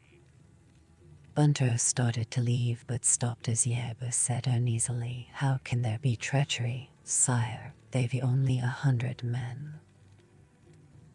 I expect treachery. Lord Zetake wouldn't he put his head into my hands without a plan, for of course, I'll take his head if I can, Toranaga said. Without him to lead his fanatics, we'll have a far better chance to get through his mountains. But why is he risking everything? Why? Omai said tentatively, could he be ready to turn Oli again? They all knew the long-standing rivalry that had existed between the half-brothers, a friendly rivalry up till now. No, not him. I never trusted him before. Would any of you trust him now? They shook their heads. Yebus said, Surely there's nothing to disturb you, sire. Lord Zatek is a regent, yes, but he is only a messenger, Nif. Fool, Torniga wanted to shout. Don't you understand anything? We'll soon know. Buntera-san, go at once. Yes, sire. I'll choose the meeting place carefully. But don't let him within 10 paces. I was with him in Korea. He is too quick with his sword. Yes. Bunter hurried away. Yebus said, Perhaps Satake can be tempted to betray Ishida some price, perhaps. What is his bait? Even without his leadership, the Shininu Mountains are cruel. The bait is obvious, Torniga said. The Quanta, isn't he that what he wants has always wanted? Isn't he that what all my enemies want? Isn't he that what Ishido himself wants? They did not answer him. There was no need.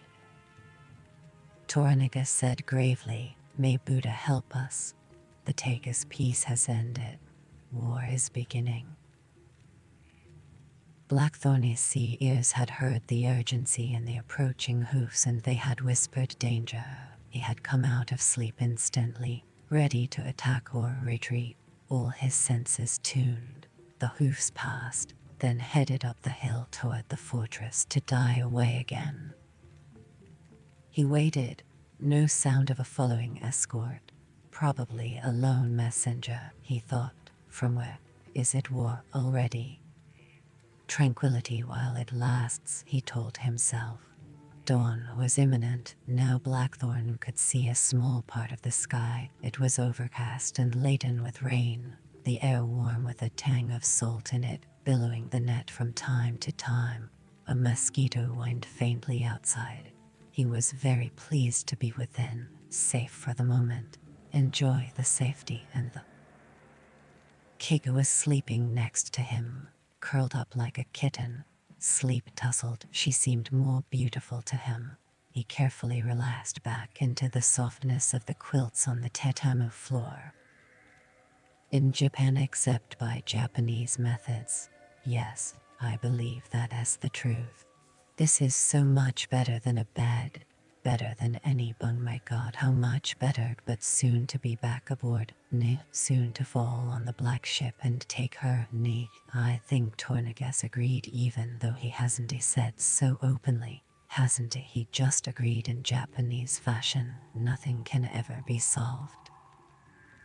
I wanted to be better informed. Didn't he tell Mariko to translate everything and explain about his political problems? I wanted money to buy my new crew. Didn't he give me 2,000 cocoa? Attack. I asked for 200 or 300 corsairs. Hasn't he given me 200 samurai with all the power and rank I need? Will they obey me? Of course. He made me samurai and Hatomoto, so they'll obey to the death, and I'll bring them aboard Erasmus. They'll be my boarding party and I will lead them. How unbelievably lucky I am. I've everything I want, except Mariko. But I even have her. I have her secret spirit and her love. And I possessed her body last night, the magic night that never existed. We loved without loving. Is that so different? There is no love between Kiku and me, just a desire that blossomed. It was grand for me. I hope it was also grand for her. I tried to be Japanese wholly and do my duty to please her as she pleased me. More urgent plain than any he had ever known. He remembered how he had used a pleasure ring. He had felt most awkward and shy and had turned away to put it on, petrified that his strength would vanish, but it had not. And then, when it was in place, they had pillowed again. Her body shuddered and twisted, and the tremoring had lifted him to her. Afterwards, when he could breathe again, he began to laugh, and she had whispered, "Why do you laugh?" And he had answered, "I don't know, except you make me happy." I never laughed at that moment ever before. It made everything perfect. I do not love Kikusin, I cherish her. I love Mariko-sin without reservation, and I like Fujiko-sin completely. Would you pillow with Fujiko? No, at least I don't think I could. Isn't it that your duty if you accept the privileges of samurai and require others to treat you totally as samurai with all that that means? You must accept the responsibilities and duties. No, that is only fair. No, and honorable. No, it is your duty to give Fujiko a son. And Felicity, what would she say to that? Through the freezing horror of Magellanus Pass to endure storm and sea and scurvy and mutiny for another 698 days to make a second landfall here, to take up this life again. And when you sail away, what about Fujiko-san and what about Mariko-san? Will you truly return here, leaving the knighthood and the even greater honors that you'll surely be granted, provided you come back laden with treasure? Will you sail outward bound once more into the hostile deep, to smash? Decide. To war, the harmony of life, yield engine-sen, karma is karma, ne. Then, he remembered what Mariko had told him about compartments of the mind. Be Japanese, engine-san. You must, to survive. Do what we do, surrender yourself to the rhythm of karma unashamed. Be content with the forces beyond your control. Put all things into their own separate compartments and yield. Yes, I'll decide when the time comes. First I have to get the crew, next I capture the black ship. Then I sail halfway around the earth to England. Then I'll buy and equip the warships, and then I'll decide. Karma is karma. Kiko stirred, then buried herself deeper into the quilts, nestling closer. He felt the warmth of her through their silk kimonos, and he was kindled. Engine-chan, she murmured, still in sleep. Hey. He did not awaken her. He was content to cradle her and rest, enraptured by the serenity that the yielding had given him. But before he went into sleep, he blessed Mariko for teaching him. Today, she asked herself, why so cold, rough, and dangerous, and why did he come himself on so menial a task? Why not send any samurai? Yes, Ome-sama, certainly, Gyoko said. I'll fetch the engine-sen at once. Please excuse me. Eiko, come with me. Gyoko sent Eiko for tea, then bustled out into the garden, wondering what vital news the galloping night messenger had brought, for she too had heard the hoofs. And why is Ome so strange? Always more so in war, and in war, money means less than ever to them. Good, good, good. Oh, who knows, Ome is a man, how can you understand them? Particularly samurai, but something is wrong, terribly wrong. Did the messenger bring a declaration of war? I suppose so. If it is war, then it is war, and war never hurt our business. Daimyos and samurai will still need entertaining, as she smiled to herself. Remember the war days 40-odd years ago when you were 17 and the toast of Mishima. Remember all the laughter and pillowing and proud nights that melted into days. Remember serving old Baldy himself, Yabe's father, the nice old gentleman who boiled criminals like his son. After him, remember how hard you had to work to make him soften like the sun. Gyoko chuckled. We pillowed 3 days and 3 nights. Then he became my patron for a whole year. Good times, a good man. Oh, how we pillowed. War or peace, never mind, Shigeta Gane. There's enough invested with the moneylenders and rice merchants. A little here, a little there. Then there's the sake factory in Odawara, the tea house in Mishima's thriving. And today Lord Tornagas going to buy Kika's contract. Perfect, and the night blissful. Yes, interesting times ahead, and how fantastically interesting the previous night had been. Kika had been brilliant. The engine's sinus outburst mortifying. Kik had made as deft a recovery as any courtesan in the land, and then, when the Lady Toda had left them, Kiku's artistry had made everything. Oh, men and women, so predictable, especially men. Babies always vain, difficult, terrible, petulant, pliant, horrible, marvelous, most rarely but all born with that single incredible redeeming feature that we in the trade refer to as the jade root, turtle head, yang peak, steaming shaft, male thruster, or simply piece of meat. How insulting, yet how apt. Gyoko chuckled and asked herself for the 10,000th time, by all gods living and dead and yet to be born, what in the world would we do in this world without the piece of meat? She hurried on again, her footsteps just loud enough to announce her presence. She mounted the polished cedar steps. Her knock was practiced. Engine-san, so sorry, but Lord Tornigas sent for you. You are ordered to the fortress at once. What did you say?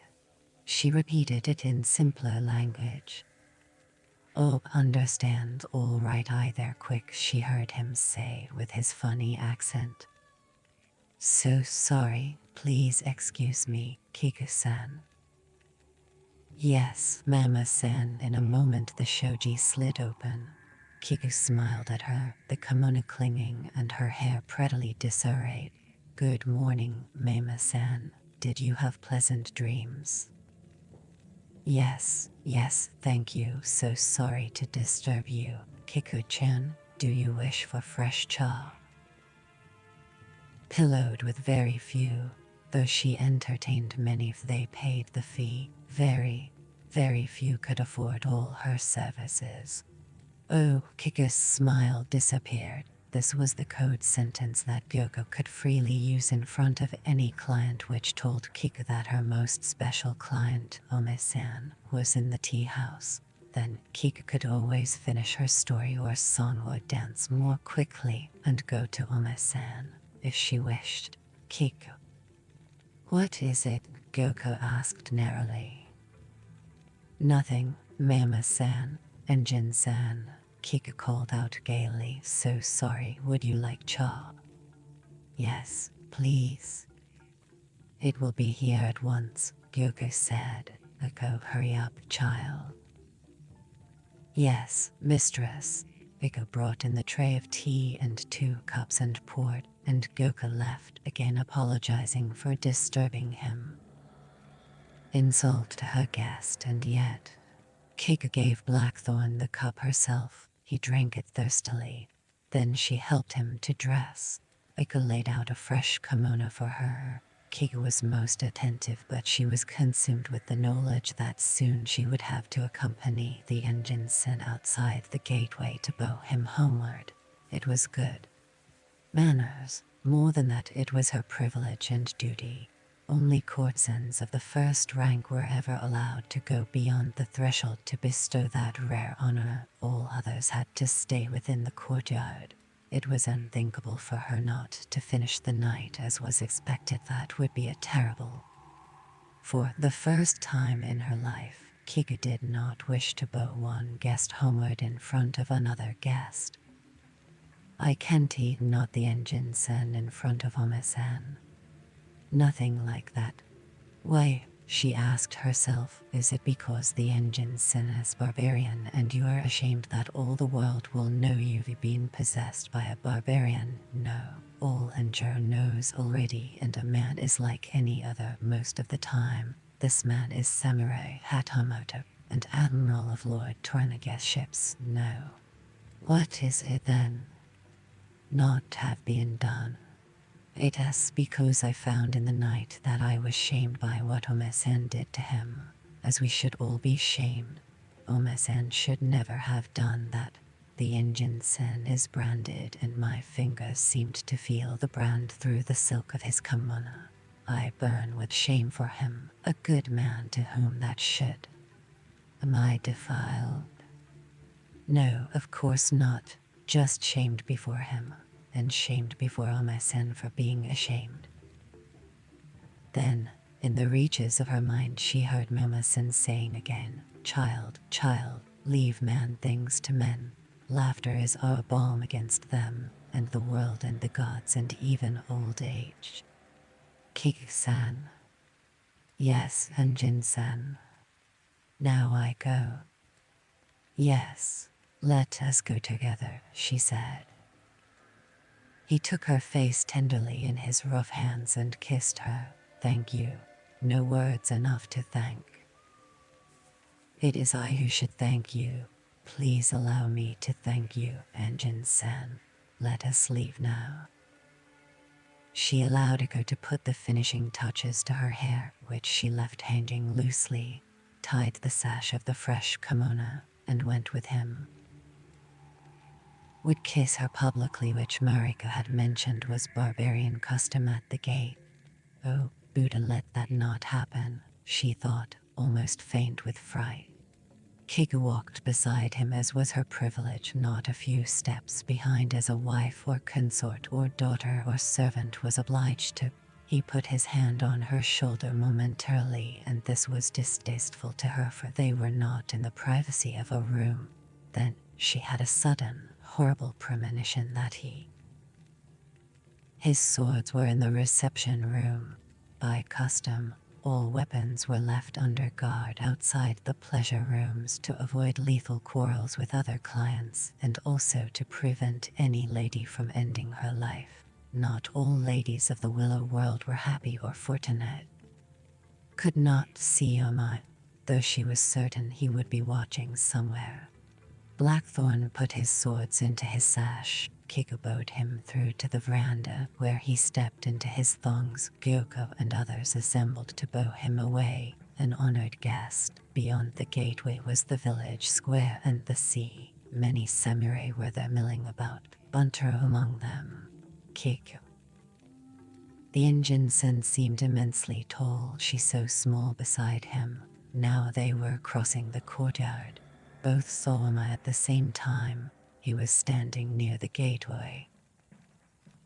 Blackthorn stopped. "Morning, Oma-san," he said as a friend, and bowed as a friend, not knowing that Oma and Kiku were more than friends. How could he know, she thought.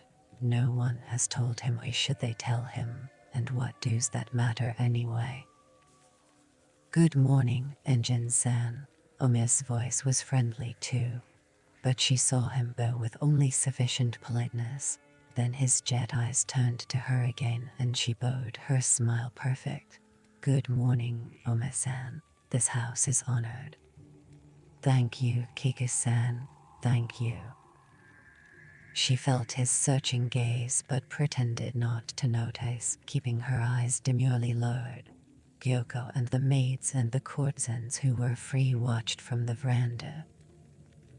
"Aiko Fortress, Oma-san," Blackthorn was saying. "All is well." "Yes, Lord Tornagas sent for you." "Go now, hope see you soon." "Yes." Wait. Kiku glanced up. Oma was still staring at her. She smiled her best smile and looked at the Anjin-san. He was watching Oma intently. Then, feeling her eyes, he turned to her and smiled back. It seemed to her a strained smile. "So sorry, Kiku-san. Oma-san. Must go now." He bowed to Oma. It was returned. He went through the gate. She followed, hardly breathing. Movement stopped in the square. In the silence, she saw him turn back, and for a hideous moment, she knew he was going to embrace her. But to her enormous relief, he did not, and just stood there waiting as a civilized person would. She bowed with all the tenderness she could muster, Oma's gaze boring into her. "Thank you, Anjin-san," she said, and smiled at him alone. A sigh went through the square. "Thank you," then added the time-honored, "Please visit us again. I will count the moments until we meet again." Elegance. And until the gate was closed, every man watched her, feeding on such beauty, envious of the Anjin-san, who must be much man for her to wait like that. He bowed with just the right amount of carelessness, strode off arrogantly as a samurai of quality would. Then, because he had treated her very correctly, and to repay him for the unnecessary coldness in his bow, instead of going back into her house at once, she stayed where she was and looked after her. The engine sent to give him greater honor. She waited until he was at the last corner. She saw him look back. He waved once. She bowed very low, now delighted with the attention in the square, pretending not to notice it, and only when he was truly gone did she walk back, with pride and with great. "You're so pretty," Ome said. "I wish that were true, Ome-san," she said with a second-best smile. "Would you like some cha, Ome-sama, or food?" "With you, yes." Gugu joined them unctuously. "Please excuse my bad manners, Ome-sama. Do take food with us now, please. Have you had a first meal?" "No, not yet, but I am not hungry." Ome glanced across at Keiko. "Have you eaten yet?" Gugu interrupted expensively. "Allow us to bring you something that won't be too inadequate, Ome-sama. Keiko-san, when you've changed you will join us, ne?" "Of course, please excuse me, Ome-sama, for appearing like this. So sorry." The girl ran off, pretending a happiness she did not feel. Gugu in tow. Ome said shortly, "I would like to be with her tonight for food and entertainment." "Of course, Ome-sama," Gugu replied with a low bow, knowing that she would not be free. "You honor my house and do us too much honor. Kiku-san is so fortunate that you favor her." 3,000 Coco. Tornago was scandalized. "Dawn. So sorry, sire, but you did order me to conclude an arrangement last night." "Yes, sire," Mariko said. They were on the private veranda in the fortress. Rain had begun already but did not reduce the heat of the day. She felt listless and very tired and longed for autumn coolness. "I am sorry, but I could not negotiate the woman down any further. I talked until just before." Route of retreat and attack that any man could imagine, and the answer was always the same. If Ishido moves quickly, I am lost. But 3,000, Mariko-san, that is usury, actually. Toranaga was glad to have a new problem to take his mind away from the worry that beset him. The Tristian priest Sakusen traveling with Seteki, the upstart regent, augured nothing but trouble. He had examined every avenue of escape, every. "I got to find time, but how? If I were Ishido, I'd start now, before the rain stopped." Qantas in danger. The take knew it. Why else did he give it to me without Kayama, Onashe, and the barbarian priests? I get men into position just as the take and I did to destroy the Beppo. The same plan will always win. It is so simple. Ishido can't be so stupid as not to see that the only real way to defend the Kwanto is to own Osaka, and all the lands between Edo and Osaka, as long as Osaka is unfriendly. With an effort, Toranaga put Tomorrow into its own compartment and concentrated totally on this impossible amount of money. 3,000 cocos out of the question. "I agree, sire, you're correct. It is my fault entirely. I thought even 500 would be excessive, but the Gyoko woman would come no lower. There is one concession, though." "What?" Gyoko begged the honor of reducing the price to 2,500 Coco if you would honor her by agreeing to see her privately for one stick of time. Amema-san would give up 500 Coco just to speak to me. "Yes, sire." "Why?" he asked suspiciously. "And completely merits that status. I know I've failed you." She told me her reason, sire, but humbly begged that she be allowed to explain to you herself. I believe her proposal would be interesting to you, sire, and 500 cocoa it would be a saving. I am appalled that I couldn't make a better arrangement, even though Kiksen is of the first rank. I agree, Torniga said sorely. Even 1,000 would be too much. This is not Kyoto. Oh, my sinus mother, who's the most senior lady here, before the arrangement was confirmed. You are quite right, sire. I told the woman that the price was so ridiculous I could not possibly agree to it myself, even though you'd given me direct orders to complete the bargain last night.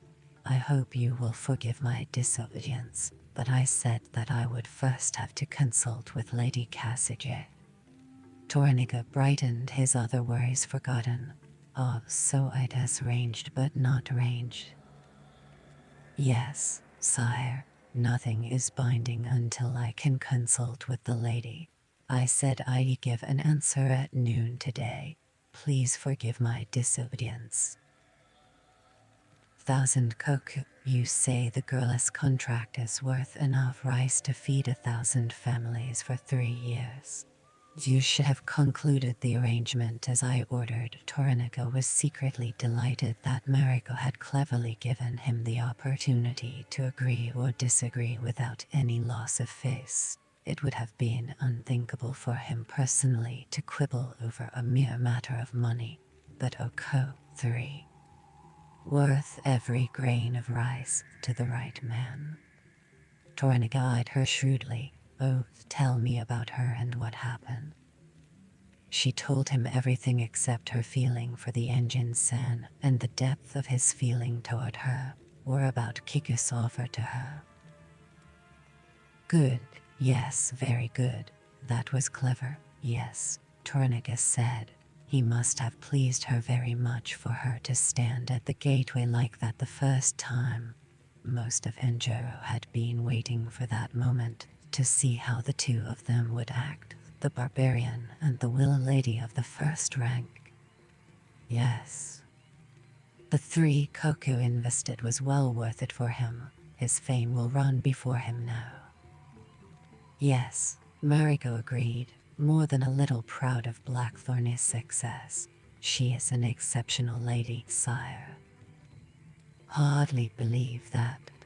Torniga was intrigued by Mariko's confidence in her arrangement, but 500 koku for the contract would have been more fair. 500 koku was more than most memsens made in a lifetime, so for one of them even to consider giving away 500, worth every grain, you say, I can. To the right man, sire. I believe that, but I could not judge who would be the right man. There was a knock on the shoji. Yes. The engine-san is at the main gate, sire. Bring him here. Yes, sire. Torniga fanned himself. He had been watching Mariko covertly and had seen the momentary light in her face.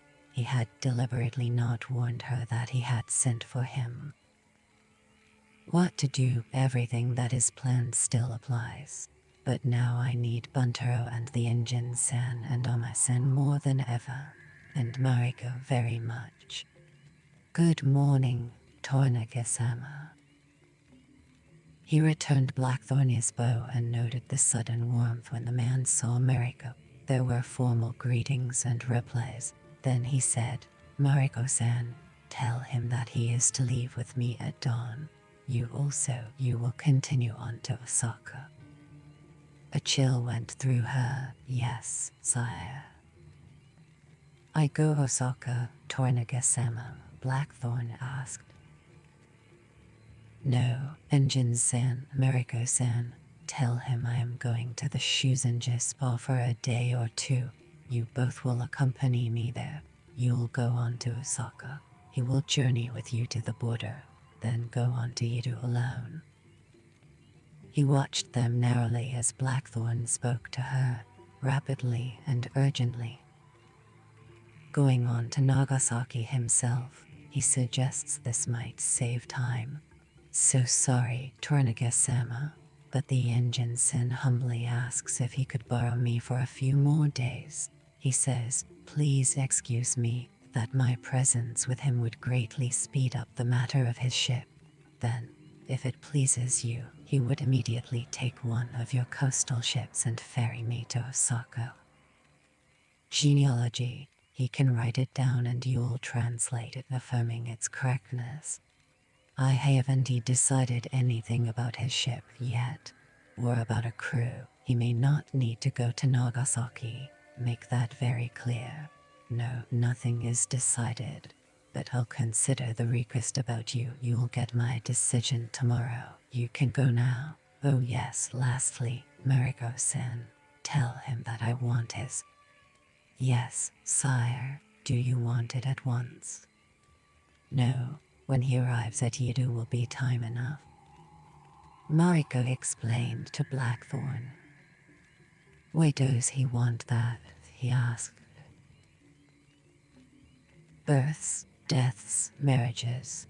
Every hamlet or village or city street has its official scroll. How else can you be sure where and to whom you belong?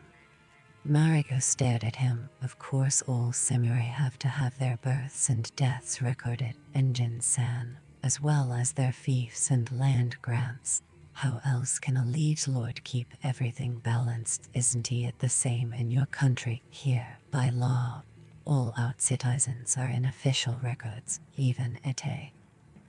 We don't write it down, not always, and not officially. Everyone is recorded, everyone. Oh yes, even ete Enjin-san. It is important, ne? Then no one can pretend to be what he is not. Wrongdoers can be caught more easily, and men and women or parents can cheat in marriage, ne? Blackthorn put that aside for later consideration and played another card in the game he had joined with Tornaga that he hoped would lead to the death of the Black Ship. Mariko listened attentively, questioned him a moment, then turned to Tornaga. Sire, the Enjin thanks you for your favor and your many gifts. He asks if you would honor him by choosing his 200 vassals for him. He says your guidance in this would be worth anything. Is it worth 1,000 koku? Tornaga asked at once. He saw her surprise and the Enjin-san's. I am glad you are still transparent, Enjin-san, for all your veneer of civilization, he thought. If I were a gambling person, I'd wager that that wasn't your idea to ask for my guidance. Hey, he heard Blackthorn say firmly. Good, he replied crisply. Since the Enjin-san is so generous, I'll accept his offer. 1,000 koku. That will help some other needy samurai. Tell him his men will be waiting for him in Yedo. I'll see you at dawn tomorrow, Enjin-san. Yes, thank you, Tornaga-sama. Here at sunset, she can bring the courtesan with her. Kiku-san can sing while we talk, ne? Mariko-san, consult with the Lady Kasugai at once. Since you approved the amount, I imagine she'll agree to your arrangement, however hideous it seems, though I suppose she'll need until dawn tomorrow to give such a ridiculous sum her full consideration. Send some menial to order the Gyuka woman. He dismissed them, delighted to have saved 1,500 koku. People are so extravagant, he thought benignly. Will that leave me enough to get a crew? Blackthorn asked. Oh, yes, Enjin-san, but he hasn't agreed to allow you to go to Nagasaki yet.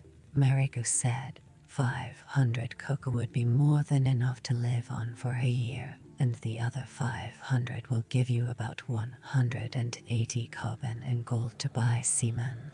That is a very great deal of money. Fujiko lifted herself painfully and spoke to Mariko. Your consort says that you shouldn't worry, Enjin-san.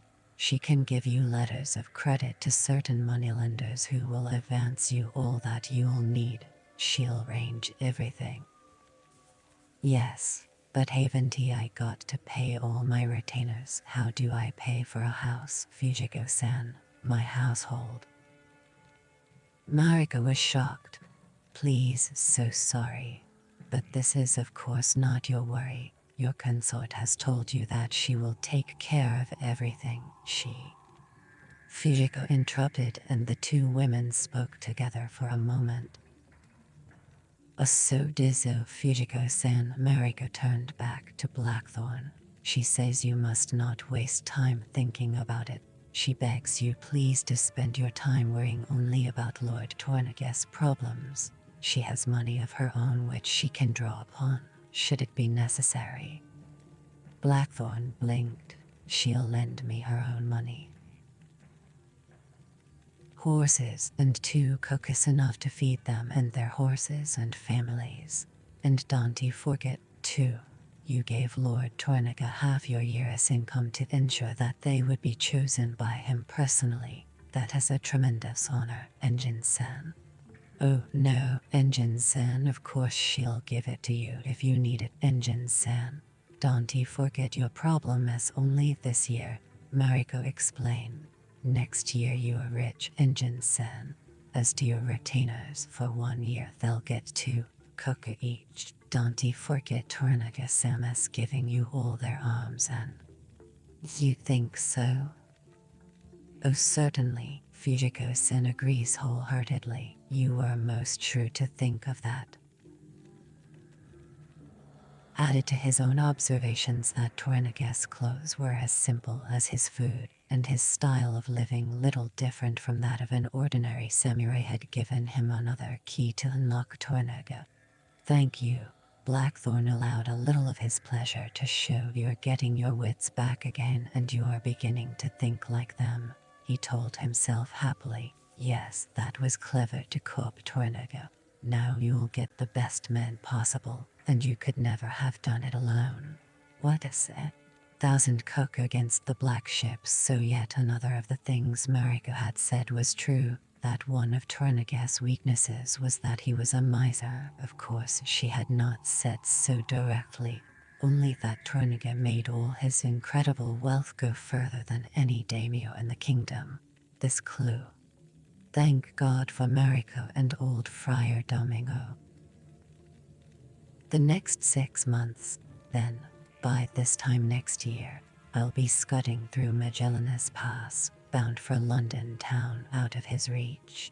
Blackthorn's memory took him back to the jail and he thought how close he had been to death then, and how close he was to death now, even with all his honors. What Tornaga gives he can take away. You think he's your friend, but if he'll assassinate a wife and murder a favorite son, how would you value his friendship or your life? I don't. Blackthorn told himself, renewing his pledge. That is karma. I can do nothing about karma and I've been living near death all my life, so nothing is new. I yield to karma in all its beauty. I accept karma in all its majesty. I trust karma to get me through. Fujiko was talking. He watched her. The bandages were still discolored. She was lying painfully on the futons, a maid fanning her. She'll arrange everything for you by dawn, Engine-san, Mariko said. Your consort suggests you take 2 horses and a baggage horse, 1 manservant and 1 maid. A manservant'll be enough. So sorry, the maidservant must go to serve you, and of course a cook and a cook helper. Won't there be kitchens that we can use? Oh, yes, but you still have to have your own cooks, Engine-san. You're a Hatamoto. He knew there was no point in arguing. I'll leave everything to you. In their imaginations forever. Oh, that is so wise of you, Engine-san, very wise. Now I must go and pack. Please excuse me. Mariko left happily. They had not talked much, just enough in Latin for each to know that though the magic night had never come to pass and was like the other night, never to be discussed. Both would lie. Thou.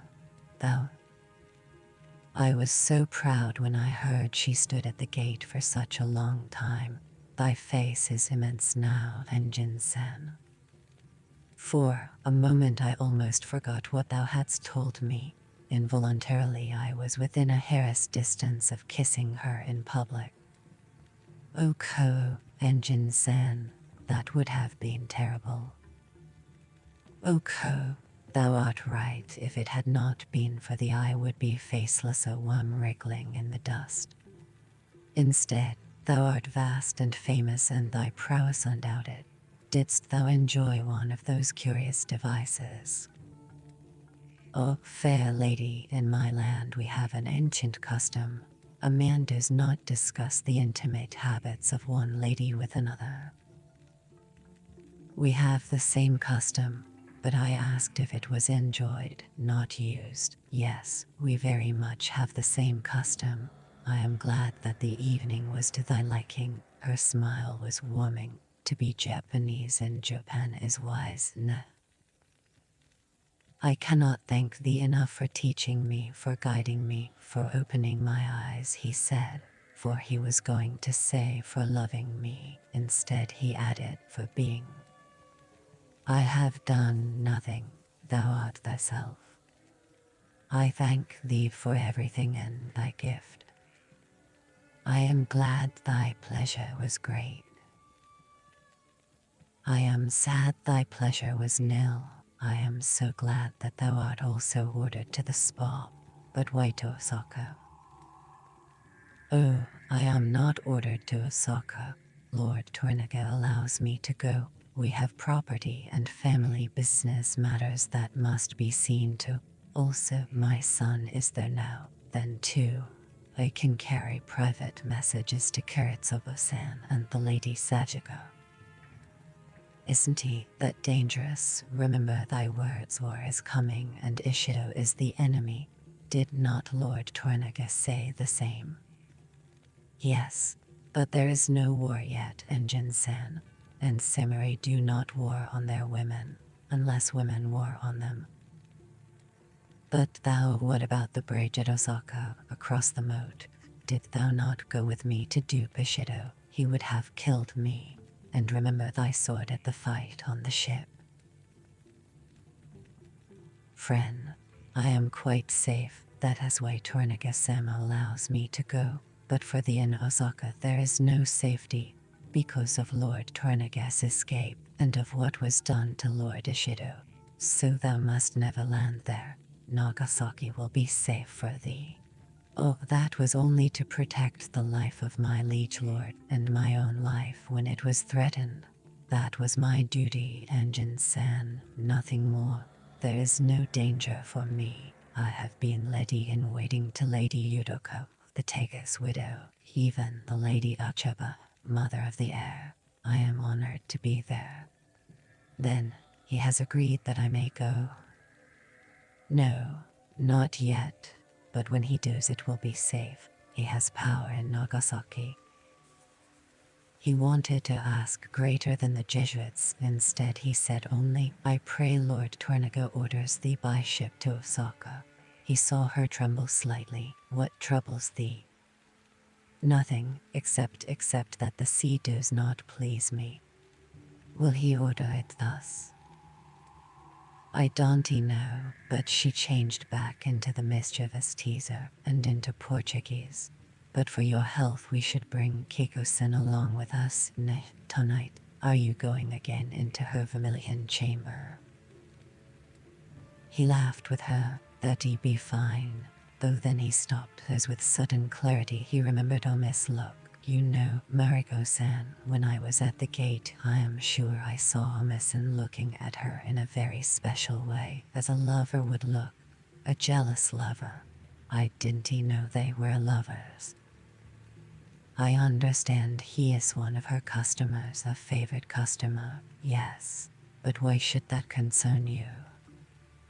Because it was a very private look, very special. He has no special claim on her, Enjin-san. She is a courtesan of the first rank. She is free to accept or reject whom she pleases. If we were in Europe and I pillowed his girl, you understand, Mariko-san. I think I understand, Engine-san, but why should that concern you? You're not in Europe, Engine-san. He has no formal claim on her. If she wants to accept you and him, or even reject you or reject him, what has that to do with anything? I say he was her lover in our sense of the word. That has got everything to do with it, Nave. But what has that to do with her profession or pillowing? Then an enemy. Could Mariko be right again that pillowing has nothing to do with loving for them? Eventually he had thanked her again and left it at that, but his head and his heart told him to beware. It is not as simple as you think, Mariko-san. Even here, Oma believes Kikusen is more than special, even if she doesn't feel the same. Wish I'd known he was her lover. I'd rather have Oma a friend. Ancestors were birthed where my family lives, Felicity and Tudor and Elizabeth. Nay, God help me, I am so mixed up, part Eastern now, mostly Western. I've got to act like them and think like them to stay alive, and much of what they believe is so much better than a way that it is tempting to want to become one of them totally, and yet home is there, across the sea, where my Anjin-san. Yes, Fujiko-san. Please don't you worry about money. I can't bear to see you worried. I am so sorry that I cannot go to Yido with you. Soon see in Yido, ne? Yes, the doctor says I am healing well and Ome's mother agrees. When doctor here? Sunset. So sorry I cannot go with you tomorrow. Please excuse me. He wondered again about his duty to his consort. Then he put that thought back into its compartment as a new one rushed forward. He examined this idea and found it fine and urgent. I go now, come back soon. You rest, understand? Yes, please excuse me for not getting up and for so sorry. He left her and went to his own room. He took a pistol out of its hiding place, checked the priming, and stuck it under his kimono. Then he walked alone to Ome's house. Ome was not there. Midori welcomed him and offered cha, which he politely refused. Her 2-year-old infant was in her arms. She said, so sorry, but Ome would return soon. Would the Engine-san like to wait? She seemed ill at ease, though polite and attentive. Again he refused and thanked her, saying he would come back later. Then he went below to his own house. Villagers had already cleared the ground, preparing to rebuild everything. Nothing had been salvaged from the fire except cooking utensils. Fujiko would not tell him the cost of rebuilding. It was very cheap, she had said. Please don't concern yourself. Karma, Engine-sama, one of the villagers said. Yes.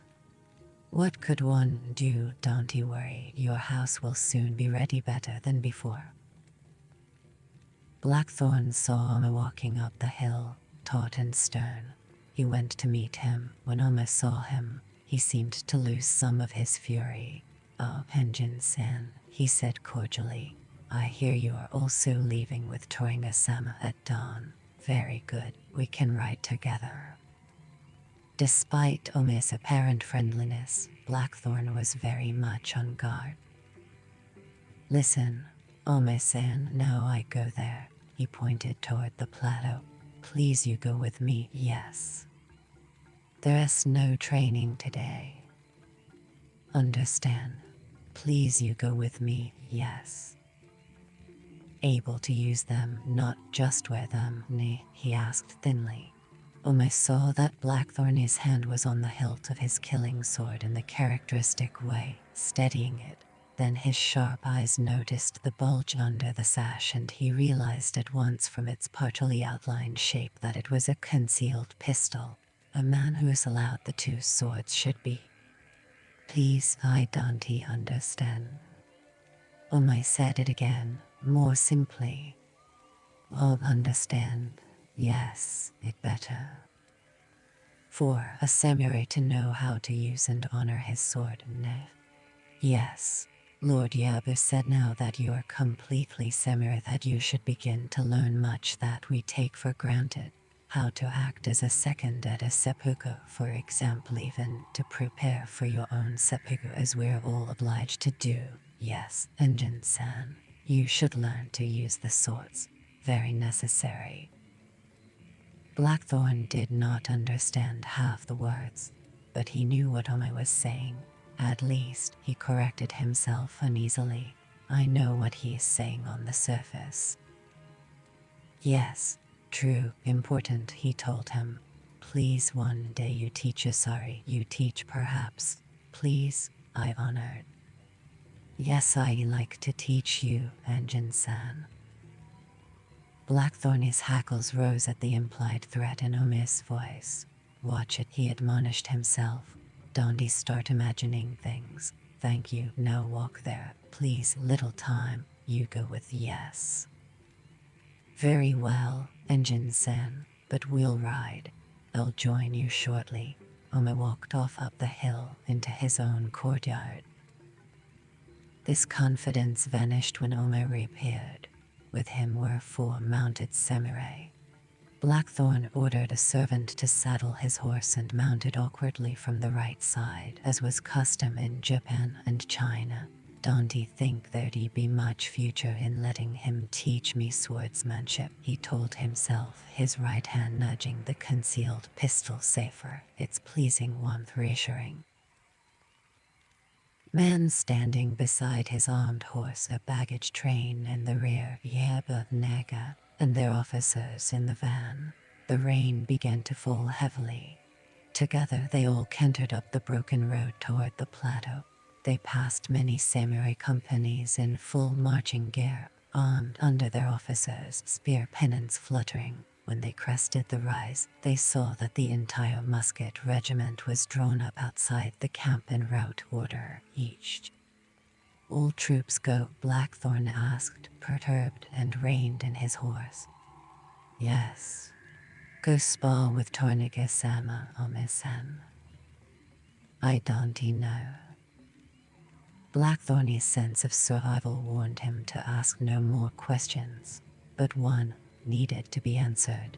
And Buntaro-sama, he asked indifferently, he with us tomorrow, Ome-san? No, he's already gone. This morning he was in the square when you left the tea house. Didn't you see him near the tea house? Blackthorn could read nothing untoward in Ome's face. No, not see, so sorry. He goes spa too. I suppose so, I am not sure. The rain dripped off Ome's conical hat, which was tied under his chin. His eyes were almost hidden. Now, why did you want me to come here with you? Show place like I say. Before Ome could say anything more, Blackthorn spurred his horse forward. With his most careful sense, he took accurate bearings from memory and went quickly to the exact point over the crevasse. He dismounted and beckoned Ome. Please. What is it? And Ome's voice was edged. Please, hear Ome-san, alone. Ome waved his guards away and spurred forward until he towered over Blackthorn. Nand is a cop, he asked, his hand seemingly tightening on his sword. This place Torniga-sama. Blackthorn could not think of the words, so explained partly with his hands. Understand. Here you pulled him out of the earth, nay so. Blackthorn looked at him, then deliberately down at his sword, then stared up at him again, saying nothing more. He wiped the rain out of his face. Nand is a cop, Ome repeated more irritably. Still Blackthorn didn't answer. Ome stared down at the crevasse and again at Blackthorn's face. Then his eyes lit up. Oh, so Wikarameso. Ome thought a moment, then called out to one of the guards, get more here at once. with 20 men and shovels. The samurai galloped off. Ome sent the others back to the village, then dismounted and stood beside Blackthorn. Yes, Engine-san, he said, that is an excellent thought. A good idea. Idea? What idea? Blackthorn asked innocently. Just show place think you want no place no, so sorry don't you understand? Ome said, Tornagus-sam lost his swords here. Swords very valuable. He'll be happy to get them back. Very happy, ne? Oh, so no my idea, Ome-san, Blackthorn said. Ome-san idea. Of course. Thank you, Engine-san. You're a good friend and your mind is fast. I should have thought of that myself. Yes, you are a good friend and we'll all need friends for the next few months. Worse with us now whether we want it or not. Please, so sorry. I don't understand. Speak too fast. Please excuse. Glad we're friends you and me, understand. Hey, you say war now. Soon. What can we do? Nothing. Don't you worry, Tornagus-sama will conquer Ishido and his traitors. That is the truth, understand? No worry, ne? Understand. I go now my house. All right. Yes. See you at dawn. Again thank you. Blackthorn nodded, but he did not leave. She is pretty, ne? What? Shame-filled, this jealousy would fester until, when it was least expected, Ome would explode blindly and ferociously. Kiku-san. Blackthorn's legs were slightly apart and he was poised to jump back and pull out the pistol and aim it and fire it. He remembered with total clarity the unbelievable, effortless speed that Ome had used to decapitate the first villager so long ago, and he was ready as best he could be. He reasoned his only safety was to precipitate the matter of Kiku. Ome would never do it. Ome would consider such bad manners unthinkable, and filled with shame at his own weakness, Ome would lock his very own Japan's jealousy away into a secret compartment, because it was so alien and... Kiku-san, Ome said. Hey, Blackthorn could see that Ome was rocked. Even so, he was glad he had chosen the time and the place. She is pretty, ne? Pretty. Hey. The rain increased, the heavy drops spattered the mud. Their horses shivered uncomfortably. Both men were soaked, but the rain was warm and it ran off them. Yes, Ome said. Kiku-san is very pretty, and followed it with a torrent of words Blackthorn did not fathom. No words enough now, Ome-san, not enough to speak clear now, Blackthorn said. Later, yes, not now, understand. Ome seemed not to hear. Then he said, there's plenty of time, Engine-san, plenty of time to talk about her and about you and me and Karma. But I agree, now is not the time, ne? Think, understand? Yes, yesterday not no Ome-san and Kiku-san good friends, he said, pressing the attack. She is not my property. Now know you and her very friends. Now leave. This matter is closed. The woman is nothing. Stubbornly Blackthorn stayed where he was. Next time This conversation is over, didn't you hear? Finished. By God. Ome's hand went for his sword. Blackthorn leaped back 2 paces without realizing it. But Ome did not draw his sword and Blackthorn did not pull out his pistol. Both men readied, though neither wanted to begin. What do you want to say, Engine-san? Next time, first I ask about Kiku-san. If Ome-san say yes. If no, understand, friend to friend, ne? Ome relaxed his sword hand slightly. I repeat, she is not my property. Thank you for showing me this place, Engine-san. Goodbye, friend. Of course, Oma walked over to Blackthorny's horse and held the bridle. Blackthorn swung into the saddle. He looked down at Oma. If he could have got away with it, he knew he would have blown the samurai's head off right now. That would be his safest course. Goodbye, Oma-san, and thank you. Goodbye, Engine-san. Oma watched Blackthorn ride off and did not turn his back until he was over the rise. He marked the exact place in the crevasse with some stones and then, in turmoil, squatted on his haunches to wait, oblivious of the deluge. Soon, Mura and the peasants arrived, bespattered with mud. Toraniga-sama fell into the crevasse exactly at this point. Mura, his swords are buried here. Bring them to me before sunset. Yes, Ome-sama. If Yudi had any brains, if you were interested in me, your liege lord, you would have done it already. Please excuse my stupidity. Ome rode off. They watched him briefly, then spread themselves out in a circle around the stones and began to dig. Mura dropped his voice. You'll go with the baggage train. Yes, Mura-san, but how? I'll offer you to the Engine-san. You won't know any different. But his consort, Oko, she will, whispered back. She is not going with him. I hear her burns are bad. She is to go by ship to Yidu later. You know what to do. Seek out the Holy Father privately, answer any questions. Yes, more relaxed and began to talk normally. You can go with the Engine-san. He'll pay well. Make yourself useful, but not too useful or he'll take you all the way to Yidu. You laughed. Hey, I hear Yidu's so rich everyone pisses into silver pots even at that. And the women have skins like sea foam with no pubics at all. Is that true, Mura-san? Another villager asked. They've no short hair. Girls I've known had them, except one from Korea, but she said she'd had them plucked one by one.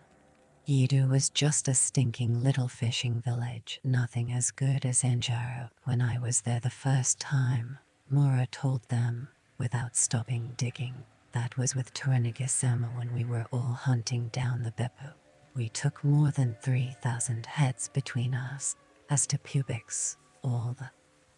What some women will do to attract us, someone said. Yes, but I'd like to see that, Ninjin said toothlessly. Yes, I like to see a jade gate without a bush. I'd gamble a boatload of fish against a bucket of shit that it hurt to pull out those hairs. You whistled. When I am a kami, I am going to inhabit Kikusina's heavenly pavilion. They say she was born perfumed and hairless.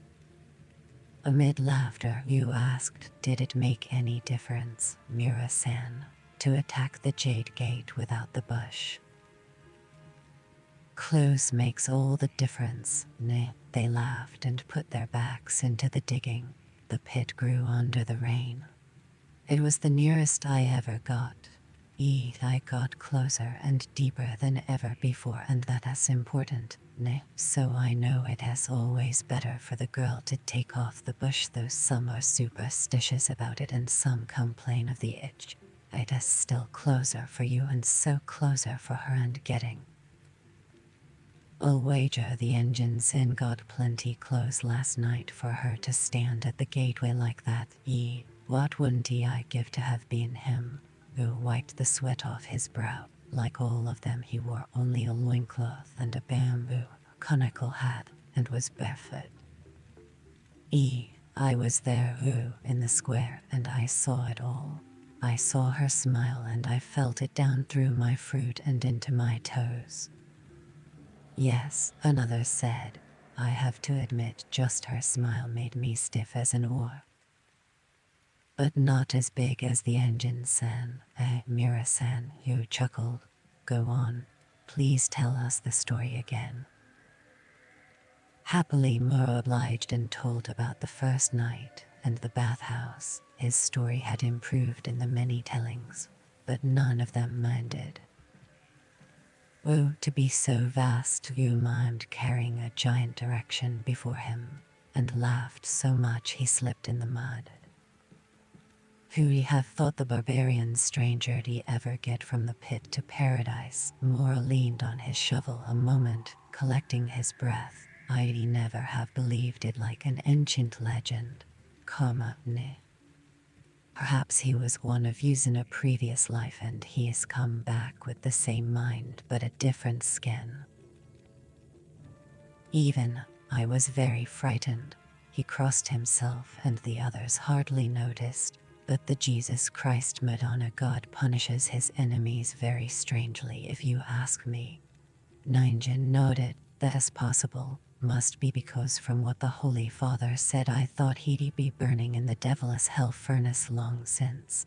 Didn't he the Father say he put a special curse on him? I heard him bring down the vengeance of the great Jesus Kama himself on the engine-san and Oko. Friend, must be with all his honors, nay, and don't he forget Kiko-san honored him with her golden gully. Who said, well, I am not a Christian as well you know, but so sorry, it seems to me the engine-san is a good man, please excuse me, and better than the Christian father who stank and cursed and frightened everyone, and he's been good to us, no, he treats his people well, some say he is Lord Turnagus. It is golden all right, I heard the night cost him 5 koban. 15 cook for one night, Ninjin spluttered. How lucky the engine-san is his karma's vast for an enemy of God the Father, Son, and Madonna.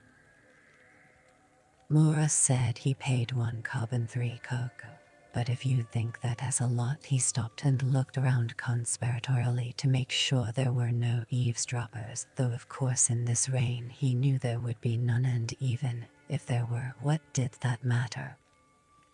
They all stopped and moved closer. Yes, Mira-san. I just had it whispered to me she is going to be Lord Tornigas' consort. He bought her contract this morning, 3,000 cocoa. It was a mind-boggling figure, more than their whole village earned in fish and rice in 20 years. Their respect for her increased, if that were possible, and for the engine-san, who was therefore the last man on earth to enjoy her as a courtesan of the first rank. Who mumbled hard put to talk. So much money, don't he know whether I want to vomit or piss or fart? Do none, said Mura laconically. Dick, let us find the swords. They obeyed, each lost in his own thoughts. Inexorably, the pit was deepening. Soon Ninjin, whipped by worry, could contain himself no longer, and he stopped digging. Mura-san, please excuse me, but what have you decided about the new taxes? He asked. The others stopped. Mura kept on digging at his methodical, grinding pace. What is there to decide? Yaba-sama says pay, so we pay, ne? But Tornaga-sama cut our taxes to 4 parts out of 10, and he is our liege lord now. True, but Lord Yabu was given back Izan Surga and Totomai as well and made overlord again, so who is our liege lord? Tornaga-sama, surely, Mura-san, Torab. Are you going to complain to him, Ninjin, and wake up? Yabu-sama's overlord as he always was.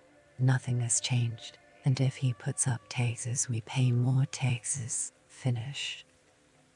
But that'll take all our winter stocks.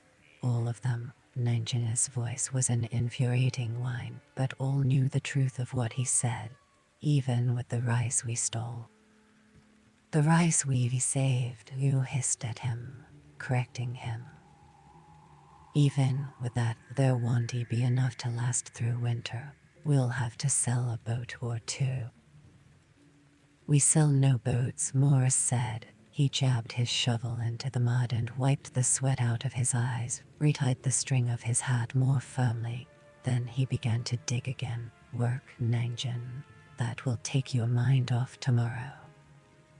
How do we last the winter, Mira-san? We still have to get through the summer. Yes, Nanjin agreed bitterly. We've paid more than 2 years' taxes in advance, and still that's not enough.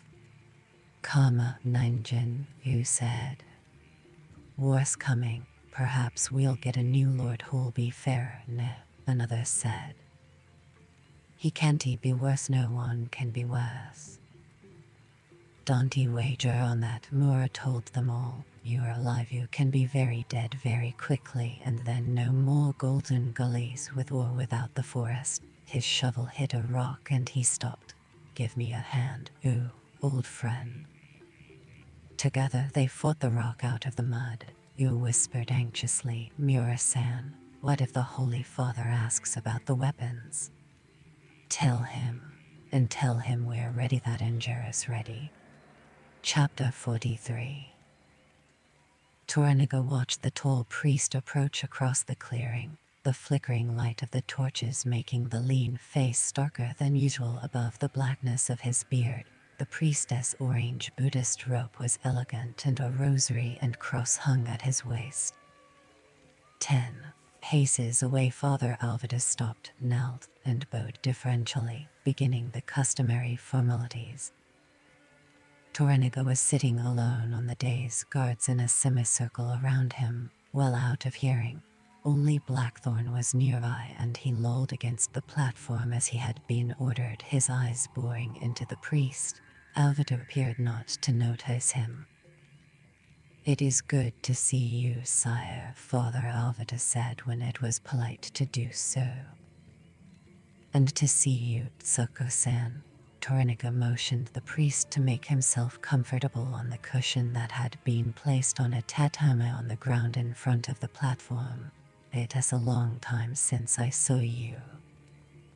Superior, the father visitor who greets you with deference. Yes, sire, there's much to tell. Alvida was deeply conscious that the cushion was on the earth and not on the dais. Also, he was acutely aware of the samurai swords that Blackthorn now wore so near to Toranaga, and the way he slouched with such indifference. I bring a confidential message from my... Thank you, but first tell me about you. To retain the cup, we, in the world, we have to try to follow in his footsteps as best we can. Please excuse me for allowing my problem to show. Oh, sire, Alvida said, knowing that Toranaga was far too discerning not to have noticed the remorse that beset him, much as he had tried to throw it off. Tonight I am too aware of my own failings. Tonight I like to be allowed to put off my earthly duties and go into a retreat to pray, to beg for Goddess favor. He was shamed by his own lack of humility. Although Josephus' sin had been terrible, Alvida had acted with haste and anger and stupidity. It was his fault that a soul had been outcast, to be lost forever. Our Lord once said, "Please, Father, let this cup pass from me." But even he had. What was your cup, old friend?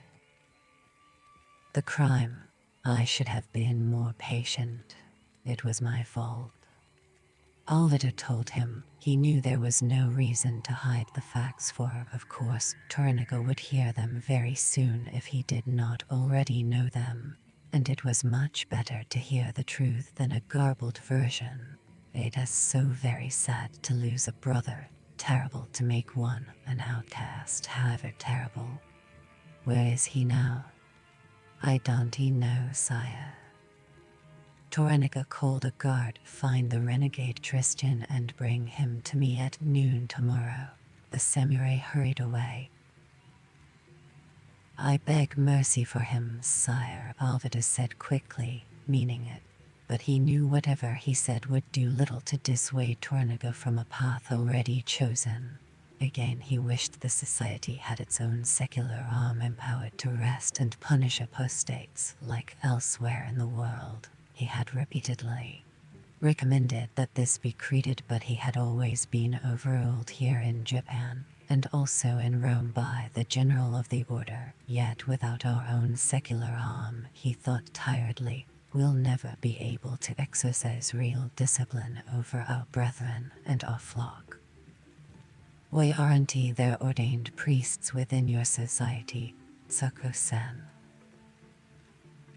Because, sire, not one of our acolytes is yet sufficiently well trained. For instance, Latin is an absolute necessity because our order requires any brother to travel anywhere in the world at any time, and Latin, unfortunately, is very difficult to learn. Not one is trained yet or ready. Pride and Japanesness will always dominate in the end. They'll never be true servants of the society, or reliable soldiers of His Holiness, the Vicar of Christ on earth, obedient to Him alone. Never. Ovid believed this with all his heart. He was also bitterly opposed to a Japanese ordained Jesuit clergy in opposition to the Father Visitor. Eminence, he had always said, I beg you don't be fooled by their modest and decorous exterior. Underneath they're all unreliable characters, and there. Alvida glanced momentarily at Blackthorn, then back to Tornica, who said, but 2 or 3 of these apprentice priests speak Latin, and Portuguese. It is true what that man said, why haven't they been chosen? So sorry, but the general of our society doesn't consider them sufficiently prepared. Perhaps Joseph's tragic fall is an example. Refused to take advantage of as much as he had advised it. Bad to break a solemn oath, Tornicus said. He remembered the year the 3 boys had sailed off from Nagasaki in a black ship to be feted in the court of the Spanish king and the court of the high priest of the Christians. The same year Gerda had been assassinated. 9 years later they had returned, but all their time away had been carefully controlled and monitored. They had left as naive, youthful Christian zealots and returned just as narrow-minded and almost as ill-informed as when they had left. Stupid waste, Tornica thought, waste of an incredible opportunity which Gerda had. Christians, don't bother me with a 10-year plan, but burn every Buddhist monastery within reach. Buddhists are like flies on carrion, and Christians nothing but a bag of fart.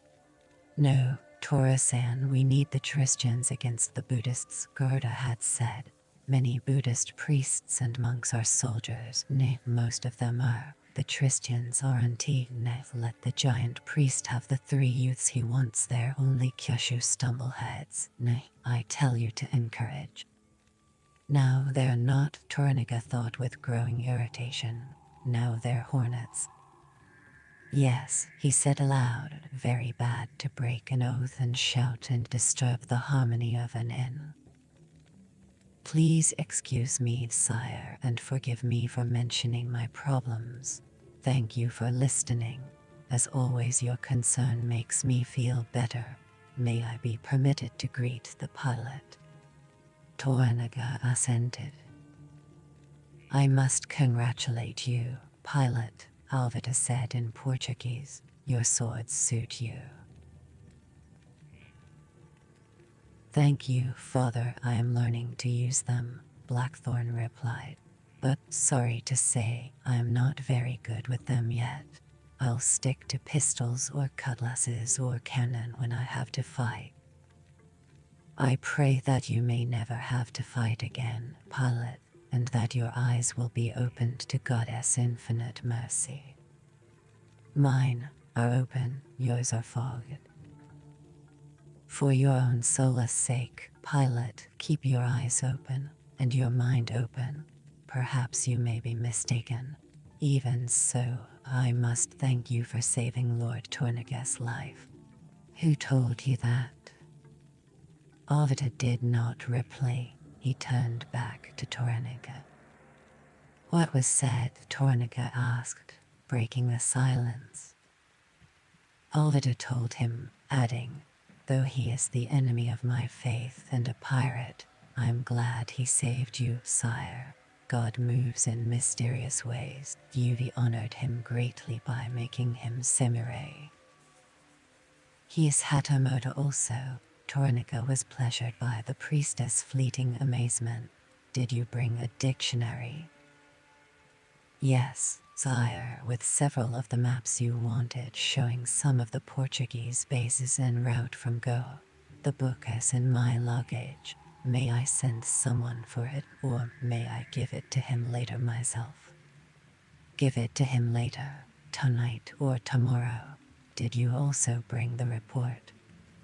About the alleged guns that were supposed to be brought from Macau, the father visitor is preparing it, sire. And the numbers of Japanese mercenaries employed at each of your new bases. The father visitor has requested an up-to-date report from all of them, sire, which he will give you as soon as they're complete. Good. Now tell me, how did you know about my rescue? Lady Marika. Hardly a thing that happens to Tornica Nogmanauer is not the subject of rumor and legend. Coming from Mishima, we heard that you were almost swallowed up in an earthquake, sire, but that the Golden Barbarian had pulled you out. Also, that you'd done the same for him and a lady, I presume that to her also. Tornica nodded briefly. Yes, she is here in Yoko's. He thought a moment, then said, tomorrow she would like to be confessed according to your customs. But only those things that are non-political. I would imagine that excludes everything to do with me and my various Hatamoto. Nay, I explain. Alvida bowed his understanding. With your permission, could I say mass for all the Christians here, sire? It would be very discreet, of course. Tomorrow. I'll consider it. Tornica continued to talk about inconsequential matters for a while. Then he said, you have a message for me from your chief priest. With humility, sire, I beg to say that it was a private message. Tornica pretended to think about that, even though he had determined exactly how the meeting would proceed and had already given the engine-sen specific instructions how to act and what to say. Very well. He turned to Blackthorn. Engine-sen, you can go now and we'll talk more later. Yes, sire, Blackthorn replied. So sorry, the black ship arrived Nagasaki. Oh, yes, thank you, he replied, pleased that the engine-sen's question didn't sound rehearsed. Well, Soko-san, has it docked yet? Alvida was startled by Blackthorn's Japanese and greatly perturbed by the question. Yes, sire, it docked 14 days ago. Oh, 14, said Tornica. You understand, engine-sen? Yes. Thank you. Good. Anything else you can ask Sako-sen later, knave? Yes, sire. Please excuse me.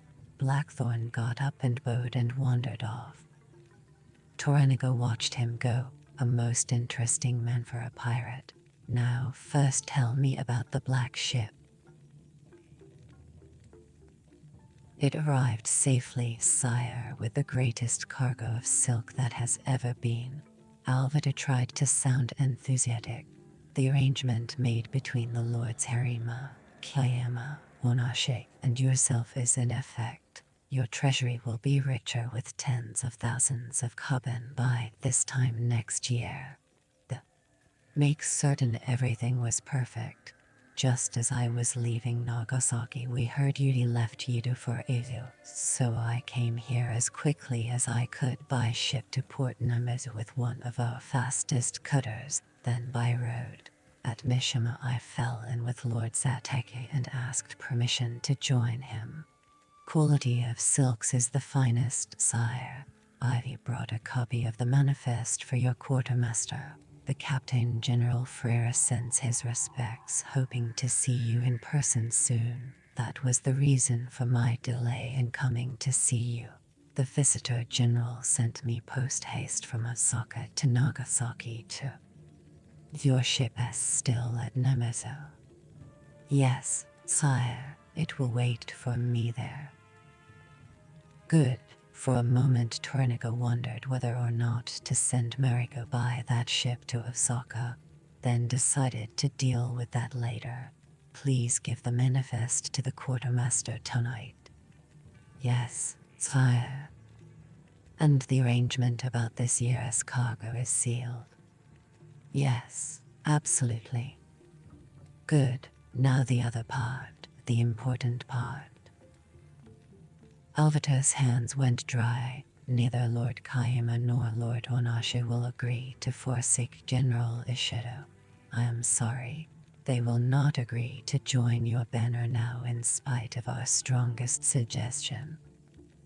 Toraniga's voice became low and cruel. I already pointed out I required more than suggestions.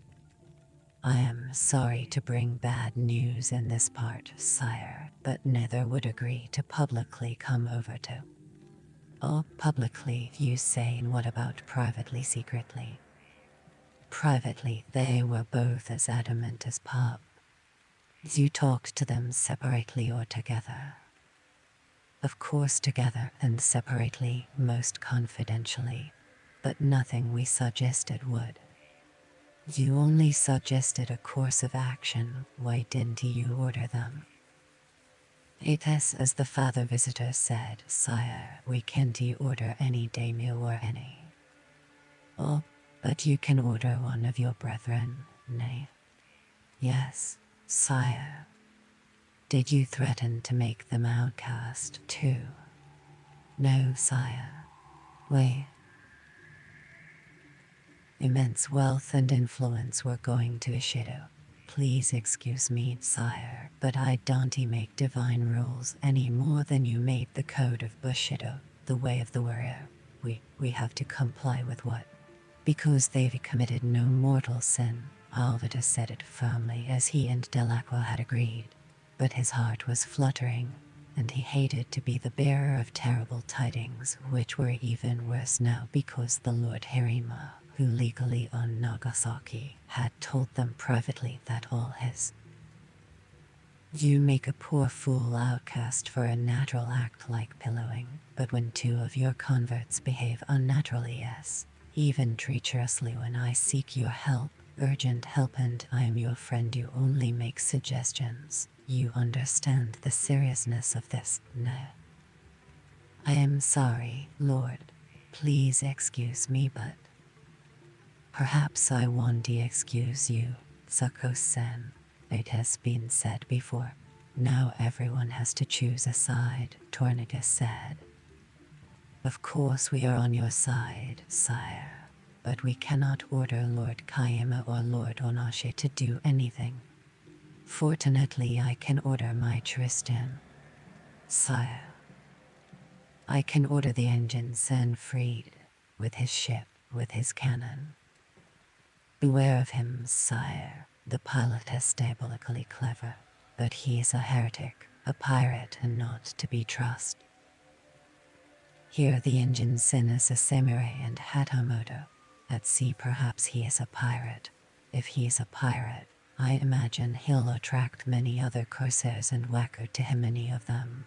What a foreigner does on the open sea is his own business. No, that has always been our policy. Nay. Alvida kept quiet and tried to make his brain function. No one had planned on the angels becoming so close to Torniga. Those two Tristan daimias will make no commitments, not even a secret one. No, sire, we tried have. No concession, none. No, sire. No barter, no arrangement, no compromise, nothing. Committed a mortal sin, and wouldn't he confess or be penitent and submit? But even a threat for temporal gain would be very wrong of me, sire. A mortal sin. I'd risk eternal damnation. No, sire, we tried every inducement and persuasion. Please believe me. Alvida knew he was in the trap, and some of his desperation showed. If it were me, yes, I would threaten them with excommunication, though it would be a false threat because I never carry it through, not unless they had. Are you saying if they sinned against your creed, then you'd cast them out?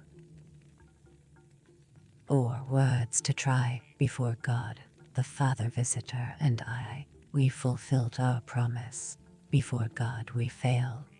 Yes, but I am not suggesting that could be used to bring them to your side, sire.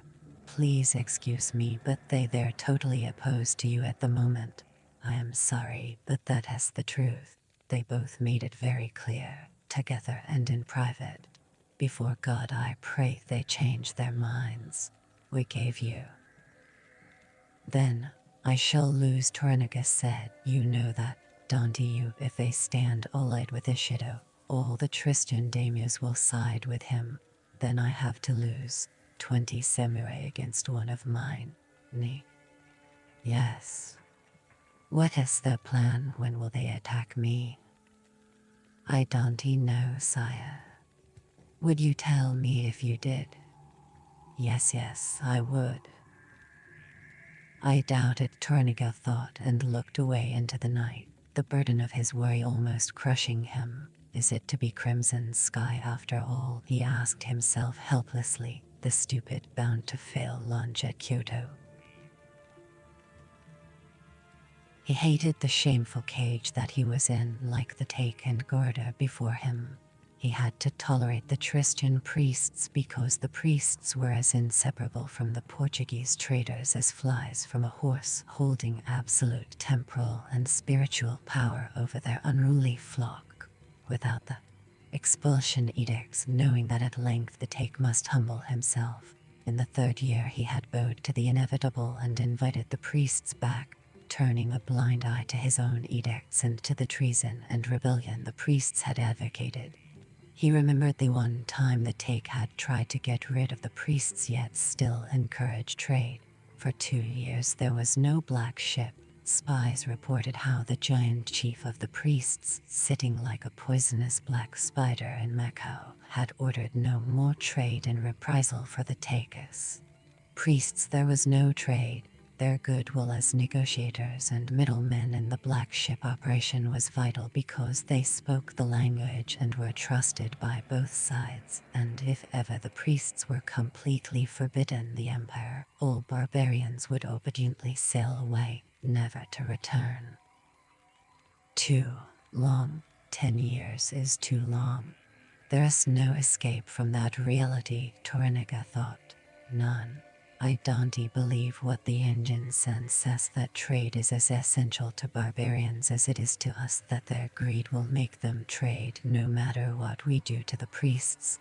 The risk is too great to experiment, and there's no time, and 20 years for the English barbarian to fill up the gap if the engine sin is telling the whole truth, and it is immense if the Chinese would agree to trade with them against the southern barbarians.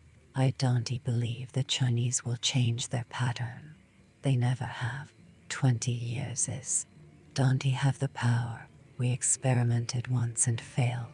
Who knows, perhaps the priests could wait us out 10 years. They're ruthless enough. If the priests order no trade, I believe there will be no trade. We could not wait 10 years, even 5 years. And if we expel all barbarians, it must take absolute power over all of us. Priests are no threat against our overwhelming joint forces. We smashed the hordes of Kublai Khan, and we can deal with any invader, but allied to one of our own, a great Tristan daimyo with armies of samurai, and given civil wars throughout the realm. This could ultimately give this one daimyo. There is no escape from that reality. or the worst reality of all, the spectre that secretly petrified Goroda and the Take and is now rearing its foul head again, that the fanatical, fearless Christian priests, if pushed too far, will put all their influence and their trading power and sea power behind one of the great Christian daimios. Further, they would engineer an invasion force of ironclad, equally fanatic conquistadors armed with the latest muskets to support this one Christian daimyo like they almost did the last time, by themselves any number of invading barbarians and their Kayemo or Onashe. It is obvious now that has to be the priestess scheme. The timing is perfect. But which daimyo? Prominent seat at the right hand of the Christian god. Both initially helped by Harima of Nagasaki, but who'll carry the final banner, Kayama, because Onashe the leprous not long for this earth, and Onashe's obvious reward for supporting his hated enemy and rival, Kayama, would be a guaranteed, painless, everlasting life in the Christian heaven with it. King, then use him against his own kind until all the land is swallowed up. They've 400,000 samurai between them now. Their base is Kyushu and that island is safe from my grasp. Together those two could easily subjugate the whole island. Then they have limitless troops, limitless food, all the ships necessary for an invasion, all the silk in Nagasaki. Shouldn't they get what they want above life itself? Absolute power over all our souls, thus over the soul of this land of the gods to inherit our earth and all that it contains, just as the engine Sen has explained has already happened 50 times in this new world of theirs. They convert it. Throughout the land there are perhaps another 500,000 or 600,000 Christians. Of these, more than half the Jesuit Christian converts are samurai, all sorted nicely among the forces of old daimyos, a vast pool of potential traitors, spies, or assassins should the priests order it. And why? It is so easy for them to conquer us, this tiny band of barbarian priests. How many are there in all Japan? 50 or 60. But they've the power, and they believe. They're prepared to die gladly for their beliefs, with pride and with bravery, with the name of their god on their lips. We saw that at Nagasaki when the Take's experiment proved a disastrous mistake. Not one of the priests recanted. Tens of thousands witnessed the burnings, tens of thousands were converted, and this martyrdom gave the Christian religion immense prestige that Christian priests have fed on ever since. For me, the priests have failed, but that won't deter them from their relentless course. That is reality, too. So, it is Kayama. Is the plan already settled with Ishido a dupe and the Lady Achiba and Yaman also? Has Harima already thrown in with them secretly? Should I launch the engine Sen at the black ship in Nagasaki immediately? What shall I do? Nothing more than usual. Be patient, seek harmony, put aside all worries about I or thou, life or death, oblivion or afterlife, now or then, and set a new plan into motion. What plan? He wanted to shout in desperation. There isn't one. It saddens me that those two stay with the real enemy. I swear we tried, sire. Alvita watched him compassionately, seeing the heaviness of his spirit. My domain, the new barbarians will be equally unwelcome if they ever arrive. As to the engines, and Tornica shrugged. But how long all this? Well, that is karma, nay. Yes, I believe that. I believe you and the Father Visitor kept your solemn promise, so I will keep mine. You may begin to build your temple at Yedo at once. The land has been set aside. I cannot forbid the priests, the other Harrys, entrance to the Empire, but at least I can make them unwelcome in. Alvida was thanking God fervently for his mercy and favor at the unexpected reprieve. Thank you, sire, he said, hardly able to talk. I know you'll not regret it. I pray that your enemies will be scattered like chaff and that you may reap the rewards of heaven. I am sorry for my harsh words. They were spoken in anger. There's so much. Torniga got up ponderously. You have my permission to say your service tomorrow, old friend. Thank you, sire, Alvida said, bowing low, pitying the normally majestic man. Thank you with all my heart. May the divinity bless you and take you into his keeping. Torniga trudged into the inn, his guards following. Naga-san. Yes, father, the youth said, hurrying up. Where is the Lady Mariko?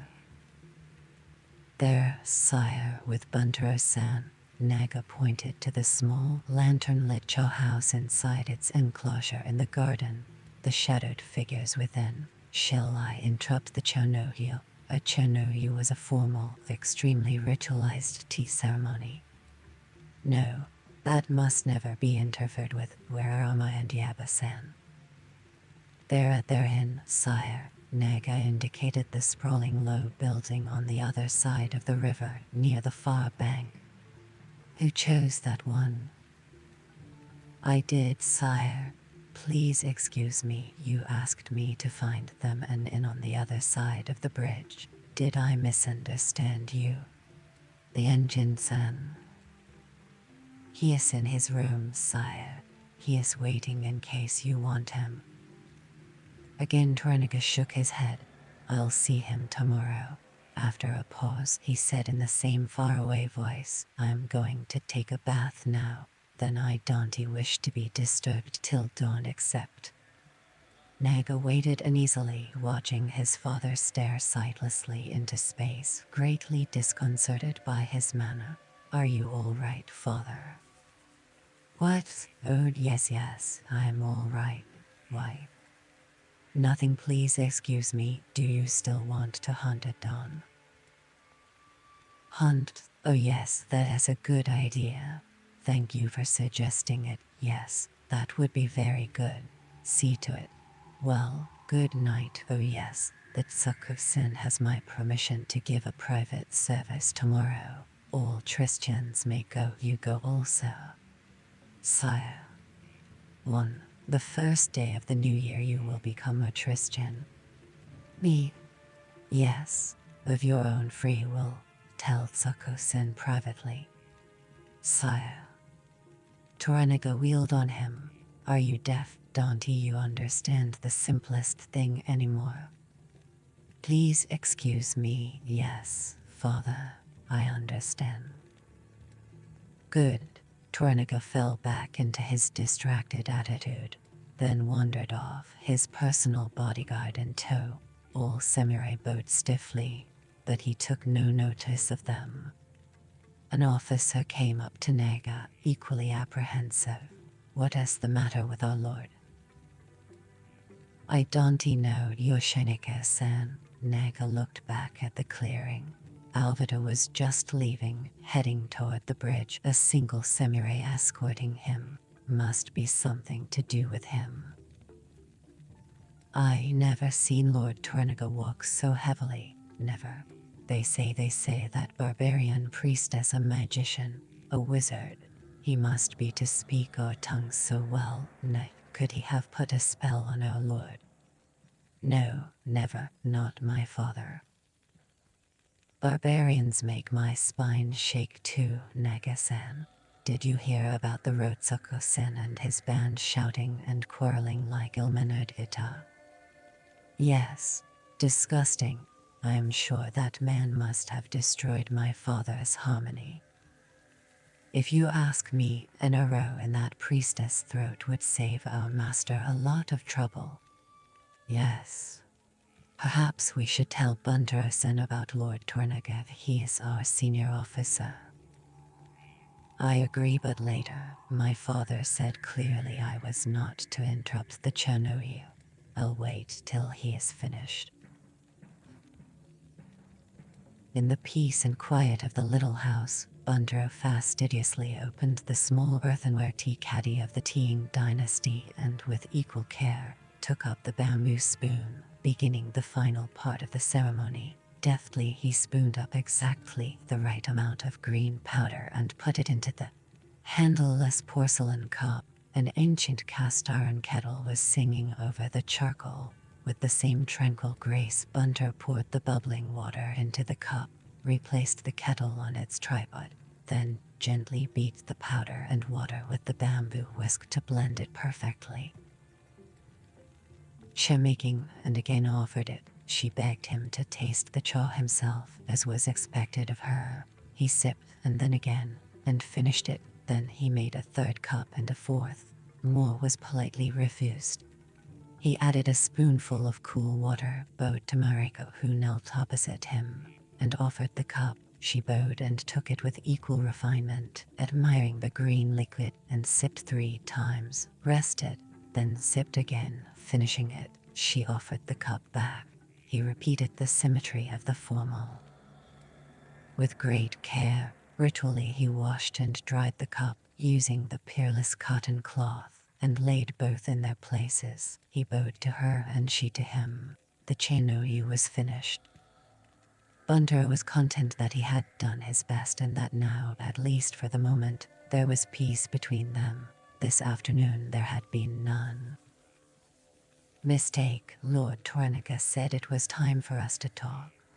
He had met her palanquin. At once, as always, he had felt coarse and uncouth in contrast to her fragile perfection, like one of the wild, despised, barbaric hairy Ainu tribesmen that once inhabited the land but were now driven to the far north across the straits to the unexplored island of Hokkaido.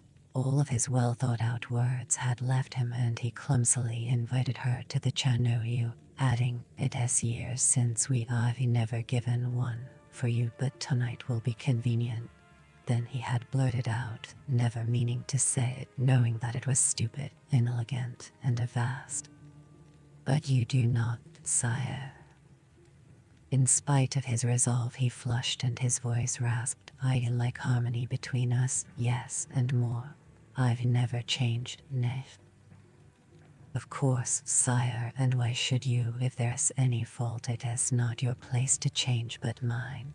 If any fault exists, it is because of me. Please excuse me." That always sent him into a blind, impotent frenzy, making him want to kill and shout and mutilate and smash and behave the way a samurai never should behave. "I'll excuse you," he said, towering over her there beside the palanquin, deeply conscious that others were watching, the Injin-san and Oma among them. She was so lovely and tiny and unique, her hair piled high, her lowered eyes seemingly so demure, yet for him filled now with that same black ice. "I reserved the chow house for tonight," he told her. "For tonight, after the evening meal. We are ordered to eat the evening meal with Lord Tornica. I would be honored if you would be my guest afterwards." "It is I who am honored." She bowed and waited with the same lowered eyes, and he wanted to smash her to death into the ground, then go off and plunge his knife crisscross into his belly and let the eternal pain cleanse the torment from his soul. He saw her look up at him discerningly. "Was there anything else, sire?" she asked so softly. With a pretended truculence down the river bank, and when he was alone, he had plunged naked into the torrent, careless of his safety, and fought the river until his head had cleared and the pounding ache had gone. The sweat was running down his back and thighs, staining his kimono, his chest hurting like his head. "You're staying at the inn tonight." Then he had left her and made careful dispositions for the whole baggage train. As soon as he could, he had handed his duties over to Naga and strode off. He had lain on the bank collecting himself. Now that she had accepted, he had to begin. There was little time. He summoned his strength and walked back to the rough garden gate that was within the mother garden and stood there for a moment rethinking his plan. Tonight, he wanted everything to be perfect. Obviously, the hut was imperfect, like its garden, an uncouth provincial attempt at a real chow house. Never mind, he thought, now completely absorbed in his task. It will have to do. Night will hide many faults and lights will have to create the form it lacks. Servants had already brought the things he had ordered earlier: tatamis, pottery, oil lamps, and cleaning utensils, the very best in Yokos. Everything brand new but modest, discreet and unpretentious. Spotless, letting himself swoop into the humility of manual labor that was the beginning of the Chernobyl, where the host alone was required to make everything faultless. The first perfection was absolute cleanliness. He stripped off his kimono, laid down his swords, and began to clean. First the tiny reception room and kitchen and veranda, then the winding path and the flagstones that were let into the moss, and finally the rocks and skirting garden. He scrubbed and broomed and brushed until everything was, with the sound that was enriched by the little pieces of iron he had placed so diligently in the bottom, and went to the vestibule. The carefully selected pieces of charcoal that had been placed punctiliously in a pyramid on white sand were burning correctly. The flowers seemed correct in the tekonoma. Once more he cleaned the already impeccable utensils. The kettle began to sing and he was pleased. Carefully, he sprinkled water on the flagstones and the trees that were now splashed here and there with flickering light, until the tiny garden was a fairyland of dewdrops dancing in the warmth of the summer's breeze. He repositioned some of the lanterns. Finally satisfied, he unlatched the gate. By dusk he had finished most of the preparations. Then he had bathed meticulously, endured the evening meal, and the singing. As soon as he could, he had changed again into more somber clothes and hurried back to the garden. He latched the gate. First he put the taper to the oil lamps. Then all was ready. The first perfection of the Chernobyl was cleanliness, the second complete simplicity, the last and greatest suitability to the particular guest or guests. Humble everyone. At a Chernobyl all were equal, host and guest, the most high daimyo and merest samurai, even a peasant if he was invited. He heard her footsteps on the flagstones, the sound of her dipping her hands ritually in the cistern of fresh river water and drying them. 3 soft steps up to the veranda, 2 more to the curtained doorway.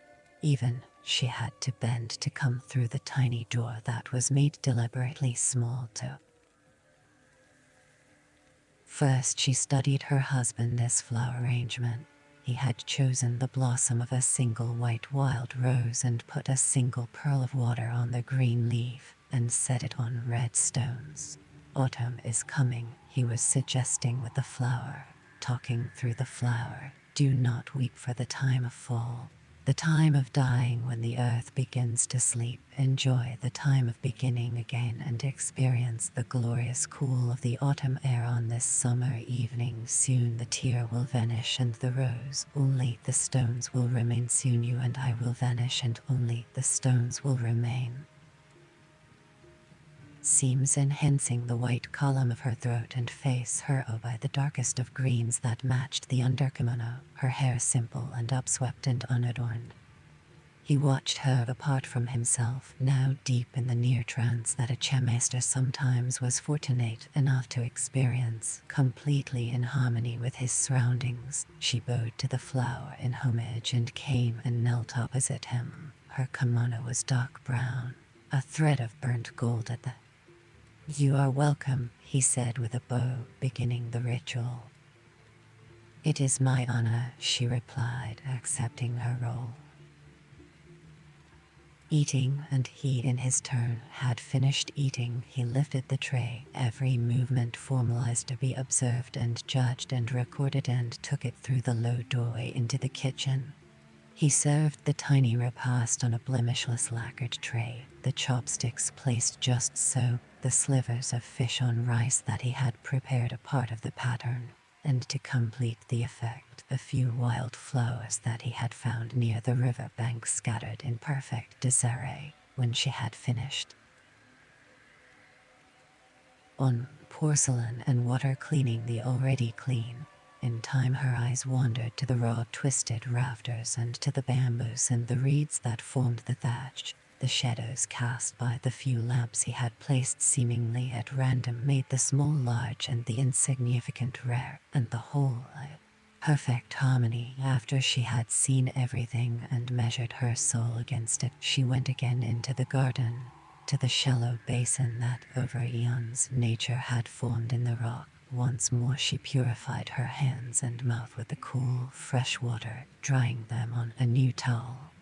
Then, alone, at rest, Marika watched the fire critically, the coals a glowing mountain on a sea of stark white sand below the tripod, her ears listening to the hissing sound of the fire melting with the sighing of the barely simmering kettle above, and from the unseen kitchen, the sibilance of cloth. When she had settled back into her place, he said, "Perhaps now you would take cha." "It would be my honor, but please do not put yourself to so much trouble on my account." "It is my honor, you are my guest." So he had served her, and now there was the ending. In the silence, Marika did not move for a moment, but stayed in her tranquility, not wishing yet to acknowledge the ending or disturb the peace surrounding her. But she felt the growing strength of his eyes. The Chernobyl was ended. Now life must begin again. "You did it perfectly," she whispered, her sadness overwhelming her. A tear slid from her eyes and the falling ripped the heart from his chest. "No, please excuse me, you are perfect. It was ordinary," he said, startled by such unexpected praise. "It was the best I've ever seen," she said, moved by the stark honesty in his voice. No, please excuse me. If it was fair, it was because of you, Mariko-san. It was only fair you made it better. For me it was flawless. Everything. How sad that others, more worthy than I, couldn't he have witnessed it also?" Her eyes glistened in the flickering light. "You witnessed it. That is everything. It was only for you. Others wouldn't he have understood." She felt the hot tears now on her cheeks. Normally she would have been ashamed of them, but now they did not trouble her. "Thank you. How can I thank you?" He picked up a sprig of wild thyme and, his fingers trembling, leaned over and gently caught one of her tears. Silently he looked down at the tear and the branchlet dwarfed by his huge fist. "My work, any work, is inadequate against the beauty of this. Thank you." He watched the tear on the leaf. A piece of charcoal fell down the mountain, and, without thinking, he picked up the tongs and replaced it. A few sparks danced into the air from the mountaintop, and it became an erupting volcano. Both drifted into a sweet melancholia, joined by the simplicity of the single tear, content together in the quiet, joined in humility, knowing that what had been given had been returned in purity. Later, he said, "If our duty did not forbid it, I would ask you to join me in death, now." "I would go with you, gladly," she answered at once. "Let us go to death, now." "We can't. Our duty is to Lord Tornega." She took out the stiletto that was in her obi and reverently placed it on the tatami. "Then please allow me to prepare the way." "No, that would be failing in our duty. What is to be will be. You and I cannot turn the scale." "Yes, but we may not go before our master, neither you nor I. He needs every trustworthy vassal for a little longer. Please excuse me, I must forbid it." "I would be pleased to go tonight. I am prepared.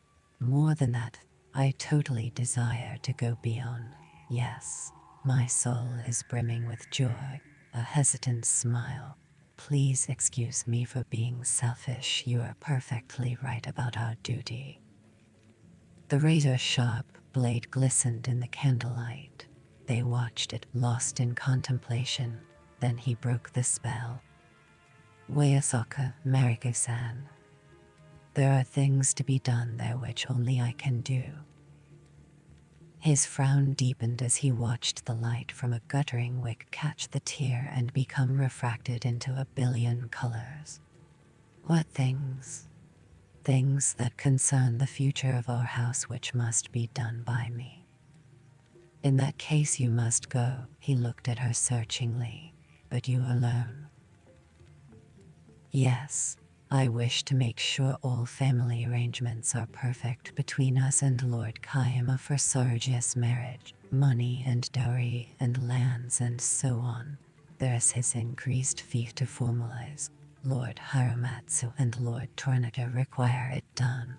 I am responsible for the house. Yes, he said slowly, that is your duty. His eyes held hers. If Lord Tornaga says you can go, then go, but it is not likely you'll be permitted there. Even so, you must return quickly, very quickly. It would be unwise to stay in Osaka a moment longer than necessary. Yes. By sea would be quicker than by road, but you've always hated the sea. I still hate the sea. Do you have to be there quickly? I don't think half a month or a month would matter. Perhaps. I don't know. I just feel I should go at once. Then, we will leave the time and the matter of the going to Lord Tornaga if he permits you to go at all, with Lord Zateke here, and the two scrolls that can only mean war. It will be too dangerous to go. Yes, thank you. Reminded again that a body is nothing but a hut in the wilderness. Thank you for being here. I am so glad you came to Yoko's, Mariko-san. If it hadn't been for you, I would never have given a Chinoyu here and never felt so one with eternity. Glad that was now finished. He looked around the little room contentedly, unconcerned now that his ugly bulk dominated the space, each of his thighs broader than her waist, his arms thicker than her neck. This has been a fine room, better than I dared to hope. I've enjoyed being here. I am. Materials. Bunto had bought it from Senekeda, the most famous chamaster who had ever lived, for 20,000 koku. It is so beautiful, she murmured, enjoying the touch of it. So perfect for the ceremony. She hesitated, then shyly picked up the teaing cho caddy. It was a simple, covered jar without adornment. The orange-brown glaze had run just short, leaving an uneven rim of bare porcelain at the bottom, dramatizing the spontaneity of the potter and his unwillingness to disguise the simplicity of his. Yes. Everything perfect, even the character you'd written on the towel. Affection. For me tonight, affection was the perfect word. Again tears spilled down her cheeks. Please excuse me, she said, brushing them away. You are truly a master tonight, Buntaro-san. You gave me so much happiness. Her voice was low and intent and she leaned forward a little. Everything was perfect for me, the garden and how you used artistry to overcome the flaws with light and shadow. And this again, she touched the chakati. He bowed, embarrassed by such praise. To hide it, he began to wrap the caddy in its silken sheaths. When he had finished, he set it into its box and placed it carefully in front of her. Mariko-san, if our house has money problems, take this. Sell it. Never. It was the only possession, apart from his swords and longbow, that he prized in life. That would be the last thing I would ever sell. Please excuse me, but if pay for my vassals is a problem, take it. There's enough for all of them, with care, and the best weapons and the best horses, in that our house is strong. No, Buntaro-san, the teeing is yours. We not much time left to us, who should I will it to Sarage. She looked at the coals and the fire consuming the volcano, humbling it. No, not until he is a worthy Chamaster, equaling his father. I counsel you to leave the teeing to Lord Tornaga, who is worthy of it, and ask him before he dies to judge if our son will ever merit receiving it. And if Lord Tornaga loses and dies before winter, as I am certain he'll lose. What? Here in this privacy I can tell you quietly that truth without pretense. Isn't he an important part of the Chanoya to be without pretense? Yes, he will lose unless he gets Kayama and Wanashin Zatake. In that case, set down in your will that the teeing should be sent with a Cordish to His Imperial Highness. Petition him to accept it. Certainly the teeing merits divinity. Yes, that would be the perfect choice. He studied the knife, then added gloomily, Mariko-san, there is nothing to be done for Lord Tornaga. His karma's written. He wins or he loses. And if he wins or loses, there'll be a great killing. Yes. Brooding, he took his eyes off her knife and contemplated the wild thyme sprig, the tear still pure. Later he said, if he loses, before I die or if I am dead, I or one of my men will kill the engine sen. Her face was ethereal against the darkness. The soft breeze moved threads of her hair, making her seem even more statue-like. Please excuse me, may I ask why? He's too dangerous to leave alive. His knowledge, his ideas that I've heard even fifth-hand, he'll infect the realm. Even Lord Yaman. Lord Tornaga's already under his spell, nay. Lord Tornaga enjoys his knowledge, Mariko said. The moment Lord Tornaga dies, that also is the engine sinner's death order. But I hope our Lord's eyes are opened before that time. The guttering lamp spluttered and went out. He glanced up at her. Are you under his spell? He is a fascinating man, but his mind is so different from ours. His values, yes, so different in so many ways that it is almost impossible to understand him at times. Once I tried to explain a Chenoyu to him, but it was beyond him. It must be terrible to be born barbarian. Terrible, Bunter said. Yes. His eyes dropped to the blade of her stiletto. Some people think the engine sen was Japanese in a previous life. He is not like other barbarians, and he tries hard to speak and act like one of us, though he fails, nay. I wish you'd seen him almost commit seppuku, Buntaro-san. It was extraordinary. I saw death visit him, to be turned away by Omae's hand. If he was Japanese previously, I think that would explain many things. Lord Tornaga thinks he is very valuable to us now. It is time you stopped training him and became Japanese again. Sire, I think Lord Tornaga's under his spell, and you. Please excuse me, but I don't think I am. That other night in Anjaro, the one that went bad, on that night I felt you were with him, against me. Of course it was an evil thought, but I felt it. Her gaze left the blade. She looked at him steadily and did not reply. Another lamp spluttered briefly and went out. Now only one light remained in the room. Yes, I hated him that night, Bunter continued in the same calm voice, and wanted him dead, and you and Fujiko-san. Maibo whispered to me, like it does sometimes, asking for a killing. And when, the next dawn, I saw him coming down the hill with those cowardly little pistols in his hands, my arrows begged to drink his blood, but I put his killing off and humbled myself, hating my bad manners more than him, shamed by my bad manners and the sack his tiredness showed now. So many shames to bear, you and I, nay. Yes. You don't want me to kill him. You must do what you know to be your duty, she said, as I will always do mine. We stay at the inn tonight, he said. Yes. Bear of leaves, or when you return from Osaka we will begin again, as husband and wife. And then, because she had been a perfect guest and the Chernobyl the best he had ever achieved, he changed his mind and gave her back time and peace in equal measure that he had received from her. Go to the inn. Sleep, he said. His hand picked up the stiletto and offered it. When the maples are. Yes, thank you. Do you agree freely, Mariko-san? Yes, thank you. Before your God? Yes, before God.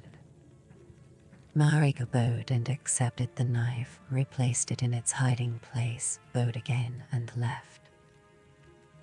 Her footsteps died away. Bunter looked down at the branchlets still in his fist, the tear still trapped in a tiny leaf. His fingers trembled as they gently laid the sprig on the last of the coals. The pure green leaves began to twist and char. The tear vanished with a hiss. Then, in silence, he began to weep with rage, suddenly sure in his innermost being that she had betrayed him with the engine sen. Blackthorn saw her come out of the garden and walk across the well-lit courtyard. He caught his breath at the whiteness of her beauty. Dawn was creeping into the eastern sky.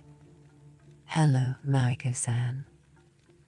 Wello, engine-sen, you so sorry. You startled me, I didn't see you there. You're up late.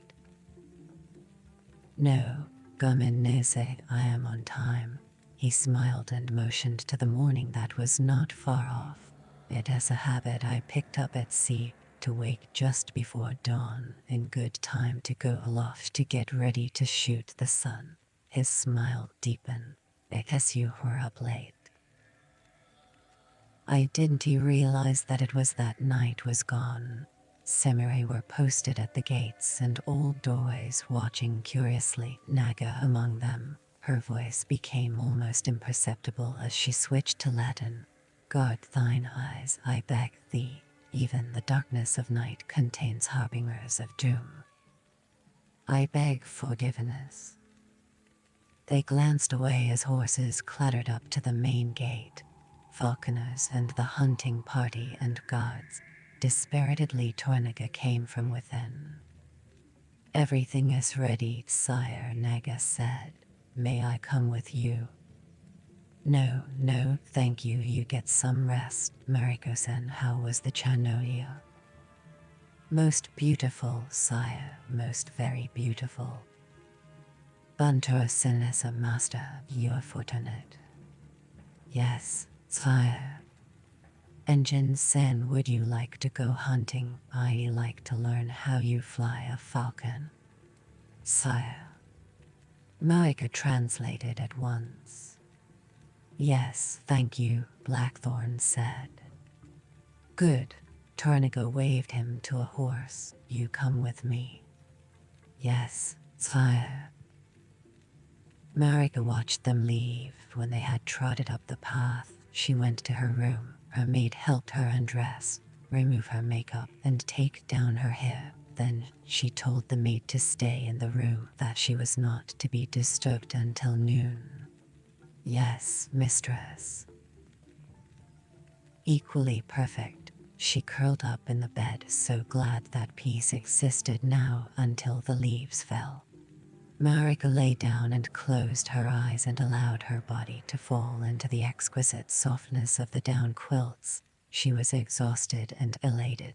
The Chernobyl had pushed her to a strange height of peacefulness, cleansing her, and from there, the sublime, joy-filled decision to go into death had sent her to a further pinnacle never attained before.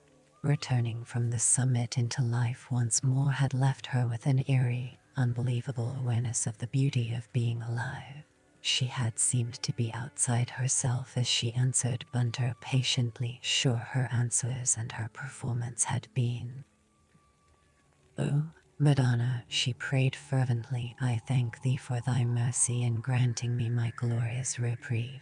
I thank thee and worship thee with all my heart and with all my soul and for all eternity. She repeated an Ave Maria in humility and then, asking forgiveness in accordance to her custom and in obedience to her liege lord for another day, she put her God into a compartment of her mind. What would I have done, she mused just before sleep took her, if Bunter had asked to share my bed? I would have refused. And then, if he had insisted, as is his right, I would have kept my promise to him. Oh yes, nothing has changed. Chapter 45. Of other travellers with their swarms of ever-present, anxious to please mates, the alert outward guarding sentries were none the wiser. Only Chimika was privy to the secret. Would always say, and Marika would agree and take the center room, Kiku and Gyoko to one side, Blackthorn to the other. Then, in the dark of the night, she would leave her maid Chimiko and go to him, with adjoining rooms coupled with the usual chatter and night sounds and singing and carousing. Their journey to Mishima took 9 days, and every night, for part of the night, they were together. Secretly, unwittingly, Yoshinika assisted them. At each inn he would naturally choose adjacent rooms for all of them. I hope you do not object, lady, but this will make security much easier, he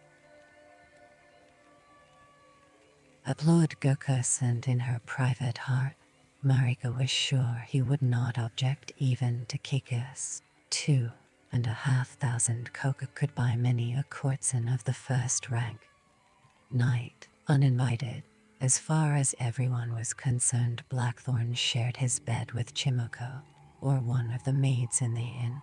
It was no one's business but his, so only a woman could betray her, and if she was betrayed, her betrayer and all the women of the party would die an even more vulgar and more.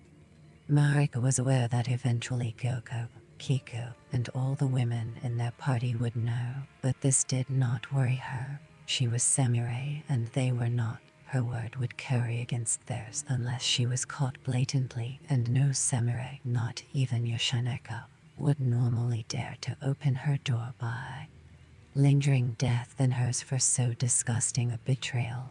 Then too, if she wished, before they reached Mishima or Iido, all knew she could have them put to death at her whim for the slightest indiscretion. Real or alleged, Marika was sure Tornaga would not object to a killing. Certainly he would. So she felt safe from the women, but not from Blackthorn. Much as she loved him now, he was not Japanese. He had not been trained from birth to build the inner, impenetrable fences behind which to hide. His face or manner or pride would betray them. She was not afraid for herself, only for him. Of lovers. At long last I know what love means, she murmured the first night, and because she no longer fought against love's onslaught but yielded to its irresistibility, her terror for his safety consumed her. I love thee, so I am afraid for thee, she whispered, holding on to him, using Latin, the language. I love thee, oh how I love thee. I've destroyed thee, my love, by beginning. We're doomed now. I've destroyed thee, that is the truth. No, Mariko, somehow something will happen to make everything right. I should never have begun. The fault is mine. Do not worry, I beg thee, karma is karma. At length she pretended to be persuaded and melted into his arms. But she was sure he would be his own nemesis. For herself she was not afraid. Pretense of absolute confidence after her lapse of the first night. Thou art strong, thou art samurai, and there will be no mistake. The nights were joyous, tender, and each one better than before. The days were easy for her, difficult for him. He was constantly on guard. determined for her sake not to make a mistake.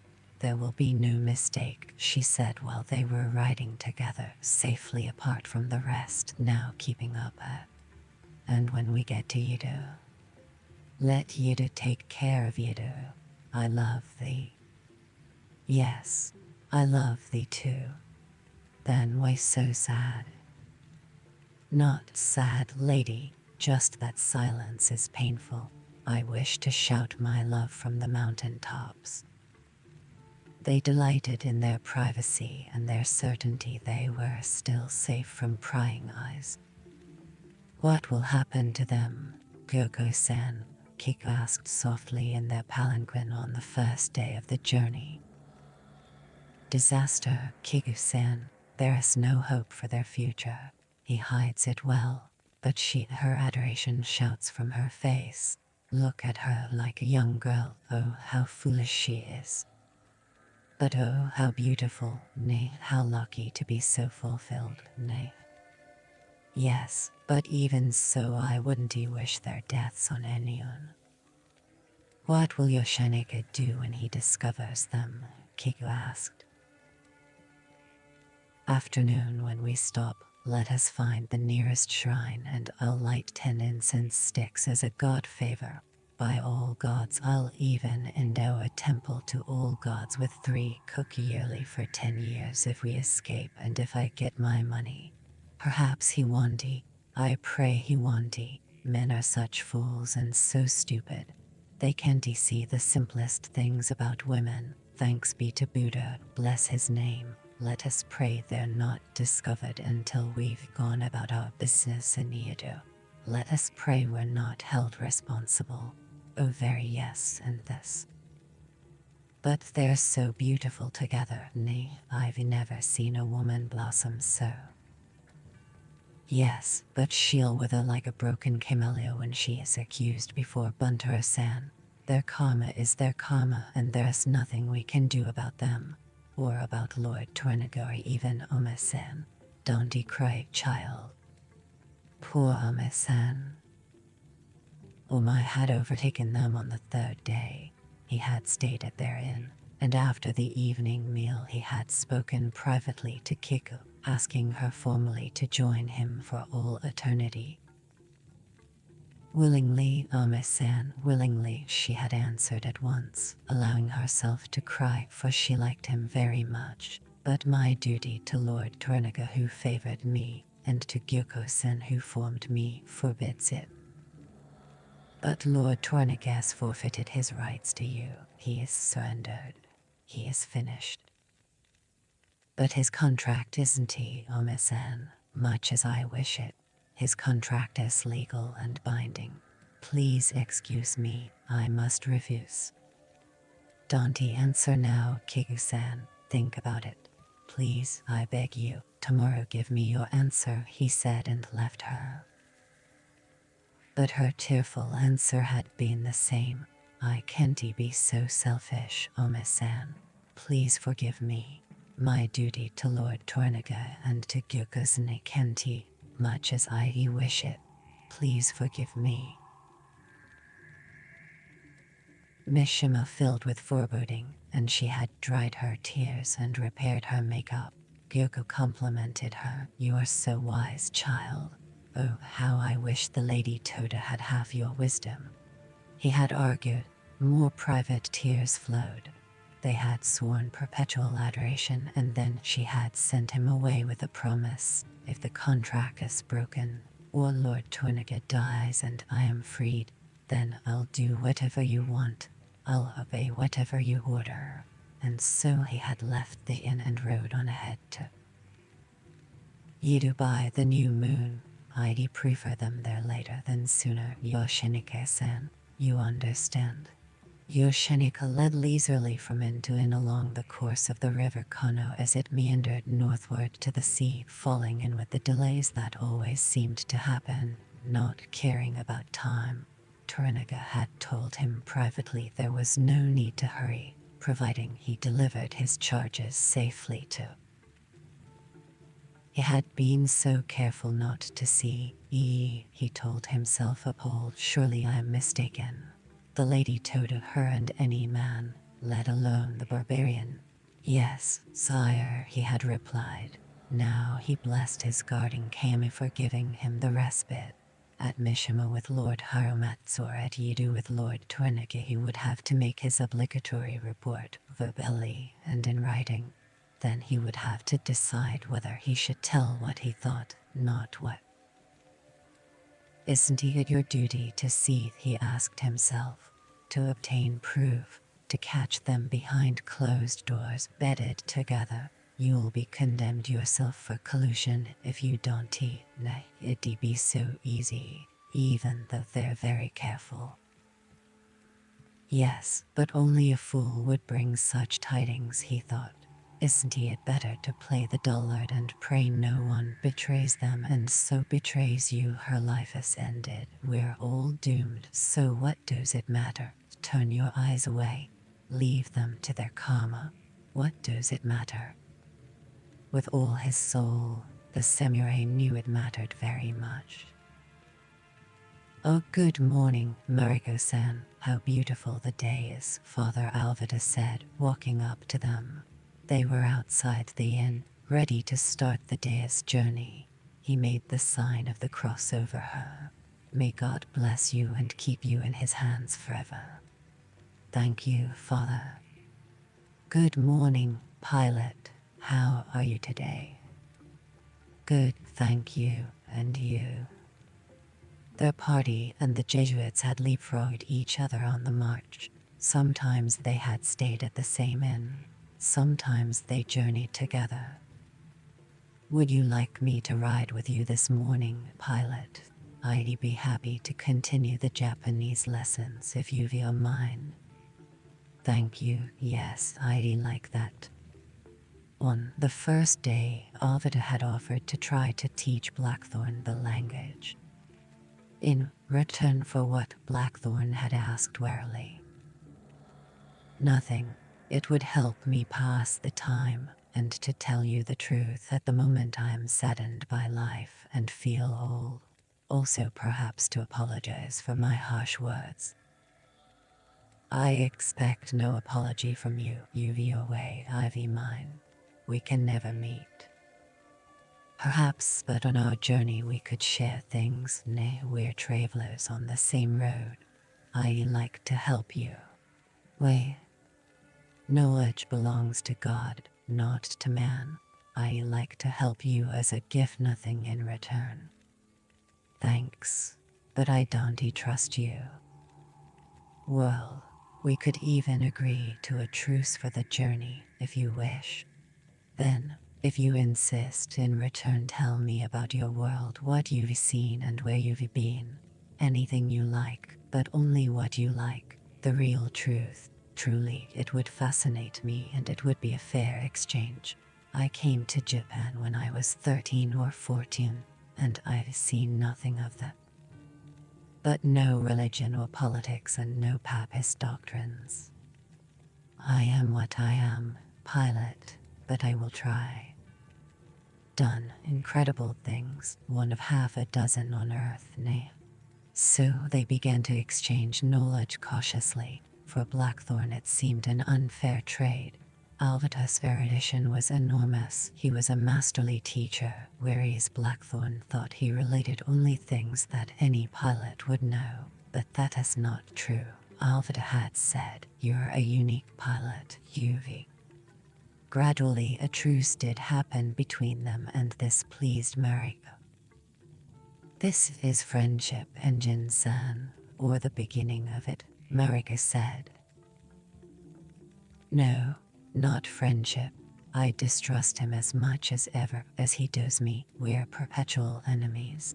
I've forgotten nothing, nor has he. This is a respite. Temporary, probably for a special purpose he'd never tell if I were to ask. I understand him and there's no harm, so long as I don't drop my guard. Even Lord Tornike, judicious stories about the majestic ones that no commoner would ever know. While he spent time with Alvita, she would ride lazily with Kiku and Goko and talk about pillowing and about ways to please men and about the Willow world. In return, she told them about her world, sharing what she had witnessed or been part of or learned about the dictator Gorda, the take, and privilege. A few leagues south of Mishima, the river curled away to the west, to fall placidly to the coast and the large port of Numido, and they left the raven-like country and pushed across the flat rice paddy plains along the wide busy road that headed northward. There were many streams and tributaries to ford. Some were shallow, some were deep and very wide, and they had to be pulled across in flat barges. Very few were a span. Usually they were all carried across on the shoulders of porters from the plenty that were always stationed nearby for this special purpose, chattering and bidding for that. Welcome to come with me if you wish. This was the 7th day from Yukos. The road forked, and here Father Alvita said he had to leave them. He would take the west path to return to his ship for a day or so, but he would catch them up and join them again on the road from Mishima to Yido, if that was permitted. Of course, you are both. Thank you, but so sorry. There are things I must do in Mishima, Mariko said.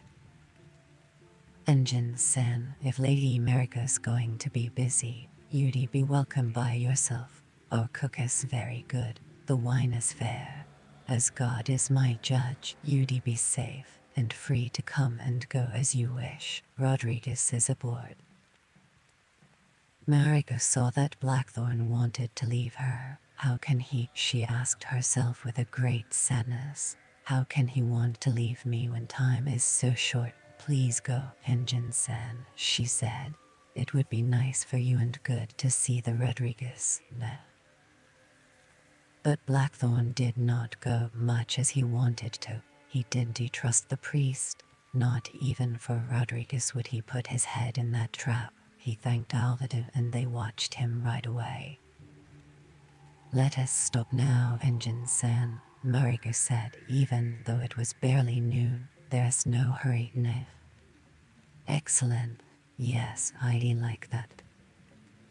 The father is a good man, but I am glad he is gone. So am I, but he is not a good man. He is a priest. She was taken aback by his vehemence. Oh, so sorry, Engine-san. Please excuse me for saying. It is not important, Mariko-chan. I told you nothing is forgotten. He'll always be after my hide. Blackthorn went to find Captain Yoshineko. Troubled, she looked down the western fork. To the left or to the right, and his acolytes followed him. The horses of Father Alvita's party moved through the other travelers unhurriedly. Some passers-by bowed to the small cortege, some knelt in humility. Many were curious, many hard-faced, but all moved politely out of the way, except even the lowest samurai. When Father Alvita met a samurai, he moved. Pirate, and Joseph, who continued to dog his footsteps. He was glad to be leaving Mariko and Blackthorn, glad of the break. He had urgent dispatches to send to the father visitor that he had been unable to send because his carrier pigeons had been destroyed in Yukos. There were so many problems to solve. Tornaga, you the fisherman, Mariko, and the... What is he doing there, Captain Yoshineka? He had blurted out the first day when he noticed Joseph among the guards wearing a military kimono and awkwardly swords. Lord Tornaga ordered me to take him to Mishima, Sako-sen. There I am to turn him over to Lord Hiramatsu. Oh, so sorry. Does the sight of him offend you? No, he had said unconvincingly. Oh, you're looking at his swords. There is no need to worry. They're only hilts. They've no blades. It is Lord Tornaga's orders. Seems as the man was ordered into your order so young it is not clear if he should have real swords or not, much as he is entitled to wear them, much as he wants them, seems. He joined your order as a child, Sako-sen. Even so, of course we can't have a samurai without swords. Nay, Uraganot had him as certainly samurai, though he has been a barbarian priest for 20 years. Our master has wisely made this compromise. What is going to happen to him? I am to hand him over to Lord Haramatsu. Maybe he'll be sent back to his uncle for judgment. Maybe he'll stay with us. I only obey orders, Saku-sen. 2. If Lord Tornagus says a Tristian daimyo should deal with the Tristian renegade. After all, Lord Harima is his uncle and leader of the house, and it was he who ordered him into your keeping in the first place. Father Alvida went to speak with Joseph, but Yoshinaka had stopped him politely. So sorry, but my master also ordered him kept to himself, away from everyone, particularly Tristians, until Lord Harima gives a judgment, my master said. Uragasin is Lord Harima's vassal, nay, Lord Harima's Tristian. Though it was forbidden, Alvida had tried again that night to talk to Joseph privately, to beg him to withdraw his sacrilege and kneel in penance to the Father Visitor, but the youth had coldly walked away without listening, and after that, Joseph was always sent far ahead. Somehow, Holy Madonna, we've got to bring him back to the mercy of God, Alvida thought in anguish. What can I do? Perhaps the Father Visitor will know how to handle Joseph, yes, and he'll know what to do about Tornagus' incredible decision to submit, which in their secret conferences they had. Move his usual waiting game. Whatever happens, so long as Kayama and Onashi support Ishido and Osaka, the Quanta will be overrun and Tornaga destroyed. Discarded as an impossibility. No, that is totally against Tornaga's character, Delacroix had said. He'll go to war when the rains cease, perhaps before, if he can get Seteki to recant and betray Ishido. My forecast is he'll wait as long as he can and try to force Ishido to make the first. And Kayama and Onashi, they'll keep their enmity buried for the common good. Yes, they're totally convinced a Tornaga victory would be the Holy Church's death knell. Now that Harima will side with Ishido, I am afraid Tornaga's a broken dream. More than 2,000 muskets adapted to Japanese warfare. Oh, Madonna, protect the faithful and curse that heretic. Civil war again, Alvida thought. Brother against brother, father against son, village against village. Enjo ready to revolt, armed with stolen muskets, so who the fisherman had whispered. And the other frightening news, a secret musket regiment almost ready, a modern, European steel cavalry unit of. Such a pity Blackthorn is twisted and mind deformed. He could be such a valuable Uli. I never would have thought that, but it is true. He is incredibly wise in the ways of the sea and the world. Brave and cunning, honest within his heresy, straight and guileless. Never needs to be told something. Twice his memory astonishing. He has taught me so much about the world, and about himself. Is that wrong? Alvida wondered sadly as he turned to wave at Mariko last time. Is it wrong to learn about your enemy, and in return, to teach? No. Is it wrong to turn a blind eye to mortal sin? 3 days out from Yuko's, Brother Michael's observation had shattered him. You believe they are lovers? Vit. What is God but love? Isn't he that the Lord Jesus' word? Michael had replied. I only mentioned I saw their eyes touching each other and that it was so beautiful to see. About their bodies I don't know, Father, and in truth I don't care. Their souls touch and I seem to be more aware of God because You must be mistaken about them. She never do that. It is against her whole heritage, against her law and the law of God. She is a devout Christian. She knows adultery is a hideous sin. Yes, that is what we teach, but her marriage was Shinto, not consecrated before the Lord our God, so is it adultery.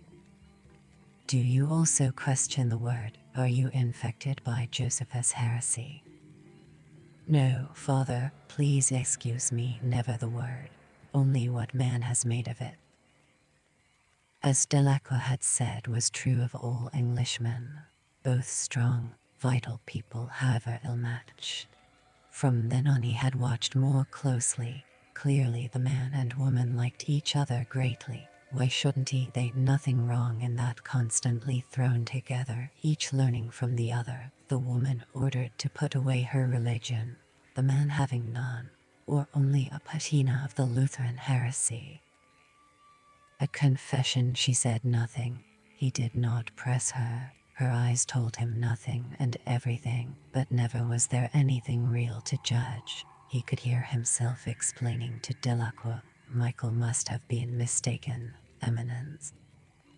But did she commit adultery? Was there any proof? Thankfully, no proof. Alvida reined in and turned back momentarily. He saw her standing on the slight rise, the pilot talking to Yoshineko, the old madam and her painted whore lying in their palanquin. He was tormented by the fanatic zeal welling up inside him. For the first time he dared to ask, have you whored with the pilot? Mariko-sen, has the heretic damned your soul for all eternity? You who were chosen in life to be a nun and probably our first native abbess, are you living in foul sin, unconfessed, desecrated, hiding your sacrilege from your confessor, and thus are you too befooled before God? He saw her wave. This time he did not acknowledge it but turned his back, jabbed his spurs into his horse's flanks, and hurried away. That night their sleep was disturbed. What is it, my love? Nothing, Mariko-chan, go back to sleep. But she did not, nor did he. Long before she had to, she slipped back into her own room, and he got up and sat in the courtyard studying the dictionary under candlelight until dawn, when the sun came and the day warmed. Their night cares vanished and they continued their journey peacefully. Soon, they reached the Great Trunk Road, the Tokade, just east of Mishima, and travelers became more numerous. The vast majority were, as always, on foot, their belongings on their backs. There were a few pack horses on the road and no carriages at all. Ride horseback.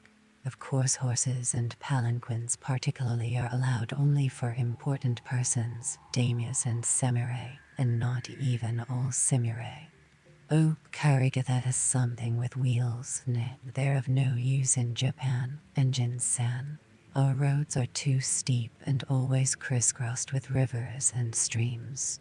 Wheels would also ruin the surface of the roads, so they are forbidden to everyone except the emperor, and he travels only a few samurai.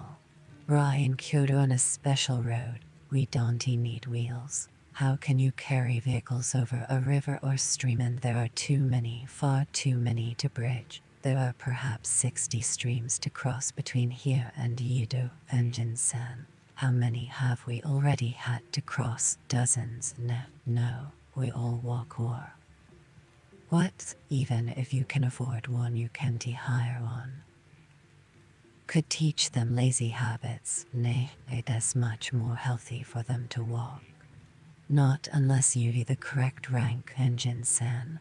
That is very wise. Don't you think? Doctors and the very old can travel by horse or palanquin, or the very sick if they get permission in writing from their liege lord. Palanquins or horses wouldn't be right for peasants and commoners, Engine-san. That. Also it keeps them in their place. Nay. Oh, yes, but that all makes for peace and orderliness and walk. Only merchants have money to waste, and what are they but parasites who create nothing, grow nothing, make nothing but feed off another's labor? Definitely they should all walk. Nay, in this we are very wise. I've never seen so many people on the move, Blackthorn said. Oh, this is nothing. Wait till we get near Edo. We adore to travel, Engine-san, but rarely alone. We like to travel in groups. Uninterrupted passage. All other travelers and samurai quickly stood aside and bowed very low, waiting until they had passed. But the crowds did not inhibit their progress. The Tornaga cipher that their standards carried, Toda Mariko's personal rank, and the brusque efficiency of Akira Yoshineke and the runners he sent ahead to proclaim who followed, ensured the best private rooms every night at the best inn and inn. Do they all have to stop and kneel like that to everyone? Oh no, Engine-san. Only to daimyos and important persons, and to most samurais. That would be a very wise practice for any commoner. It is polite to do so, Engine-san, and necessary, unless the common people respect the samurai and themselves. How can the law be upheld and the realm be governed? Then too, it is the same for everyone. We stopped and bowed and allowed the imperial messenger to pass, didn't we? Everyone must be polite. Lesser daimyos have to dismount and bow to more important ones. Ritual governs our lives, but the realm is obedient. Say two daimyos are equal and they meet. Then, both would dismount and bow equally and go their separate ways. Say Lord Tornaga and General Ishido met. Mariko turned smoothly to Latin. Who are they, Engine-san? Those names I know not today, not between thee and me. Thou art correct. Please excuse me. Listen, my love, let us make a promise that if the Madonna smiles on us and we escape from Mishima, only at Yedo, at First Bridge, only when it is completely forced upon us, let us leave our private world, please. What special dangerous in Mishima? There our captain must submit a report to the Lord Hiramatsu. There I must see him also. He is a wise man, very vigilant. It would be easy for us to be betrayed. We have been cautious. Let us petition God that thy fears are without merit. For myself I am not concerned, only for thee, and I for thee. Then do we promise one to another to stay within our private world? Yes, let us pretend it is the real world, our only world. There is Mishima, Engine-san. Mariko pointed across the last stream. The mountain range encroached on the sky. What now? The sprawling castle city, which housed nearly 60,000 people, was mostly obscured by morning's low-lying mist. Only a few housetops and the stone castle were discernible. Beyond were mountains that ran down to the western sea. Far to the northwest was the glory of Mount Fuji, north and east. Now Yoshineke has been asked to find the liveliest inn within 10 right. We'll stay there 2 days. It will take me at least that to complete my business. Gyoko and Kiku-sen will be leaving us for that time. Then we go on. What does your weather sense tell you about Mishima? That it is friendly and safe, he replied. After Mishima, what then? Coast, from there to Yedo is only a matter of time. She pointed northeast, unconvinced. Then we'll go that way. There's a pass that curls up through the mountains toward Heiken. It is the most grueling part of the whole Tukid Road. After that the road falls away to the city of Odora, which is much bigger than Mishima and Jinsan. It is on the... How much time? Not enough. You are wrong, my love, so sorry, he said. There is all the time in the world. Book 4, Chapter 48. The barbarians live their engines san. The samurai motioned ahead. Ill at ease, Blackthorn squinted into the darkness, the air breathless and sultry. Where that house there? Yes, that's right, so sorry, you see it. Another nest of hovels and alleys was 100 paces ahead. Beyond this bare patch of marshy ground, and dominating them was a large house edged vaguely against the jet sky. Blackthorn looked around for a moment to get his approximate bearings, using his fan against the encroaching bugs. Very soon, once they had left First Bridge, he had become lost in the maze. Their way had led through innumerable streets and alleys, initially toward the shore, skirting it eastward for a time over bridges and lesser bridges, then northward again along the bank of another stream which meandered through the outskirts, the land low-lying and moist. The farther from the castle, the meaner were the roads, the poorer the dwellings. The people were more obsequious, and fewer glimmers of light came from the shojas. Yidu was a sprawling mass which seemed to him to be made up of hamlets separated merely by roads or streams. Here on the southeastern edge of the city it was quite marshy and the road used putridly. For some time the stench had been thickening perceptibly, a miasma of seaweed and feces and mud flats, and overlaying these an acrid sweet smell he could not place, but that seemed familiar. Stinks like Billingsgate at low tide, he muttered, killing another night pest that had landed on his cheek. His whole body was clammy with sweat. Then he heard the faintest snatch of a rollicking sea shanty in Dutch, and all discomfort was forgotten. Is that Vink? Elated, he hurried toward the sound, porters lighting his way carefully, samurai following. Garden. A short flagpole was roped to the gateway. He stopped and stared up at it. A limp, makeshift Dutch flag hung there listlessly, and his pulse quickened at the sight of it. Now, nearer, he saw that the single-story building was part Japanese, part European. It was raised on pilings and surrounded by a high rickety bamboo fence in a plot of its own, and much newer than the hovels that clustered near. There was no gate in the fence, just a hole. The roof was thatched, the front door stout, the walls rope-boarded, and the windows covered with Dutch steel shutters. Here and there were flecks of light from the cracks. The singing and banter increased, but he could not recognize any voices yet. Flagstones led straight to the steps of the veranda through an unkempt. The front door was thrown open. A shaft of light spilled onto the veranda. Bacchus Van Nick stumbled drunkenly to the edge, eyes half shut, pulled his codpiece aside, and urinated in a high, curving jet. "Ay," he murmured with a groaning ecstasy, "nothing like a piss." "Isn't he there?" Blackthorn called out in Dutch from the gateway. "Why don't you use a bucket?"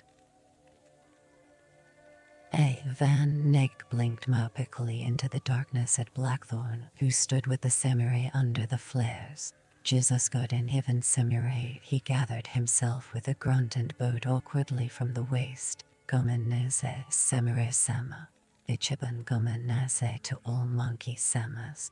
He straightened, forced a painful smile, and muttered half to himself, "I am drunken, I thought the bastard son of ours spoke Dutch." "Gomen nase, ne," he called out again, reeling off toward the back of the house, scratching and groping at the codpiece. "Hey, Bacchus, don't you know better than to foul your own nest?" "What?" Van Nick jerked around and stared blindly toward the flares, desperately trying to see clearly. "Pilot," he choked out. "Is that you, Pilot? God damn my eyes, I can't see. Pilot, for the love of God, is that you?" Blackthorn laughed. His old friend looked so naked there, so foolish, his penis hanging out. Yes, it's me. Then to the samurai who watched with thinly covered contempt, Mad Kurise, wait for me, please. Hey, Anjin-san. Blackthorn came forward, and now in the shaft of light he could see the litter of garbage everywhere in the garden. Distastefully, he stepped out of the dogs and ran up the steps. Hello, Bacchus, you're fatter than when we left Rotterdam. Nay, he clapped him warmly on the shoulders. Lord Jesus Christ, is that truly you? Yes, of course it's me. We given you up for dead long ago. Van Nick reached out and touched Blackthorn to make sure he was not dreaming. Lord Jesus, my prayers are answered. Pilot, what happened to you? Where do you come from? It is a miracle. Is it truly you? Yes. Now please put your card in place and let us go inside, Blackthorn told him, conscious of his samurai. What? Oh, sorry. Van Nick hastily complied, and tears began to run down his cheeks. Oh Jesus, Pilot, I thought the Jinn devils were playing me tricks again. Come on, but let me announce you, hey. He led the way back, weaving a little. Much of his drunkenness evaporated with his joy. Blackthorn followed. Van Nick held the door open for him, then shouted over the raucous singing, "Lads, look what Father Christmas has brought us." He slammed the door shut after Blackthorn for added effect. Silence was instantaneous. God cursed, quick, goddamn my eyes, get out of the way, I want to shake his hand. It took a moment for Blackthorny's eyes to adjust to the light. The fetid air was almost choking him. He saw them all gaping at him as though he were a devil wraith. Then the spell broke and there were shouts of welcome and joy, and everyone was squeezing and punching him on the back, all talking at the same time. Pilot, wherever you come from, have a drink. Christ, is it possible? Piss in my hat. It is great to see you. Edie given you up for dead. No, we're all right, at least mostly all right. Get out of the chair, you whore. The pilot seems to sit in the best sodding chair. Hey, grog, nay, quick. Fine, leaving colored one at a time, lads. Give him a chance. Give the pilot the chair and a drink, for goddess sake. Yes, I thought he was samurai too. Someone shoved a wooden goblet into Blackthorny's hand.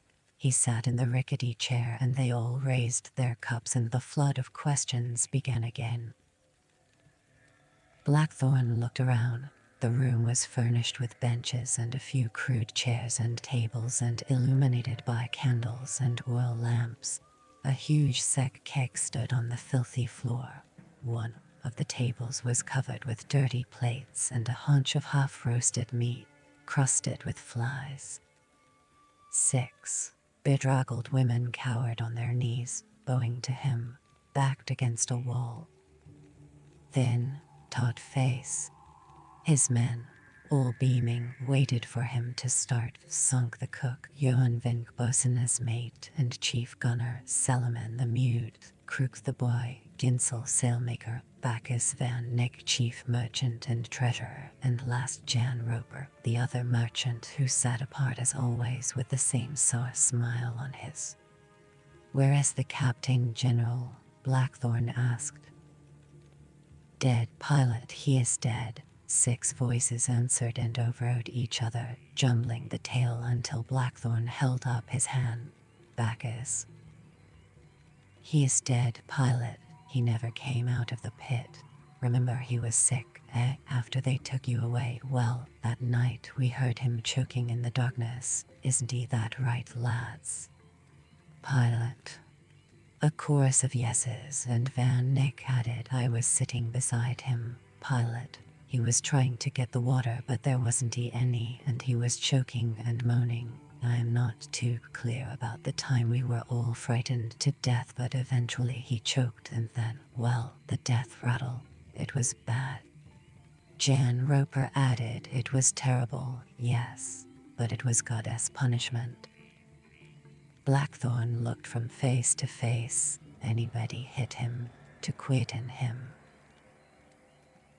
Below, Lord Omai just gave him a knife and he slit his own god-cursed belly and they filled in the pit. You remember him, Pilot? No, oh no, Van Nick answered. He just croaked. He was left in the pit with the other on the japper. You remember him? The one who tried to drown himself in the bucket of piss. Then the Lord Omar had them bring Spielberg's body out and they burned it. But that other poor bugger got left. Yes, what about Metzucker? Best you tell that, Vink. Little rat face rotted. Pilot Vink began, and the others started shouting details and telling the tale until Vink bellowed. Bacchus asked me, for Triss' sake, you'll all get your turn. The voices died down and Sunk said helpfully, you tell it, Johann. Couldn't he do nothing either? Rat face lasted a day or two, but the rot was too deep and he raved a lot. We had to tie him up toward the end. Pilot, it was his arms started rotting. He got nicked in the fight. You remember the fight when you got knocked out? Christ Jesus, that seems so long ago. Anyway, his arm festered. I bled him the next day and the next. Then it started going black. I told him I'd better lance it or the whole army. Have to come off. Told him a dozen times. We all did, but he wouldn't. On the 5th day the wound was stinking. We held him down and I sliced off most of the rot, but it went no good. I knew it wasn't no good, but some of us thought it worth a try. The yellow bastard doctor came a few times, but he... That's right, Pilot, Sunk said, scratching comfortably. We had to tie him up. What happened to his body? Blackthorn asked. They took it up the hill and burned it too. We wanted to give him and the Captain General a proper Christian burial, but they wouldn't let us. They just burned them. A silence gathered. You haven't touched your drink, Pilot. Blackthorn raised it to his lips and tasted. The cup was filthy and he almost retched. The raw spirit seared his throat. The stench of unbathed bodies and rancid, unwashed clothing almost overpowered him. How's the grog, Pilot? Van Nick asked. Fine, fine. Tell him about it, Bacchus, go on. Keep it a year or so to mellow, but we drink it faster than his words trailed off. You don't like it. Hey, I made a still, Pilot. Van Nick was very proud and the others were beaming too. We make it by the barrel now. Rice and fruit and water and let it ferment. Wait a week or so and then, with the help of a little magic, the rotund man laughed and scratched happily. Course it'd be better to. Oh, sorry. It's fine, fine. Blackthorn saw lice in Van Nick's sparse hair. Jan Roper said challengingly, and you, Pilot, you are fine, aren't you? What about you? Another flood of questions which died as Vink shouted, give him a chance. Then the leathery-faced man burst out happily, Christ, when I saw you standing at the door I thought you was one of the monkeys, honest. Hey. Another chorus of agreement and Van Nick broke in, that's right. Damned silly, come on, as you look like a woman.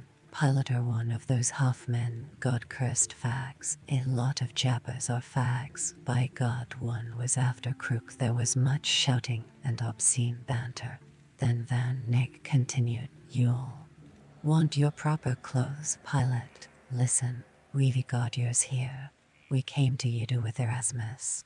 They towed her here and we were allowed to bring our clothes ashore with us, nothing else. We brought yours, they allowed us to do that, to keep for you. We brought a kit back, all your sea clothes. Sunk fetched. Sure, I'll fetch them, but later at Bacchus, I don't want to miss nothing. All right. Jan Roper's thin smile was taunting. Swords and kimonos like a real heathen. Perhaps you prefer heathen ways now, Pilot. The clothes are cool, Better than ours, Blackthorn replied uneasily. I'd forgotten I was dressed differently. So much has happened. These were all I had, so I got used to wearing them. I never thought much about it. They're certainly more comfortable. Are those real swords? Yes, of course, We're not allowed weapons. Any weapons, Jan Roper scowled. Why do they allow you to have M, just like any heathen samurai?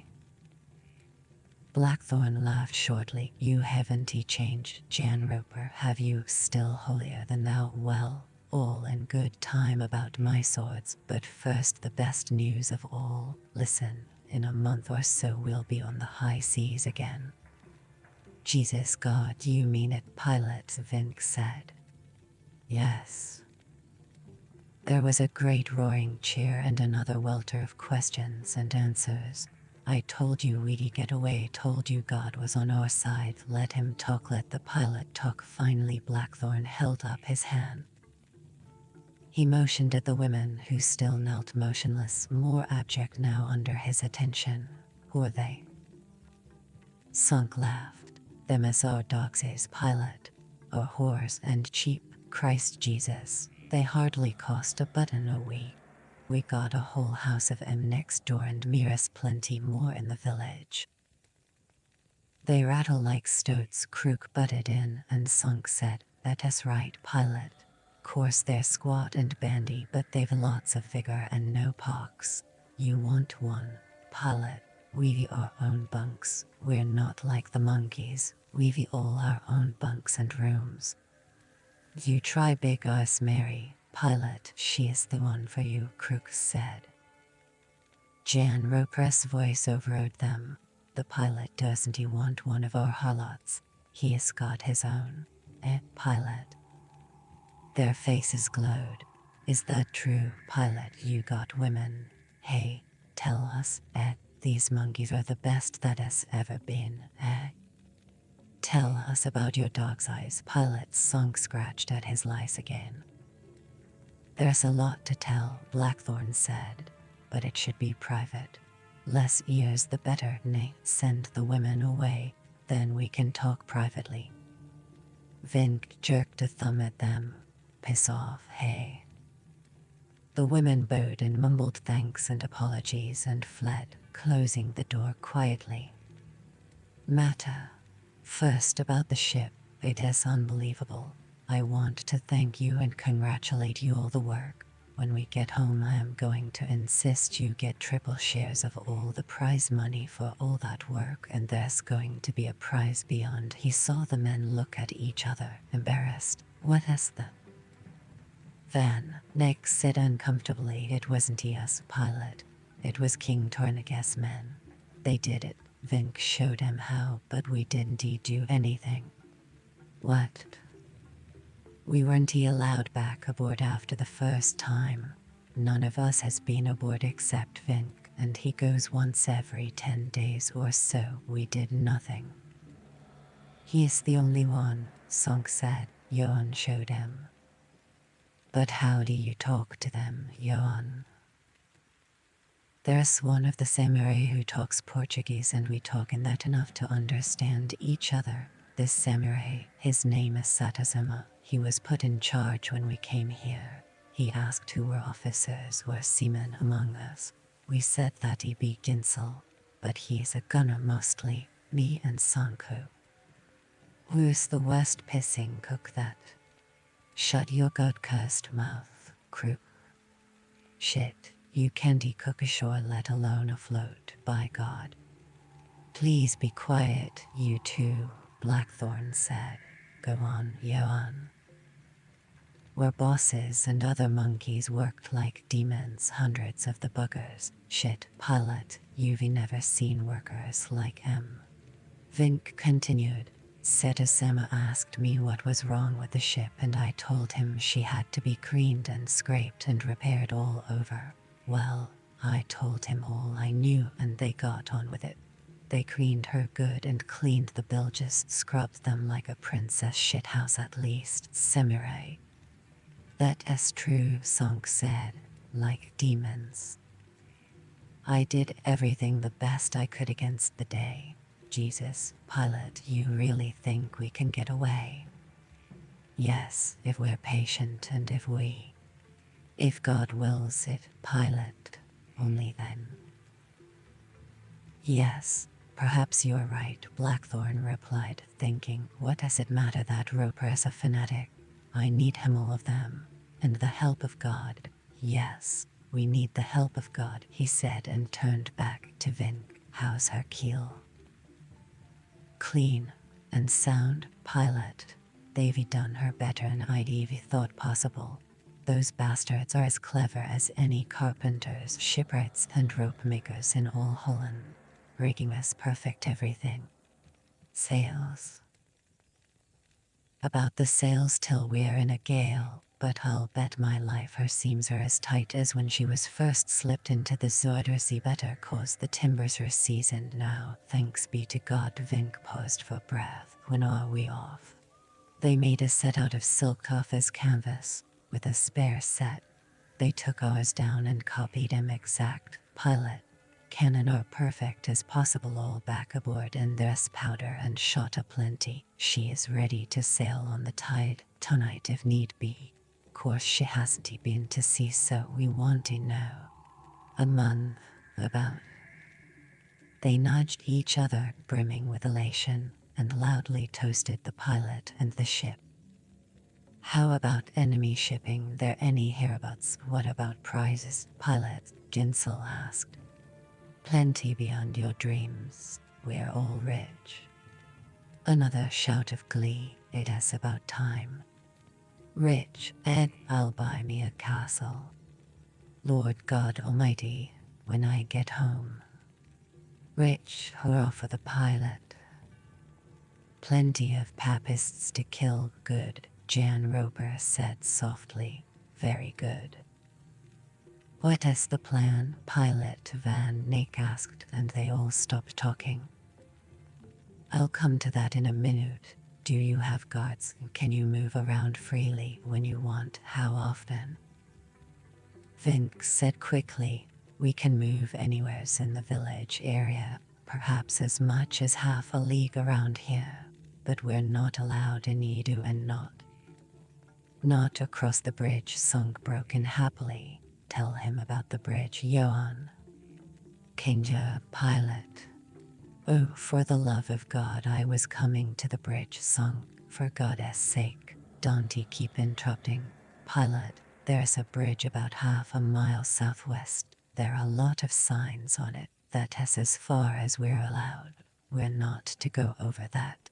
Kinjaro, by God, the Semirais say. You understand? Blackthorn nodded and said nothing. Apart from that, we can go where we like, but only up to the barriers. There's barriers all around about half a league away. Lord God, can you believe it? Home soon. Tell him about the doc and about the Semirais send a doctor once in a while, Pilot, and we have to take our clothes off, and he looks at us. Yes. Enough to make a man shit to have a bastard heathen monkey look at you naked like that. Apart from that, Pilot, they don't bother us except. Hey, don't you forget the doc gives us some god-rotting, filthy powdered char herbs we're supposed to steep in hot water, but we toss him out when we're sick. Good old Johan bleeds us and we're fit. Yes, Sunk said, we throw the char out. Apart from that, except for, we're lucky here, Pilot, not like at first. That is right, at first. Tell him about the inspection, Bacchus.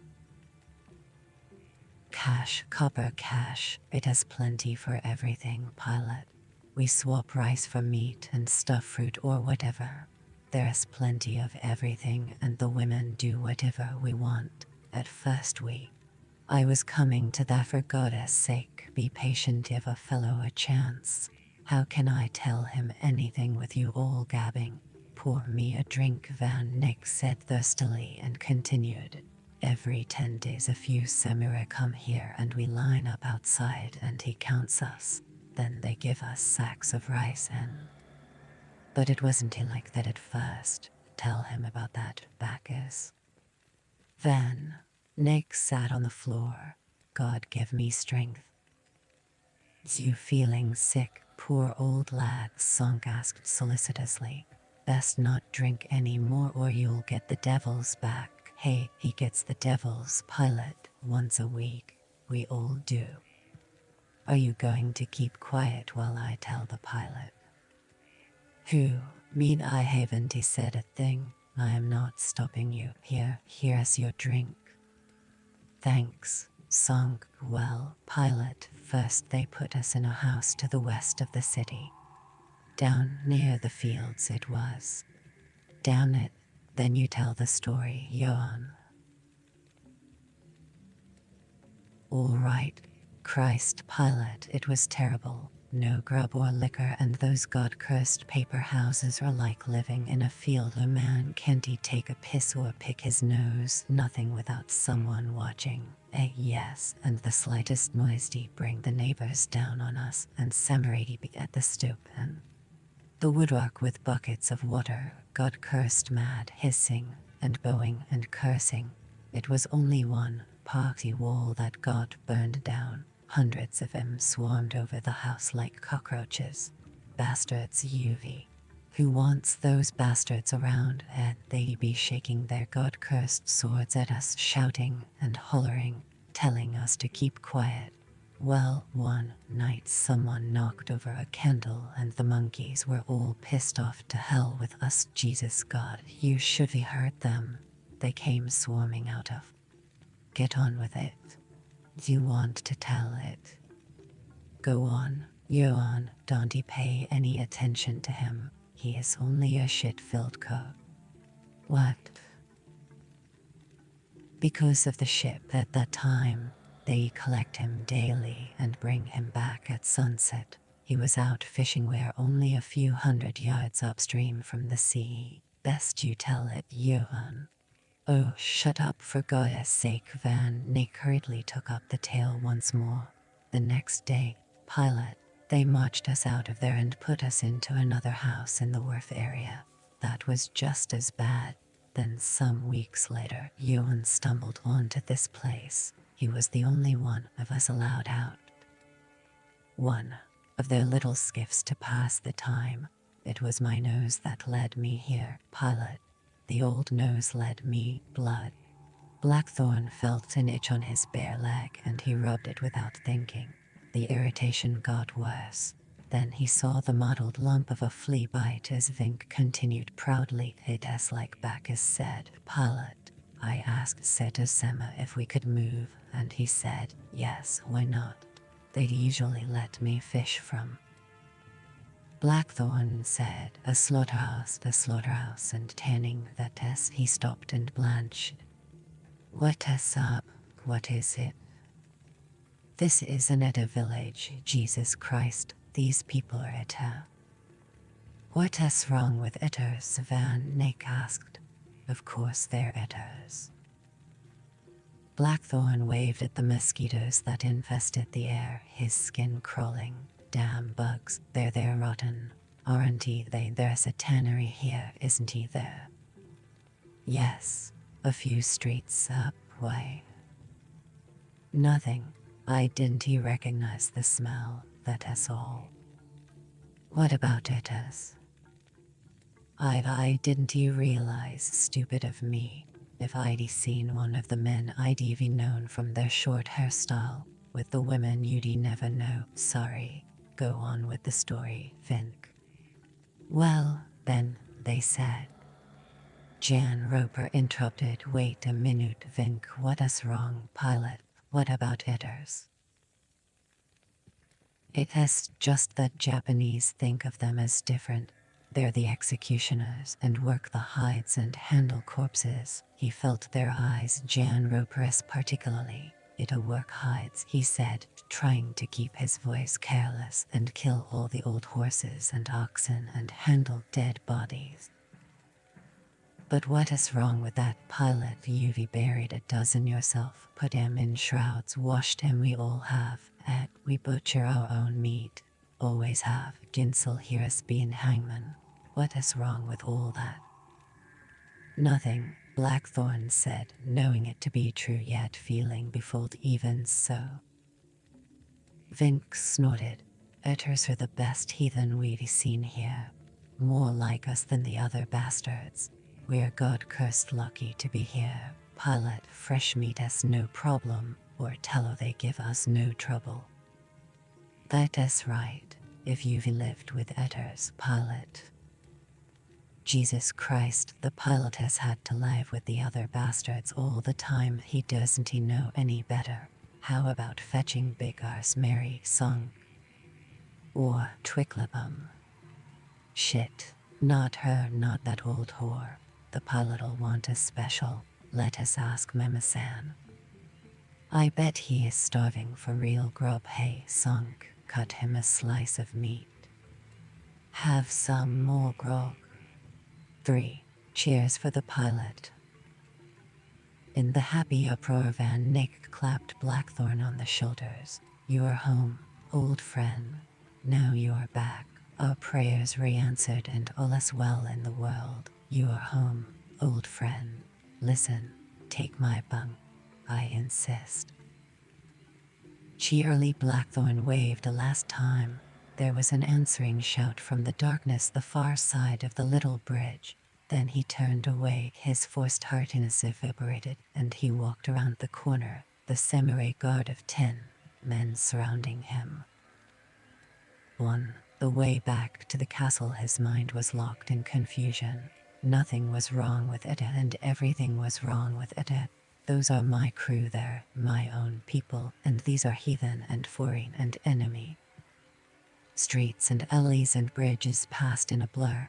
Then he noticed that his own hand was inside his kimono and he was scratching, and he stopped in his tracks. Those goddamned filthy, he undid his sash and ripped off his sopping kimono, and as though it were defiled, hurled it in a ditch. Dozo Nandizu ka and Jinsan, one of the samurai asked. Nanny mowed nothing. By God, Blackthorn walked on, carrying his swords. Oh, Iteo Wikamaso Gumman Nese, the samurai chatted among themselves, but he paid them no attention. That is better, he was thinking with utter relief, not noticing that he was almost naked, only that his skin had stopped crawling now that the flea-infested kimono was off. Jesus God, I love a bath right now. The samurai, that can come later, he thought warily, and all the rest. He had told the crew about his adventures, but not that he was samurai and Hatamoto, or that he was one of Tornaga's procs, or about Fujiko or Mariko, and he had not told them that they were going to land in force at Nagasaki and take the Black Ship by storm, or that he would be at the head of. Could I ever tell them about Mariko-san? Unbelievably granted the never given before to a barbarian honor of Hatamoto and samurai.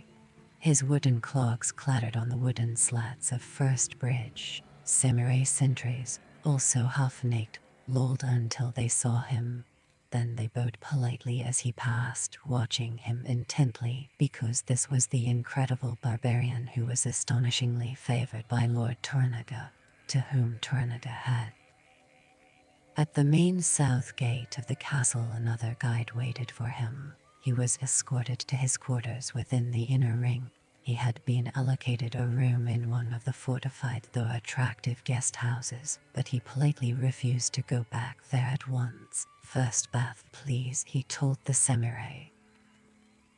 Oh, I understand. That is very considerate of you. The bathhouse is this way, Engine-san. Yes, it has a hot night, Nif, and I hear you've been down to the filthy ones. The other guests in the house will appreciate your thoughtfulness. I thank you on their behalf. Blackthorn did not understand all the words, but he gathered the meaning. Filthy ones. That describes my people and me's, not them. Poor people. cleansed him and shampooed him, and he made them do it a second time. Then he walked through to the sunken bath, stepped into the piping hot water and fought the heat, then gave himself to its mind-consuming embrace. "Good evening, Engine-san," the chief bath attendant said. He was a vast, middle-aged man with immense belly and biceps. A maid had just awakened him to announce another late customer was arriving. He clapped his hands. Bath maids arrived. Blackthorn followed them into the scrubbing room, and in time, strong hands helped him out and molded fragrant oil into his skin and untwisted his muscles and his neck, then led him to a resting room and gave him a laundered, sun-fresh cotton kimono. With a long drawn-out sigh of pleasure, he lay down. "Dozo gomen nasai cha, Engine-san." "Hey, Damu." The Cho arrived. He told the maid he would stay here tonight and not trouble to go to his own quarters. Then, alone and at peace, he sipped the cha, feeling it purify him. Filthy-looking cha herbs, he thought disgustedly. "Be patient, don't let it disturb your harmony," he said aloud. "They're just poor ignorant fools who don't know any better. You were the same ones. Never mind, now you can show them, knave." He put them out of his mind and reached for his dictionary.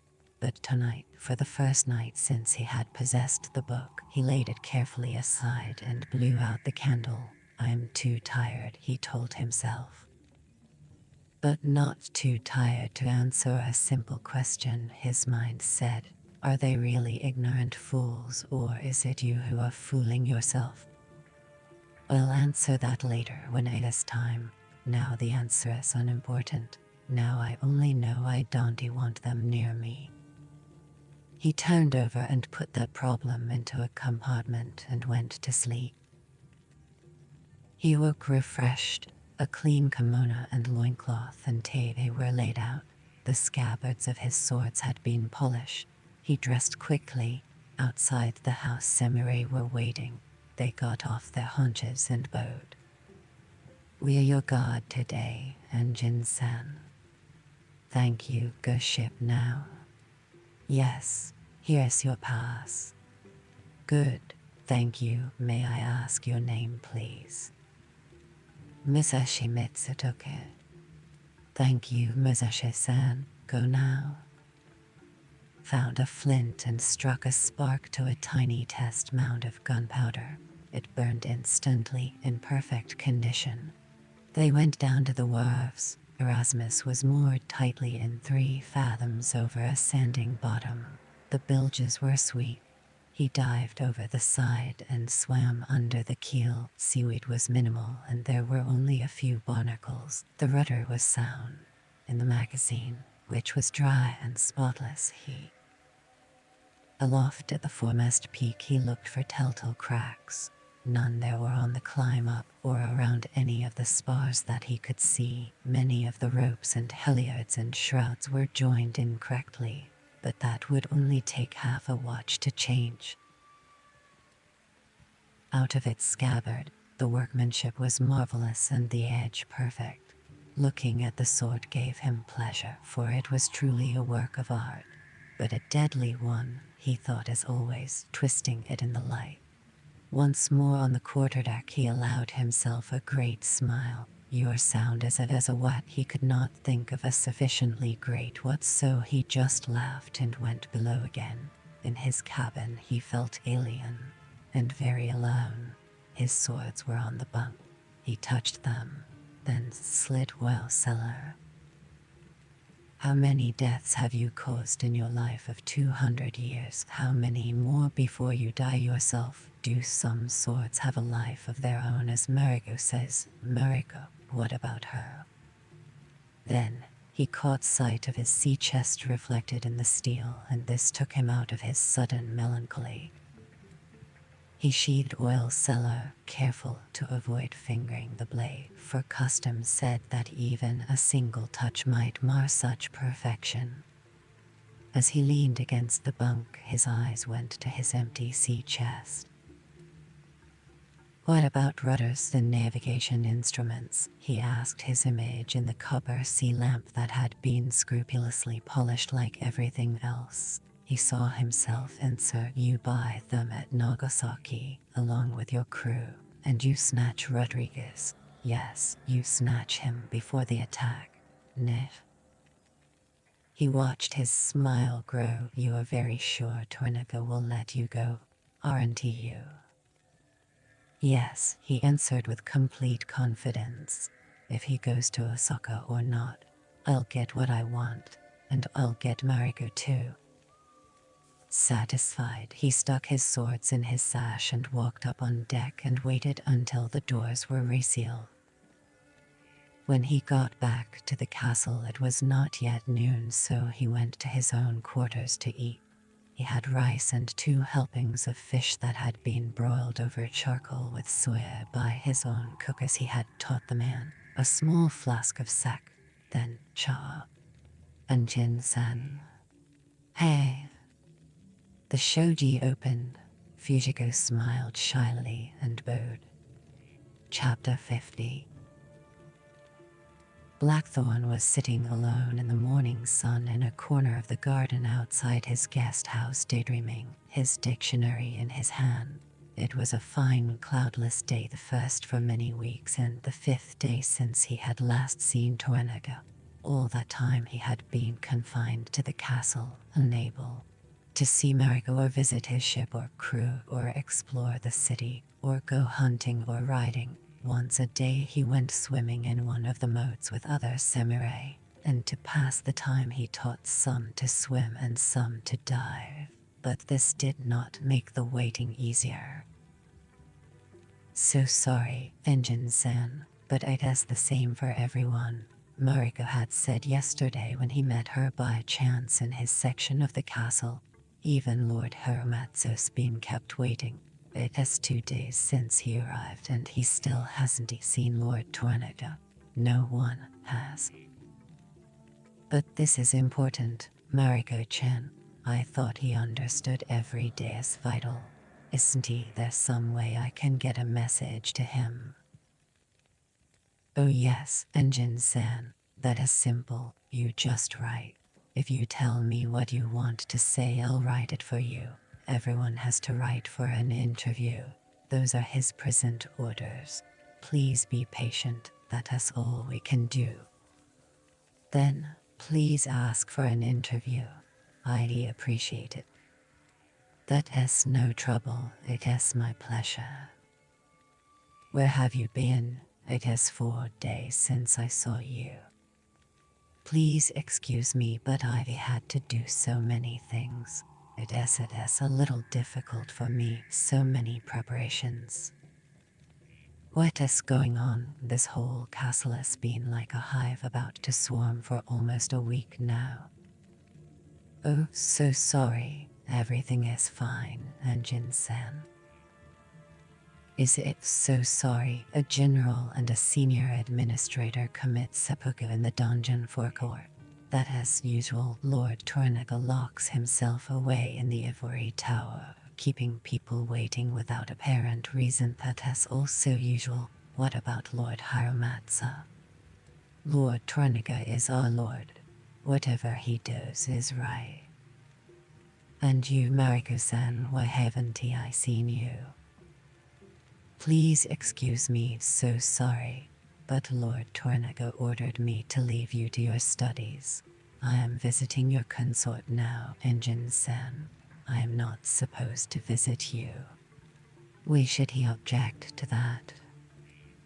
Merely, I suppose, so that you are obliged to speak our tongue. It has only been a few days, Nef. When are you leaving for Osaka? I don't know. I expected to go 3 days ago, but Lord Tornaga hasn't signed my pass yet. I've arranged everything, porters and horses, and daily I submit my travel papers to his secretary for signing, but they're always sent back. Submit them tomorrow. I thought I was going to take you to Osaka by sea. Didn't he say I was to take you by sea? Yes. Yes, he did. But well, Engine Sen, you never know with our liege lord. He changes plans. Has he always been like that? Yes and no, since Yugas he has been filled with, how do you say it, melancholy. Yes, melancholy and very different. He is different now. Since first bridge you've been filled with melancholy and very different. Yes, you're different now. First bridge was an end and a beginning, Engine San, and our promise. Nah. Yes, please excuse me. She had bowed sadly and left, and then once safely away, not turning back, she had whispered, though the word lingered in the corridor with her perfume. At the evening meal he had tried to question Fujiko, but she also knew nothing of importance or would not, or could not, explain what was amiss at the castle. Dozogamen Nase and Jinsen could distinguish the tall masts of his ship in the distance. He went to bed seething with frustration over the delays and the nights without Mariko. It was always bad knowing she was so near, that Bunter was gone from the city, and now, because of the doubt that her desire was still as intense as his, a few days ago he had gone to her house on the pretext that he needed help with Japanese. The samurai guard had told him, so sorry, she was not at home. He had thanked them, then wandered listlessly to the main south gate. He could see the ocean. Because the land was so flat, he could see nothing of the wharves or docks, though he thought time would cackle with glee as the stalwart breeze shifted a point or two. The ocean beckoned him. It was the horizon more than the deep, the need for a fair wind washing him, eyes squinting against its strength, tongue tasting its salt. The deck heeled over, and aloft the spars and rigging and halyards creaking and groaning under the press of sails that, from time to. And it was freedom more than the horizon, freedom to go to any quarter in any weather at any whim, to stand on his quarterdeck and to be arbiter, as here Tornigat alone was arbiter. Blackthorn looked up at the topmost part of the dungeon. Sun glinted off its shapely tiled curves. He had never seen movement there, though he knew that every window below the topmost floor was guarded. Gongs sounded the hour change. For the first time his mind told him this was the middle of the hour of the horse, and not 8 bells of this watch high noon. He put his dictionary into his sleeve, glad that it was time for the first real meal. Today it was rice and quick-broiled prawns and fish soup and pickled vegetables. Would you like some more, Engine-san? Thank you, Fujiko. Yes, rice, please, and some fish. Good, very. He looked up the word for delicious and said it several times to memorize it. Yes, delicious, nay. Fujiko was pleased. Thank you. This fish from north. Water colder north, understand. Its name is Kurame Bay. He repeated the name and put it into his memory. When he had finished and their trays were taken away, she poured more cha and took a package out of her sleeve. Here, money, Engine-san. She showed him the gold coins. 50 koban, worth 150 koku. You want it, ne, for sailors. Please excuse me, do you understand? Yes, thank you. You are welcome, enough? Yes, think so, Weget. Toraniga Sima's chief Fujiko sought a simple way to say it. I go important Toraniga man, headman, like Mora, ne, not semirangly money man, sign my name for you. All understand. Thank you, my money, my cocoa. Oh yes. This house, food, servants, who pay? Oh, I pay from cocoa 1 year. Is that enough, please, enough cocoa? Oh yes, I believe so, she said. Why in face? Oh, please excuse me, Engine-san. I'm not worried. No worry. Pain, burn pain. No pain. See, Fujiko carefully got off the thick cushions he insisted she use. She knelt directly onto the tatamis with no sign of discomfort, then sat back on her heels and settled herself. There, all better. Very good, he said, pleased for her. She got up carefully and lifted the hem of her skirts and allowed him to look at the backs of her legs. The scar tissue had not split and there were no suppurations. Very good, he said. Yes, soon like baby skin. No. Thank you, yes, soft. Thank you, Engine-san. He noticed the slight change in her voice but did not comment. That night he did not dismiss her. The pillowing was satisfactory. No more. For him there was no afterglow, no joyous lassitude. It was just a mating. So wrong, he thought, yet not wrong, nay. Before she left him, she knelt and bowed again to him and put her hands on his forehead. I thank you with all my heart. Please sleep now, Engine-san. Thank you, Fujiko-san. I sleep later. Please sleep now. It is my duty and would give me great pleasure. The touch of her hand was warm and dry and not pleasing. Nonetheless, he pretended to sleep. She caressed him ineptly, though with great patience.